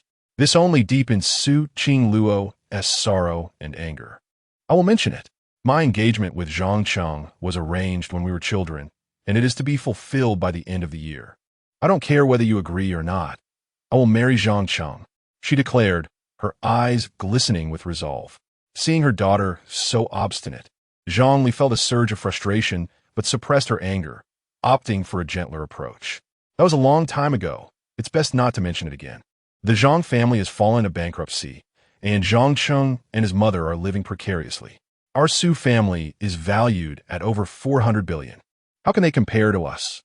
In the Su family, there exists a palpable reluctance to broach the subject of the marriage contract, save for Su Qingluo and her grandmother, who remain steadfastly preoccupied with the matter, much to the chagrin of Zhang Li and her husband. I don't care. Since you initially signed the contract, you must honor it. Otherwise, you should be deemed untrustworthy. Su Qingluo exclaimed, her voice tinged with indignation and her eyes glistening with unshed tears. She had approached her mother with excitement, only to be met with such disheartening words. Is what I say now rendered meaningless? Throughout my life, I have consumed the sustenance of the Su family and benefited from its provisions. Yet, at the moment when I require your support, you label us as untrustworthy? Zhang Li found herself equally vexed by her daughter's defiance. Regardless, I am determined to marry Zhang Cheng, and if you oppose, my grandmother will assist me. Su Qingluo declared, her voice laced with defiance. Her greatest ally was indeed her grandmother, who had always showered her with affection and unwavering support for the fulfillment of the marriage contract. Just recently, she had sent a letter and was even preparing a wedding gown for her. You may have your grandmother's temporary support, but she cannot sustain you forever. If you do not return to see young Master Chan during the National Day holiday, I shall cut off your financial support and allow you to experience the hardships of a life devoid of money. Zhang Li retorted, employing her ultimate weapon. She was confident that, accustomed to a life of comfort, her daughter would find it unbearable to endure a lack of resources. Moreover, she believed that severing her daughter's financial ties would soon compel her to return and seek reconciliation. It must be said that Zhang Li and her husband had devised a clever strategy. Yet, Su Qingluo was resolute in her refusal to yield. If you cut off my finances, so be it. I shall earn my own money, and you will come to regret your decision. She proclaimed defiantly before running away in tears, allowing the droplets to cascade down her cheeks. In her heart, she contemplated that should her parents persist in their opposition, she would return home during the new year with a grandchild, and then they would see if they still disagreed. Chapter 42. Having a child. Reward of 100 billion upon exiting the CF. Su Qingluo's face was streaked with tears, her expression one of utter despair. She could hardly fathom that her mother had summoned her merely to reintroduce potential suitors, a notion she found utterly unacceptable. This left her feeling completely disillusioned with her parents. In that moment, her only hope lay with her grandmother. If all else failed, she would return home during the new year with a grandchild, and see if her parents would still oppose her. This was her sole means of retaliation. Her future would be dictated by her own choices. On her way back to the art studio, she hastily dried her tears, making an effort to mask her sorrowful emotions. She even retrieved a mirror and some cosmetics from her bag to touch up her makeup. Once all traces of sadness were concealed, she confidently entered the gallery. However, as soon as she stepped inside, her phone buzzed with a flurry of messages. Instinctively glancing at her phone, she discovered multiple notifications regarding the freezing of her bank accounts. Anger surged within her. She recognized her mother's handiwork behind this. You think that by freezing my bank accounts, I will submit? I can earn my own money. She vowed silently, resolute in her refusal to surrender to her parents due to financial constraints. If they acted on the first day of the lunar month, she would counter on the 15th. She would bring home a grandchild during the new year. The freezing of her accounts solidified Su Qingluo's determination to resist. And in her own way, she resolved to be with Zhang Cheng. With this decision in mind, she quickened her pace towards the art studio. At that moment, Zhang Cheng was deeply engrossed in his work, striving to earn more to elevate his worth. Not wishing to disturb him, Su Qingluo quietly closed the door behind her and tiptoed over. Nevertheless, Zhang Cheng noticed her presence. "Qingluo, you're back. Did your mother have something to discuss?" he inquired, pausing his brush in concern. "It's nothing much. She just asked about my plans for the National Day holiday," Su Qingluo replied nonchalantly, concealing the truth about her family's reluctance to uphold the engagement. She was determined to shield Zhang Cheng from the emotional turmoil that would ensue if he learned the truth. In reality, Zhang Cheng had already anticipated this outcome and had been diligently preparing for it. Thus, both of them were striving towards the same goal through different efforts. As long as it's nothing serious, that's good. By the way, do you have any plans for the holiday? He inquired instinctively. Su Qingluo initially contemplated suggesting a joint outing, but the realization of her financial predicament quickly dampened her spirits. "For the National Day holiday, I think I'll get a job to experience life," she stated, reluctant to reveal her true situation to Zhang Cheng. With her parents freezing her bank accounts, earning money became her only option. Otherwise, even basic necessities like meals would pose a challenge. "You're going to work?" Zhang Cheng was taken aback, completely unprepared for her response. After all, the Su family was a prominent conglomerate with ample finances. It was surprising that a young heiress would consider working. "Yes, I want to experience life. By the way, dear brother, ISNT the hot pot restaurant you invested in? Could I possibly work there?" Su Qingluo's eyes sparkled with hope. "If you want to experience life, I'll speak with Sister Zhou about letting you work at the hot pot restaurant during the National Day holiday. Our new branch is set to open around that time, so you can enjoy working there." Zhang Cheng replied earnestly after a moment's thought. The negotiations for the new store at Taihe International Shopping Center were nearly complete, with only the contract signing remaining. He planned to visit in the afternoon to finalize the agreement, allowing for some expedited renovations to ensure the branch opened on National Day. "Really? That's wonderful. I'll work at your restaurant during the holiday," Su Qingluo exclaimed joyfully. After all, working for her husband would be far more delightful. "All right, now we can get back to painting," Zhang Cheng declared, resuming his artistic endeavor, only to be halted by Su Qingluo's voice. "Dear brother, may I ask you a question before we paint?" Su Qingluo ventured, her mind racing. "What is it?" Zhang Cheng turned to her, curious. After a moment of hesitation, her cheeks flushed as she shyly asked, "Can we have a baby now?" Her question took Zhang Cheng by surprise. They were still students.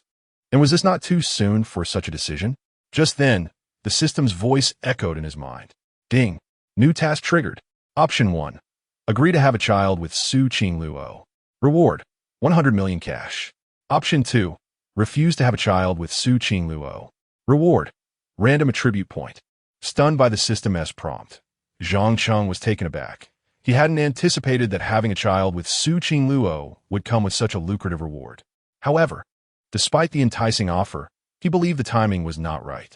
They were both still students, and their academic pursuits must take precedence. If Su Qingluo were to become pregnant, her education would likely be jeopardized. After careful consideration, he advised gently, "Qingluo, we should focus on our studies for now and consider having children later." It was a polite refusal. "Congratulations, host, on making a choice." Random strength attribute increased by 1.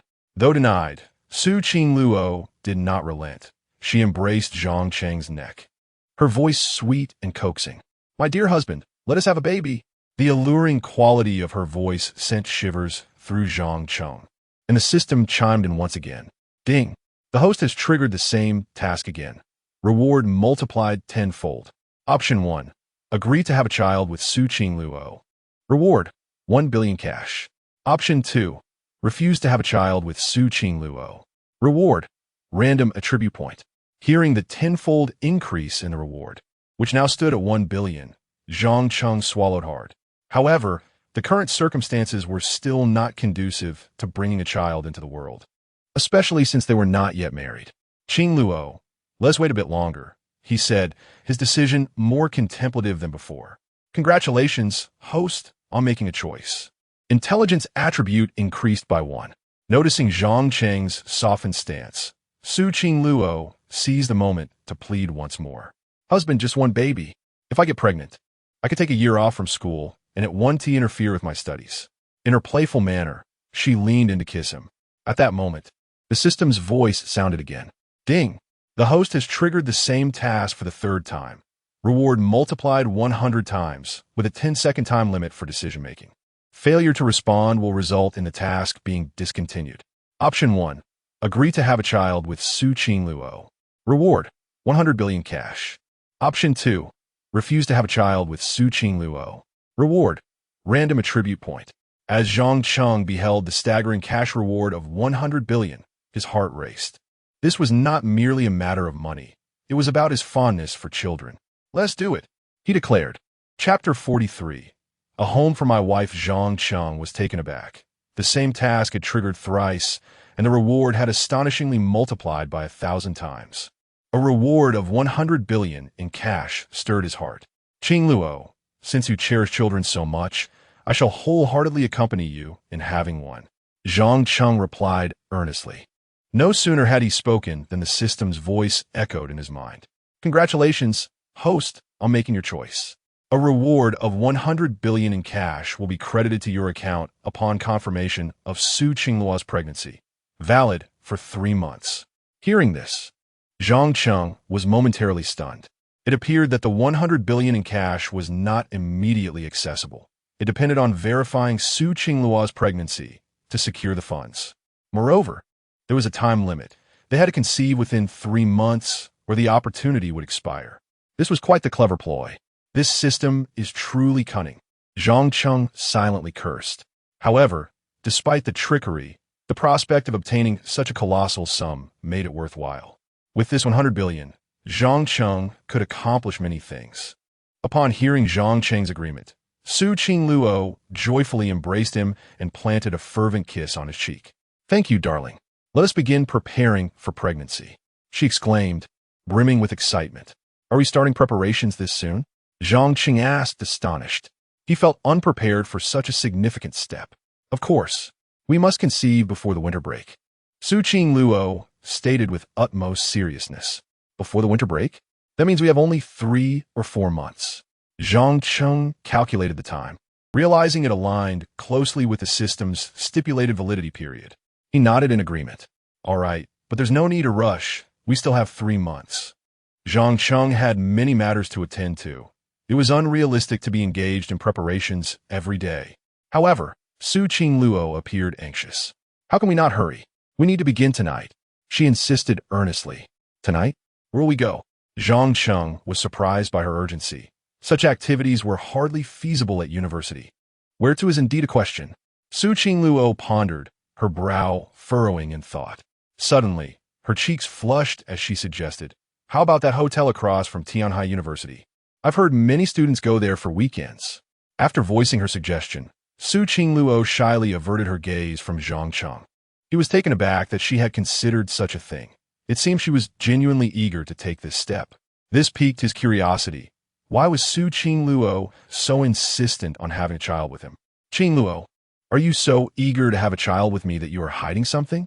Zhang Cheng inquired, furrowing his brow. He wasn't naive. While university students often dated, they typically dreaded the idea of becoming parents. Yet, Su Qingluo seemed positively eager to conceive today. Such an unusual behavior raised his suspicions. Seeing Zhang Cheng's doubt, Su Qingluo hurriedly explained, I simply want a child, especially since we already have a marriage pact. Zhang Cheng noticed the fluster in her eyes. Realizing she was not being entirely truthful, he recalled her anxiousness after meeting her mother.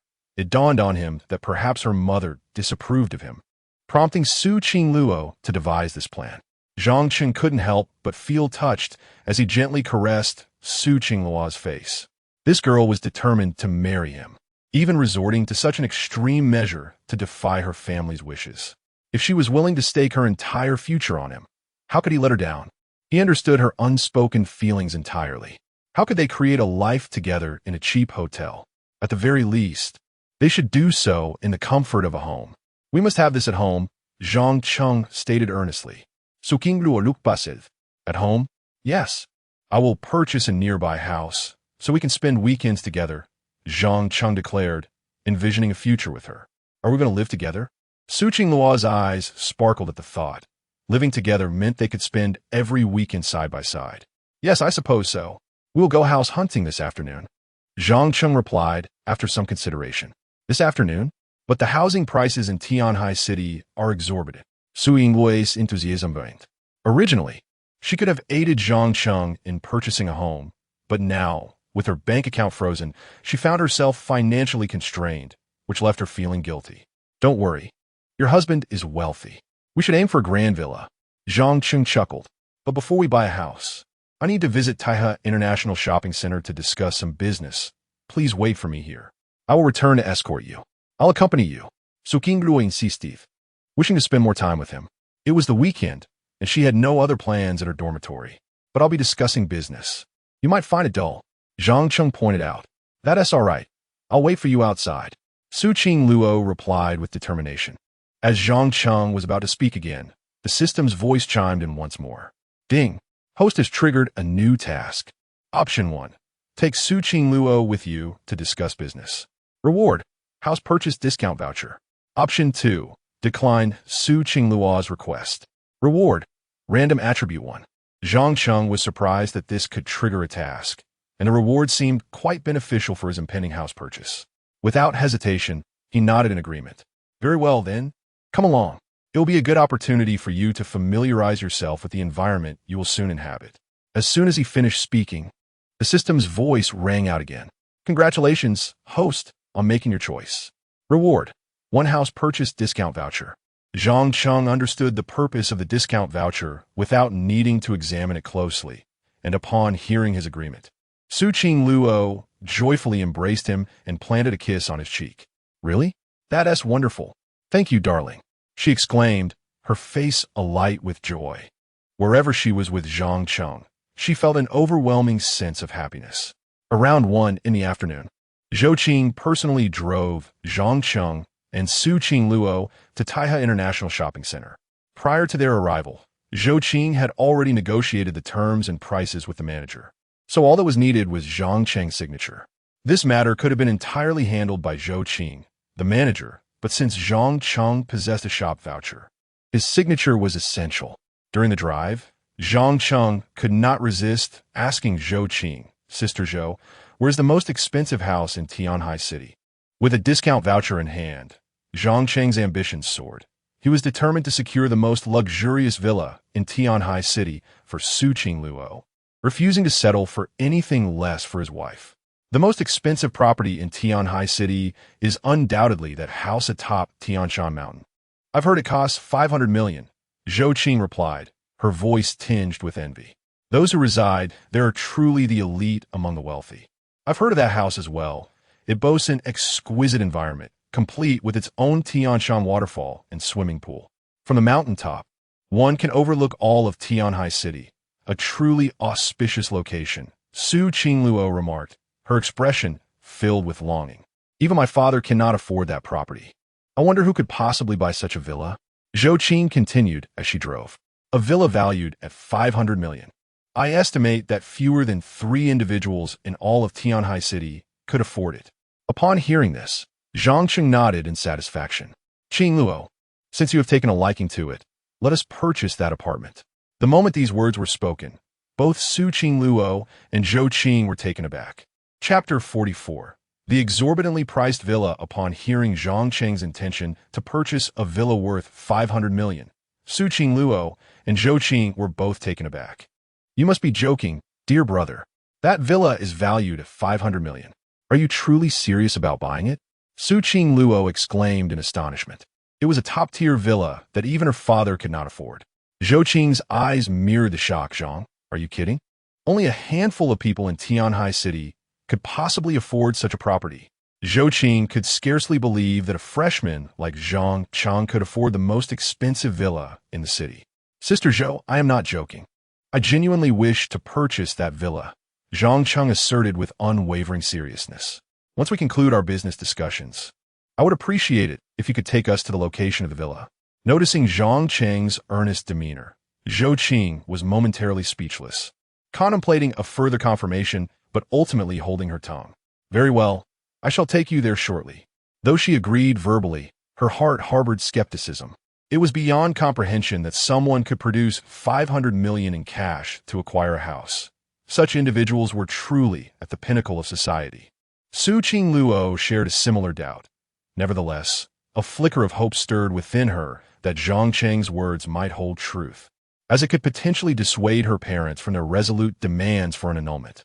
Before proceeding to purchase the villa atop Tianshan Mountain, Zhou Qing guided Zhang Cheng to Taihe International Shopping Center to finalize a shop lease agreement previously discussed. With a shop voucher in hand, Zhang Cheng signed the contract, effectively securing it. The annual rent amounted to 3 million, but with the voucher, he received a full cashback of 3 million. And the shop was situated in a location deemed auspicious. Having concluded their business, Zhang Cheng urged Zhou Qing to accompany him to purchase the villa. Determined to provide Su Qing Luo with a home, he aspired to give her nothing but the best, especially with the discount voucher that would maximize its value when applied to a more expensive property. The sales office for Tianshan Shui Yuan, the prestigious villa, greeted them as they entered. The seasoned sales staff immediately assessed their attire and demeanor upon their arrival. Soon, their attention gravitated towards Zhou Qing, whose sophisticated appearance and poised demeanor indicated her elite status in the business realm, in stark contrast to the youthful Zhang Cheng and Su Qing Luo, who seemed far too young to be affluent. "Excuse me, are you interested in purchasing a property?" A charming saleswoman named Anna approached Zhou Qing, offering her assistance. "It is not I who wishes to buy, but rather my younger brother here," Zhou Qing replied, gesturing towards Zhang Cheng. Anna's expression shifted to one of surprise, her gaze instinctively scanning Zhang Cheng, whose attire and age suggested he was ill-suited for such a high-stakes purchase. "Sir, feel free to look around," she said, her attitude instantly cooling, losing interest in providing further details about the properties. The villas on offer were the epitome of luxury, with prices starting at 80 million, a threshold that Zhang Cheng, appearing rather unassuming, seemed unlikely to meet. Undeterred by her dismissive demeanor, Zhang Cheng boldly declared, "I wish to purchase the most expensive villa you have." His proclamation astonished not only Anna, but also the other sales staff present, who exchanged skeptical glances, some even exhibiting faint traces of disdain. "The most expensive villa? That would be 500 million. Anna's tone dripped with incredulity. It was not merely a matter of perception. Zhang Cheng's appearance belied any indication that he could afford such a lavish estate. 500 million it is. I'm intent on acquiring that villa. However, I find your attitude quite displeasing. Please summon your manager," Zhang Cheng asserted, his patience wearing thin. He could tolerate her once, but not a second or third time. "What attitude? You're demanding to see our manager?" Anna retorted, her ire evident.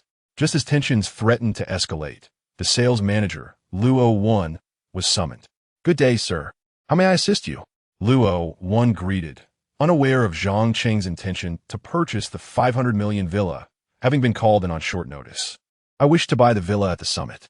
Please expedite the paperwork, ideally today," Zhang Cheng stated earnestly. Initially inclined to dismiss Zhang Cheng's claim as mere boastfulness, Luo Wan soon detected the seriousness in his expression and responded with professionalism. "Certainly. Would you like me to provide details about the villa first?" Unlike Anna, Luo Wan's demeanor reflected a higher level of professionalism and perceptiveness. "No need for that. Proceed with the paperwork." "I will be using a card," Zhang Cheng replied, producing a standard bank card from his pocket. Such a straightforward transaction was a rarity for Luo Wan, leaving other sales staff in astonishment. This was a 500 million transaction, not a mere 5. Even the wealthiest magnate in Tianhai City would not conduct such business so casually. "Are you certain you wish to proceed immediately?" Luo Wan asked, somewhat taken aback. "Absolutely. Let us get moving," Zhang Cheng urged, eager to utilize his discount voucher for the purchase. "Very well. I will retrieve the contract. Will you be paying by card or bank transfer?" Luo Wan inquired again. "By card," Zhang Cheng replied, presenting a rather unremarkable bank card. Typically, clients purchasing properties of this magnitude would produce black or gold cards, indicative of their status as VIP clients. The ordinary card Zhang Cheng presented was a first for the staff, eliciting incredulous reactions. Anna could not suppress a laugh. A standard bank user believes they can buy a 500 million villa? It seems they are deluded. The other sales personnel shared her skepticism. Zhou Qing sighed. Her initial hope for Zhang Cheng's potential dashed by the appearance of his ordinary card. Su Qingluo, still somewhat naive, clung to a lingering hope. Luo would raise an eyebrow upon seeing the standard card, but quickly regained his composure. "Please hold on, sir. I will process your card now," he said, taking the card and heading to the finance department, followed closely by Zhang Cheng, while the other sales staff watched with bated breath, eager to witness the unfolding spectacle. Would a standard card truly suffice for a 500 million transaction? They could hardly fathom such a possibility. After Luo, when handed his bank card to the finance personnel, he instructed her to charge 500 million. Upon hearing Luo Wen's request, the finance staff was momentarily taken aback. 500 million represented the largest single transaction to date. With a mere ordinary card, she questioned whether she had misheard. "Manager Luo, are you certain you wish to charge 500 million from this card?" "Yes, charge 500 million, Luo Wen affirmed with conviction, although he too found it hard to believe that such a substantial amount could be drawn from an ordinary card. Zhang Cheng's calm demeanor led him to trust that he was not being misled. "Very well, I shall proceed, but if it fails, do not blame me." With that, the finance personnel began the transaction. Before she swiped the card, Zhang Cheng utilized the house purchase discount voucher gifted by the system. For a 500 million villa, he would only need to pay 50 million, and with over 70 million in his bank account, it was certainly sufficient. All the salespeople gathered around, eager to witness Zhang Cheng's potential embarrassment, particularly Anna. However, after the card was swiped, a clear tone suddenly resonated from the machine, silencing all skepticism. Beep, transaction successful. The moment the machine spoke, the entire crowd was left in stunned disbelief. Chapter 45. My husband turns out to be a super tycoon. An ordinary bank card astonishingly processed a transaction of 500 million. This left everyone utterly dumbfounded. It truly succeeded in making the charge. The finance personnel wore an expression of disbelief, having presumed that the balance of this commonplace card would be insufficient. Who could have anticipated such a monumental success? 500 million. Not only was the finance officer shocked, but the sales manager, Luo Wen, was equally astounded. He never imagined that this seemingly unremarkable young man possessed the financial capacity to purchase a property worth 500 million. However, he soon breathed a sigh of relief, grateful that he had not offended this enigmatic young master. Otherwise, they would have missed out on this substantial order. The other sales personnel were even more astonished, particularly Anna. How could this be? He truly could produce 500 million. Why was this the case? He appeared so ordinary in attire and demeanor, and even his bank card was unremarkable. How could he be so wealthy? Anna found herself utterly perplexed, as her previous sales experience failed to apply to Zhang Cheng. Yet, she quickly concocted a possible explanation. Could it be that this young man was intentionally feigning poverty to purchase a house? Upon considering this, Anna felt a wave of regret wash over her. She had never expected that the plot twists of a television drama would manifest in reality, particularly in her own life. Had she known, she would have endeavored to win his favor. This single order could have made her fortune, she lamented inwardly. Zhou Qing also wore a look of astonishment. She thought she had already held Zhang Cheng in high regard, only to realize she had underestimated him. What was the true background of this young man? Who could so effortlessly produce 500 million for a home? Clearly, she had misjudged him. Zhou Qing suddenly recognized that persuading Zhang Cheng to invest in their venture might mean she had aligned herself with a formidable ally. Perhaps they would no longer face financial constraints in the future. The only person present who seemed most elated was Su Qingluo, who had discovered that Zhang Cheng was indeed extraordinarily wealthy, prompting her to question her mother's claim that the Zhang family had gone bankrupt. Could it be that her obnoxious brother's family had not faced financial ruin? How else could he possess such wealth? Surely, her mother must have made a mistake, deliberately attempting to keep her apart from her brother. Su Qingluo indulged in her thoughts, secretly delighted for Zhang Cheng.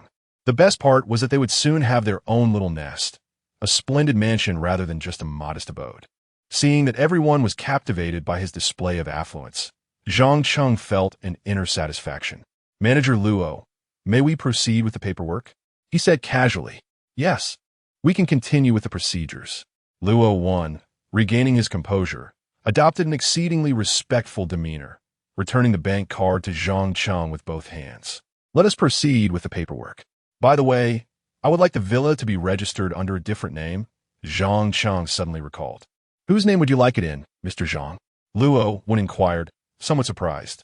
Suking Luo, Zhang Cheng declared, casting a tender gaze towards her, filled with affection. Since Su Qing Luo had been willing to endure great personal sacrifice for him, he vowed to provide her with the best the world had to offer. Upon hearing Zhang Cheng's intention to inscribe the luxury villa in her name, Su Qing Luo was overwhelmed with emotion, feeling that all her efforts were worthwhile. Zhou Qing observed this and couldn't help but express her envy. The others present also displayed expressions of admiration. Very well, then please accompany me, Miss Su and Mr. Zhang, Luo said respectfully. Zhang Cheng nodded and took Su Qing Luo's hand as they followed Luo to finalize the paperwork. The procedures were completed swiftly, resulting in a purchase contract, a property deed, and the key to the villa, all inscribed with both Zhang Cheng's and Su Qing Luo's names. Initially, Zhang Cheng intended to list only Su Qing Luo's name, but she insisted that this would be their home together, naturally warranting both their names. Zhang Cheng acquiesced, recognizing that this house would be a testament to their love. Once all the formalities were concluded, it was already past 4 in the afternoon. Zhang Cheng and Su Qing Luo decided to visit the mountaintop to experience this so-called luxury villa, while Zhou Qing, after some contemplation, opted not to join them. She had no desire to be a third wheel, so she made an excuse to leave. Luo, personally escorted Zhang Cheng and Su Qing Luo to the mountaintop villa, which was not far from Tianshan Shui Yuan.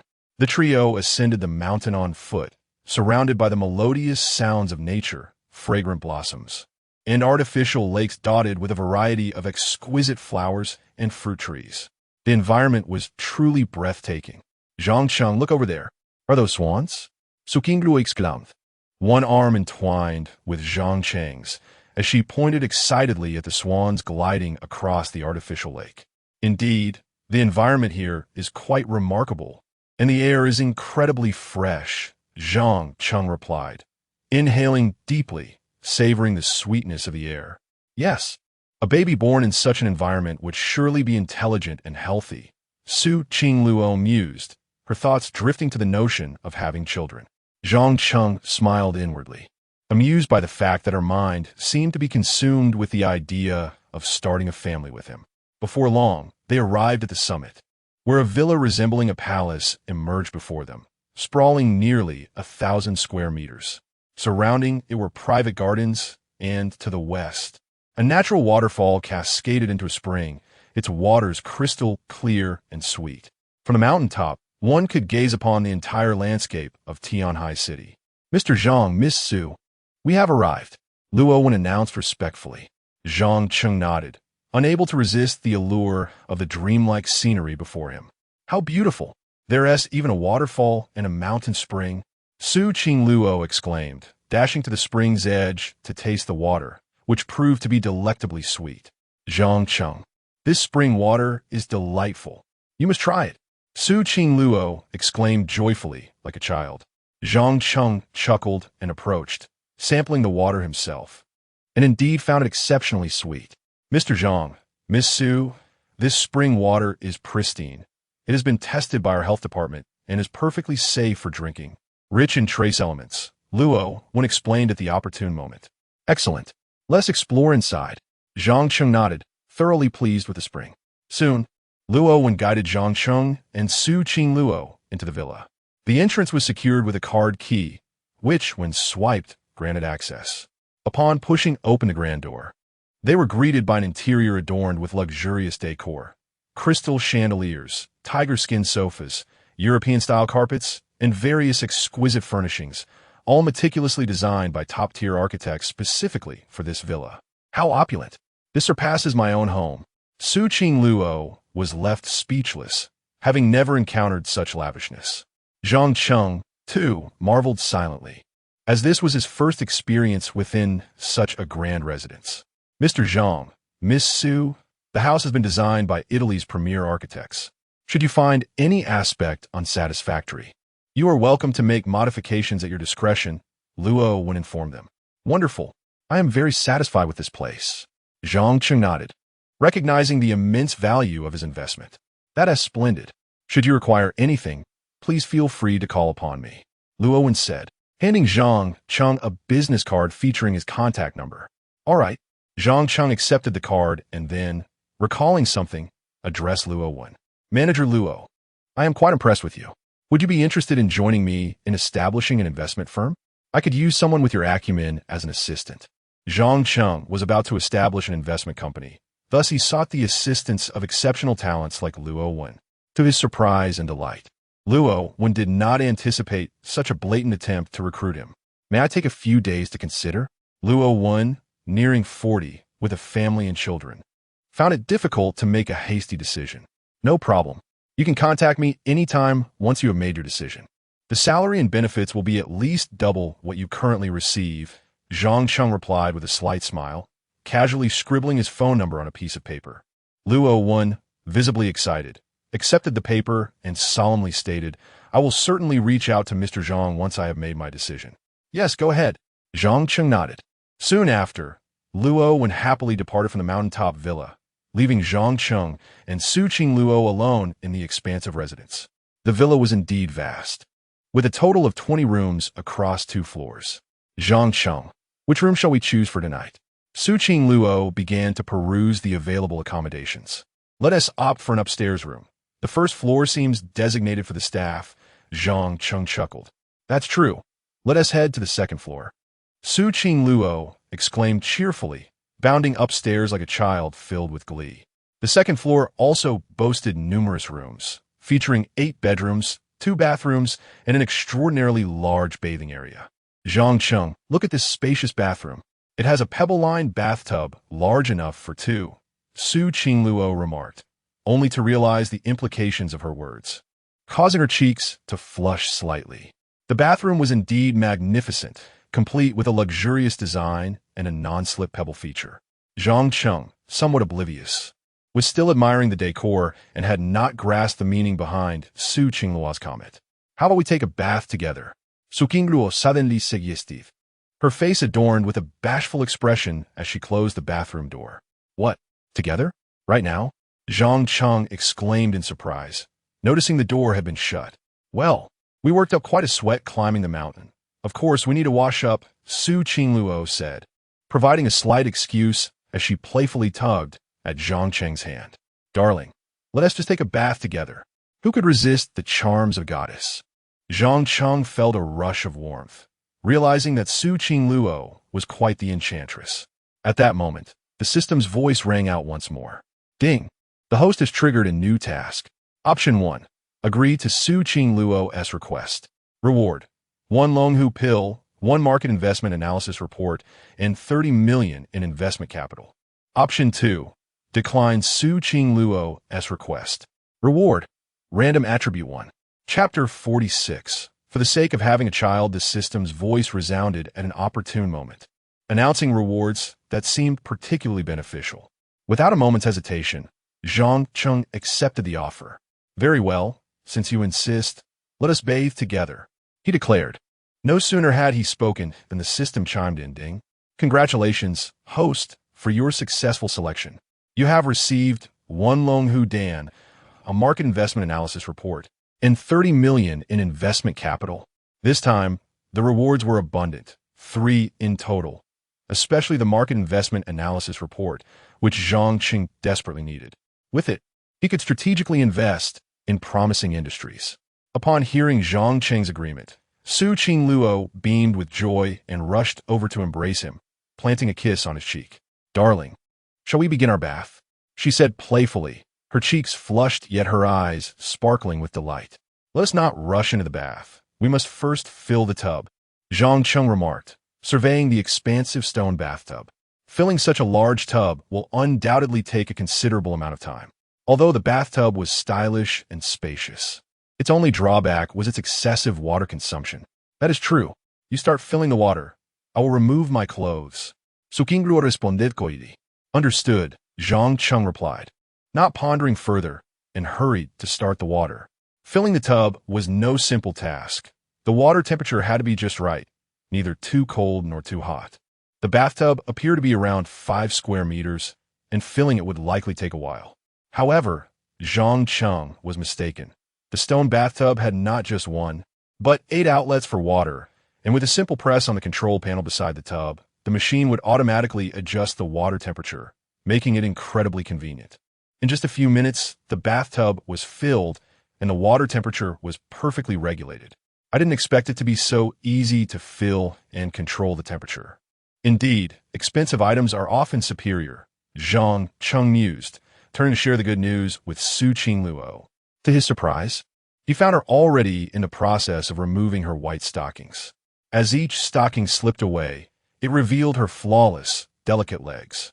Coupled with her short skirt, a mere tilt of his head allowed him to glimpse a hint of springtime. Zhang Cheng swallowed hard. His fiancée, he was simply too alluring. How could any man resist such temptation? She was like a reincarnation of the legendary Daji. As he contemplated the Longhu Dan gifted by the system, he hesitated, pondering whether he should consume it. After removing her stockings, Su Qingluo looked up and noticed Zhang Cheng staring intently at her, causing her to blush and her heart to race. "You naughty brother, why are you staring at me? Is the water ready?" She teased, her face flushed. "It is ready. I just need to press a button to adjust the temperature, and the machine will handle the rest," he replied truthfully. "Is it that advanced? Can the temperature be controlled continuously?" Sukingru inquired, intrigued. "Yes, the bathtub maintains the water temperature. You can set it to your desired degree. Quite sophisticated indeed." Zhang Cheng explained earnestly. "That's wonderful. I could take a bubble bath while watching shows," Su Qingluo exclaimed, joyfully stepping towards the tub. She dipped her delicate feet into the water, confirming that the temperature was just right. Not too hot, not too cold, perfect for a soak. "Indeed, it feels just like a personal hot spring," she said, visibly delighted. "Yes, it can be considered a small artificial hot spring," Zhang Cheng nodded in agreement. "In that case, we can relax here for a while longer tonight," Su Qingluo said, her cheeks flushed with excitement. She then turned her back to Zhang Cheng and began to remove her clothing. Zhang Cheng stood behind her, momentarily lost in thought as he watched her undress. With each layer of clothing that fell away, her perfect figure was revealed, her fair skin exuding an alluring charm. He couldn't tear his gaze away. His fiancée's physique was simply extraordinary. Coupled with her breathtaking beauty, he felt immensely fortunate to have Su Qingluo as his future wife. Once she had shed her garments, Su Qingluo stepped gracefully into the stone bathtub, the scene resembling a painting of a beautiful woman bathing. It was breathtaking. After testing the water, she turned to Zhang Cheng and said, "The temperature is perfect, not too hot. Come join me." Zhang Cheng glanced at her immersed in the water, the surface revealing her form in all its glory. He had to admit, Su Qingluo's physique was stunning, innocent yet enticing. How could any man possibly resist such a fiancée? "All right, I'm coming," he replied, swallowing hard, and quickly began to remove his clothes. Su Qingluo, her face flushed with shyness, wanted to look but felt too bashful, her heart racing. Soon, Zhang Cheng had shed his clothes and slowly stepped into the stone bathtub. They sat on opposite sides, soaking in the warm water, akin to a hot spring, though their hearts raced in unison. "Why are you sitting so far away?"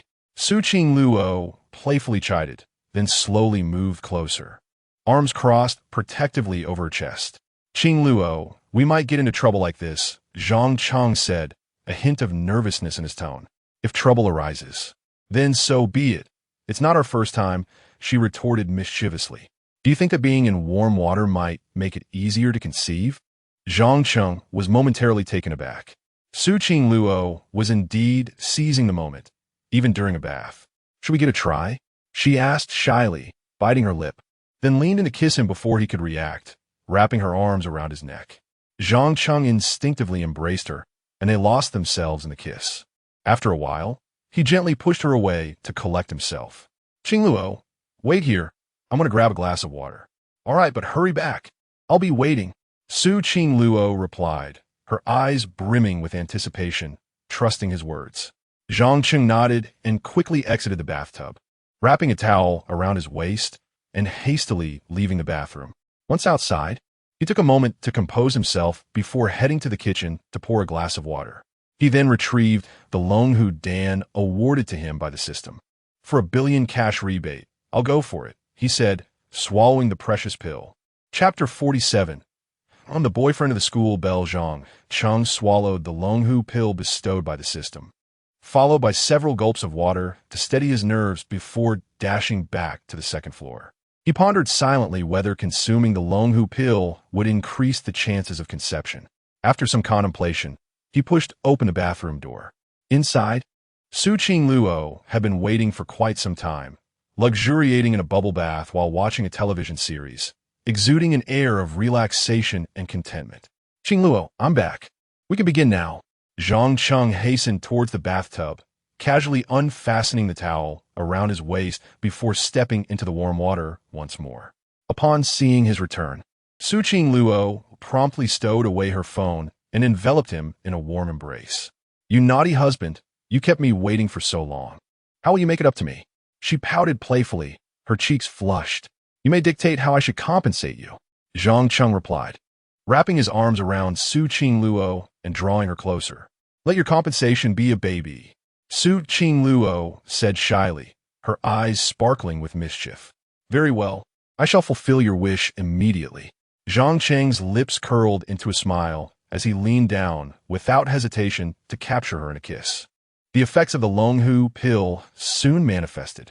Outside, the night deepened, while the atmosphere within the villa grew increasingly affectionate. They only concluded their intimate moments in the early hours of the morning. By then, Su Qingluo was utterly exhausted, while Zhang Cheng, invigorated by the Longhu pill, still brimmed with energy. However, upon witnessing Su Qingluo's fatigue, he chose to cease further activities, lifting her gently in his arms and exiting the bathroom. He selected a bedroom at random, where they nestled together to rest. One cannot deny the potency of the Longhu pill. The following morning, Zhang Cheng was awakened by the persistent chime of his alarm clock. It was Monday, and they were to attend classes at Tianhai University. Upon hearing the alarm, Zhang Cheng sprang from bed, only to find Su Qingluo still asleep, having exerted herself the previous night in hopes of conceiving. Qingluo, wake up. It's Monday, and we need to attend class, he whispered gently in her ear.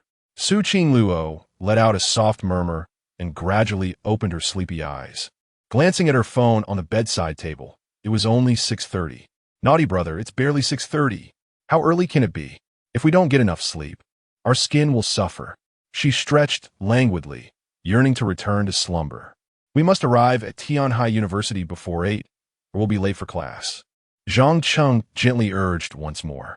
Oh right, class. Su Qingluo suddenly remembered, but showed no intention of getting up. Instead, she reached out her arms towards Zhang Cheng and cooed, Husband, I want a hug.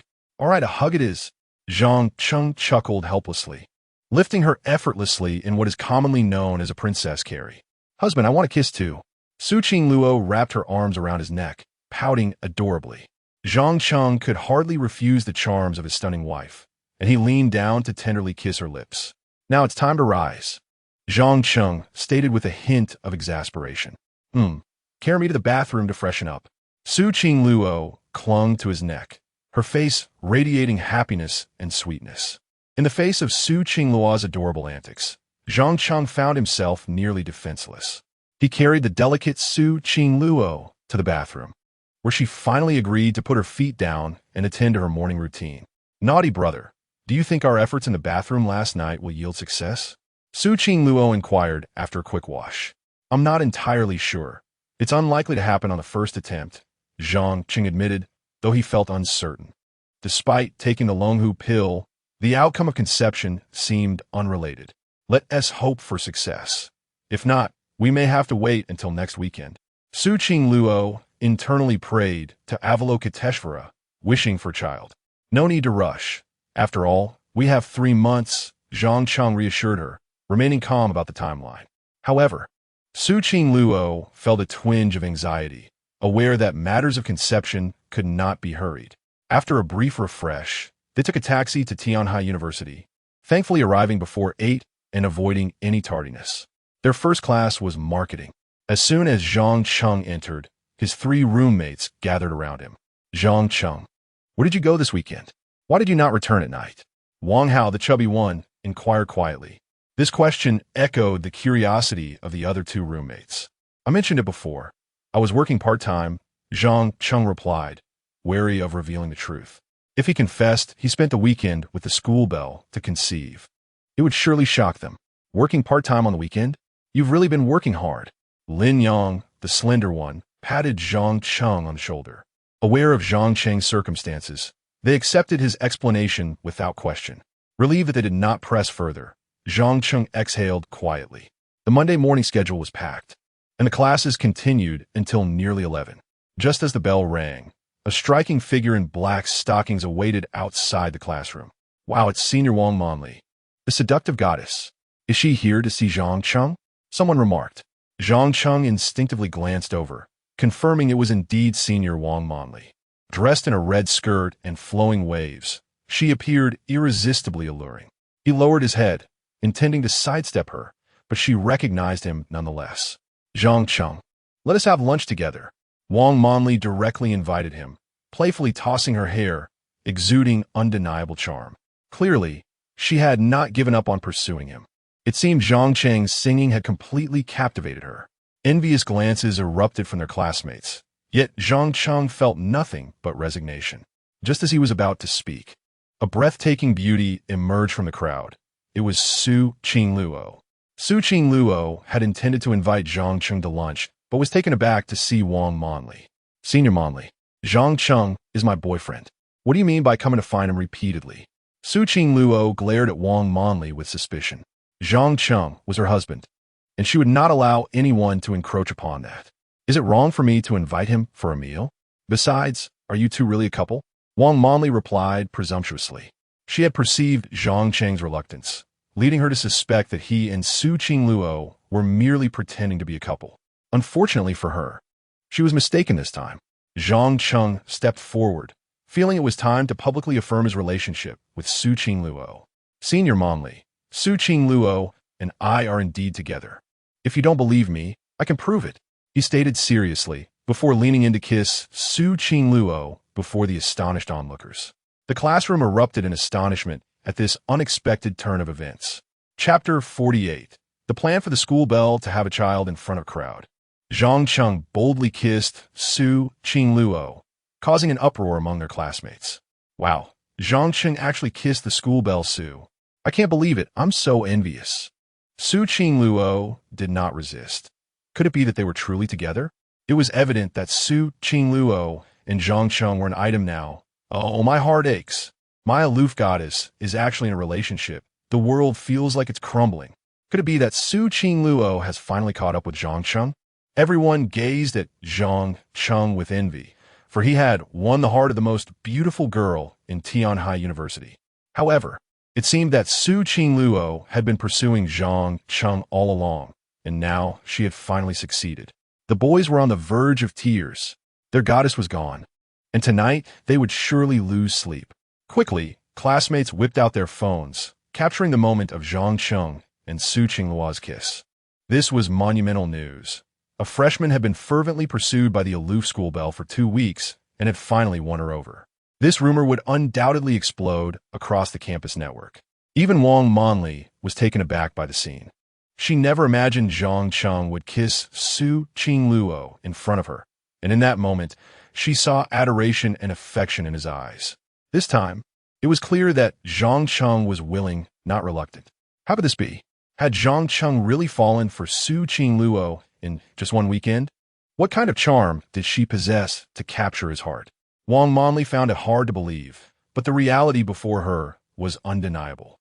Zhang Cheng and Su Qingluo were indeed in a relationship, and their eyes were filled only with each other. Among all present, it seemed that Su Qingluo was the happiest. She never expected Zhang Cheng to be so bold as to kiss her in front of so many people, effectively announcing their relationship. Su Qingluo's cheeks flushed from a kiss, and they separated only after a long moment. Wang Manli, did you see that? Qingluo and I are officially together, and we are very affectionate. Please don't seek me out anymore, Zhang Cheng said earnestly. He wanted to set clear boundaries with Wang Manli, not wanting Su Qingluo to feel jealous or unhappy. Having acknowledged their feelings for each other, he wished to provide her with ample security. Upon hearing this, Su Qingluo felt deeply touched. She then took Zhang Cheng's hand and said to Wang Manli, "Manli, you've seen it. We are truly together now. I've captured Zhang Cheng's heart. You are too late." As she spoke, she proudly waved their intertwined hands in front of Wang Manli. Wang Manli's expression turned sour upon witnessing this. "Fine, Su Qingluo. We shall see. I will eventually win Zhang Cheng back." With a displeased face, she turned and walked away, harboring a sense of unwillingness. Clearly, she was not ready to concede defeat to the younger Su Qingluo. Su Qingluo was unperturbed by the thought of Wang Manli trying to steal her little brother. The bond she shared with Zhang Cheng was not something a stranger like Wang Manli could rival. After Wang Manli left, Zhang Cheng held Su Qingluo's hand and swiftly made their way through the crowd, eager to escape the prying eyes of their classmates. Once outside the classroom building, Zhang Cheng finally exhaled a sigh of relief. He had managed to escape the scrutiny of those classmates. "I can't believe I just kissed Su Qingluo publicly. That took a lot of courage.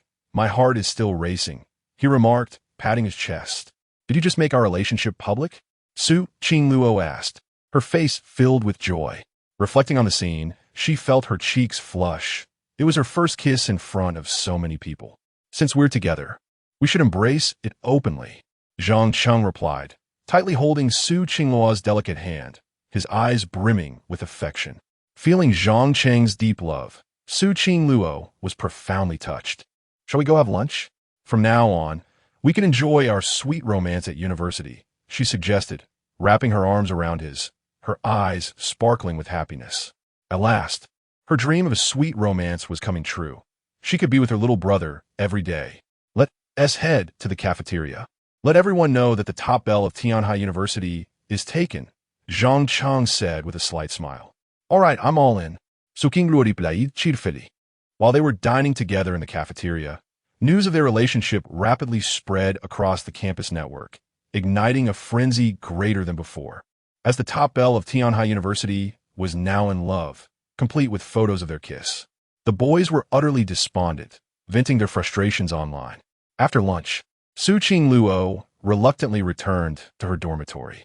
As soon as she entered, she was surrounded by her three roommates, Lin Baiwei, Yi Shiming, and Lu Yanran.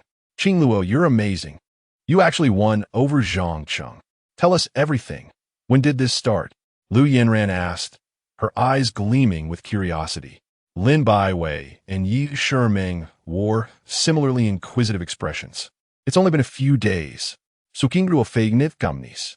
I bet it was over the weekend. You were away for 2 days. You must have been out with Zhang Cheng, right? How far have you two gone?" Lin Baiwei said with a mischievous grin. "Was that gift I gave you useful?" Lin Baiwei added, referring to a certain item, believing Su Qingluo must have used her charm to win Zhang Cheng over. "What gift?" Lu Yanran and Yi Shiming looked puzzled. Lin Baiwei had given Su Qingluo the item when the other two were absent, so they were unaware of the details. Realizing her secret might be exposed, Su Qingluo quickly defended herself. "What are you all thinking? We've just started. We hold hands and occasionally kiss, but don't jump to conclusions. I'm not that kind of person." Her cheeks flushed. She dare not reveal that she and Zhang Cheng had already reached a more intimate level. If she told them the truth, they would likely be shocked. Later that evening, while Su Qingluo was in the restroom, she suddenly realized that her period had arrived, leaving her feeling deflated. "My period is here.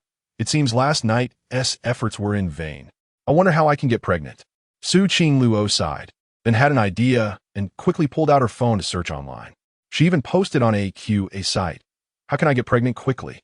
waiting for urgent responses. After posting, she hid in the restroom, genuinely waiting for replies. Fortunately, she did not have to wait long before someone answered her question. Some suggested timing intimacy with ovulation to improve chances of conception, while others noted that ovulation did not guarantee pregnancy. It depended on luck.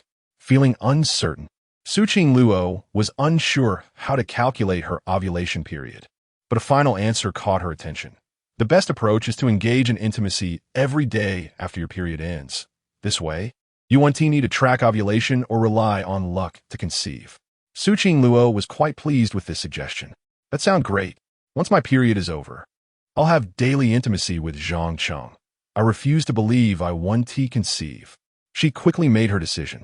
If Zhang Cheng were to hear this, he would likely be overwhelmed. Daily intimacy for a month would certainly be a daunting challenge. Chapter 49. A life-threatening mission in the stillness of the night. Zhang Cheng lay in bed, quietly perusing the market investment analysis report gifted to him by the system.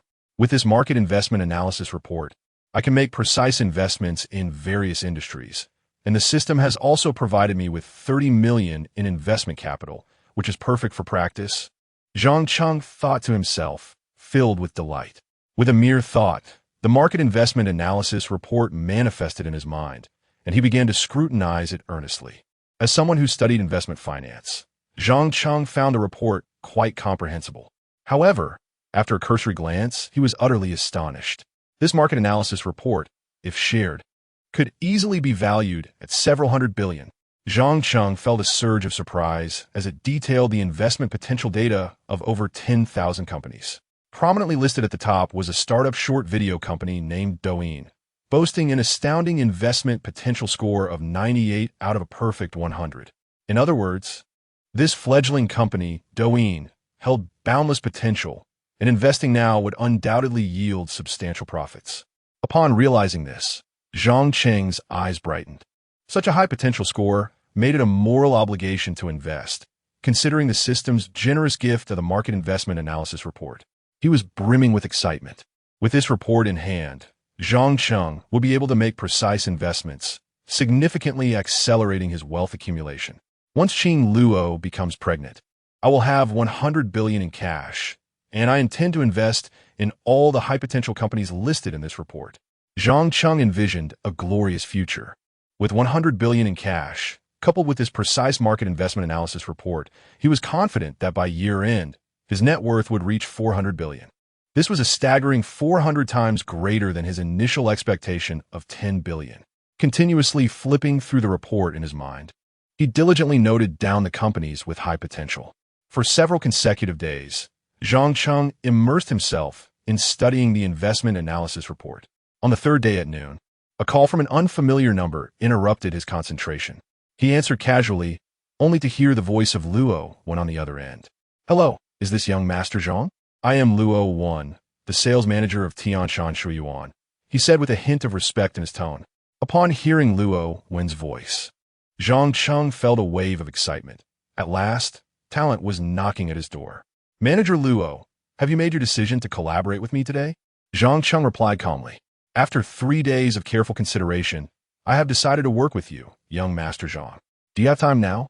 I would like to discuss this in person, Luo Wen stated earnestly.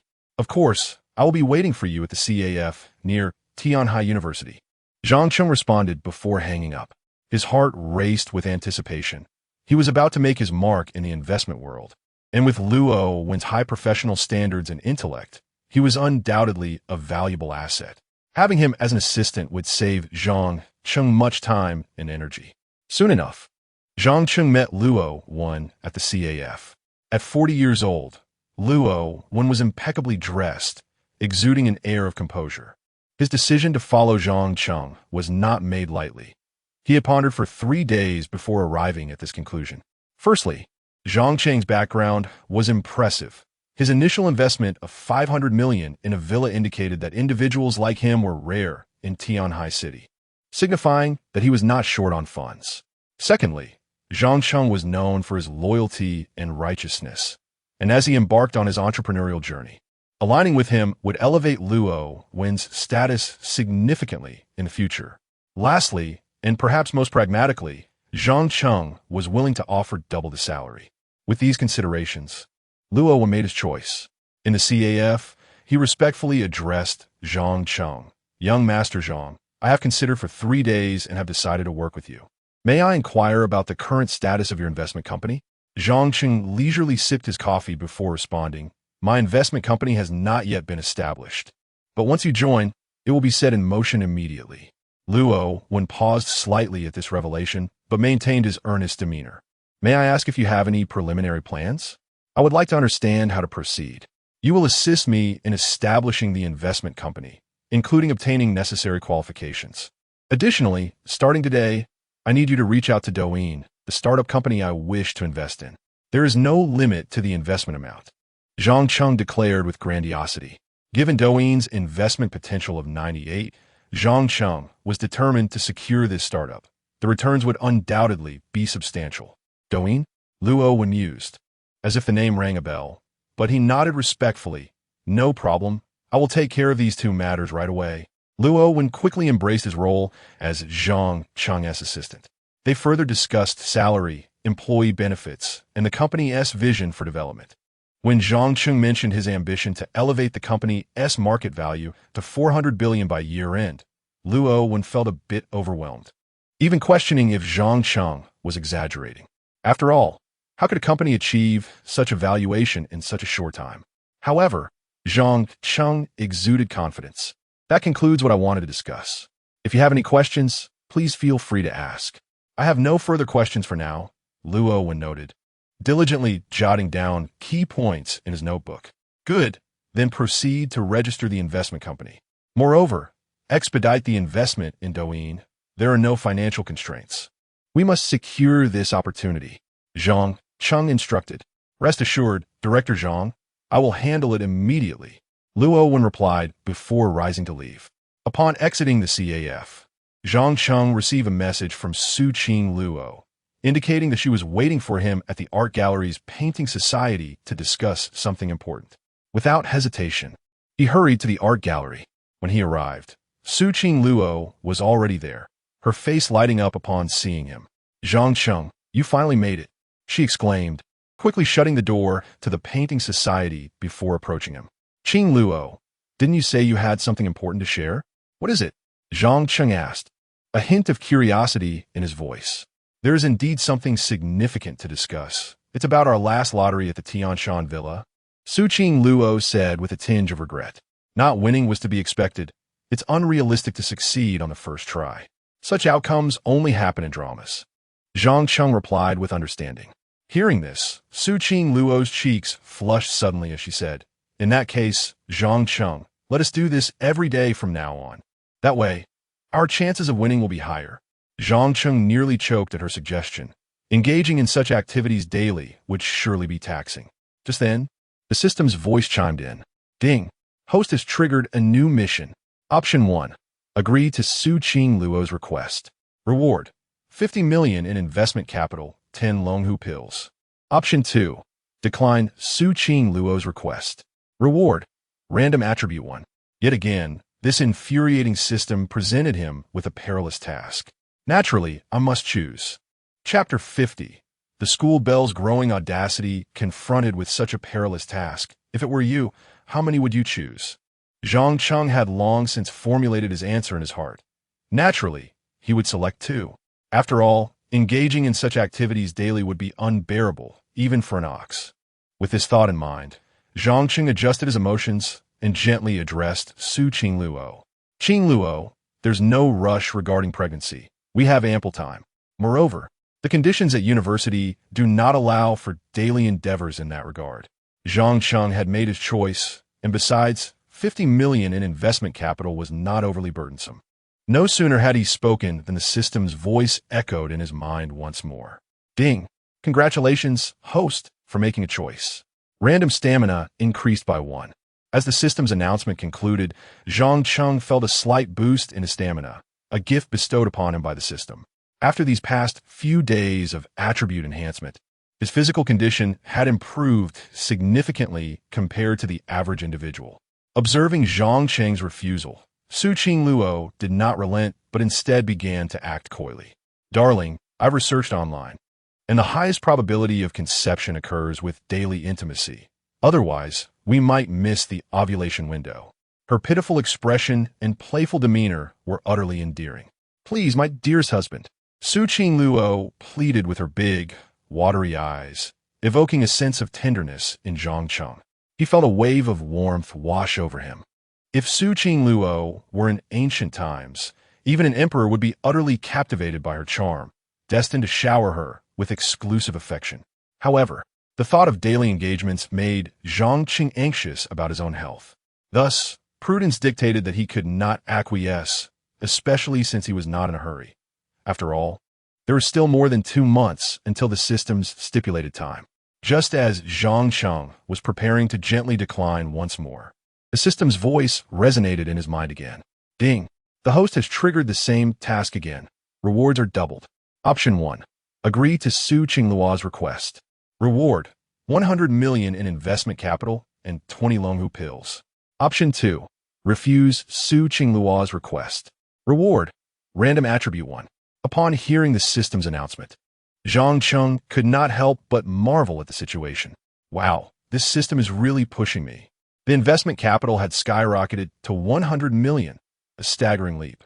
Zhang Cheng found himself questioning whether this system was merely Su Qingluo's puppet, given how consistently the options favored her.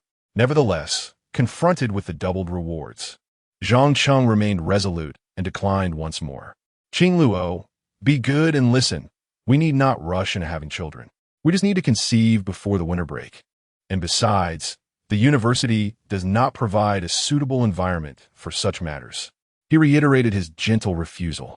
To engage in such activities for an entire month would leave him utterly exhausted. He had numerous responsibilities during the day, and without sufficient energy, he could not perform adequately, especially considering his plans to establish an investment company and research promising enterprises. As his words faded, the system's voice chimed in again. "Ding! Congratulations, host, for making a choice. Reward: random stamina increased by 1. Once again, Zhang Cheng felt a slight enhancement in his stamina. Assessing his physical state, he mused that with this stamina, he could easily participate in a marathon and win a medal. This led him to ponder another thought. If he continued to refuse, would his physical prowess not become extraordinary? Perhaps he could effortlessly claim gold medals at athletic competitions. However, for now, his focus remained on financial pursuits.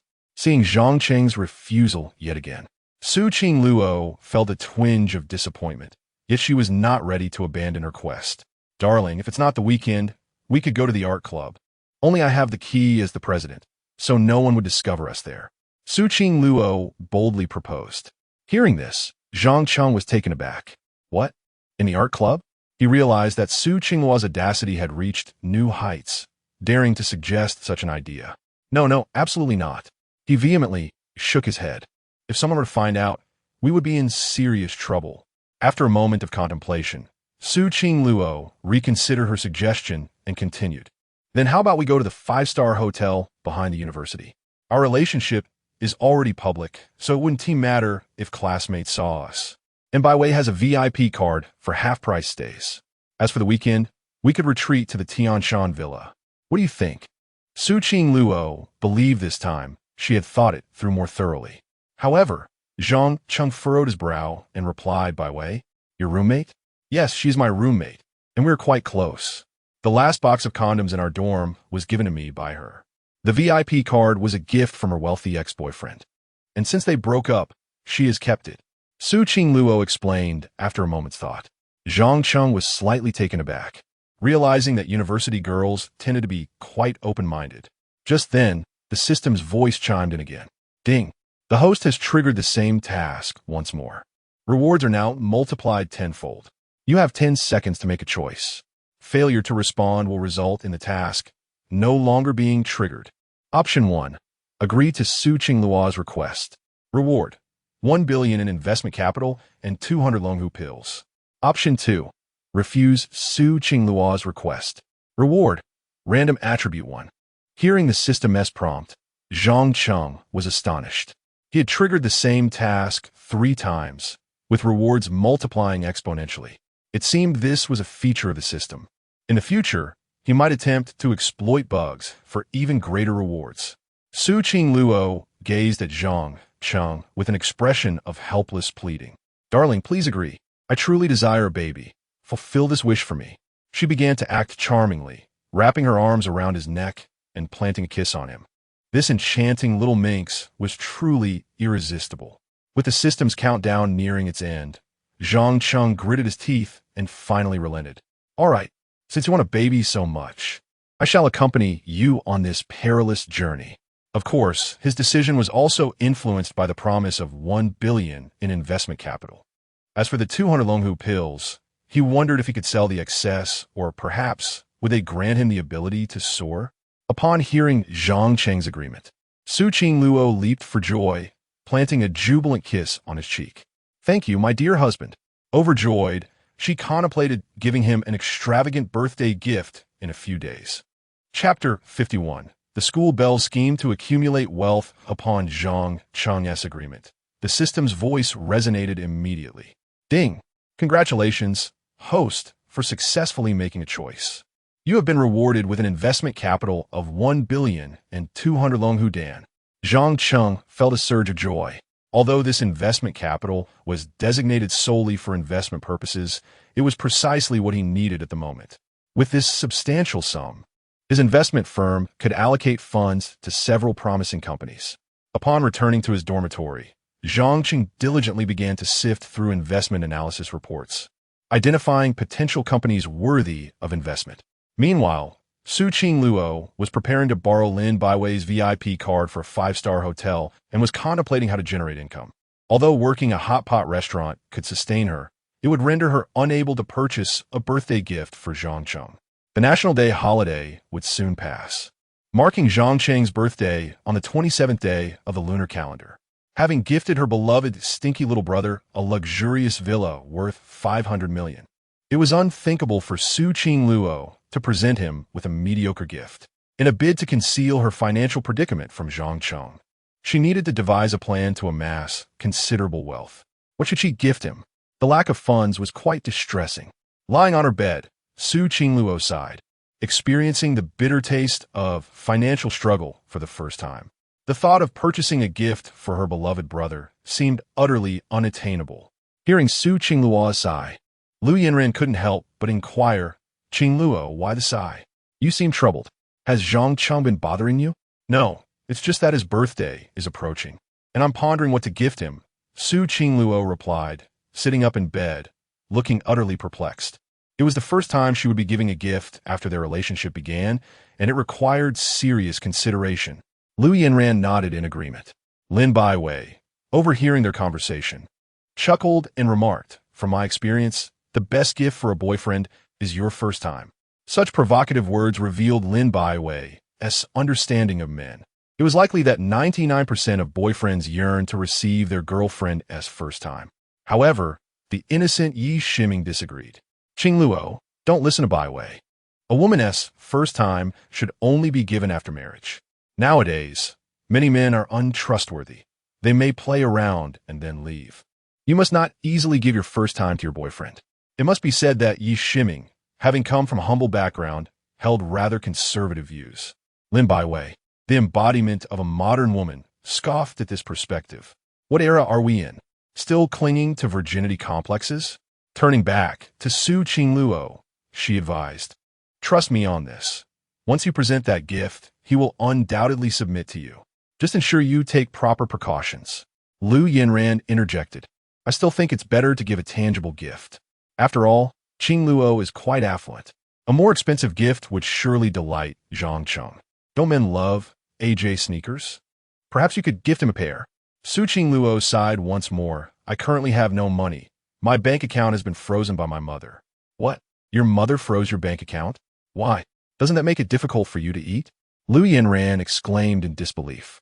Her astonishment was shared by Lin Baiwei and Yi Shiming, as they wondered what kind of mother would freeze her daughter's bank account. It's a long story. I'll explain it to you all later, Su Qingluo replied helplessly. Yi Shiming then suggested, Qingluo, why not knit a scarf or a sweater yourself? It won't cost much, and a handmade gift carries more meaning. The three different perspectives reflected the distinct personalities of the three young women. After considering her roommate's suggestions, Su Qingluo pondered seriously. If it were about giving her first time, she had already done so, making it meaningless to gift that again. While a precious gift would be ideal, her current financial situation rendered that impossible. Moreover, she lacked the skills to knit a sweater or scarf for Zhang Cheng. Feeling a wave of despair wash over her, Su Qingluo never imagined she would find herself so helpless, unable to present even a decent gift. Nevertheless, she was clever and quickly devised a plan. Sisters, what if I earn money to buy Zhang Cheng a gift? Would that be a better approach? She turned to Lu Yanran and the others. That sounds like a good idea. Using your own earnings to buy a gift for your boyfriend is meaningful, but are you sure he is worth such an investment? Lu Yanran expressed concern about whether Zhang Cheng deserved such effort. Of course he is. He is the one I wish to marry. Su Qingluo responded earnestly. I think that's a splendid idea. Qingluo, I support you. Yi Shiming agreed. Now determined to earn money for Zhang Cheng's gift, she needed to consider effective ways to make a substantial amount in a short time. What methods are there to earn a significant sum quickly? Ideally, a way to make $1 million within 10 days? Su Qingluo, having never worked before, was unaware of the hardships of earning money and believed that making $1 million was a straightforward task. After all, her bank account had previously boasted millions, making her feel like a true heiress. However, Lu Yanran, Lin Baiwei, and the others were taken aback by Su Qingluo's ambition. Qingluo, you truly have no idea how challenging it is to earn money. Making $1 million in 10 days? Even selling goods wouldn't yield that much. Lin Baiwei shook her head. My dear, you have never worked before, so you can't comprehend the difficulty of earning money. There is no way to make $1 million in just 10 days. Yi Shiming chimed in, having frequently worked part-time jobs. However, Lu Yanran suddenly had an idea and spoke up. Earning $1 million in 10 days is not impossible. Upon hearing this, Su Qingluo immediately turned to her, as did Lin Baiwei and Yi Shiming, all eager to learn about this method of rapid wealth accumulation. Yanran, please share the details. Su Qingluo implored. Live streaming. There's a popular app called Douyin, where many streamers have earned substantial amounts of money. Several students from our university have garnered fame on Douyin, such as Wang Monli and the singing sensation Feng Jinghui, who have amassed numerous fans, Lu Yanran explained. After a pause, she continued, with your stunning beauty, Qingluo, a casual live stream would likely attract many viewers and generous tips. You could potentially earn $1 million in 10 days. Really? Such an excellent opportunity to earn money exists? Su Qingluo had been so focused on Zhang Cheng that she was unaware of current trends. Yes, Douyin is quite lucrative right now. By posting videos and building a fan base, you can earn substantial income through live streaming, possibly even striking it rich overnight, Lu Yanran elaborated. Lin Baiwei chimed in, I've heard Douyin. It's really popular now. ISNT it? Yes, I've been posting my daily life there and have accumulated around 20,000 followers, Lu Yanran said, showing the app to Su Qingluo. Indeed, I need to download it and start exploring right away. Su Qingluo exclaimed, realizing she finally had a direction to pursue in her quest to gift Zhang Cheng. Now, all that remained was to borrow Lin Baiwei's VIP card for the 5-star hotel. As the night deepened, Su Qingluo waited until Lu Yanran and Yi Shiming had drifted off to sleep before quietly slipping into Lin Baiwei's bed. At that moment, Lin Baiwei was busy responding to a myriad of admirers' messages. There are numerous suitors vying for her attention. One must exercise discretion in selecting the worthy. However, just as she was halfway through replying, Su Qingluo climbed into bed, startling her. Qingluo, what brings you to my bed today? Lin Baiwei hurriedly turned off her phone. Baiwei, don't you possess a VIP card for the Jinhao Hotel? May I borrow it for a month? Su Qingluo whispered close to Lin Baiwei's ear. A VIP card for Jinhao Hotel? Lin Baiwei, quick-witted as ever, soon deduced the implication. Little girl, are you intending to gift your first time to Zhang Cheng as a birthday present? If only Lin Baiwei knew that Su Qingluo had already offered her first time to Zhang Cheng, her expression would be quite telling. In fact, this time, the intent was to present Zhang Cheng with a child. Upon hearing this, Su Qingluo's cheeks flushed slightly, yet she persisted in her soft inquiry. Will you lend it to me? I'll return it after a month. Of course, I shall lend it to you. However, if you're to engage in such activities, do ensure you take proper precautions. An unexpected pregnancy would be troublesome, Lin Baiwei quietly cautioned. Her advice was somewhat unnecessary, for Su Qingluo's true desire was to conceive Zhang Cheng's child with a borrowed VIP card. Understood. Now, please hand over the VIP card, Su Qingluo reiterated. With this card, she could engage with Zhang Cheng daily. Wait a moment. I shall fetch it for you, Lin Baiwei replied, rummaging through her bag until she produced a platinum card, which she then handed to Su Qingluo. Take care of it, and do remember to practice safe measures. I will. Su Qingluo acknowledged, but suddenly, another thought crossed her mind, and feeling a bit bashful, she leaned close to Lin Baiwei and whispered, "What if my boyfriend is too skilled in that regard? What should I do?" This was no idle concern for Su Qingluo. She had witnessed Zhang Cheng's prowess in the bathroom of the Tianshan villa, and she had succumbed quickly, not wishing to disappoint her troublesome younger brother. "You've come to the right person for advice," Lin Baiwei responded with newfound enthusiasm, leaning in to share her wisdom in a hushed tone. Su Qingluo's face turned crimson, yet she couldn't help but nod in agreement. "Have you remembered?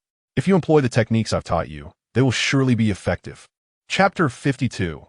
Even if everyone opposes, I will marry him. Rowan's efficiency in handling matters is remarkably high.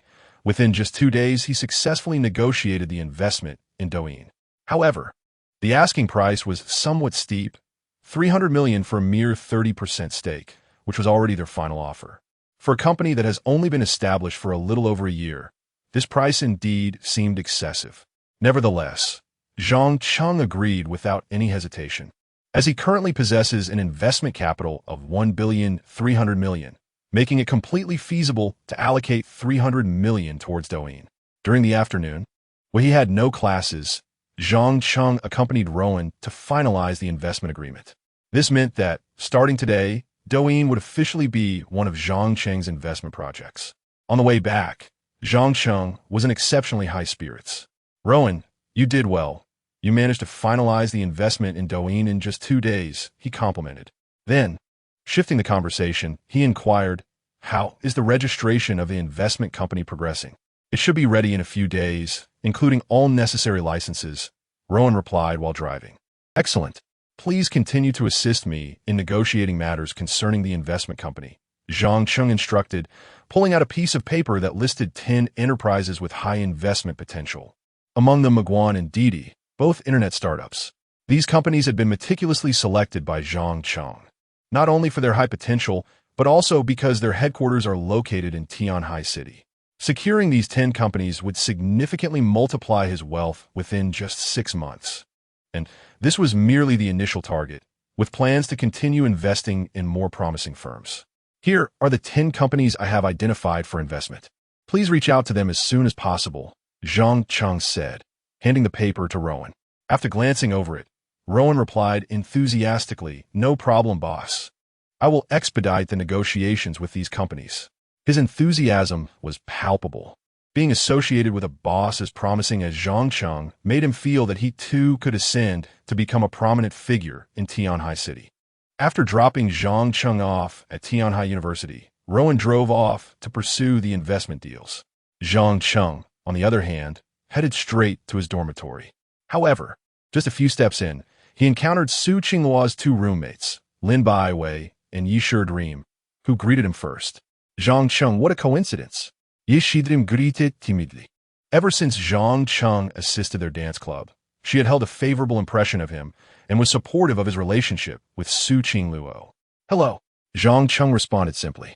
Lin Baiwei, however, scrutinized Zhang Cheng from head to toe, removed the lollipop from her mouth, and solemnly warned, "Zhang Cheng, since we've met, I must remind you, I know you are with Su Qingluo now, but if you dare to do anything to hurt her, I will not hesitate to make you regret it."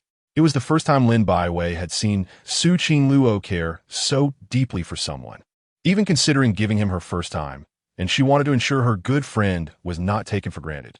"Rest assured, Senior Lin, I will protect Qingluo with my life," Zhang Cheng vowed earnestly. This was not mere rhetoric. It was a heartfelt promise. "I hope you keep your word. By the way, Qingluo has been short on money lately.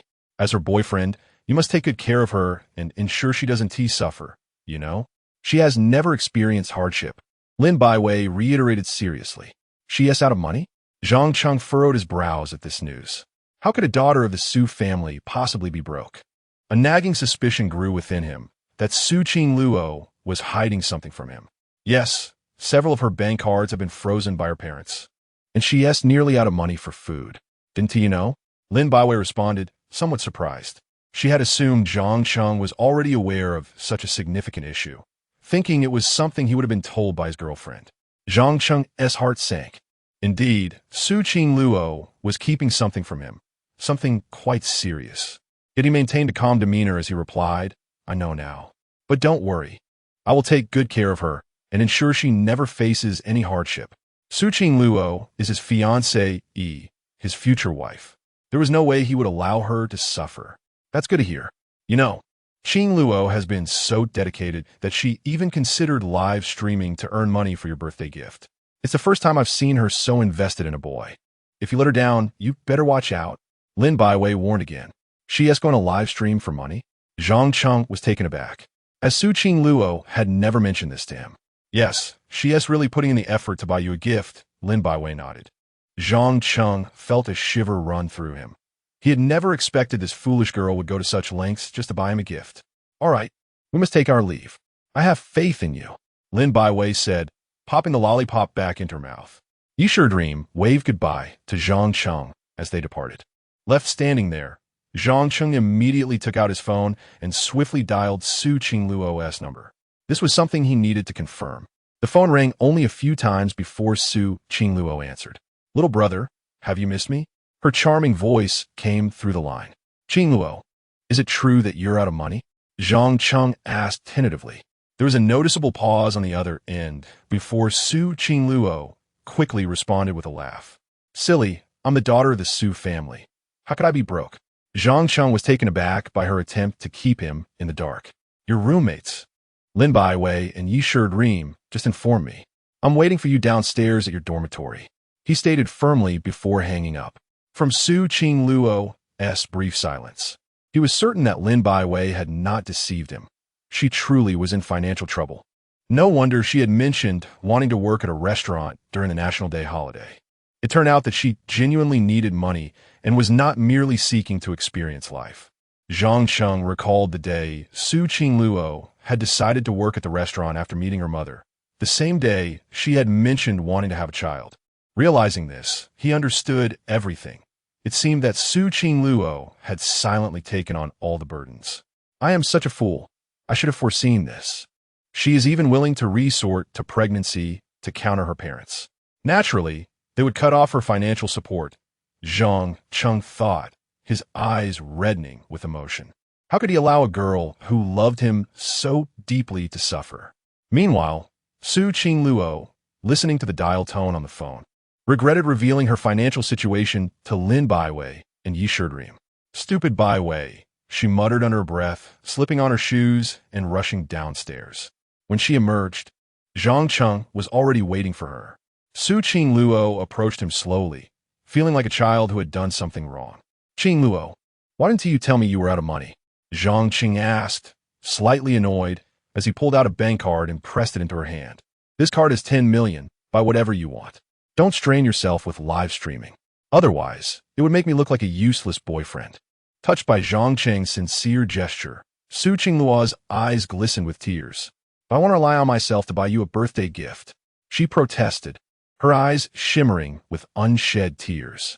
Silly girl, you are the greatest gift that heaven has bestowed upon me. With you by my side, what more could I possibly want for my birthday? Zhang Cheng declared, pulling Su Qingluo into his embrace. His words broke through her defenses and overwhelmed with emotion. She allowed her tears to flow freely. She felt that choosing Zhang Cheng was not a mistake, even in the face of the entire Su family's opposition. She remained resolute in her decision to marry him. Chapter 53. Stinky little brother, you are all I have now, as night fell. Zhang Cheng led Su Qingluo into the Jinhao Hotel. Fortunately, it was not the weekend, and there were few students checking in, so they managed to avoid being recognized. Otherwise, the campus forum would be in an uproar the following day. Despite this, Su Qingluo kept her head lowered, afraid of being spotted. Although she and Zhang Cheng were now together openly, the idea of checking into a hotel still made her feel shy. To be honest, Zhang Cheng was a bit nervous too. He feared being recognized, but forced himself to remain calm. Holding Su Qingluo's hand, they soon arrived at the front desk of the hotel, where he handed over the VIP card. "Hello, I'd like a luxurious double room," Zhang Cheng said, feigning calmness. The receptionist glanced at Zhang Cheng and the bashful Su Qingluo, quickly grasping the situation. They had encountered such scenarios numerous times before. "Would you prefer a themed double room or a standard double room?" she inquired. Upon hearing this, Zhang Cheng was taken aback. "They have themed rooms here? This hotel really knows how to have fun." He instinctively looked at Su Qingluo and asked, "Qingluo, which one should we choose?" "Whichever you prefer."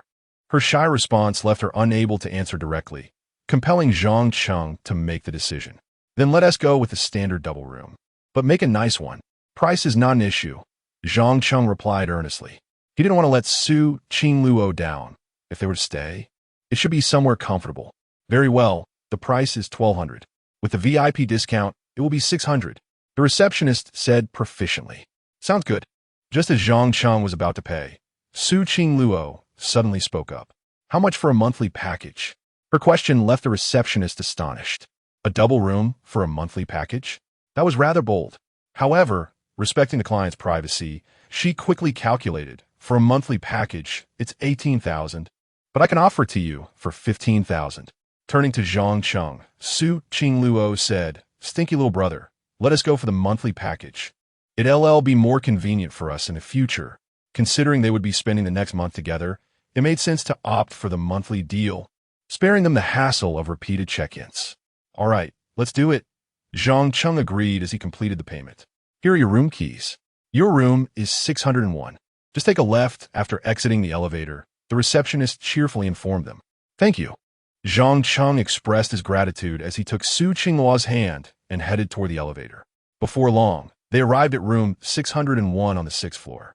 Zhang Cheng used the key card to unlock the door and quickly stepped inside. Once they were in, Su Qingluo finally exhaled in relief. "We're finally in the room. Stinky little brother, we weren't spotted by anyone, right?" she said nervously. "Probably not. It's not the weekend, so it's likely just us here," Zhang Cheng reassured her as he surveyed the room's decor. The 5-star double room was indeed well appointed. The bed was European-style, soft, bouncy, and spacious enough for two to frolic without fear of falling off. Although it couldn't compare to the waterbed at the Golden Splendor Hotel, it was still quite impressive. Moreover, the bathroom glass was semi-transparent, allowing a vague outline and silhouette to be seen when someone was bathing. This subtle allure was far more enticing than complete transparency. "I want to test the bed," Su Qingluo exclaimed as she leaped onto the plush mattress, clearly delighted by its softness and resilience. "This bed is wonderfully bouncy and so soft. I love it." Zhang Cheng also lay down to try it out. Indeed, it was incredibly soft and warm, even more so than a waterbed. As they reclined on the bed, their gazes met, and the atmosphere began to shift into something more intimate. Su Qingluo leaned closer to Zhang Cheng, who naturally welcomed her advance. Soon, they were lost in a kiss, their souls intertwining passionately. Zhang Cheng instinctively embraced Su Qingluo, and they began to roll around on the bed. Thankfully, the large bed accommodated their playful movements without any issue. Just as their kiss intensified, a phone call abruptly interrupted them, causing Su Qingluo to sit up abruptly. "It seems my phone is ringing," she said. Her cheeks flushed as she reached for her phone to check the caller ID. It was her mother calling. Upon seeing the name, Su Qingluo's expression changed, and after a moment's hesitation, she answered the call. "Mom, why are you calling me? It's been 5 days. How have you been? It must be tough without money. If you return home for the National Day holiday to meet a suitor, I'll unfreeze your bank account." Her mother, Zhang Li, pressed. In her mind, she believed that her daughter, having never faced hardship, would relent after 5 days of financial struggle, which prompted her to make the call. However, Su Qingluo remained resolute. "I want to go back to meet anyone. You can give up on that idea. I will only marry Zhang Cheng," she declared firmly. After uttering those words, Su Qingluo hung up the phone, her eyes glistening with unshed tears, feeling a mix of grievance and sadness. Zhang Cheng had overheard everything. Just as he had suspected, it was indeed Su Qingluo's mother who was pressuring her, leading to her resistance. Seeing her tear-filled eyes, Zhang Cheng gently pulled her into an embrace. "Stinky little brother, you're all I have now."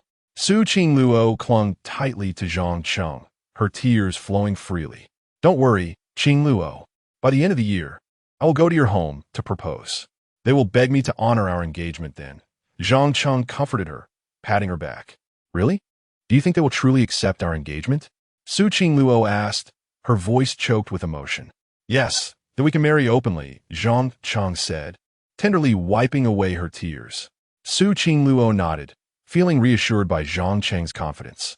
With a hint of shyness, she said, "I'm going to take a shower now." As she stood and walked toward the bathroom, Zhang Cheng nodded, then caught a glimpse of her through the semi-transparent glass as she began to undress. At that sight, he swallowed hard. This bathroom design is incredibly enticing. Zhang Cheng forced himself to regain composure and retrieved a few Longhu Dan pills from his system space. "Should I take one or two? My stamina has increased. Perhaps I won't need them right now. Otherwise, Qingluo might not be able to keep up with me."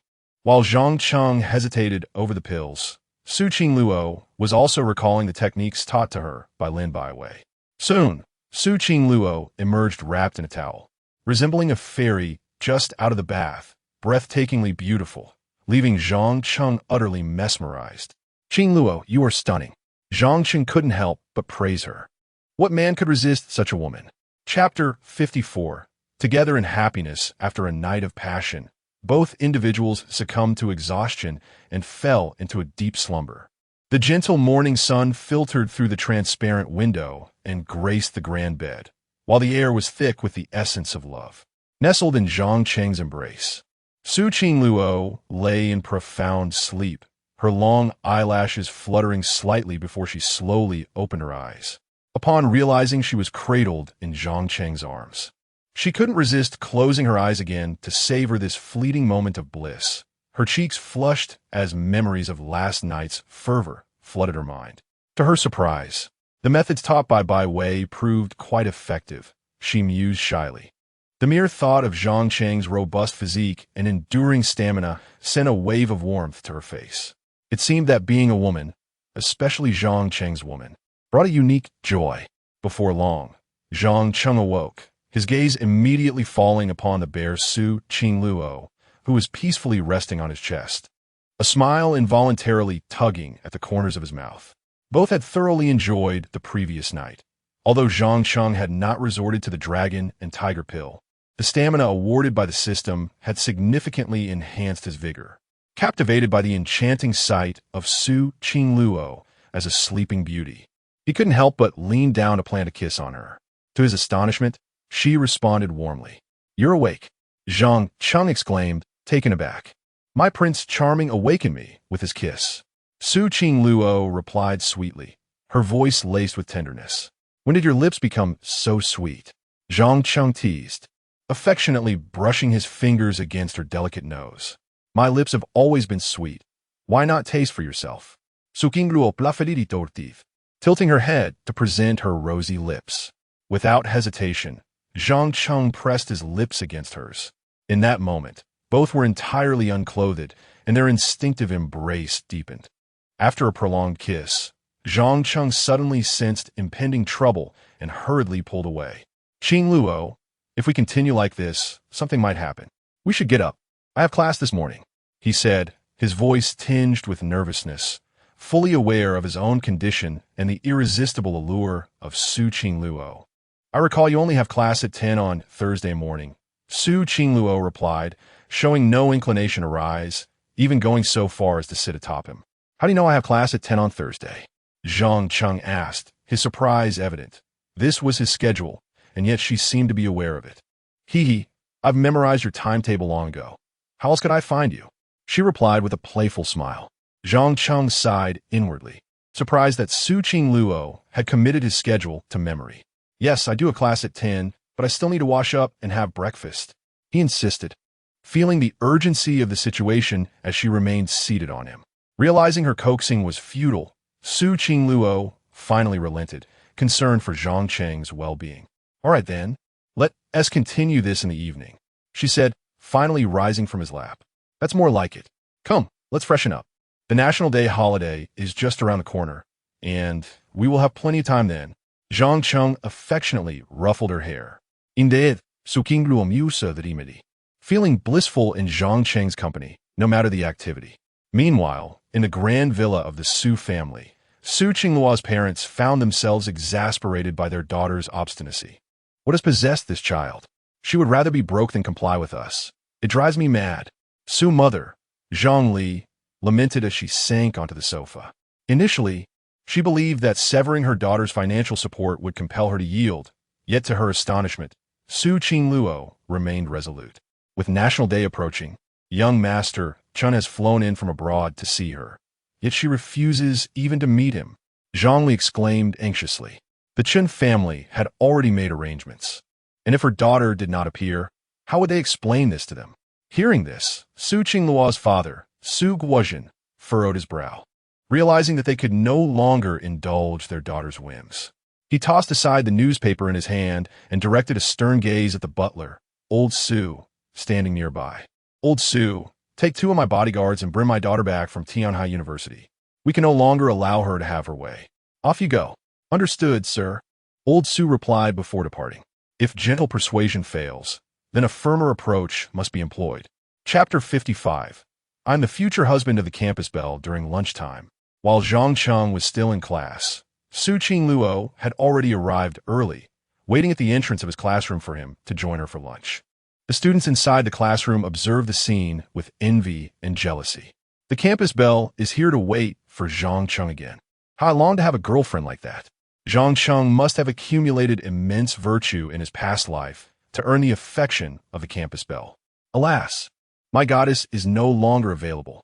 Displaying their affection at the classroom door every day, I can no longer bear it. All the students harbored feelings of envy and resentment, particularly the boys, though they only dared to express their thoughts inwardly. Soon, the bell rang for the end of class, and Zhang Cheng quickly gathered his belongings and exited the classroom. Zhang Cheng, shall we have lunch together? Su Qingluo affectionately linked her arm with his, disregarding the many onlookers. The sight caused Zhang Cheng's classmates to drool with envy, especially the boys. All right, but you needn't wait specifically at my classroom door in the future, Zhang Cheng gently reminded her, concerned about attracting the ire of his classmates. Okay, as you wish. Let's go. Sukingru nadi digerli. Her eyes filled with adoration for Zhang Cheng, her face glowing with happiness.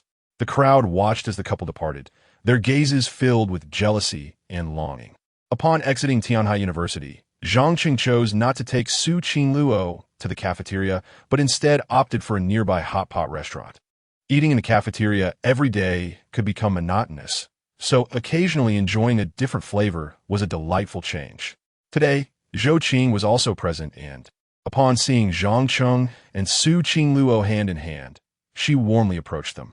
Zhang Su, it seems your relationship has deepened in the past few days, Zhou Qing observed, noting the palpable closeness between them. It appeared that the sea cucumber and lamb she had gifted previously had indeed made an impact. Zhuya, please arrange a table for us. We're absolutely famished, Zhang Cheng exclaimed, rubbing his stomach. There's an empty private room available. Follow me, Zhou Qing said, leading the way. Zhang Cheng and Su Qingluo followed her into the room and ordered several ingredients. Zhou Qing then presented Zhang Cheng with an array of health-boosting foods, such as sea cucumbers, seahorses, and pig kidneys. Zhou Jia, not again, Zhang Cheng remarked, slightly exasperated by the offerings. I'm merely considering Su's well-being. Eat up, Zhou Qing teased, casting a glance at Su Qingluo, whose cheeks flushed as she had already realized the purpose of such foods. Thank you, Zhou Jia. We won't be polite. Su Qingluo expressed her gratitude on Zhang Cheng's behalf, wishing to ensure he was well-nourished, especially since they had many activities planned that would undoubtedly require a lot of energy. Say, so unterstands. Hurry and eat. If it's not enough, I have more, Zhou Qing said, taking her leave. Zhang Cheng, eat some sea cucumber to nourish yourself. Su Qingluo immediately prepared a piece for him, placing it in his bowl. You need to replenish your strength. Go ahead. Zhang Cheng decided not to be modest, recognizing the benefits of fortifying his body, especially since he had farming to attend to in the days ahead. Their lunch was fulfilling, and both enjoyed the meal thoroughly. However, just as they exited the hot pot restaurant, an impeccably dressed elder accompanied by 2 bodyguards approached Su Qingluo. "Miss, the master requests your return," Butler Su stated with a stern expression. Seeing Butler Su Qingluo's expression shifted. She hadn't anticipated her parents would dispatch him to bring her back. "I will not return. Tell them to give up on that idea," she declared resolutely, fully aware of her parents' intentions. But Butler Su was not about to return empty-handed. "Miss, if you refuse to come back, I'm afraid we must take measures." With a wave of his hand, 2 bodyguards emerged from behind him. The chilling demeanor of the bodyguards, clad in black suits and sunglasses, made it clear they were not to be trifled with. Upon seeing the professional bodyguards, Su Qingluo's face paled. These were seasoned protectors, capable of overpowering several individuals alone, and their presence indicated her father was determined to take her back. Despair washed over her, but she was unwilling to be captured without a fight. Without hesitation, she grasped Zhang Cheng's hand, intending to flee. However, one of the bodyguards swiftly intercepted them, just as Su Qingluo made her move. "Miss, you cannot escape. The master has sent 2 bodyguards for this purpose. Please return with us willingly." Butler Su urged again. "I said I won't go back, so step aside." Su Qingluo retorted, head angry. "Since you refuse to cooperate, we will have to take more forceful measures," Butler Su commanded, and the bodyguards advanced to seize Su Qingluo, only to be blocked by Zhang Cheng, who stood protectively behind her. "If you wish to take Qingluo, you must first get past me," Zhang Cheng declared coldly, unwilling to stand by and watch Su Qingluo be taken away. "Who do you think you are to interfere in the affairs of the Su family?" Butler Su shouted angrily. "I am her future husband. Do you think I lack the right to intervene?" Zhang Cheng retorted defiantly, raising his voice. "Future husband?" Butler Su frowned, realizing that this young man was indeed Su Qingluo's boyfriend.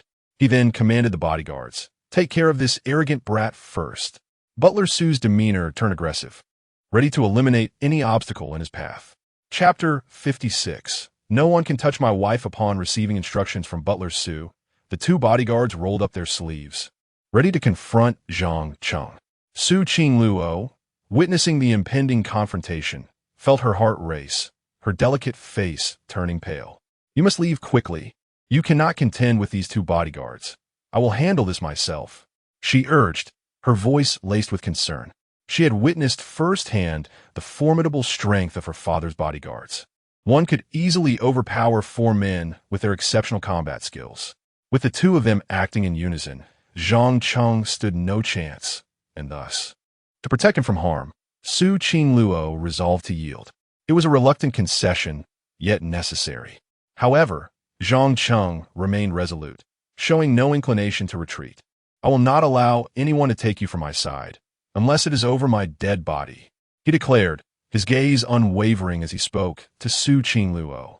The intensity of his conviction moved her deeply, yet the harsh reality loomed. He was no match for these skilled bodyguards. "But they are too powerful. You will get hurt."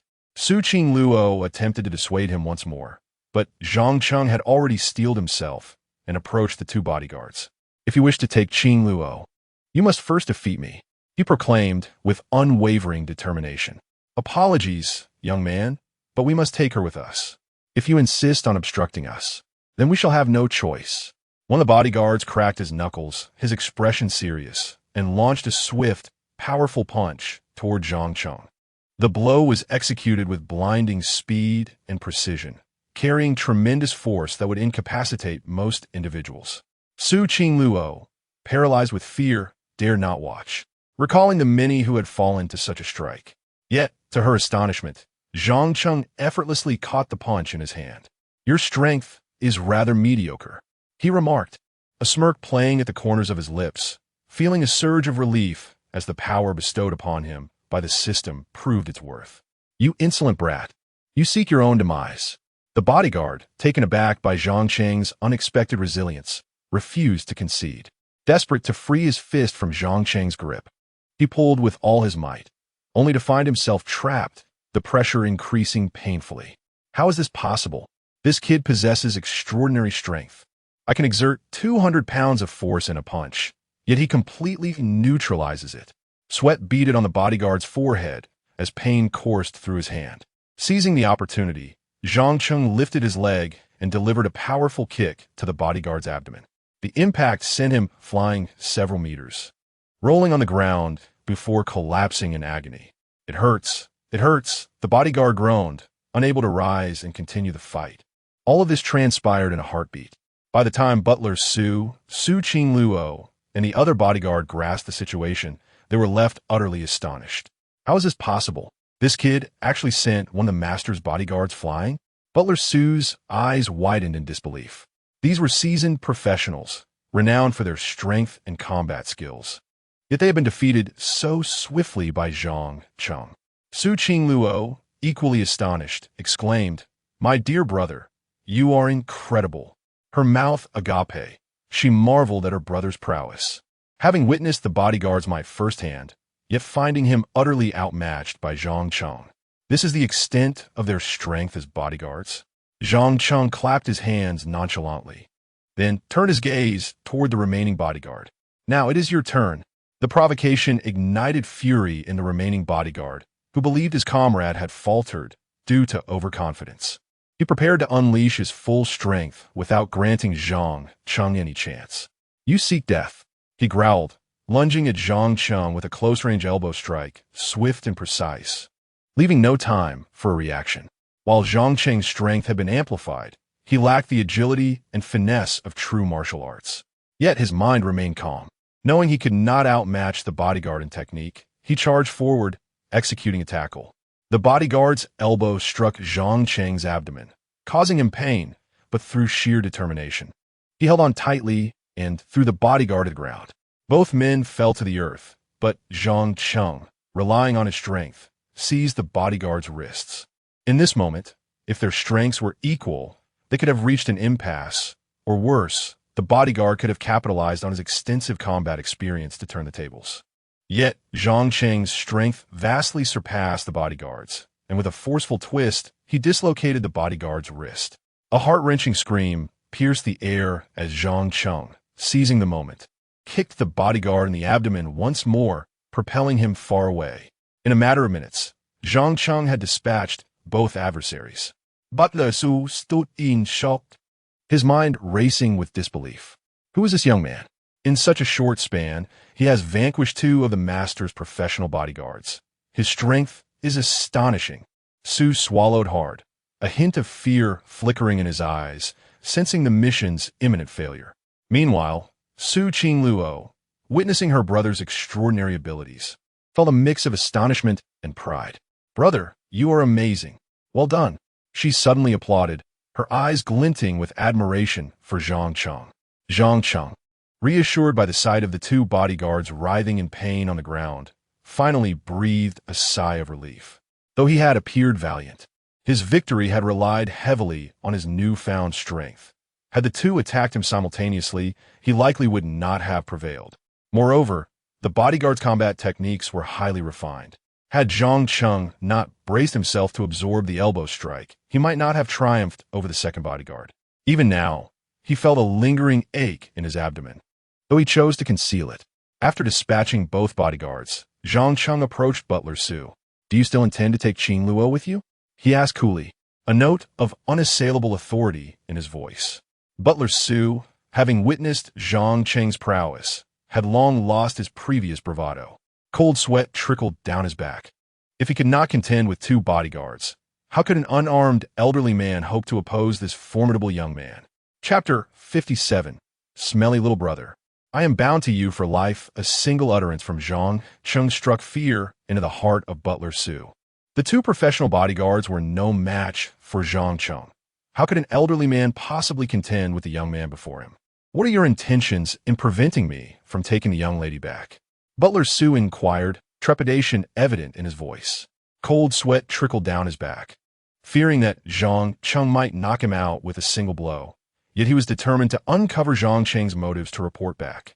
If Qingluo is unwilling to return, then no one can compel her, It is as simple as that. Zhang Cheng had initially intended to reprimand the aging butler, but upon seeing his frail figure, he reconsidered, worried that a single punch could prove fatal. Instead, he opted to issue a warning. This time, I shall spare you due to your age. But should there be a next time, you will never rise again. With that, Zhang Cheng took Su Qingluo's hand and walked towards Tianhai University in plain view of the butler. Only after Zhang Cheng had distanced himself did butler Su finally exhale in relief, his back soaked with the cold sweat induced by fear.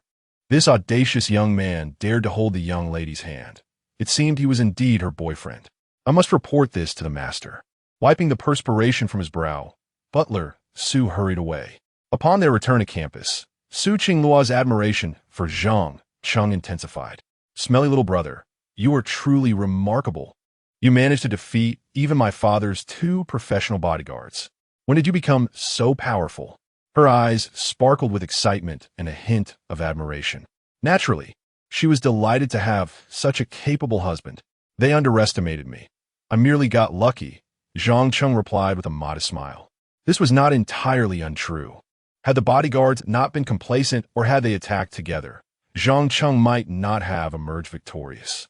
Regardless, my husband is the best. By the way, did you sustain any injuries? Su Qingluo's expression turned serious as she regained her composure. No, how could they possibly harm me?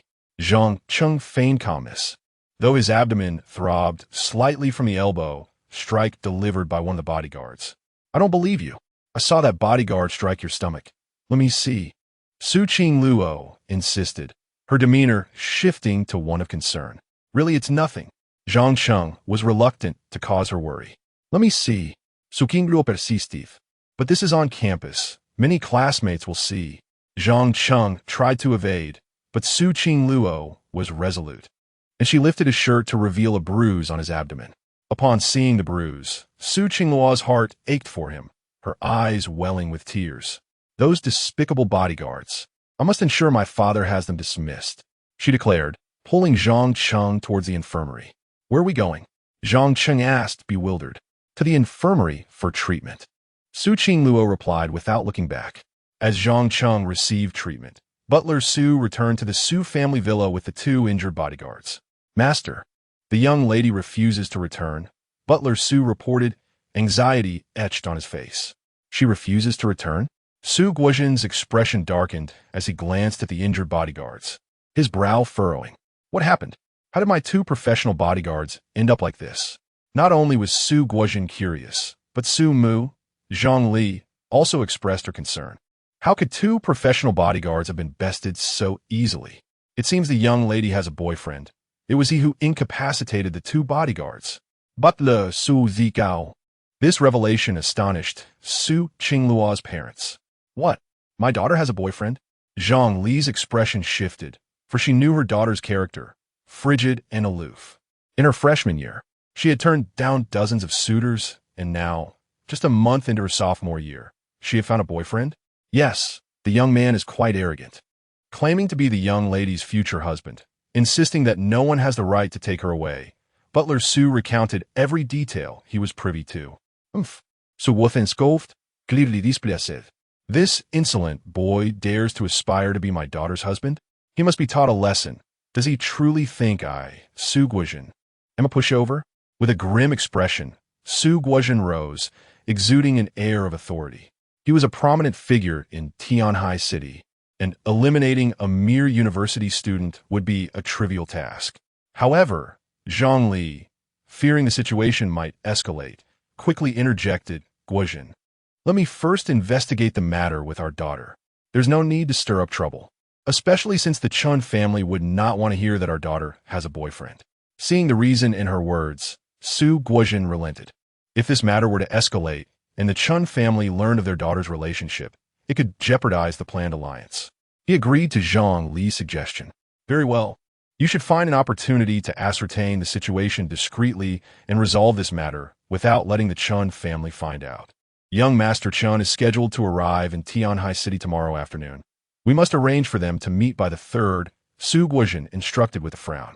With the plans set in motion, no one could thwart them. All right, I will personally seek out our daughter tomorrow to understand the situation. Zhang Li declared, her brow furrowed with concern. In the infirmary at Tianhai University, Su Qingluo diligently applied medicine to Zhang Cheng's bruise, her delicate features etched with worry. Once I return, I will ensure my father dismisses those bodyguards, and Butler Su as well, for daring to harm my husband, she murmured as she carefully tended to him. Zhang Cheng, touched by her concern, felt a sense of happiness wash over him. But what if you cannot return? He suddenly asked. At this, Su Qingluo's body stiffened slightly before she resolutely replied, if I cannot return, then I shall not. Wherever you go, I will follow. Her words clearly expressed her intentions. She would elope, if necessary, to be with Zhang Cheng. He felt a surge of emotion, but he would not allow her to reach such extremes. He envisioned a grand wedding, not a secretive escape. By the way, Qingluo, tomorrow marks the National Day holiday. Shall we return to the Tianshan Villa tonight? Will you still be working at the new restaurant tomorrow? Zhang Cheng suggested. Of course, since it is my husband's business. How could I, as the boss's wife, not lend a hand? Su Qingluo replied with a sweet smile. Then let us go together. Sister Zhou just messaged me saying they might be short-staffed for the grand opening, and she wants me to help, Zhang Cheng added. That sounds perfect. We can work together during the day and return to the Tianshan Villa at night. Su Qingluo thought gleefully. It was indeed a splendid and fulfilling day. Later that evening, Su Qingluo and Zhang Cheng hailed a cab, carrying various supplies and ingredients, and settled into the Tianshan Villa once again. This was their second visit, and due to the National Day holiday, they intended to stay for 7 days. Zhang Cheng, you are injured. Sit and rest. I will prepare dinner. Su Qingluo yintlierid, pushing him onto the sofa before heading to the kitchen with a large bag of ingredients. You, a young lady of privilege, can cook? Zhang Cheng asked, somewhat concerned. Cooking is not difficult. I've seen the aunt at home prepare meals. It should be manageable, she reassured him. Su Qingluo rolled up her sleeves, brimming with determination to embark on a culinary endeavor. Zhang Cheng, upon hearing this, was rendered speechless. Having witnessed her attempts at cooking, he knew it did not guarantee success. As anticipated, shortly thereafter, piercing screams erupted from the kitchen. Zhang Cheng rushed into the kitchen, only to find a half-cooked fish flopping wildly on the floor, with smoke billowing from the frying pan. It was evident that the fish had leapt from the pan, while Su Qingluo, in a state of disarray, was desperately trying to catch it. Zhang Cheng shook his head subtly, exclaiming, Qingluo, let me handle this. You just sit back. He swiftly grasped the fish on the floor, only to realize that its belly had yet to be gutted. How can we cook a whole live fish like this? He pondered.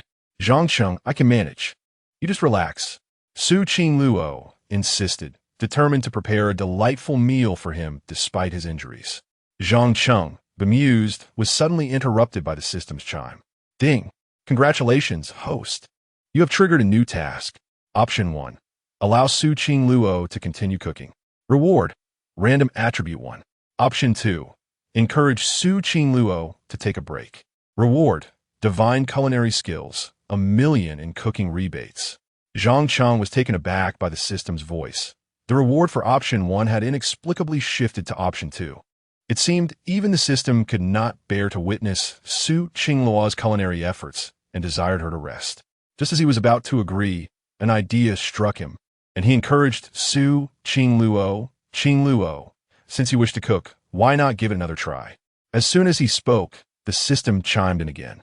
Ding! Congratulations, host. You have made a choice. Strength attribute 1. With this newfound strength, Zhang Cheng felt invigorated.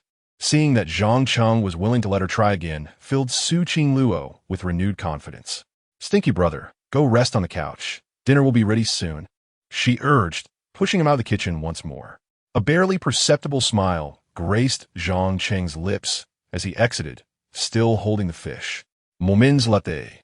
A burnt smell wafted from the kitchen, accompanied by smoke. Zhang Cheng's heart leaped with excitement as he hurried back. Qingluo, what happened? He asked, concern etched on his face. I burnt the fried egg. Su Qingluo lamented, her face a picture of despair. Qingluo, perhaps I should take over, Zhang Cheng suggested again. No, I could do it. You should just sit outside, she replied defiantly. At that moment, the system chimed once more. Ding! Host has triggered the second task, and rewards are multiplied tenfold. Option 1. Let Su Qing Luo continue cooking. Reward: Random Attribute 1. Option 2. Encourage Su Qing Luo to take a break. Reward: Divine Culinary Skills, 10 million in cooking rebates. Zhang Cheng smiled subtly at the system's announcement and continued to Su Qing Luo. Qing Luo, go on. I'll wait for you outside. No sooner had he finished speaking than the system chimed again. Ding. Congratulations, host. You have made a choice. Agility 1. Pleased with the system's rewards, Zhang Cheng obediently returned to the sofa in the living room. Moments passed before an alarming fire ignited in the kitchen, followed by another round of Su Qingluo's panic screams. Ah, it's on fire. Zhang Cheng, ever vigilant, dashed back into the kitchen. Qingluo, what is wrong? He asked, his voice laced with concern. The pot is on fire, she exclaimed, her face covered in soot, pointing at the raging flames within the pot, her complexion pale and devoid of any semblance of a goddess. Zhang Cheng swiftly grabbed a lid and extinguished the fire. Before he could speak, the system's voice eagerly chimed in. Ding. Host has triggered the third task, rewards multiplied tenfold, with an additional bonus. Refusing again will not trigger the same task. Option 1. Allow Su Qing Luo to continue cooking. Reward: Random Attribute 1. Option 2. Encourage Su Qing Luo to take a break. Reward: Divine Culinary Skills, 100 million in cooking rebates, Random Attribute 10. Seeing the system's generous rewards, Zhang Cheng felt elated, particularly at the prospect of 10 additional random attributes, far superior to the previous option's rewards. It was clear that the system could no longer tolerate Su Qingluo's cooking attempts. Recognizing the obvious choice, Zhang Cheng promptly stated, Qingluo, let me handle the cooking from here. You can relax outside. All right. Su Qingluo conceded, initially reluctant, but ultimately realizing the potential disaster of persisting in the kitchen. She departed, and the system's voice resonated once more. Ding. Congratulations, host. You have made a choice. Reward: Divine Culinary Skills, 100 million in cooking rebates, limited to 7 days, once daily. Strength 3, Agility 4, Stamina 2. Intelligence 1. This unexpected windfall was a significant gain for Zhang Cheng, particularly the 10 random attributes, which greatly enhanced his physical capabilities. Now, he felt prepared to face even 2 bodyguards simultaneously.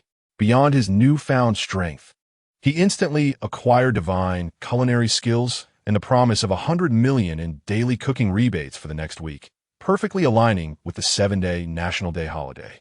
With these divine culinary skills at his disposal, Zhang Cheng quickly prepared a delectable feast: sweet and sour carp, braised pork, boiled cabbage, and a bowl of egg drop soup. The trio of dishes and soup was a visual and gustatory delight. As he set the table, the 100 million cash rebate promptly appeared in his account. Dinner's ready. Qingluo, come and taste, Zhang Cheng announced with anticipation.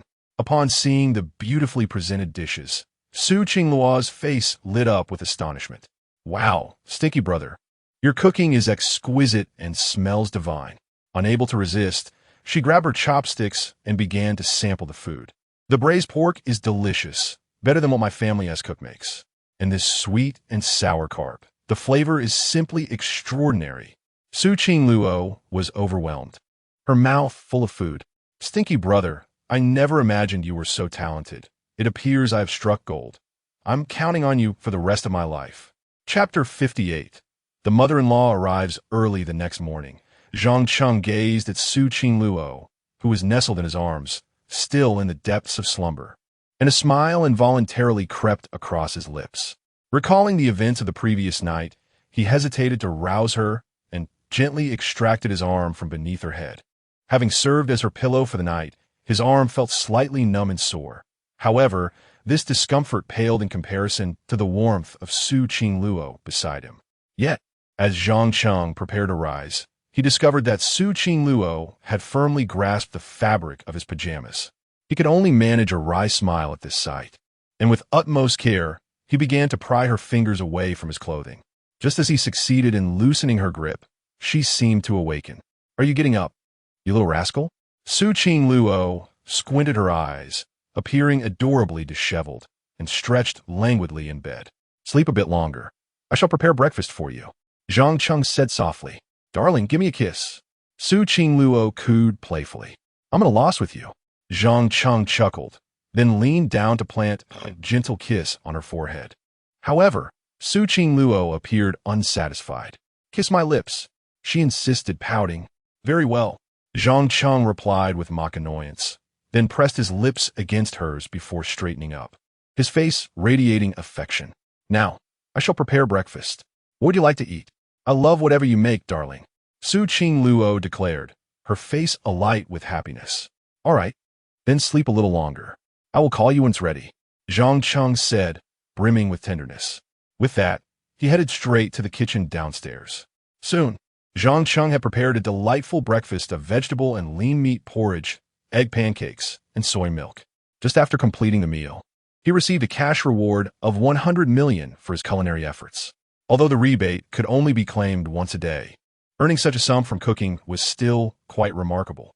After preparing breakfast, Zhang Cheng intended to wake Su Qingluo, but was surprised to see her descending the stairs in a pink nightgown. It smells wonderful. What have you cooked, you little rascal? Su Qingluo inquired, inhaling deeply. Clearly, she had been drawn by the enticing aroma of Zhang Cheng's cooking, her mouth watering like a little glutton. I made your favorite vegetable and lean meat porridge, along with egg pancakes. Come and eat, Zhang Cheng announced as he brought out the breakfast. Thank you, dear husband. Su Qingluo beamed with joy upon seeing her favorite meal, then skipped over to Zhang Cheng, standing on her tiptoes to plant a quick kiss on his cheek. This is a reward for you. Zhang Cheng smiled, his expression filled with sweetness. Hurry and eat. Once you're done, we can go help at the new branch of the hot pot restaurant. All right. Su Qingluo nodded eagerly and began to savor the breakfast he had prepared. After just one bite, she was astonished by how delicious the porridge was. This porridge is exquisite, and the egg pancake too. How did you make it, little rascal? It's even better than the breakfast places outside school. Just a casual effort, as long as you enjoy it, Zhang Cheng replied with a grin. He was also pleased with his newfound culinary skills, realizing that his cooking had reached an extraordinary level. With such talent, he could easily run a restaurant, but for now, he was more invested in his ventures, as they proved to be more lucrative.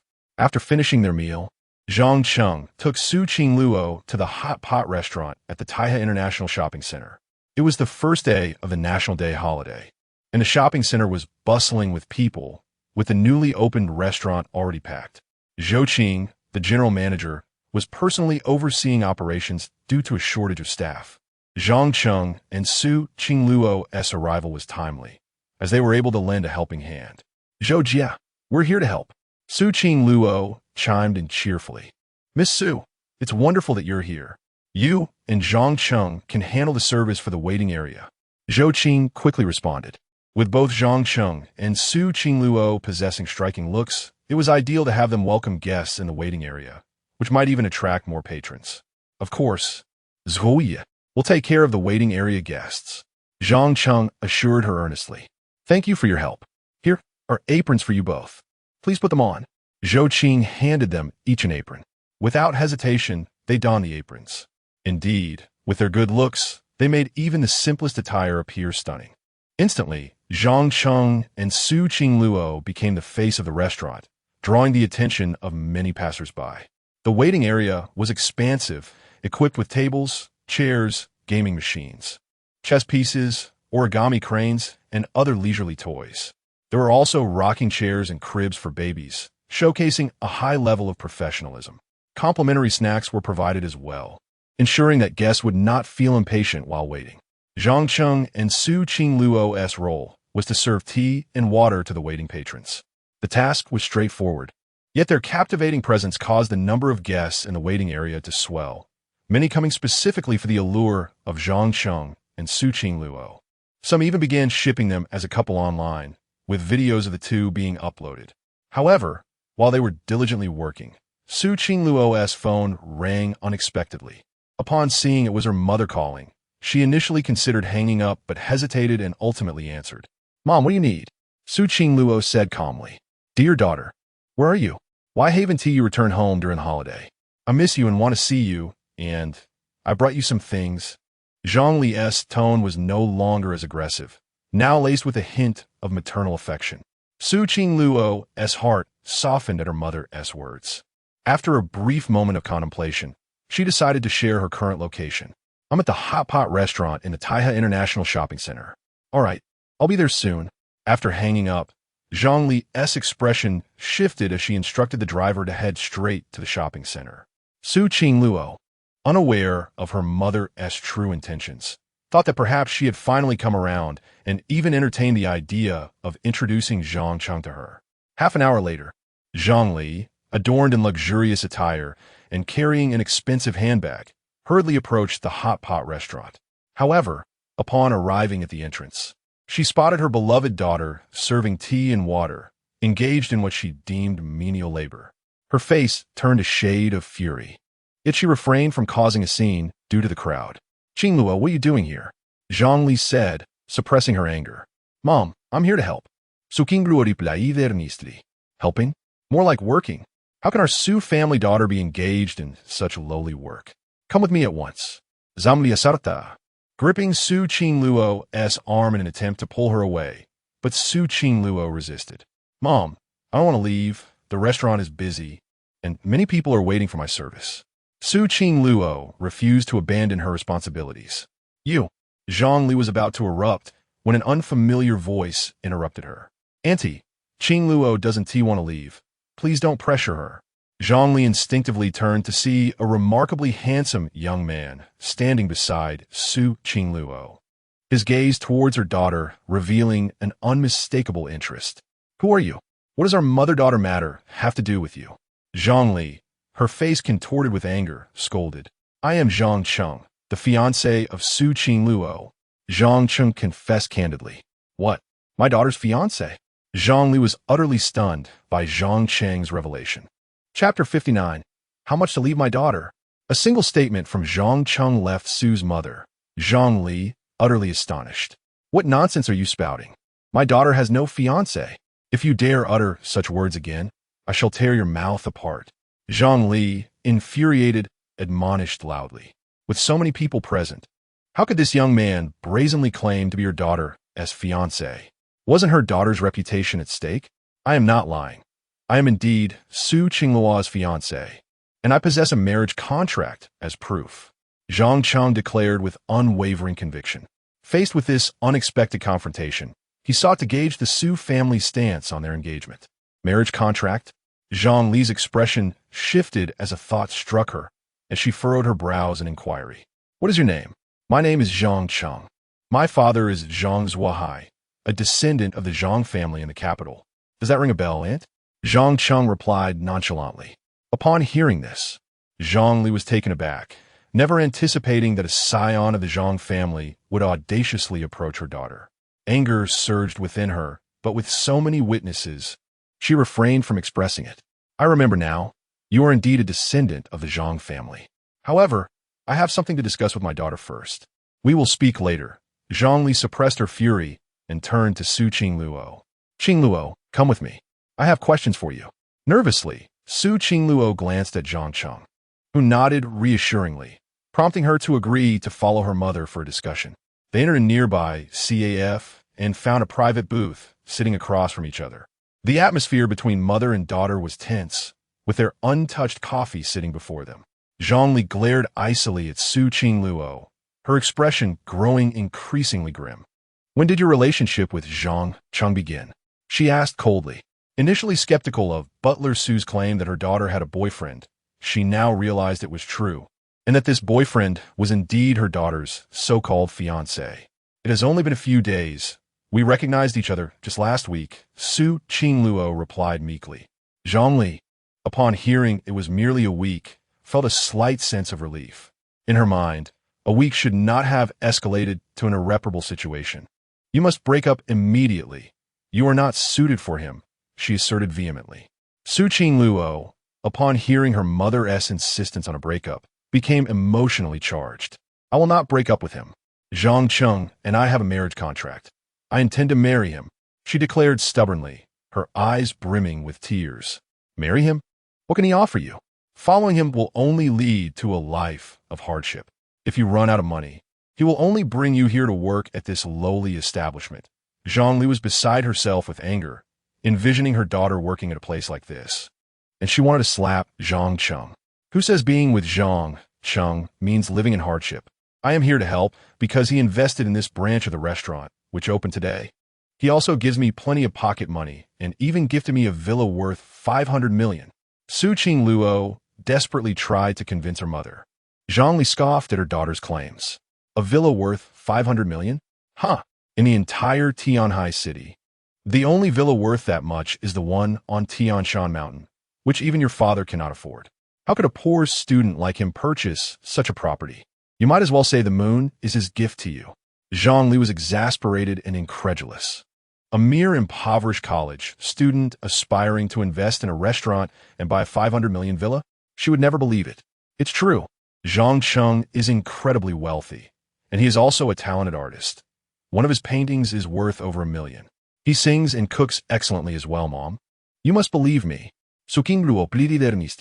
Yet, Zhang Li remained unconvinced, only believing what she had witnessed with her own eyes, her daughter working with Zhang Cheng at a restaurant, performing menial tasks.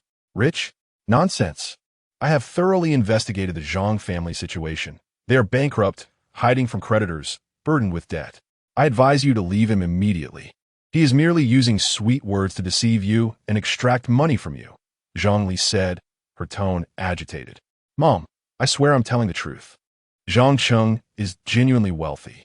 Su Qingluo felt anxious, desperate for her mother to believe her. Enough. I only trust what I have seen. You working with Zhang Cheng at this establishment, performing menial labor. As the daughter of the Su family, you should never stoop to such disgraceful work, Zhang Li stated, softening her tone slightly before continuing. You have only one choice. Break up with him immediately. There are no alternatives. Hearing her mother's insistence, tears streamed down Su Qingluo's face. In this lifetime, I will marry no one but Zhang Cheng. If you wish for me to break up with him, you are dreaming. With that, she wiped her tears and fled the CAF. At that moment, Zhang Cheng was waiting at the CAF entrance, his heart heavy with concern for Su Qingluo, pacing anxiously. When he saw her emerge in tears, he realized that her conversation with her mother had not ended well. Zhang Cheng, let us go. Su Qingluo grasped his hand and attempted to leave, but was halted by Zhang Li, who had pursued them. Zhang Cheng, you cannot leave yet. It is time for me to speak with you. Zhang Li wanted to converse with Zhang Cheng alone. Since she could not persuade her daughter, she would attempt to influence Zhang Cheng instead. Qingluo, wait outside for me. I will return shortly. Zhang Cheng reassured her before following Zhang Li back into the CAF. Once again in the same booth, the atmosphere grew heavy with tension. Zhang Cheng, I am aware of the marriage contract between our families from years past, but that is a matter of history. Moreover, your father has passed. Our family will not recognize this engagement, Zhang Li stated plainly, wishing to be direct rather than evasive. Aunt, allow me to be candid as well, even without a contract. Intento Mary Swinglo, Zhang Cheng replied straightforwardly. Since you are being so direct, I shall be equally forthright. How much will it take for you to leave my daughter? Zhang Li inwitted, her patience vidintayin. Chapter 60. I will make you regret it, Zhang Li. Unable to persuade Zhang Cheng, resolved to resort to financial means. She believed that Zhang Cheng's persistent pursuit of her daughter was merely an attempt to extract money from her. Thus, she bluntly demanded Zhang Cheng to state his price, hoping to rid him from her daughter's life once and for all. Speak. How much do you desire to leave my daughter alone? Zhang Li declared with an icy demeanor. Zhang Cheng shook his head inwardly at her words. Aunt, do you truly think I am with Qingluo for monetary gain? He replied calmly. Isn't it so? Who doesn't know that your Zhang family is bankrupt and drowning in debt, hiding away in your mother's home? Zhang Li, feeling confident in her understanding of Zhang Cheng, impatiently urged him, stop stalling. Just tell me the amount. I do not wish to waste any more time on you. Observing Zhang Li's haughty expression, Zhang Cheng surmised that she was convinced he sought her daughter solely for financial gain. He smirked and said, Aunt, I am not in need of money. To be candid, my net worth is at least several hundred billion. Hearing this, Zhang Li could not help but scoff. Who are you trying to fool? If you were worth several hundred billion, I would crawl out of here. With a cold smile, she impatiently retrieved a checkbook from her bag, scribbled down a figure, tore it off, and emotionlessly tossed it before Zhang Cheng. Here is 1 million. For you, it is a staggering sum. Take this money and leave my daughter alone. Or do not blame the Su family for being unkind. Zhang Cheng glanced at the $1 million check, incredulous. Are you dismissing me like a beggar? 1 million? I could earn that much just by preparing a meal. He exclaimed, continuing, Aunt, my love for Qing Luo is genuine, and I will not accept this check. Are you dissatisfied with the amount? Now you bring up true love. Zhang Li's face turned pale with anger, thinking Zhang Cheng was rejecting her offer out of disdain. She wrote another check for 1 million and threw it down before him again. 2 million should suffice. Take this money and get lost. I do not wish to see you again. Faced with Zhang Li's humiliation, Zhang Cheng's temper flared. Aunt, I have shown you respect by tolerating your words. I have told you that I do not need money. My net worth is several hundred billion. Do you think I would lack your 2 million? He shifted his tone, his gaze resolute. My love for Qing Luo is real, and regardless of your approval, I intend to marry her. Zhang Li, incensed by Zhang Cheng's defiance, slammed her hand on the table and stood up. Let me make this clear. As long as I am here, I will never allow my daughter to marry a penniless boy like you, she shouted, pointing a finger at him. Zhang Cheng, feeling equally provoked, stood up with a stern expression and spoke deliberately to Zhang Li. Aunt, 30 years of fortune can shift in 30 years of misfortune. Do not underestimate the youth. Today you disregard me, but tomorrow I will make you regret your arrogance.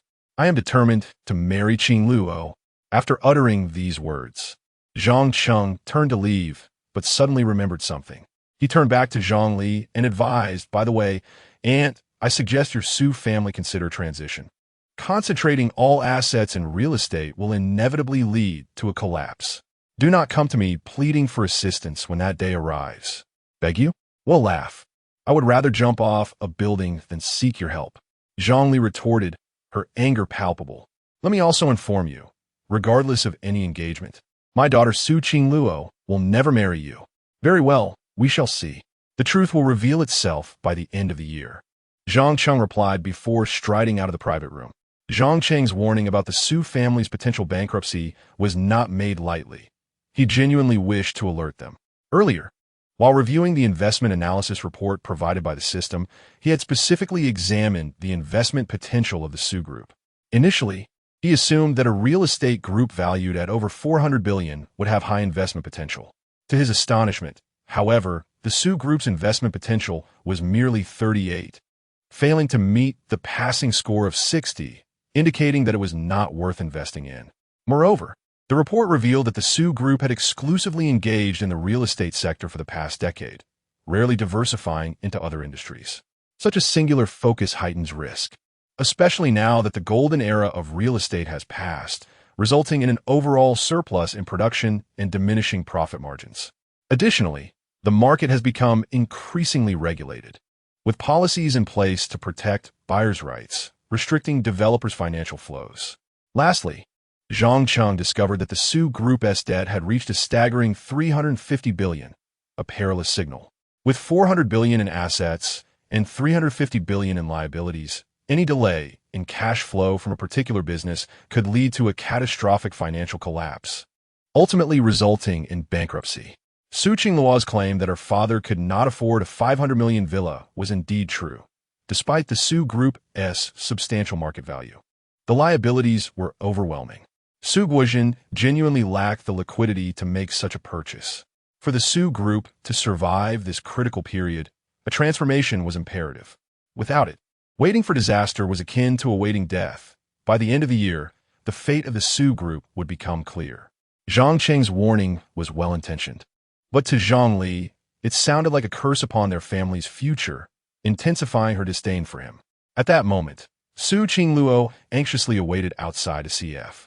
Upon seeing Zhang Cheng exit, she rushed over to inquire, Zhang Cheng, what did my mother say to you? Her eyes were filled with concern, fully aware that her mother would not summon Zhang Cheng without ill intentions. I had a pleasant conversation with Aunt. Do not worry, we will not be separated. Our wedding will proceed as per the engagement at the end of the year, he assured, tightly grasping Su Qingluo's cold hand, which trembled with anxiety. Really? Did my mother agree to our engagement? She asked, her expression tense with anticipation. Not yet, but soon. In no time, she will seek to accept our engagement. Zhang Cheng said affectionately, ruffling Su Qingluo's hair before taking her hand and leaving together. Chapter 61. Holiday baby Zhang Li was utterly exasperated by Zhang Cheng and her own daughter, feeling that this trip had been utterly futile and left her seething with frustration. Upon returning to the Su family villa, she plopped down on the sofa with a grim expression, her mood decidedly bleak. Noticing his wife's discontent, Su Guozhen furrowed his brow and inquired, "What happened? Have you investigated our daughter's situation thoroughly?" "Indeed, it has been uncovered that she is in a romantic relationship." Zhang Li replied, her countenance darkening. "What? She truly has a boyfriend?" Su Guozhen's expression shifted dramatically, with their daughter now attached. How could he possibly introduce her to young Master Chen? "Have you ascertained the identity of this young man? His name is Zhang Cheng, a descendant of the Zhang family, and he is the very youth to whom our daughter is betrothed. He is essentially her fiancé, although I cannot fathom how they came to be together." Zhang Li stated coldly.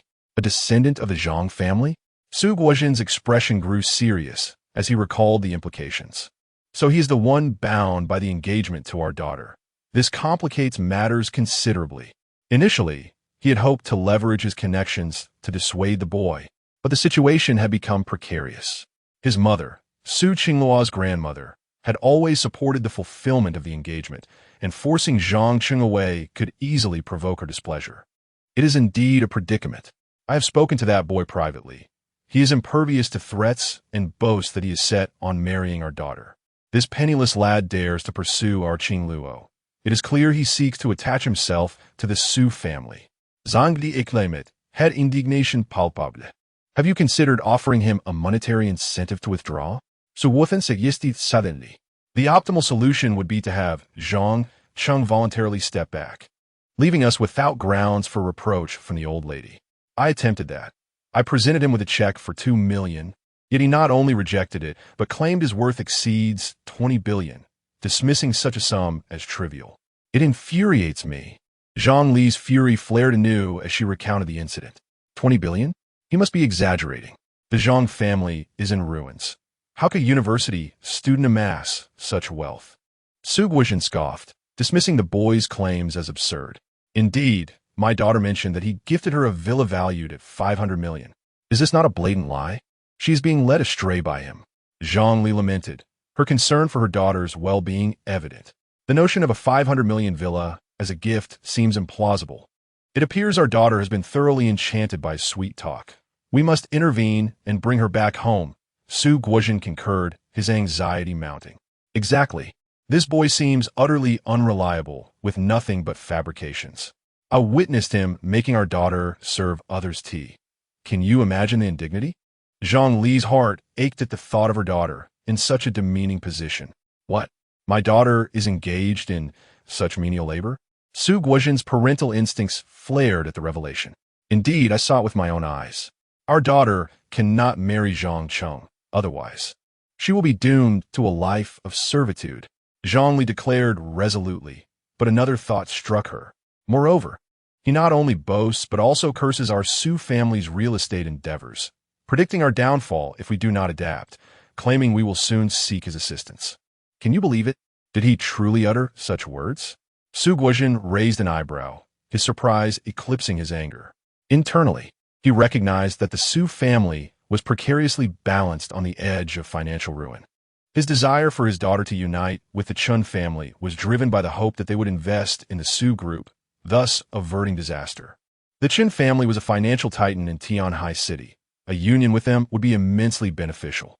However, Su Guozhen had refrained from sharing the dire state of the Su group with his family, wishing to spare them from unnecessary worry. Unaware of the gravity of their situation, Zhang Li dismissed Zhang Cheng as nothing more than a charlatan. Yes, that is precisely what he said. This boy, whose own family is crumbling, dares to cast aspersions on us. We must devise a plan to extricate him from our daughter's life. Otherwise, she risks her future being irrevocably tainted by him. Su Guozhen mused, silently agreeing that a union between their daughter and young Master Chen will be the most advantageous course for the Su family. Yet, How to persuade Zhang Cheng to withdraw. That was a conundrum they had yet to solve. As evening fell, Zhang Cheng and Su Qingluo returned to their villa atop Tianshan Mountain, utterly exhausted from their day's labor. Zhang Cheng, is work always this exhausting? After just one day, my feet feel utterly wrecked, Su Qingluo remarked, collapsing onto the sofa. Shall I fetch some hot water for your feet? Zhang Cheng offered, feeling a pang of sympathy for the delicate beauty who had toiled all day. Let us soak our feet together. Su Qingluo replied eagerly. Very well. Zhang Cheng nodded and quickly brought over a large basin of hot water. All right, test the water temperature, he instructed. Su Qingluo carefully removed her white stockings and dipped her delicate feet into the water. Ouch, it's a bit too hot, she instinctively recoiled. Is it still too warm? I can add some cold water, Zhang Cheng suggested, genuinely concerned. No need. Soaking requires hot water, Su Qingluo insisted, biting her soft lip as she gradually eased her feet back into the basin. Once both feet were submerged, she sighed contentedly. This feels wonderful. Zhang Cheng, you should join me. All right, Zhang Cheng replied, removing his shoes and socks to immerse his feet in the warm water. Though he had not worked as hard as Su Qingluo, his feet were slightly sore, and the warmth provided relief. In a playful moment, Su Qingluo placed her soft feet atop Zhang Cheng's, beaming with delight. Zhang Cheng could only shake his head in bemusement, but did not deter her playful antics, allowing her to rest her feet on him. The scene was undeniably heartwarming, yet Zhang Cheng's heart ached for Su Qingluo. Qingluo, let's not return to the restaurant tomorrow. Your parents may send someone again. All right, Su Qingluo acquiesced after a moment's thought. She, too, wished to avoid further conflict with her parents. Then a thought struck her. So, dear brother, what shall we do during the remaining 6 days of our holiday? Perhaps we could stay in the villa and create a baby? Chapter 62. The school bell's playful charm during the day, the pressure from her mother to go on blind dates had once again unsettled Su Qingluo. Consequently, she resolved to conceive a child with Zhang Cheng as swiftly as possible, determined to thwart any further coercion. It must be said that Su Qingluo's conviction regarding her relationship with Zhang Cheng was unwavering. Upon hearing her intentions, Zhang Cheng feigned hesitation. But when Su Qingluo sensed his wavering resolve, she immediately unleashed her charming tactics. Darling, let us give it a try. The weather forecast predicts rain for the next 6 days after the holiday, and there's nothing entertaining to do outside. What do you say? Su Qingluo pleaded while playfully shaking his hand. When the goddess displayed such endearing behavior, Zhang Cheng found it increasingly difficult to resist. He was unexpectedly touched by her fervent desire to have a child with him. After washing her feet, Su Qingluo nestled into Zhang Cheng's embrace, wrapping her arms around his neck and once again sweetly imploring, Darling, is it all right now? Will you promise me? With that, she leaned in and planted a fervent kiss on his cheek, her eyes sparkling with longing. Any man would find it impossible to refuse such a plea. All right, since you are so earnest, I suppose I can indulge you this once, Zhang Cheng replied, pressing his lips to Su Qingluo's delicate mouth. Elated by his consent, Su Qingluo felt a surge of joy within her. Thank you, my dear husband. Let us go shopping for ingredients tomorrow, so we won't have to go out for 6 days, she declared, wrapping her arms around his neck and reveling in her delightful plans. Okay, I will follow your lead. Zhang Cheng agreed wholeheartedly, affectionately brushing his fingers against Su Qingluo's delicate nose. That evening, after taking a refreshing bath, Su Qingluo donned a new, alluring pink lace nightgown and sat before the mirror to admire herself. My dear brother will surely be unable to resist my allure, she mused, lost in fantasies of the night ahead. She spritzed herself with a French Louis rose perfume, reputed to awaken primal instincts. As soon as she finished applying the fragrance, Zhang Cheng returned from a shower. Eagerly, Su Qingluo stood up and approached him. Do you like my new nightgown, dear brother? She asked playfully, turning around to show off her attire. The gown was exceptionally short, barely covering her curves, and with her twirl, it revealed even more, though thankfully, they were alone in the room. It must be noted that Su Qingluo possessed not only a beautiful face, but also an exquisite figure. Her form was perfectly proportioned, with curves in all the right places, especially her long, fair legs that were both straight and alluring. Zhang Cheng found himself momentarily captivated, realizing that had she lived in ancient times, she would undoubtedly be a femme fatale. "It looks lovely, but isn't a bit too short?" Zhang Cheng remarked, somewhat dazed. With a playful smile, Su Qingluo approached him and whispered softly in his ear, "Dear brother, it's meant for your eyes. Don't you think shorter is better?" The flirtatious atmosphere made Zhang Cheng swallow hard, surprised that this little lady could be so provocative. How could he possibly resist? Without hesitation, Zhang Cheng scooped Su Qingluo into his arms and carried her toward the bed. Chapter 63. The treasure husband. On the following morning, shortly after 9, Zhang Chengkai awoke from his slumber, feeling utterly exhausted from the previous night's exertions with Su Qingluo. Upon opening his eyes, he discovered Su Qingluo nestled in his embrace like a contented kitten, sleeping peacefully and using his arm as a pillow. Zhang Chengkai could only manage a wry smile at the sight. Not wishing to disturb her slumber, he gently extricated his arm from beneath her head and quietly slipped out of bed, carefully pulling the covers over her. Reflecting on the wildness of the previous night, Zhang Chengkai felt a tinge of nostalgia. The advantage of staying at home was that for the next 6 days, he could earn a fortune simply by cooking, raking in $1 billion each day. Soon, he had prepared breakfast, wonton noodles accompanied by egg pancakes, both of which were Su Qingluo's favorites. Just as he finished, Su Qingluo descended the stairs, rubbing her sleepy eyes. "How delightful! What delicious treat have you prepared, my dear brother?" she inquired, drawn by the enticing aroma. "I made wonton noodles and egg pancakes, just for you. Come and have a taste." Zhang Chengkai beckoned with a smile. Upon hearing that her beloved dishes were ready, Su Qingluo rushed over with uncontained excitement, resembling a little glutton. The wonton noodles smell heavenly.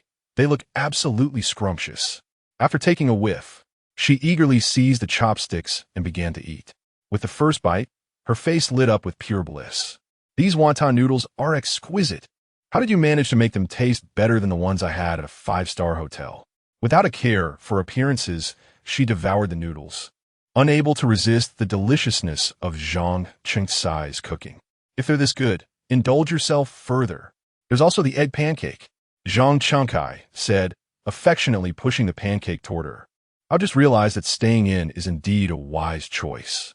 To enjoy such delectable food daily is pure bliss," Su Qingluo remarked, reveling in her meal while secretly thinking that she had struck gold with her treasure husband.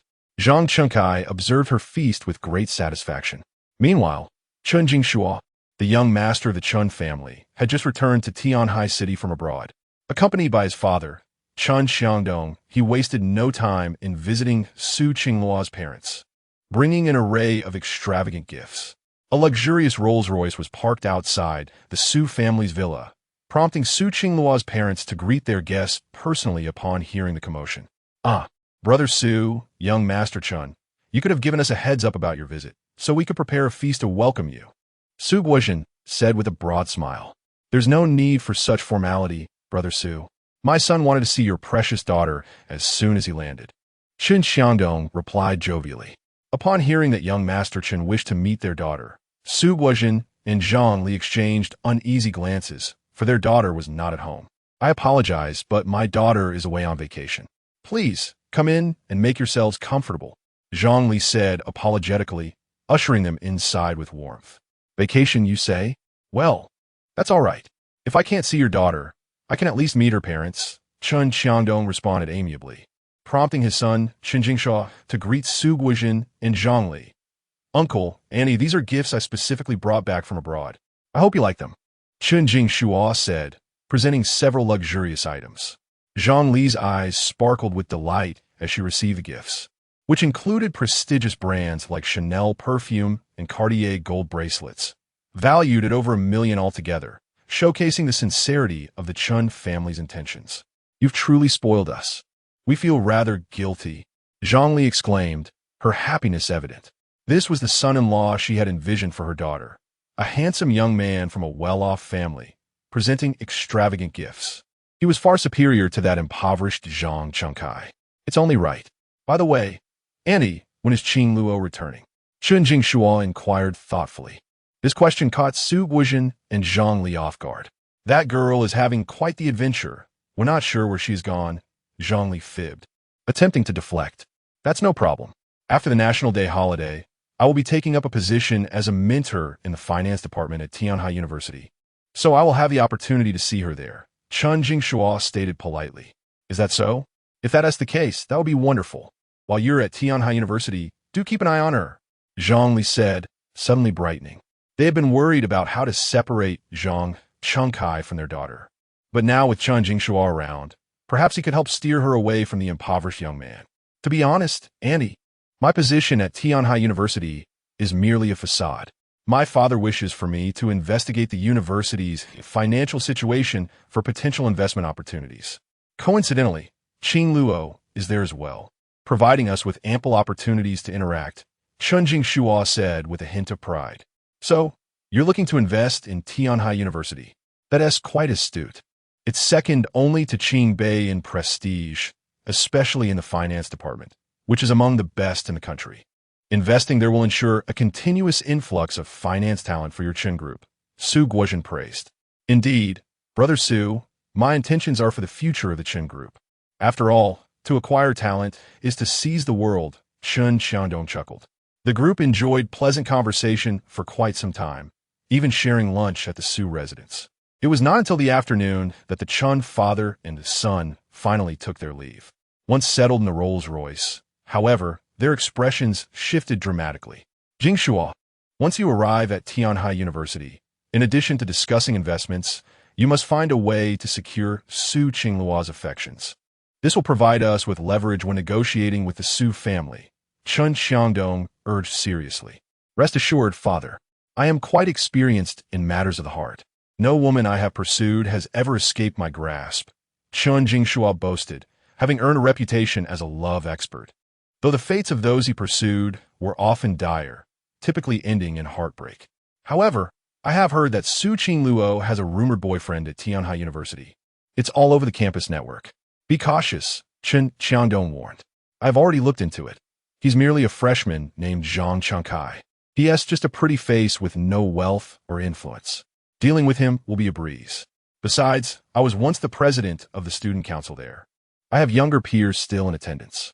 Such a minor character is hardly a worthy opponent, Chun Jingshua said, a glint of ambition flashing in his eyes, revealing a more cunning side beneath his genteel facade.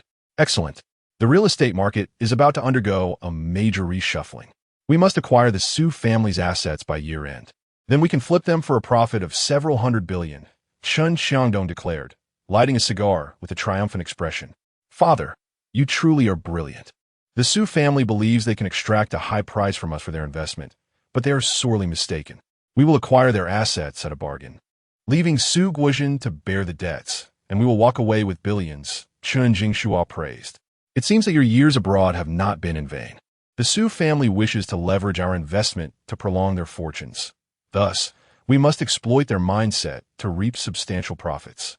As for the potential bankruptcy of the Su family, that is of no concern to us.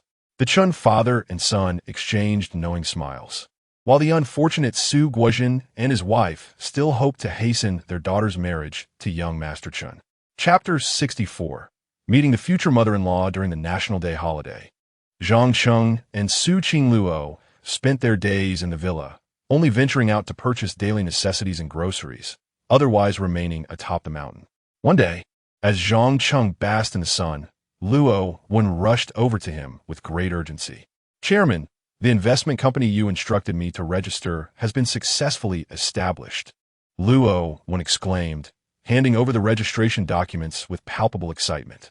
Cheng Luo Investments, it's a splendid name. From now on, you shall serve as the general manager of this investment company.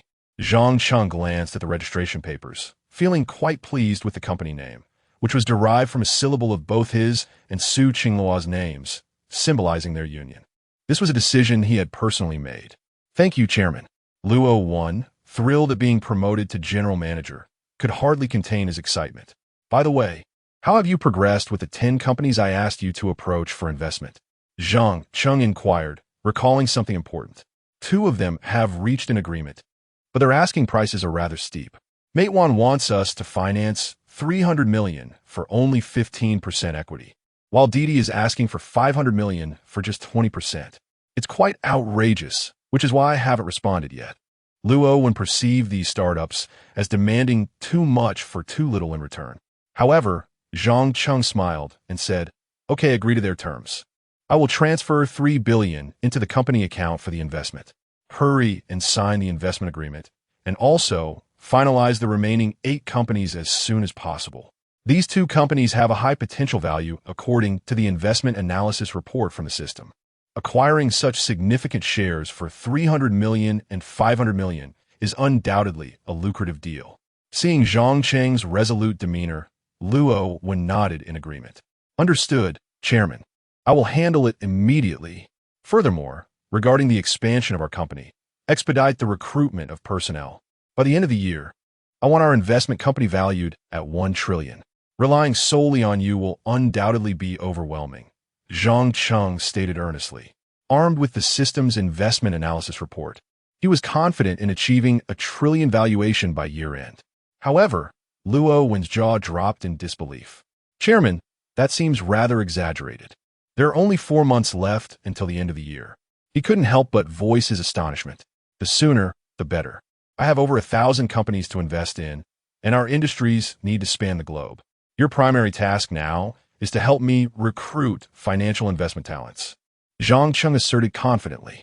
Relying on Luo alone for business negotiations was too slow. He needed to assemble a team for efficiency. Inspired by Zhang Cheng's ambition, Luo felt a surge of enthusiasm.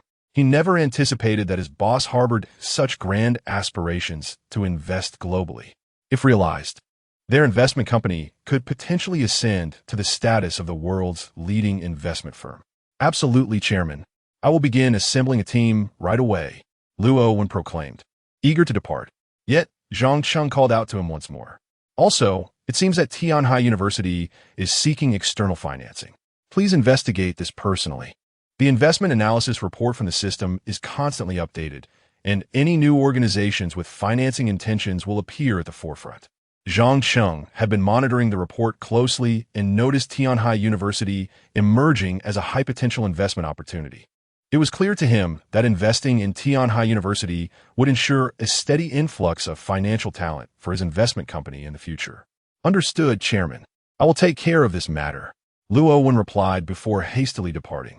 Entrusting Luo with so many responsibilities was indeed a heavy burden. But Zhang Cheng offered generous compensation and adequate trust, invigorating Luo's motivation. After Luo left, Zhang Cheng stretched and returned to the villa. At that moment, Suqing Luo was seated by the window, engrossed in her painting, genuinely passionate about her art. During her free time, she often painted alone. Zhang Cheng approached her curiously and was taken aback upon observing the content of her canvas. To his astonishment, the subject of her painting was none other than himself, capturing the scene of him basking in the sun just moments before. Clearly, Suqing Luo had been focused on him as she painted. "Hey, little brother, has my painting skill improved?" Suqing Luo playfully turned to him, her face brimming with anticipation for praise. "Improved indeed, though you've made me look rather unattractive," Zhang Cheng teased with a smile. "Come on, little brother, I'm serious. Please help me identify where I can improve," Suqing Luo earnestly implored, her dedication to her art evident. Ding! A new task has been triggered. Option 1. Guide Suqing Luo in her painting skills. Reward: 100 million in investment funds. Option 2. Decline to guide Suqing Luo in her painting skills. Reward: random attribute 1. Zhang Cheng was pleasantly surprised that this could trigger a task. It felt like easy money. He promptly made his choice. "Since you're so sincere, I shall offer you some guidance," he said, beginning to provide his insights earnestly. Ding! Congratulations to the host for making a choice. Reward: 100 million in investment funds. As Suqing Luo attentively absorbed Zhang Cheng's advice, her admiration for her future husband grew. Her gaze fixed on his handsome profile, unwilling to look away. When Zhang Cheng finished his guidance, he instinctively glanced down, meeting her enchanting eyes. In that moment, the atmosphere shifted to one of tender intimacy. Su Qingluo bit her soft lips and leaned in closer, and Zhang Cheng responded with practiced ease. However, just as their lips were about to meet, an urgent ringtone interrupted the moment. Zhang Cheng quickly pulled away. It was his phone ringing. Checking the caller ID, he was taken aback to see it was his mother calling. "It's my mom," Zhang Cheng exclaimed before hurriedly answering the call. Soon, his mother's voice came through. "Zhang Cheng, I'd like to come visit you during the holiday." "Sure, I'll come pick you up," Zhang Cheng replied promptly. Now that he had the means, it was indeed time to bring his mother over to enjoy a better life, rather than allowing her to endure the unkindness of relatives at her brother's home. It was also an opportunity for her to meet her future daughter-in-law. After hanging up, Su Qingluo immediately felt a wave of anxiety wash over her. She was about to meet her future mother-in-law and wondered if she would be liked. Chapter 65. Spending money on my wife for $1 billion in rebates upon hearing that her future mother-in-law was coming. Su Qingluo felt a surge of anxiety. "Zhang Cheng, do you think your mother will dislike me?" She voiced her apprehension. Although she had met Zhang Cheng's mother in her childhood, she had not thought much of it then. Now, however, she felt a heightened sense of nervousness as an adult. With your beauty and charm, how could she possibly not like you? Besides, we are already betrothed. She will surely take a liking to you. Zhang Cheng reassured her softly. "Is that so? Then let's go shopping later," Su Qingluo immediately suggested, eager to buy gifts to impress her future mother-in-law and leave a good impression. Just as Zhang Cheng was about to respond, the system's voice chimed in. "Ding! The host has triggered a new mission. Option 1. Accompany Su Qingluo shopping. Reward: 100 times rebate on goddess spending. Option 2. Refuse to accompany Su Qingluo shopping. Reward: random attribute 1. Having grown accustomed to the constant triggering of missions, Zhang Cheng found the 100 times rebate particularly useful at this moment. "All right, I will accompany you shopping," he quickly agreed. As soon as he spoke, the system's reward was credited to him. Previously, he had received a 10 times rebate on goddess spending, but this time it was a whopping 100 times. Upon receiving the reward, Zhang Cheng eagerly reviewed the details. 100 times rebate on goddess spending, valid for 24 hours, with a maximum rebate of 1 billion. He was secretly astonished by the description. Although the validity period had significantly shortened, the rebate cap had increased tremendously. With this rebate buff, today would be a day of lavish spending. However, before that, Zhang Cheng decided to purchase a car, especially since he needed to pick up his mother from the airport the following day. It would be rather inappropriate to take a taxi for that. Moreover, with the rebate effect in play, it would be a waste not to indulge in some extravagant purchases. With this thought in mind, Zhang Cheng turned to Su Qingluo and said, "Qingluo, let me buy you a car." "Buy me a car? But I can't drive." Su Qingluo was taken aback, surprised by Zhang Cheng's sudden offer. "I can drive. I got my license during the summer break. Let's go," Zhang Cheng exclaimed, pulling her along as they headed out. This was, after all, a way to acquire a vehicle under Su Qingluo's name. Since he was buying a car, he intended to choose something of high quality and spacious enough for several passengers. The Maybach came to mind. It was luxurious and elegant, sure to astonish his mother when he picked her up. Soon, Zhang Cheng and Su Qingluo arrived at the Maybach dealership in Tianhai City. Su Qingluo, not well-versed in cars, was unaware of how expensive a Maybach was, but decided to accompany Zhang Cheng since he seemed enthusiastic about it. This was a high-end luxury car showroom, and only the wealthy could afford to shop here. Zhang Cheng was dressed quite ordinarily, suggesting he was not in the market for a Maybach. Yet the sales staff welcomed them warmly without any hint of disdain. "Good day, sir and miss. Are you here to look at cars? Would you like me to give you a tour?" A lovely saleswoman in professional attire approached them with a friendly demeanor. Zhang Cheng nodded appreciatively at the service, feeling quite satisfied with their hospitality. "Qingluo, pick any car you like. I will buy it for you," he said, scanning the showroom. "Me choose." Su Qingluo was taken aback. "Yes, whichever one you like," Zhang Cheng affirmed earnestly. "Then I want that red one," Su Qingluo exclaimed, her eyes lighting up at the sight of a striking red Maybach. "All right, let's buy that one," Zhang Cheng agreed enthusiastically. Just then, an unfamiliar young man appeared before them. "You must be Su Qingluo, the heiress of the Su family?" Chun Jingshua said, his face lighting up with excitement. He had come to the dealership to look at cars and did not expect to encounter the renowned Su family heiress. Though Chen Jingshua had never met Su Qingluo in person, he had seen her photos, and her beauty captivated everyone in the room as soon as she entered. Thus, he recognized her instantly. "And you are?" Su Qingluo asked, narrowing her brows in confusion. She did not know him and instinctively clung to Zhang Cheng's arm, finding solace in his presence. "I am Chen Jingshua, heir of the Chen Group. Your mother had arranged for us to meet during the National Day holiday, but she said you were traveling. Are you back from your trip now?" Chen Jingshua smiled amiably. "I wasn't on a trip. My parents lied to you." Su Qingluo paused before adding, "Since we have met, I should clarify that I already have a boyfriend, and we're getting married by the end of the year. So you should save your efforts." Su Qingluo felt it was necessary to set the record straight to avoid wasting anyone's time. However, Chen Jingshua seemed unfazed. "Your boyfriend? The poor fellow beside you?" He scoffed, sizing Zhang Cheng up with a dismissive glance. Noticing his ordinary clothing and average demeanor, he was convinced that Su Qingluo's rumored boyfriend was merely a penniless young man. "Yes, he is my boyfriend, and we will marry and have children in the future. So I suggest you give up on that idea." Su Qingluo reiterated, clearly displeased with Chen Jingshua's advances. However, Chen Jingshua was not deterred, believing that winning over Su Qingluo would enhance his bargaining power. "Qingluo, didn't you just say you liked that red Maybach? I will buy it for you," he declared, pulling out a bank card, attempting to use his wealth to impress her while casting a challenging glance at Zhang Cheng. "I'll flaunt my wealth right in front of you. What can you do about it?" Zhang Cheng, unfazed, replied coolly, "No need to worry about the cost. We will purchase the car ourselves." "Huh, you think you can afford this Maybach S450, which costs $1.5 million? You're a joke." Chen Jingshua jeered. "The cost of the car is none of your concern." Zhang Cheng shot him a cold look before handing a bank card to the saleswoman. "Swipe it. I'll take 5 of these cars." This declaration stunned everyone present, especially the saleswoman, who stuttered in disbelief. "Sir, are you sure you want to purchase 5 Maybach S450s? "Absolutely, 5 cars, and have them registered under Su Qingluo's name," Zhang Cheng replied nonchalantly. Since he had the 100 times rebate, spending money here was just as effective as anywhere else. Buying 5 cars saved him the hassle of managing expenses. Chen Jingshua was left dumbfounded. Did Zhang Cheng really believe he could purchase 5 cars? "You think you can buy 5? What a joke."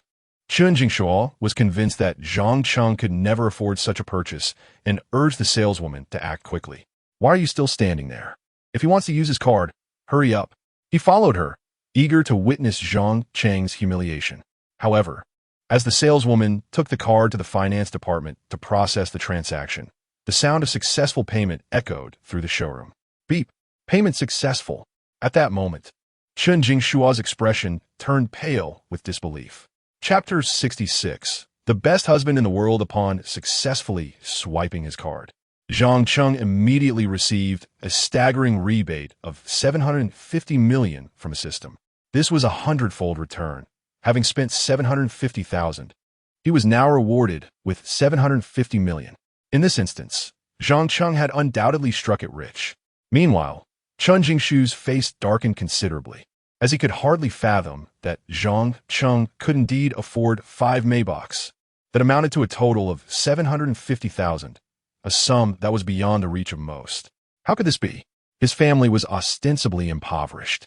How could they possibly muster such a fortune?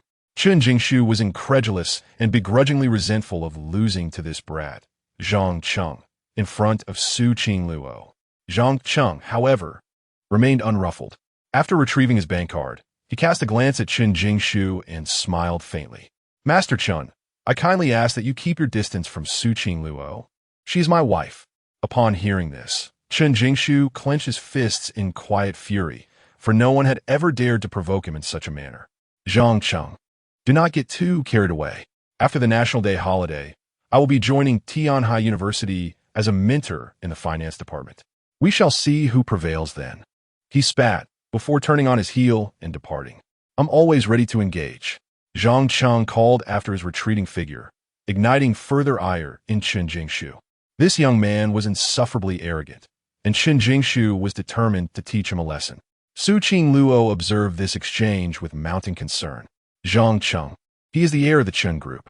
Will our offense against him not invite retribution upon us? She voiced her apprehension. Who will seek revenge on whom remains to be seen? Zhang Cheng replied with a slight smirk, then shifted the topic. Cool, me. Let's take the new car for a spin. As he spoke, he guided Su Qingluo toward the crimson Maybach, and the sales assistant promptly followed. Sir, here are the keys. The other 4 vehicles are currently unavailable at our dealership and will require a few days for delivery, the sales assistant stated, her demeanor noticeably more respectful than before. That is perfectly fine. Just ensure that the colors of the other 4 cars are distinct. If not, they may all be black. Zhang Cheng instructed thoughtfully. With so many Maybachs, he knew he would not be able to use them all personally. Thus, he decided to reward exemplary employees with these luxurious cars, enhancing their motivation and showing his appreciation as their employer. Understood, sir. Please, follow me to complete the paperwork. The sales assistant eagerly replied. Yes, Qingluo, please sign here. Zhang Cheng urged Su Qingluo. Do I really need to sign my name? Su Qingluo hesitated, still incredulous that not only the grand villa, but now 5 opulent cars bore her name. This husband was simply too generous. The sales assistant, watching the exchange, envied Su Qingluo, wishing for a husband of her own who could bestow such gifts. Yes, do it quickly. What is mine is yours. So it is only right that your name is on the documents. Zhang Cheng insisted with a slight grin. In truth, the rebate had to be under Su Qingluo's name, as it was her expenditure that invoked the return. Otherwise, the system might reclaim the 750 million. All right then, you are too good to me. Su Qingluo exclaimed, her heart brimming with gratitude. Any woman would be moved by such gestures. Cars and houses all in her name. Soon, the car purchase formalities were completed, and Zhang Cheng took the keys, ready to hit the road. This was his first car, and a luxury one at that. At last, we have our own vehicle. No more taxis for our outings, Zhang Cheng said, excitement radiating from him as he settled into the driver's seat. Yes, let's go shopping now. Su Wingluo replied, had sipitit sorin. As Zhang Cheng prepared to drive, he suddenly noticed that Su Qingluo had not fastened her seatbelt. Unable to resist, he leaned over to assist her. Seeing him lean towards her, Su Qingluo instinctively closed her eyes, anticipating a kiss, her heart racing. Little did she know, Zhang Cheng was merely fastening her seatbelt. Why are you closing your eyes, Qingluo? He chuckled, realizing her mistake. Her cheeks flushed as she stammered, in no reason. But before she could say more, Zhang Cheng leaned in and captured her lips, silencing her. Su Qingluo was taken completely by surprise, her breath hitching as her heart raced, her face turning crimson. That mischievous younger brother of hers was surprisingly adept at flirting. After a lengthy kiss, Zhang Cheng straightened with a playful grin. Naughty little sister, you are getting bold in teasing me. Su Qingluo blushed, feigning annoyance. Zhang Cheng merely smiled and said, I am driving now. Hold on tight. With that, he started the car, speeding off. It was Zhang Cheng's first time driving after obtaining his license, but he quickly adapted. Half an hour later, he parked the car smoothly at the AG&C shopping park near Tianshan Villa, where he intended to spend the remaining 250 million. We've arrived. Now, let the shopping spree begin. Qingluo, feel free to indulge. I will cover the expenses, Zhang Cheng announced with flair. With 250 million left to spend, it meant he needed to purchase items worth 250,000 to fully utilize the rebate. I must buy something for my future mother-in-law, and I will foot the bill. You gave me 10 million before, and I hardly touched it. Su Qingluo declared as she retrieved the card Zhang Cheng had previously given her. Zhang Cheng's eyes widened in alarm. If you pay, what will I have left to spend? No, I insist on paying for this. It's a gift for my future mother-in-law, Su Qingluo asserted resolutely. Zhang Cheng was taken aback, and just then, the system's voice chimed in again. Ding! Host has triggered a new task. Option 1. Agree to Su Qingluo's request. Reward: 100 million cash and a tenfold rebate card. Option 2. Refuse Su Qingluo's request. Reward: random attribute 1. Seeing the enticing rewards, Zhang Cheng quickly decided to comply. All right then, tonight you shall pay. Although he acquiesced, He had his own plan in mind. Su Qingluo would buy for her mother, while he would secretly purchase gifts for her. This way, he honored her request while also utilizing the remaining funds. He felt rather clever. As soon as he finished speaking, the system's voice echoed once more. Ding! Congratulations, host, for making a choice. Reward: 100 million cash and a tenfold rebate card, valid for 3 days, maximum rebate of 1 billion. Surprised by the generous rewards, Zhang Cheng felt elated. Now that's more like it. Let us go. Su Qingluo brightened, linking her arm with Zhang Cheng's as they headed towards the shopping center. Later that evening, after a lengthy shopping spree, Zhang Cheng found another excuse to slip away to the restroom, where he secretly purchased an entire set of Cartier jewelry for Su Qingluo, spending 250,000. This allowed him to fully exhaust the remaining funds. Upon returning home, he finally felt bold enough to present the Cartier jewelry set. Qingluo, I have a gift for you. What is it? Why do you keep buying me things? Su Qingluo feigned annoyance, though her eyes sparkled with joy. A complete set of Cartier jewelry. Do you like it? Zhang Cheng spoke as he unveiled a magnificent set of jewelry, instantly revealing a dazzling array of Cartier treasures before Su Qingluo. Golden bangles, necklaces, and earrings, all comprised a complete set of exquisite jewelry. How stunning! Su Qingluo, being a girl, could hardly resist such beauty. Let me adorn you with it, Zhang Cheng exclaimed, presenting a necklace for Su Qingluo to wear. Truly beautiful.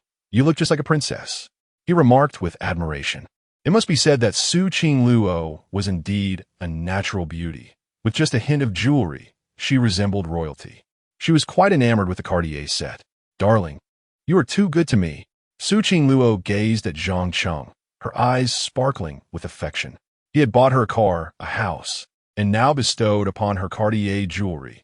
Truly the best husband in the world. Little did she realize that Zhang Cheng was merely spending money he had acquired through her, though his affection for her was genuine. Foolish girl, you are my everything. How can I not treat you well? This heartfelt declaration brought tears of joy to Su Qingluo's eyes. You silly husband, you've made me cry. Tonight, I shall reward you properly. With her eyes glistening, she took Zhang Cheng's hand and led him to the bedroom. Chapter 67. Tokens of affection at 10 in the morning. Zhang Cheng and Su Qingluo eagerly awaited the arrival of his mother, Lin Lifeng, at the airport. Su Qingluo had risen early, her heart fluttering with anxiety as she spent the morning preparing, fearful of leaving a poor impression on her future mother-in-law. Brother, could you please check if my makeup is too heavy? Su Qingluo asked for the 3rd time. It's not too heavy. It's just right, and you look beautiful. Zhang Cheng reassured her once more. What about my dress? Is it too short? Will Annie dislike it? Su Qingluo inquired nervously again. Zhang Cheng glanced at her knee-length white dress, taking her chilly hand in his to comfort her. Qingluo, don't be so nervous. My mom will like you. Really? Su Qingluo could not shake her anxiousness. Absolutely. My mom has always adored you, even when you were a child. She'll feel the same now that you've grown up. Zhang Cheng continued to reassure her. I hope so. Su Qingluo took a deep breath to steady herself, though her nerves persisted. Soon, a modestly dressed middle-aged woman emerged from the airport, pushing an old suitcase, her face showing signs of fatigue. Upon spotting her, Zhang Cheng hurried towards her, with Su Qingluo quickly following suit. Mom, I'm here, Zhang Cheng exclaimed as he approached. Lin Lifeng noticed her son, and a faint smile graced her weary face.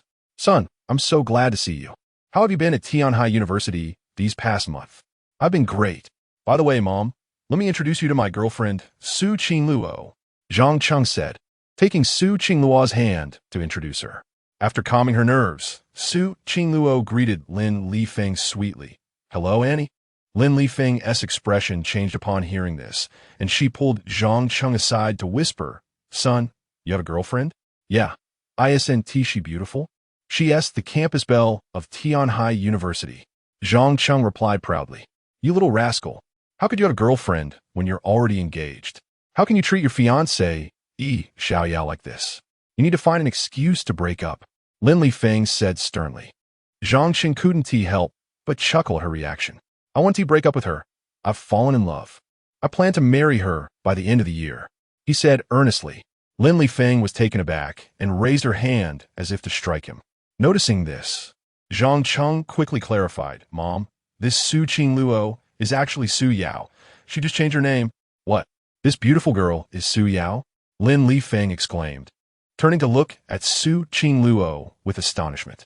She remembered Su Yao as a chubby little girl. How had she blossomed into such a beauty? Yes, she's your future daughter-in-law, Su Yao. If you don't believe me, just ask her. Zhang Cheng replied, smiling. Fine, I will ask. Don't try to fool me. Lin Lifeng approached Su Qingluo and warmly inquired, Young lady, what is your name? Enti, Iem Su Ingluo responded, feeling somewhat nervous, as this woman before her was to be her future mother-in-law. Su Qingluo, what was your name before? Lin Lifeng pressed on, unwilling to let it go. I used to be called Su Yao, Annie. I often enjoyed the meals you cooked when I was younger. Su Qingluo continued, her charm shining through. Are you really little Yao? Do you remember what you drew on my wall when you turned 10? Lin Lifeng sought to confirm Su Yao's identity. She would not accept her son dating anyone else. Su Qingluo thought for a moment, her face flushing slightly as she replied, I think I drew two little birds, one being my Stinky brother and the other me. Lin Lifeng's face lit up with joy. Yes, yes, you're indeed my little Yao, she exclaimed, scrutinizing Su Qingluo with delight. I can't believe that chubby little girl has grown into such a stunning young woman. Truly, a girl transforms remarkably with time. What a fortunate catch for my son. Lin Lifeng was fond of Su Qingluo, holding her hand tightly, already considering her as her daughter-in-law. Annie, let me help you with your luggage.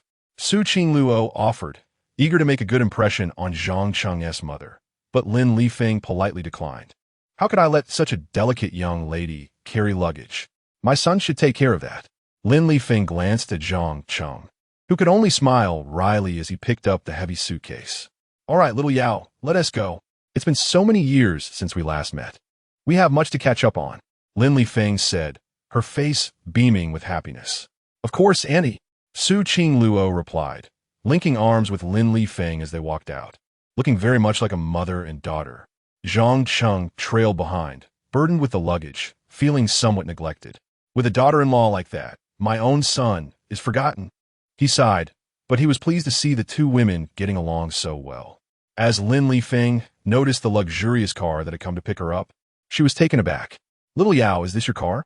It's new and must be quite expensive. She assumed the car belonged to Su Qingluo, knowing her family was wealthy, and the red color suggested it was a feminine choice. Annie, it was Zhang Cheng who bought it for me, Su Qingluo said as she got into the back seat with Lin Lifeng. My son bought this for you? Where did he get such money?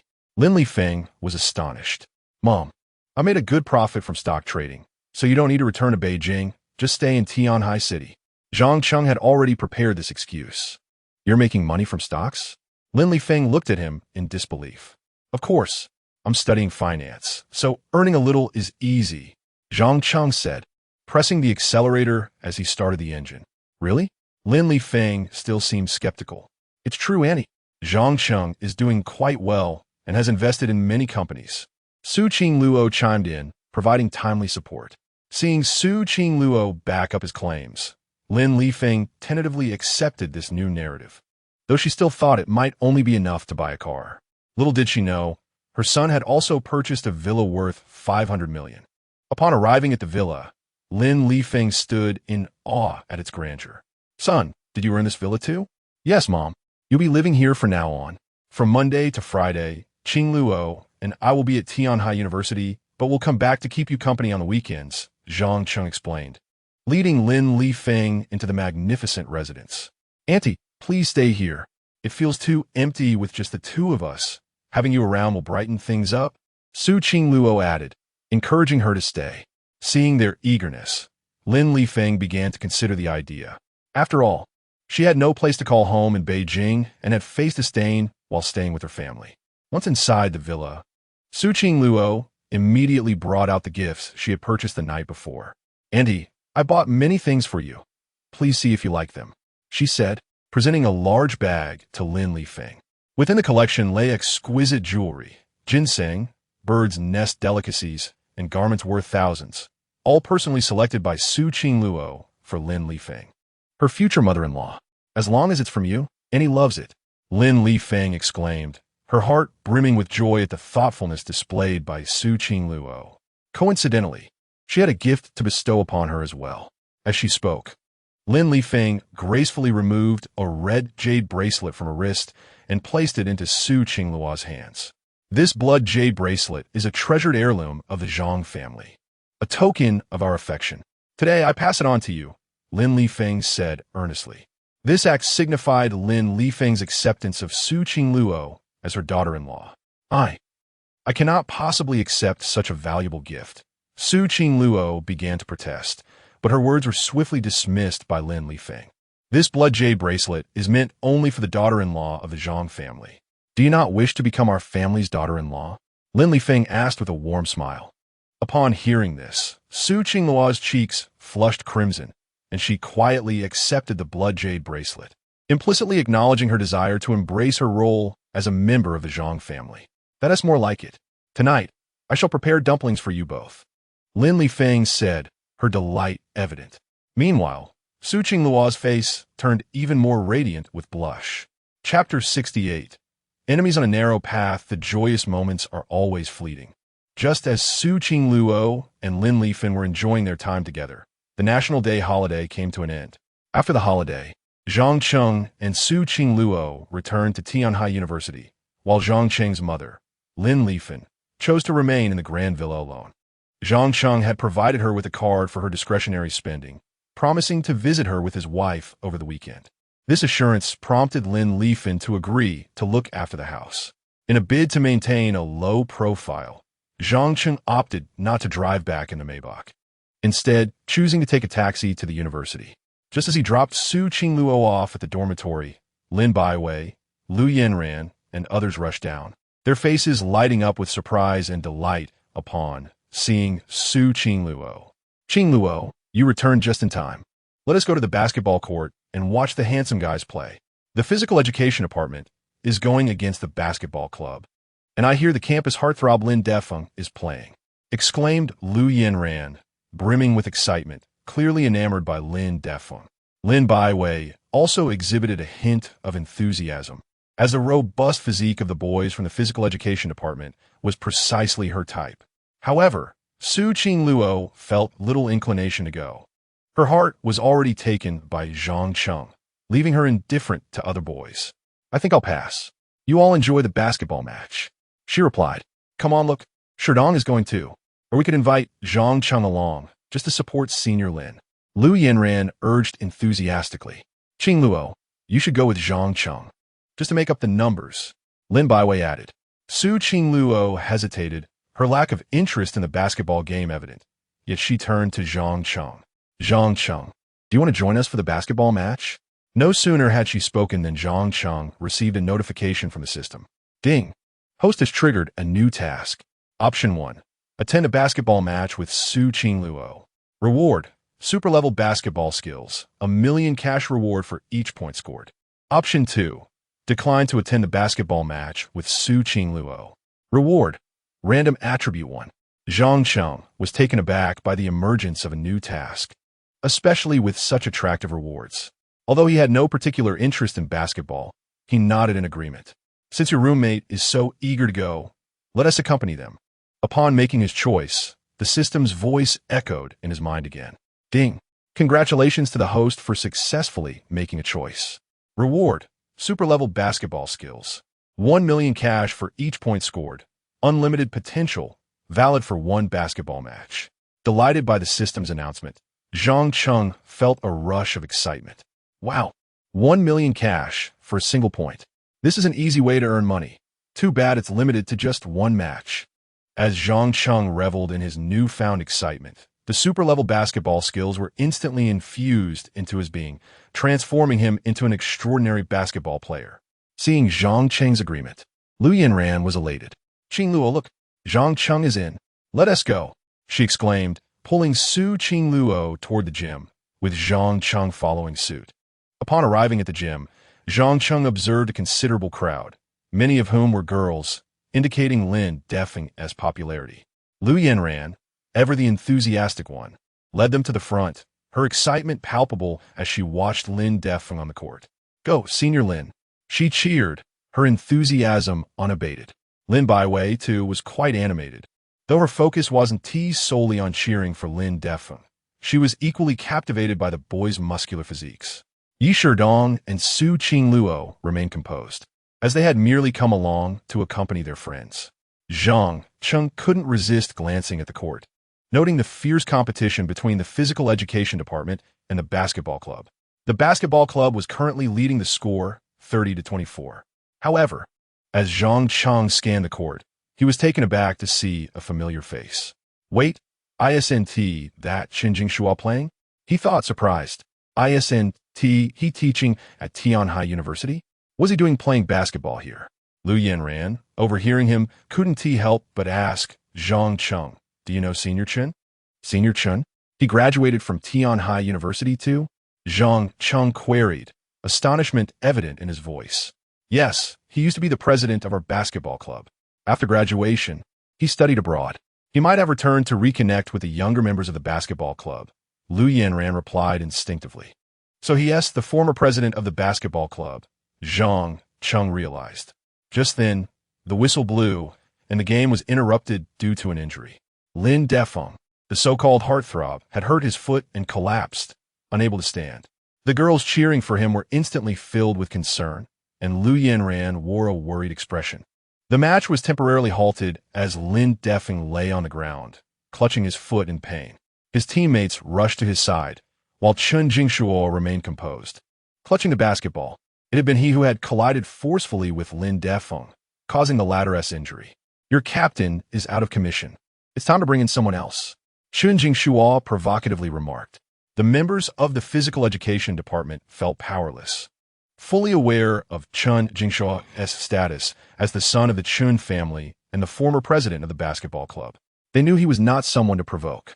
Rumors had it that the Chun family was in the process of acquiring Tianhai University, and should that happen, offending Chen Jingshua could lead to dire consequences, including potential expulsion.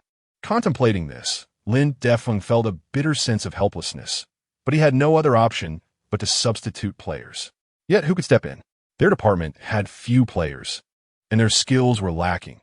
Even a substitute would likely not match the basketball club's prowess. "What? No one wants to play? If that's the case, you might as well concede," Chen Jingshua taunted once more.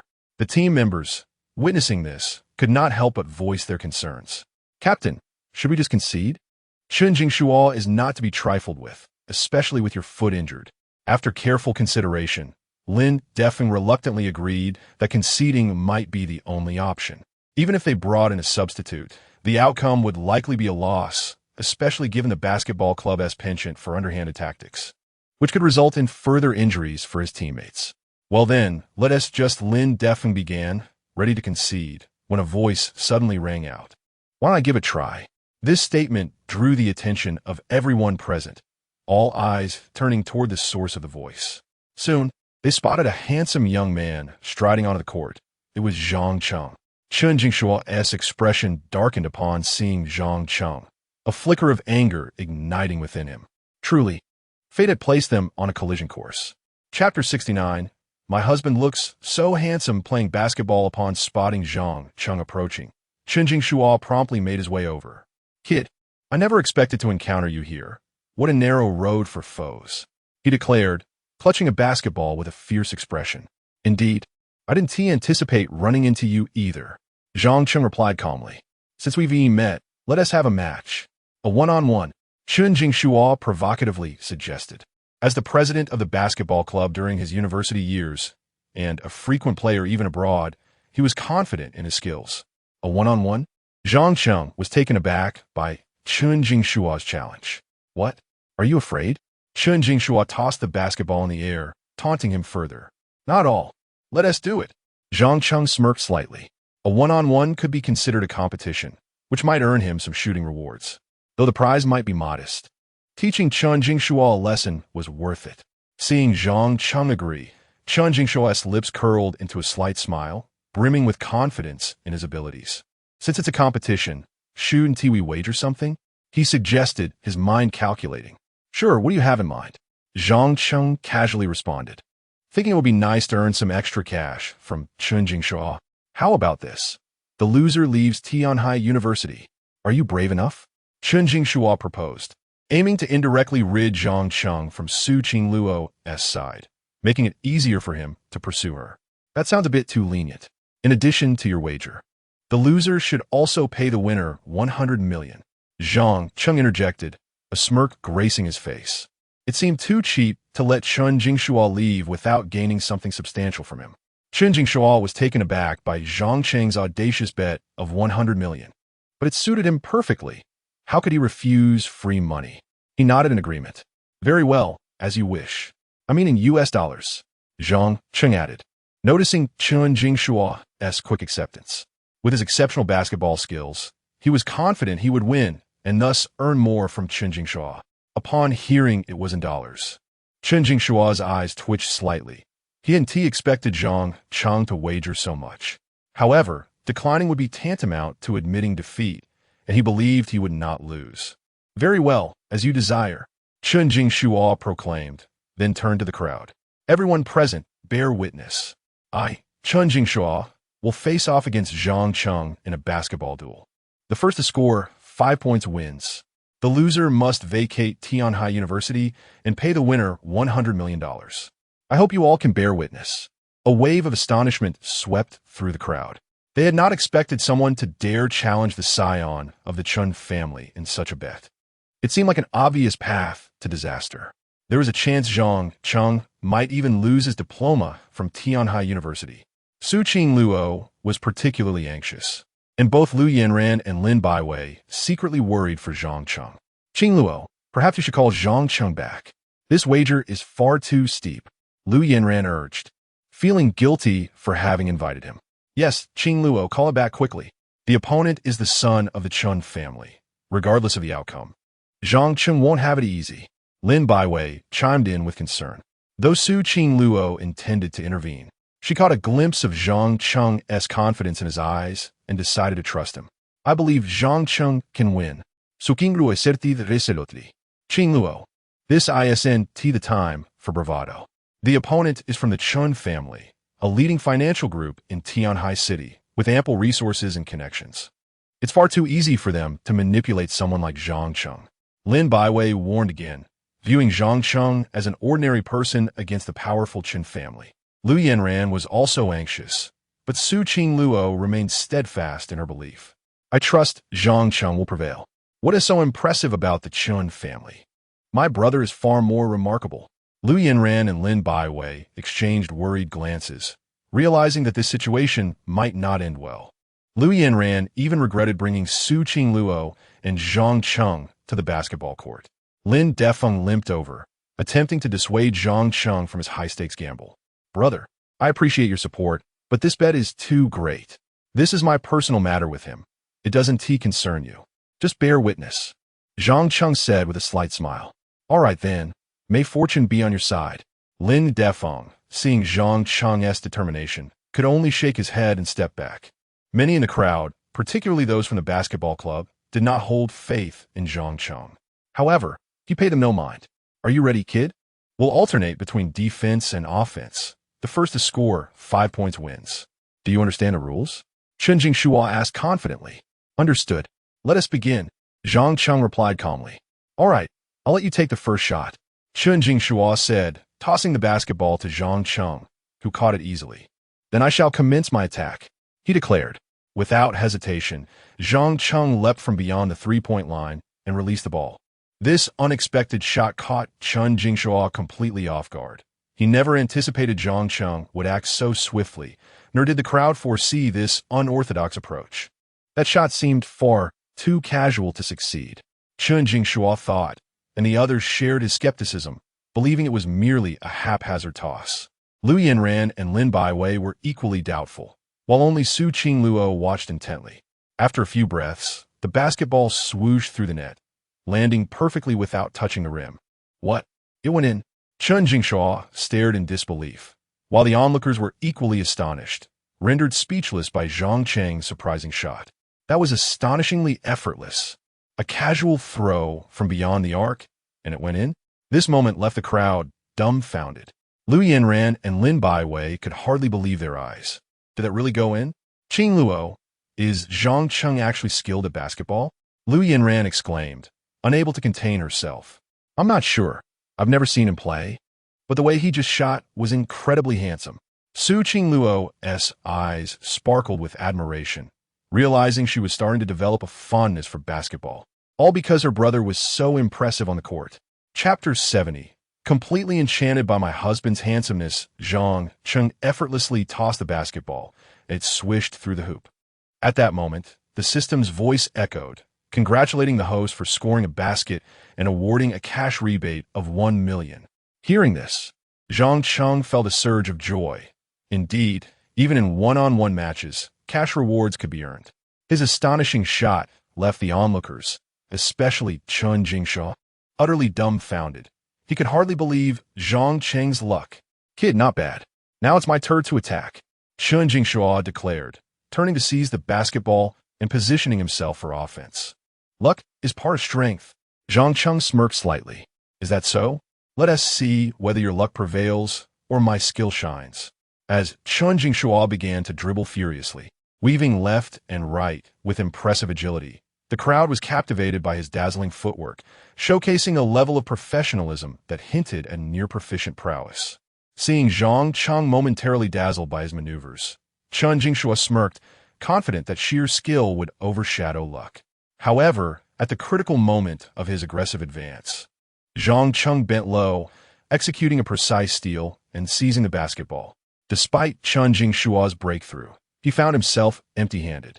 What? Where's my ball? Chen Jingxia exclaimed, astonished. As the others gasped in disbelief at the speed of the steal, such agility rivaled that of professional basketball players. Lin Defeng, observing the scene, was inwardly astonished, while everyone else was equally shocked by Zhang Cheng's swift interception. What followed was even more astounding. After securing the basketball, Zhang Cheng decisively leaped for a three-pointer. Swish, the ball sailed through the net. Having scored 2 consecutive baskets, Su Qingluo was absolutely thrilled, cheering, Zhang Cheng, you're the best. Lin Baiwei and Lu Yanran were left speechless, realizing that Zhang Cheng's prowess surpassed even that of their school's star player, Lin Defeng. Incredible. He is far better than Lin Defeng. Lu Yanran exclaimed, astonished. Lin Baiwei, equally impressed, remarked, Qingluo, your Zhang Cheng is astonishing. Has he trained before? I don't know. I'll ask him later. Su Qingluo beamed with pride, reveling in her man's impressive performance on the court. Suddenly, she found basketball quite intriguing. 2 baskets already. Zhang Cheng glanced at Chen Jingxia, a smirk playing on his lips. Chen Jingxia's expression darkened. If the first basket was luck, the second clearly demonstrated Zhang Cheng's burgeoning skill. Let us go again. Chen Jingxia, unwilling to concede, tossed the basketball to Zhang Cheng, who now assumed the offensive role. As Zhang Cheng began to dribble, Chen Jingxia tightened his defense, determined to thwart any shot opportunity. Yet he underestimated Zhang Cheng, who deftly maneuvered the ball through Chen Jingxia's legs and swiftly darted past him, breaking through his defense. What? Chen Jingxia gasped in disbelief as Zhang Cheng received the ball and took another shot. Swish! The ball sank in the net once more. That marked his 3rd score, showcasing his exceptional dribbling and evasion skills. The crowd erupted in excitement. So cool. This junior is amazing at basketball. Even Lin Defeng's female admirers began to praise Zhang Cheng. Lin Baiwei and Lu Yanran found his playing style captivating, even more so than Lin Defeng's. Qingluo, your Zhang Cheng plays so impressively. Does he have any brothers? Lin Baiwei asked, her eyes sparkling. Su Qingluo was likewise entranced by Zhang Cheng's striking performance. So handsome. My little brother is absolutely charming. With admiration shining in her eyes, she gazed at him. Even Lin Defeng felt a newfound respect for Zhang Cheng's abilities. Chen Jingxia's expression grew increasingly grim. It's my turn to attack now, he declared, hastily grabbing the basketball, desperate to reclaim his standing in the game. I won't let you score again, Chen Jingxia resolved, intending to use any means necessary to prevent Zhang Cheng from making another basket. Is that so? You think you can stop me? Zhang Cheng retorted as he charged forward, dribbling past Chen Jingxia, who resorted to physical contact, even pulling on Zhang Cheng's shirt to impede his advance. But Zhang Cheng, bolstered by the system's enhancements, was undeterred. He leapt with the force of a bull toward the hoop. With a rip, his shirt tore free, revealing his toned physique and chiseled abs, prompting gasps and squeals from the female spectators. Yet the excitement didn't end there. Zhang Cheng slammed the ball through the hoop with tremendous force, knocking Chen Jingshua to the ground. The basketball landed squarely on his head, leaving him dazed and disoriented. Standing over him, Zhang Cheng looked down with a calm demeanor and said, "You've lost." Chapter 71. The school bell is jealous again. Chen Jingshua could hardly fathom that he had lost to Zhang Cheng with a score of 0-5, leaving him deeply dissatisfied. "You've lost, and according to our agreement, you owe me $100 million, and you must leave Tianhai University," Zhang Cheng stated calmly. "You little brat. Just you wait. I want to let you off easily." Chen Jingshua snarled as he picked himself up from the ground, his face twisted in anger. However, he was seized by Zhang Cheng before he could leave. "First, hand over the $100 million. Otherwise, you won't be leaving today," Zhang Cheng retorted coldly. While others may fear the esteemed Chen Jingshua, Zhang Cheng was unperturbed. Chen Jingshua initially considered reneging, but with so many witnesses present, denying the debt would ruin his reputation. Reluctantly, he decided to swallow his pride for the moment, planning to seek an opportunity later to reclaim the money from Zhang Cheng. "Fine, give me an account number, and I will arrange the transfer immediately," Chen Jingshua said through gritted teeth, internally vowing to find a way to make Zhang Cheng return the money. He could not bear this humiliation. "That is more like it," Zhang Cheng replied, adding Chen Jingshua on WeChat and promptly sending him a bank account. Though reluctant, Chen Jingshua arranged for the transfer of $100 million. After receiving the funds, Zhang Cheng felt elated. Not only had he gained this substantial sum, but he also earned a $5 million rebate. "All right, you may leave now," Zhang Cheng declared, satisfaction radiating from him. "You'll regret this. I will make you understand the consequences of crossing me." Chen Jingshua spat bitterly before hastily exiting the basketball court. Zhang Cheng, however, paid him no mind and was preparing to leave the court when suddenly a throng of girls surrounded him. "Senior, your basketball skills are so impressive. Can we exchange WeChat? Hey, could you teach me how to play? Handsome, may I have your contact information?" At least 7 or 8 bold girls surrounded Zhang Cheng, leaving him somewhat speechless. Su Qingluo, observing this, pouted, feeling a twinge of jealousy. After all, he was her husband. She quickly rushed to Zhang Cheng's side. "Sorry, but this little brother is already taken, so you might as well forget about him," Su Qingluo declared, pulling Zhang Cheng away. She had no intention of letting those girls swarm around him. He belonged to her alone. Once outside the basketball court, Su Qingluo slowed her pace. Those girls were truly infatuated, throwing themselves at any handsome boy they saw, and she still felt a hint of jealousy. "Qingluo, are you jealous?" Zhang Cheng teased, a slight smile gracing his lips. "Me? Jealous? How could I possibly be jealous?" Su Qingluo vehemently denied, only to notice Zhang Cheng's shirt had torn, revealing his well-defined abs, intensifying her jealousy. "Go change your clothes. You're exposed." And yet, she continued to insist she wasn't jealous. Zhang Cheng chuckled, taking her hand. "Yes, I'm indeed jealous. You belong to me." Su Qingluo playfully pouted. "Fine, I admit it. I'm jealous. Yes, you're mine now and forever. Even in the afterlife," Zhang Cheng said, leaning down to plant a gentle kiss on her lips. Instantly, Su Qingluo felt as though she were enveloped in sweetness, her spirits lifting. "Now, that is more like it. Go change, or everyone will see," Su Qingluo insisted, not wanting any other girls to catch a glimpse of her boyfriend's physique. "Understood. I'll go change now." Zhang Cheng laughed before heading to his dormitory. Su Qingluo returned to her dorm, only to be intercepted by Lu Yanran. "Qingluo, your Zhang Cheng plays basketball too well. Would you be interested in having him join the school basketball team?" Lu Yanran said eagerly, recalling the earlier scene where Zhang Cheng was surrounded by several girls. Su Qingluo politely declined. Zhang Cheng probably wouldn't be interested in joining the team. She didn't want him to attract more attention, lest those girls become even more fixated on her brother. Qing Luo, dear sister, I implore you, could you persuade him? It would be a shame for such talent to go to waste. Lu Yanran pleaded with a pitiful expression. Su Qing Luo sensed something was amiss. Lu Yanran had never addressed her so affectionately before. Yanran, what is going on with you today? Why the sudden affection? What is this all about? I'm just concerned about your brother's basketball talent not being recognized. Lu Yanran stammered, avoiding eye contact. It was evident that her intentions were not as benign as they seemed. No, you definitely have ulterior motives. Su Qing Luo's large eyes fixed intently on Lu Yanran, determined to uncover the truth. I have no ulterior motives. Lu Yanran protested, but Lin Baiwei, unable to remain silent, interjected. After the basketball match, Yanran hurried to find a campus heartthrob, Lin Defeng, who said that if she could convince Zhang Cheng to join the basketball team, he would agree to date her. Upon hearing this, Lu Yanran's face turned crimson. Su Qing Luo immediately understood why Lu Yanran was so desperate. So you want Lin Defeng to be your boyfriend?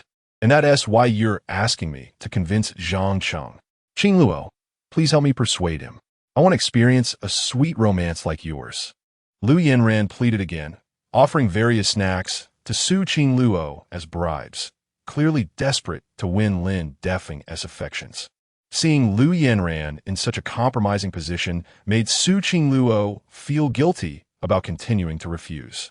All right, I'll make a call and ask. Su Qing Luo fainelididentief, pulling out her phone and putting on speaker. Soon, Zhang Cheng's voice came through the line. Wife, missing me already? The term wife made Su Qing Luo blush. He usually didn't call her that, especially not in front of her roommates. The other three girls were caught off guard by this display of affection, and Lu Yanran couldn't help but feel envious. Zhang Cheng, my roommates are here, and I'm on speaker. Why are you calling me that? Su Qing Luo exclaimed. Her face flushed. That's even better. Wife, let us go to Hot Pot later. Invite your roommates too. Zhang Cheng suggested eagerly. Having just made a fortune, he felt the need to treat them all. Great. You're reliable, Zhang Cheng. I support you. Lin Baiwei chimed in enthusiastically. Lu Yanran wanted to join in, but had more pressing matters on her mind. Zhang Cheng, your basketball skills are stellar. Would you consider joining the school basketball team? Lu Yanran asked impulsively. Join the school basketball team? Zhang Cheng was taken aback. He had no time for that, as he was busy enhancing his value and earning money. Actually, I'm not too fond of basketball, so I probably won't join. Lu Yanran's expression fell at his response. Lin Baiwei noticed her disappointment and comforted her. Yanran, you should aim for someone like Zhang Cheng. His heart is filled with Qing Luo, and that's where true happiness lies. Rather than seeking someone like Lin Defeng, who holds no regard for you. Even if Zhang Cheng promises to join the school basketball team, your reluctant association with Lin Defeng will ultimately lead to your own detriment. It must be said that Lin Baiwei's words contain an undeniable truth. If someone does not harbor affection for you, forcing your presence upon them will only result in your own suffering. I'm aware that I am fine. Lu Yanran quickly composed herself. She had not harbored much hope to begin with. Regaining her composure, she continued. Let us go. Zhang Cheng is treating us to a meal. What are you all waiting for? Upon witnessing Lu Yanran's recovery, Su Qing Luo silently exhaled in relief. Then, let us depart. We shall dine at the Hot Pot restaurant. Meanwhile, while Zhang Cheng and the others enjoyed their meal, Chen Jingshu had returned to his residence, his expression quite grim. Zhang Cheng, once I invest in Tianhai University, just wait and see how I will deal with you. Chen Jingshu was eagerly anticipating his investment in Tianhai University, as it would grant him a voice there, allowing him to easily expel Zhang Cheng and subsequently seek opportunities to approach Su Qing Luo. However, his visions were idyllic, and reality may not unfold as he wished. While dining at the Hot Pot restaurant, Zhang Cheng received a call from Luowen. He stepped out of the private room to answer. Luowen, what is the matter? Zhang Cheng inquired with utmost seriousness. Chairman, I have inquired, and the public financing event for Tianhai University is set for the day after tomorrow. It will follow a public bidding format. Would you like to participate? Luowen's voice came through the phone. Which companies are competing for investment? Zhang Cheng instinctively asked. Shin Group, Hongwen Group.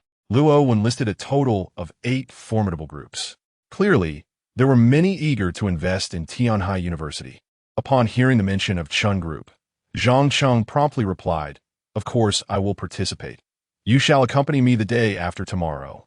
With over 3 billion in investment capital unutilized, he was determined to seize the opportunity. "Understood, Chairman." Luo Wen replied immediately. After concluding the call, Zhang Cheng returned to the private room. Suqing Luo and Lin Baiwei were enjoying their meal, having ordered several bottles of wine while he was outside on the phone. Presently, the four young women were slightly inebriated. Suqing Luo and Yi Shi Dream had succumbed to the effects of alcohol and were sprawled across the table. Lu Yanran remained relatively lucid and needed no assistance, while Lin Baiwei, having emptied several bottles, was the most composed of them all. Upon Zhang Cheng's entrance, she greeted him. "Zhang Cheng, we have nearly finished eating. Let us return. Qing Luo is in your care," Lin Baiwei said as she hoisted Yi Shi Dream and made her way outside. Zhang Cheng observed the scene and quietly shook his head. Unable to handle her liquor and yet insists on drinking. He sighed, but obediently lifted Suqing Luo. However, as soon as he cradled her in his arms, she, with hazy eyes, murmured, "Zhang Cheng, carry me to Jinhao Hotel," even in her drunken state. Suqing Luo did not forget her desire to have children with Zhang Cheng. "Let us postpone that for today. You are in no condition to go out. Rest well in the dormitory tonight," Zhang Cheng gently advised. "No, I want to go to Jinhao Hotel." Suingguo Klang Tojang Hengis Nick, playfully insisting. Zhang Cheng could only smile wryly. At that moment, the system's voice echoed once more. Ding! The host has triggered a new task. Option 1. Agree to Suqing Luo's request. Reward, double investment returns. Option 2. Refuse Suqing Luo's request. Reward, random attribute 1. Chapter 72. The magnanimous auction, a new task was triggered. And this time the reward was something Zhang Cheng could truly utilize. Without further hesitation, he readily agreed. "All right, I shall take you to the Golden Luxury Hotel tonight," he said, his eyes brimming with affection. No sooner had he spoken than the system's voice echoed once more. "Congratulations, host, for making a choice. You have received a double investment rebate, valid for 72 hours. Zhang Cheng was quite pleased to see that the double investment rebate was valid for 72 hours. This meant that investing in Tianhai University would yield double the returns. Consequently, he would not only avoid expenses but also earn a profit, which greatly delighted him. Inside the private room, Lin Baiwei, Lu Yanran, and Yi Shiming had already returned to their dormitories. Only Suqing Luo remained, cradled in Zhang Cheng's arms as he made his way to the Golden Luxury Hotel. Fortunately, it was not a weekend, and there were hardly any students at the hotel. Otherwise, they might have been seen. Having booked a monthly package, Zhang Cheng ascended directly to the suite with his room card. Upon entering the room, he gently placed Suqing Luo on the bed, feeling a twinge of fatigue in his arms after holding her for so long. Thankfully, his physique had been enhanced, or he would have truly struggled to carry her for that duration. The journey from the water's edge to the hotel spanned over a kilometer, and carrying someone for such a distance posed a considerable challenge. After such an exertion, he was slightly perspiring and decided to take a shower. Glancing at Suqing Luo, who lay on the bed, he then retreated to the bathroom. Meanwhile, the dazed Suqing Luo had succumbed to a deep slumber. When Zhang Cheng emerged from the shower, he found her fast asleep, not even having removed her dress. Watching her peaceful form, a gentle smile crept onto his lips. "What is the point of drinking if you can't handle your alcohol?" he mused, shaking his head in resignation before tucking her in. After changing into his sleepwear, he joined her under the covers. With Suqing Luo already asleep, Zhang Cheng had no desire to disturb her, and he quietly held her through the night. At 2 in the afternoon, the financing bidding conference at Tianhai University commenced. Chun Jingshuo, accompanied by a stunning female assistant, arrived at the university's grand conference room, where numerous potential investors were already gathered.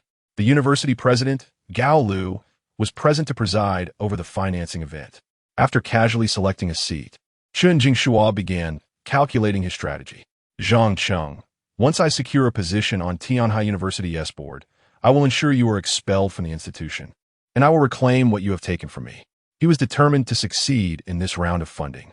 However, a familiar figure soon entered the conference room, and upon seeing Zhang Cheng, Chen Jingshua's expression shifted to one of disbelief. How could this be? Why is this insignificant brat here? He thought, incredulous that Zhang Cheng would appear at an investment bidding event where only notable investment firms were present. As their eyes met, Zhang Cheng greeted him with a slight smile. Young Master Chen, what a coincidence to see you here. Indeed, Chen Jingshuo replied coldly. Are you here to invest in Tianhai University? Zhang Cheng feigned ignorance. Of course, Chen Jingshuo retorted icily.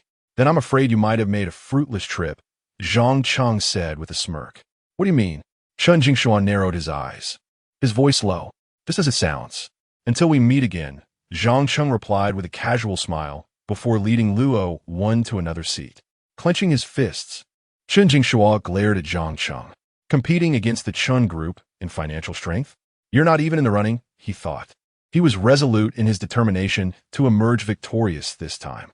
Shortly thereafter, President Gao Lu stepped to the forefront of the conference room and announced in a clear voice, Ladies and gentlemen, we are offering a 20 stake in Tianhai University with a minimum bid of 100 million.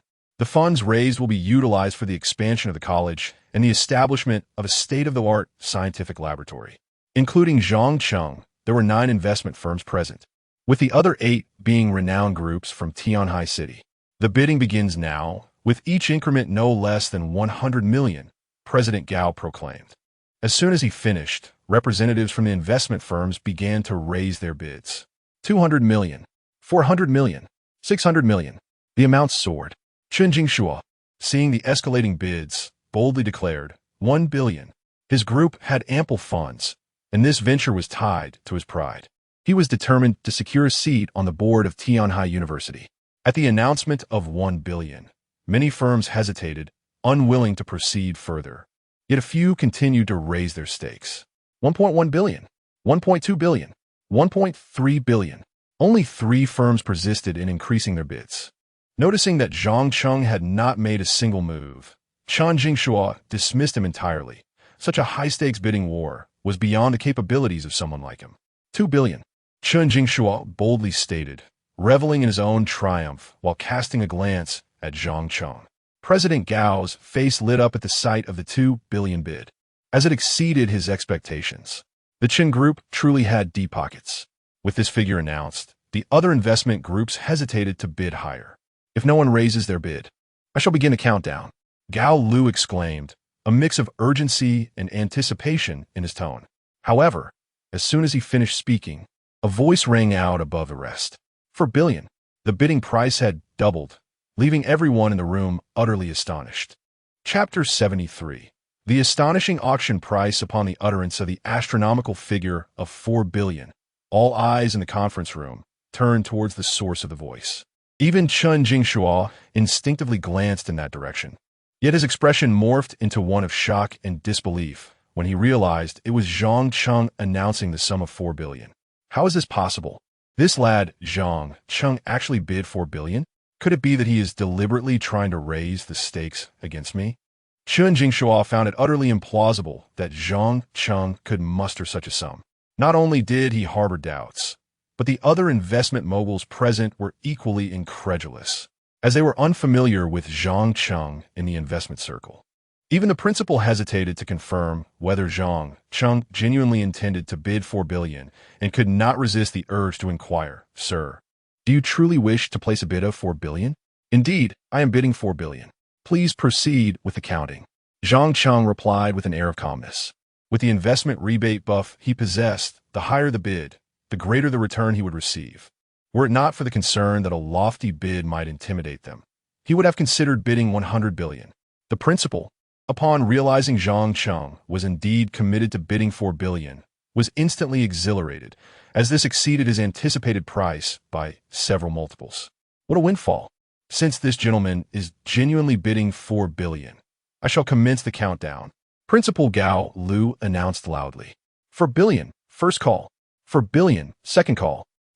As Principal Gao began the countdown, Chen Jingshuo felt a surge of anxiety. This investment in Tianhai University was crucial.